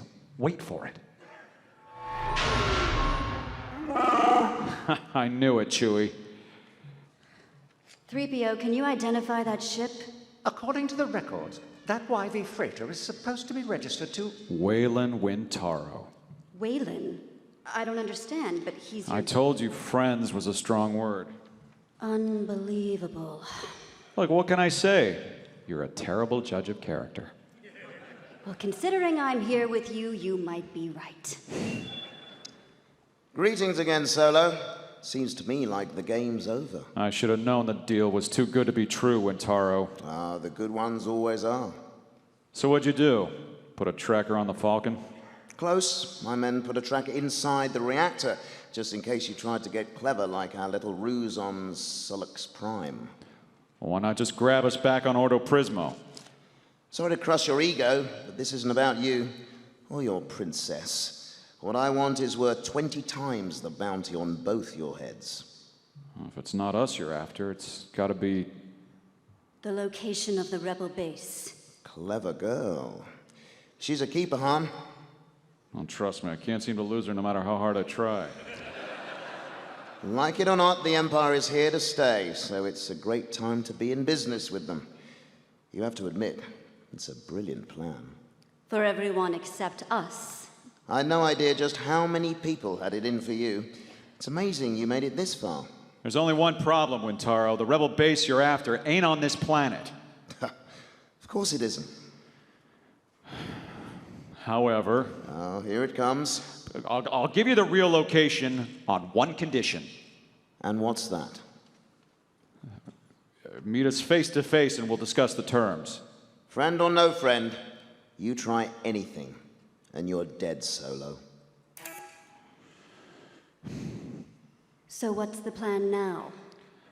Honestly, I have no idea. But this will buy us some time to think one up, right?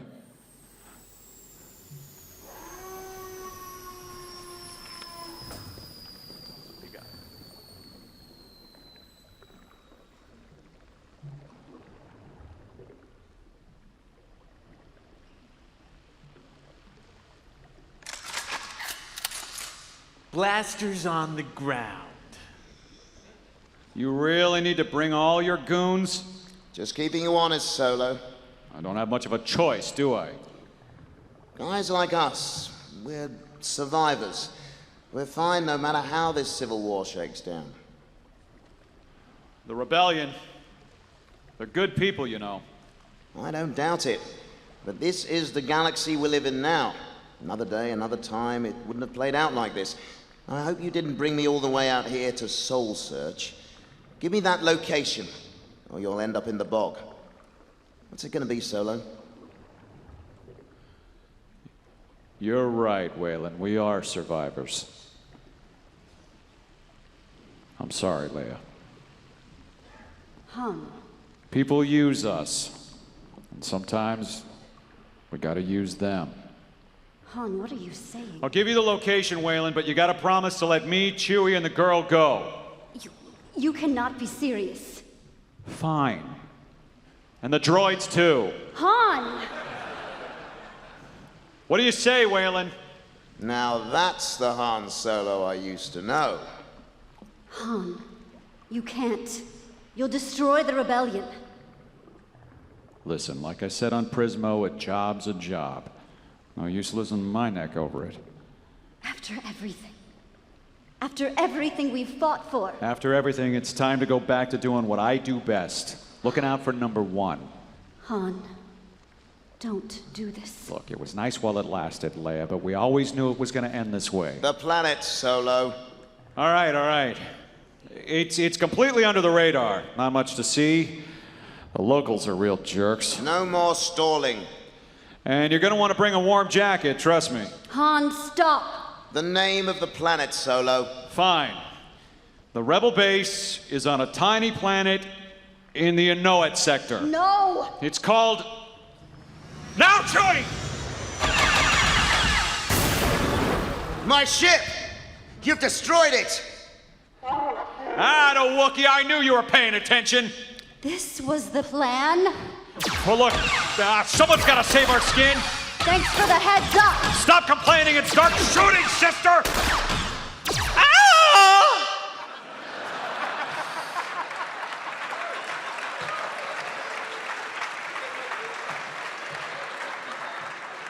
Curse you, Solo! Wayland's getting away. Not on my watch. I cannot believe you. What were you thinking? You really thought I was going to burn you guys? How should I know? You gave him the name of the system. I had to give him something. You got to sell the bluff. It's how we do it in Sabak. This is not a card game. Oh, come on. It was a good distraction. It fooled you. It's a small system, Han, and only one of the planets there is covered in snow. They're going to find it. Really? Well, then let's make sure we catch him. There he is, down by the shore. Careful, Leia. That bog is pure acid. One touch and you're done for.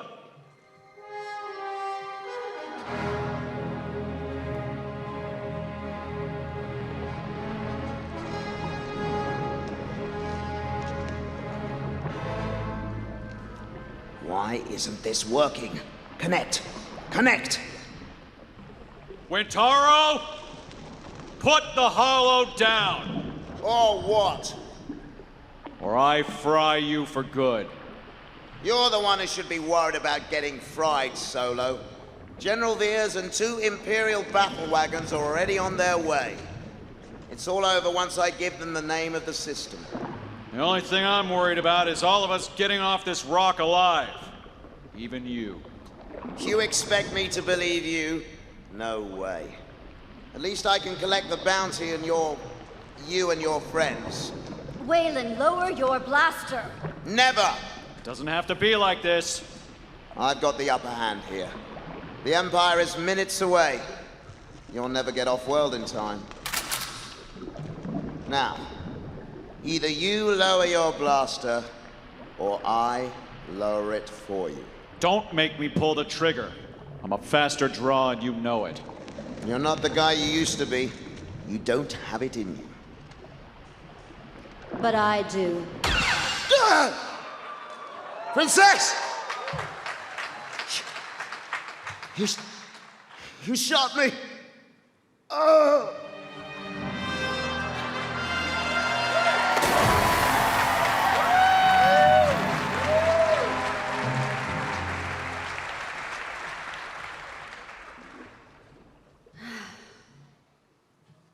I'm sorry about your friend. Wayland chose his fate. We all do, I guess. War brings out the worst in all of us. And the best, too. Look, I know that wasn't easy. There was too much on the line. Part of being a leader is making the hard decisions. The choice was clear. It was either him or the rebellion. Shoot first, ask questions later, huh? Now you're beginning to sound like me. What are you talking about? I always shoot first.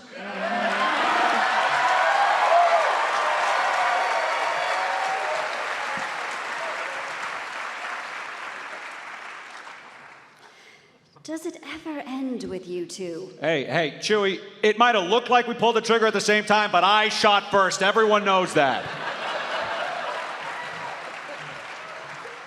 Come on, the Empire will be here any second.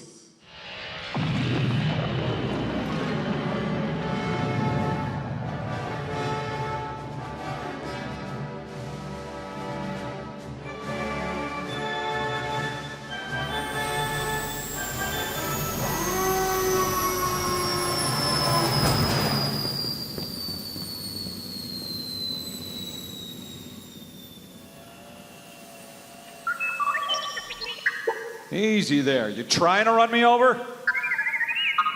He claims he'd rather overload his own circuit boards than ever help you again. Boy. I save everybody. This is the thanks I get? Ah. What an ungrateful bucket of bolts. Unfortunately, R2, that is the closest to an apology you'll ever get from a human like him. Home sweet home. Welcome back, everyone. Thank you, General. I'll get this over to the ground team for installation. The shield should be back online in no time. The Alliance can't thank you enough. Don't thank me, thank Han. It was all him. We all played our parts. I'm just glad we made it back in one piece. Are you? You know I am. Well, Captain, I assume you'll be on your way now? The Falcon took a real beating blasting out of Ordo Prismo, so I think we're stuck here a little while. Not that the princess will mind. Hey, Your Highness, where are you going? Ah, forget it. There's no winning with her. How can we help you, Captain Solo? Engine needs an overhaul. Mind if we borrow some parts? Anything you need. After all you've done for us, it's the least we can do. Yeah, thanks.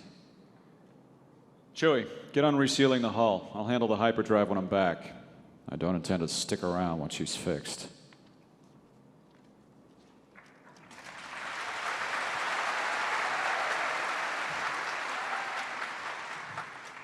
Leia, wait up. Don't you have a ship to repair? What can I say? All your dreams came true. You're stuck with me for a few more days till we get the Falcon's hyperdrive rebuilt. You know, you're not as charming as you think you are. So that means you do think I'm charming? No. But it was refreshing to see you care about something other than yourself. Even if it was just for one fleeting moment. Yeah, well, don't get used to it. Despite your delusions, Han, you belong here. We're all running from something. Sure. It's better for us to stick together. Like you and me? You, me, Luke, all of us. For the cause. For the cause. What was that? Nothing. Look, I get what you're saying, but let's be honest. I'm just an independent contractor. Duly noted, Captain. Now, if you'll excuse me, Wait. Yes, Han. You gotta admit, we weren't a bad team out there, you and me.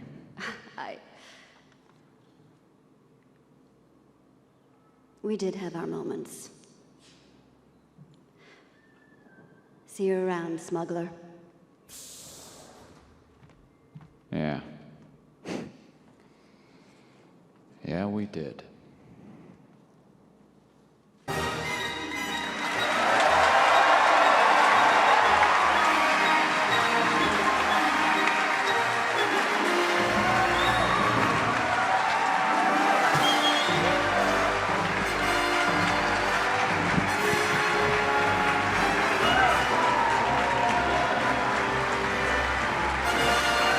These guys were so, you guys, wow. Thank you. Thank you. Thank you guys too. We have a few minutes for questions, audience questions, also a few signed scripts to give away too, so. That was absolutely brilliant. It was wonderful. The way that the story created pictures in our minds with the sound effects. Hats off to you, Carl. It was a wonderful, wonderful Thank you. job. I mean, hats off to you guys. I was laughing myself. I felt all the emotion. I was surprised by half of what they were doing. Like, the characters coming to life in front of me, that's the magic of what these actors do. And I think as a franchise, as a fan, I think I'm very thankful that we have just this eclectic talent that's bringing Star Wars to life on a daily basis. So, thank you guys. It was awesome. David, Han Solo, you down for another one? Another one? Tonight, no. What? Sure.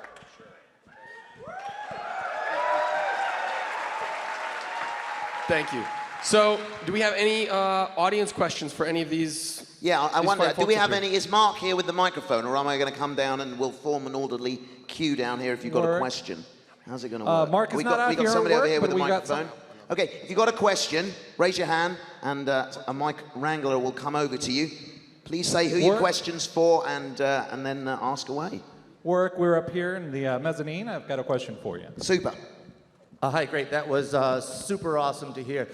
Did you all rehearse by yourselves alone and print out the scripts and read them for yourselves? Did you have the people that you live with read opposite you? How did you prepare for tonight? Well, I only just found out about it. So no time for any of that. What about the rest of you guys? How do you rehearse these sorts of things? Not much. Well, here's how I do it. I started writing this maybe in November, and it takes months and months, and I just read it in my head over and over again until the rhythm's right or it just sounds authentically like the characters.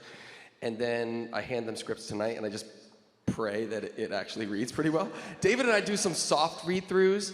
We'll do it on Skype, where FJ DeSanto, who co-wrote this with me, FJ's back in LA. Hi, FJ. FJ will play Princess Leia. It's a pretty awful Princess Leia. Sorry, FJ. So it's challenging until you actually get the characters together to really feel how it comes to life. And then we'll add whoever's around and try and read through it and just get a sense of pace. And it just exists completely in your ear. So you're trying to edit it just off the emotion of it. It's challenging. It's its own, because I work in film and work visually, and this is a completely different medium. Even though they're so similar, you tell a story very differently, and there's this very fine line between what is too much exposition and what is not enough. It's a total tightrope, and I think, David, hearing him do it, I edit it down, I pare it down, I shape it, and then he up here really directs the pace of it, and a lot of the sounds are cued off of David. And I know, every actor you guys go through it on your own, and then, that's the thing, they're just these consummate professionals that they can do it. Hello, my children. Sorry. No, this is the first time that anyone has heard this or rehearsed with it. We've never. Literally the first time I've heard it. It was finished. And they killed it. I'm so happy and so proud of them. And you just rewrote the last scene today. Today? Was it today? The last scene I was writing this morning, and when they he just said heard that it. he printed out scripts and gave them to us, I used the script that I printed back in Los Angeles, so I didn't have the correct script, and I'm really sorry. Oh, I'm sorry. Oh, and the guy who asked the first question, there's a script for you right here. You want to come down? Sorry about that. It's interesting, isn't it, Kyle, that George Lucas once said, sound is 50% of the experience. And it's very true. And when you listen to that, it is amazing the pictures that it creates in your mind. And having, experience knowing some of the characters in there, you totally visualize them playing these scenes. But your dialogue is so perfectly written and so perfectly performed by these actors here that you really can see those characters you know and love before you, even though they're not here. It's fabulous. Thank you. That's a real honor. Thank you. And it is 50%, and that's like Matthew Wood, who's involved in this. Matthew's doing amazing work on the live action films, also on the animated series. Last Jedi, anyone? We talk so much about the visual effects and how innovative Star Wars is with visual effects, but Star Wars was just as innovative with audio with Ben Burtt and everything that Matt's been doing for the past, 20-something years up there? 26 years. Special editions onward. And it's guys like him that are bringing the other half of Star Wars alive, so thank you. Do we have another question here? Yes, we've got one right here. Yeah, right over here. It's actually not a question, it's a thank you For the last 6 years, I've been in and out of Afghanistan working with the U.S. military and the British militaries. And I can tell you that after we have bad days when there's firefights or bombings or other situations, we come back and we listen to audiobooks, we listen to your work, and I've been able to share your guys' work with some of the other people over there, and I can tell you when we have a rough day and we turn on some of these stage shows you guys have done, some of the other productions that you guys have been involved with in Star Wars and otherwise, it takes us away from all the problems that are going on outside. It gives us those few moments of calm. And even when I'm at home, when I'm having a rough night and I can't sleep, and I turn on your guys' audiobooks, and my wife has to suffer through the beginnings of them all, and listen to me on the side in there, she's great. She's the best support. I couldn't do it without her. But having you guys to just turn on and fade away from some of the problems that this world faces, it's genuinely important to us. And so I want to thank you so much for taking the time. You guys didn't have to be here, and I really appreciate everything you guys are doing to share with my life, but also so many others of us in this room are touched in ways that we can never convey to you. And so I just want to say thank you.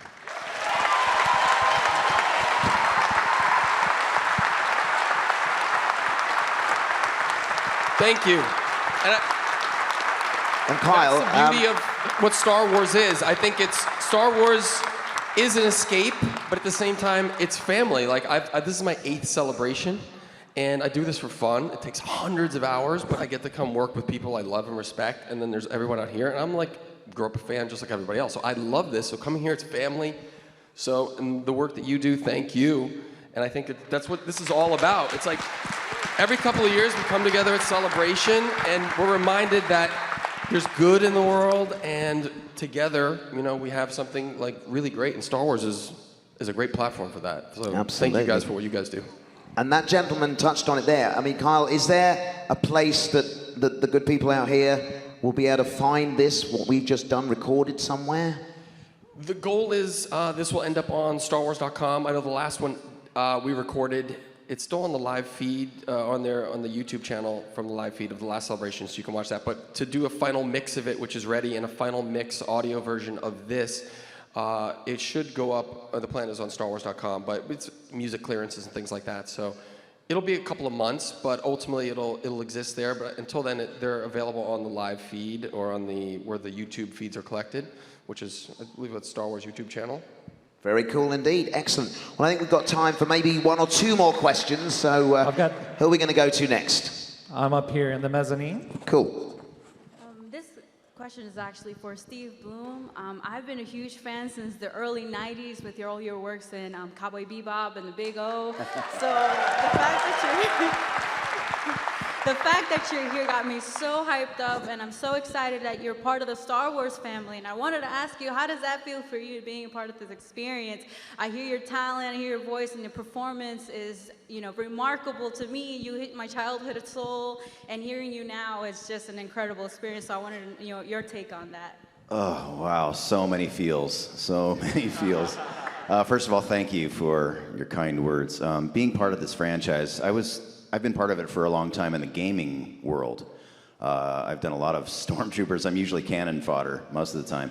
So to actually get to play a character in this universe that has development and a character arc and is part of a family is an amazing experience. It's something I never thought I'd see in my lifetime. I'm so grateful for it.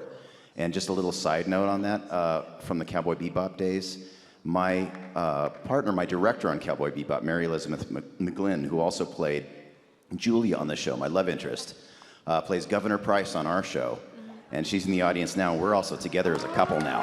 That's her right there. That's my baby. Yeah, so double bonus. Thank you. Fabulous. Okay, so we've got time for 1 more question. This is going to be the best question of the night. I can There's a feel script it. for you, Bob, up here. Script.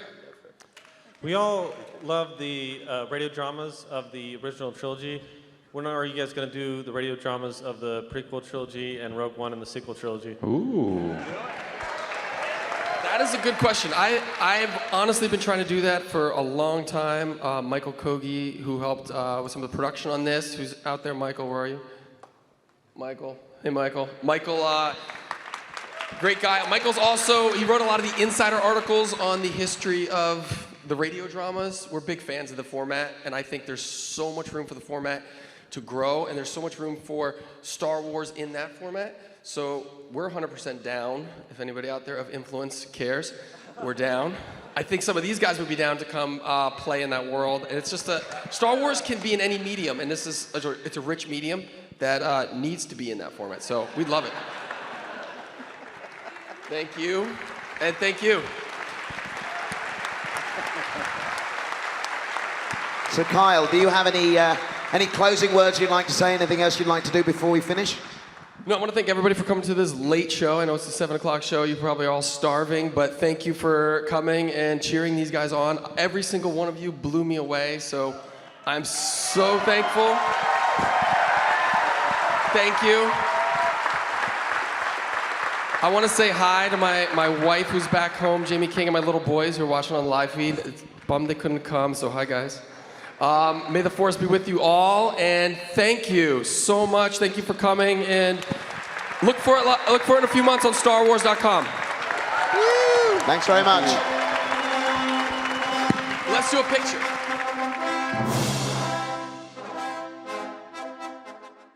What an amazing day. What an amazing start off strong, right off the bat. Right? Can't stop, won't stop. Forrest Whitaker and Felicity Jones right out here. Just charming everybody out here. It was absolutely amazing. And we haven't stopped. We've had authors, we've had stars, we've had vendors, we've had rebels, we had a Dianoga trash monster play set. We had a really cool, like, purplish light up Mando over there. Yeah, we did. Yeah. Yeah, I wonder who she was. She was definitely hunting for some big bounty, and you know, is super tough and awesome. Yeah. I don't know who it is. I wonder though. if her identity will ever be revealed. I have no idea. I think she's a mystery forever. But we're not stopping. There is still one more full day of Star Wars Celebration. That's right. We'll be back tomorrow with more panels, more guests, and lots of surprises that you have come to expect from the Star Wars Show Live. Thank you for watching. May the Force be with you, and we will see you bright and early tomorrow. And hopefully I'll still be able to talk. Yeah!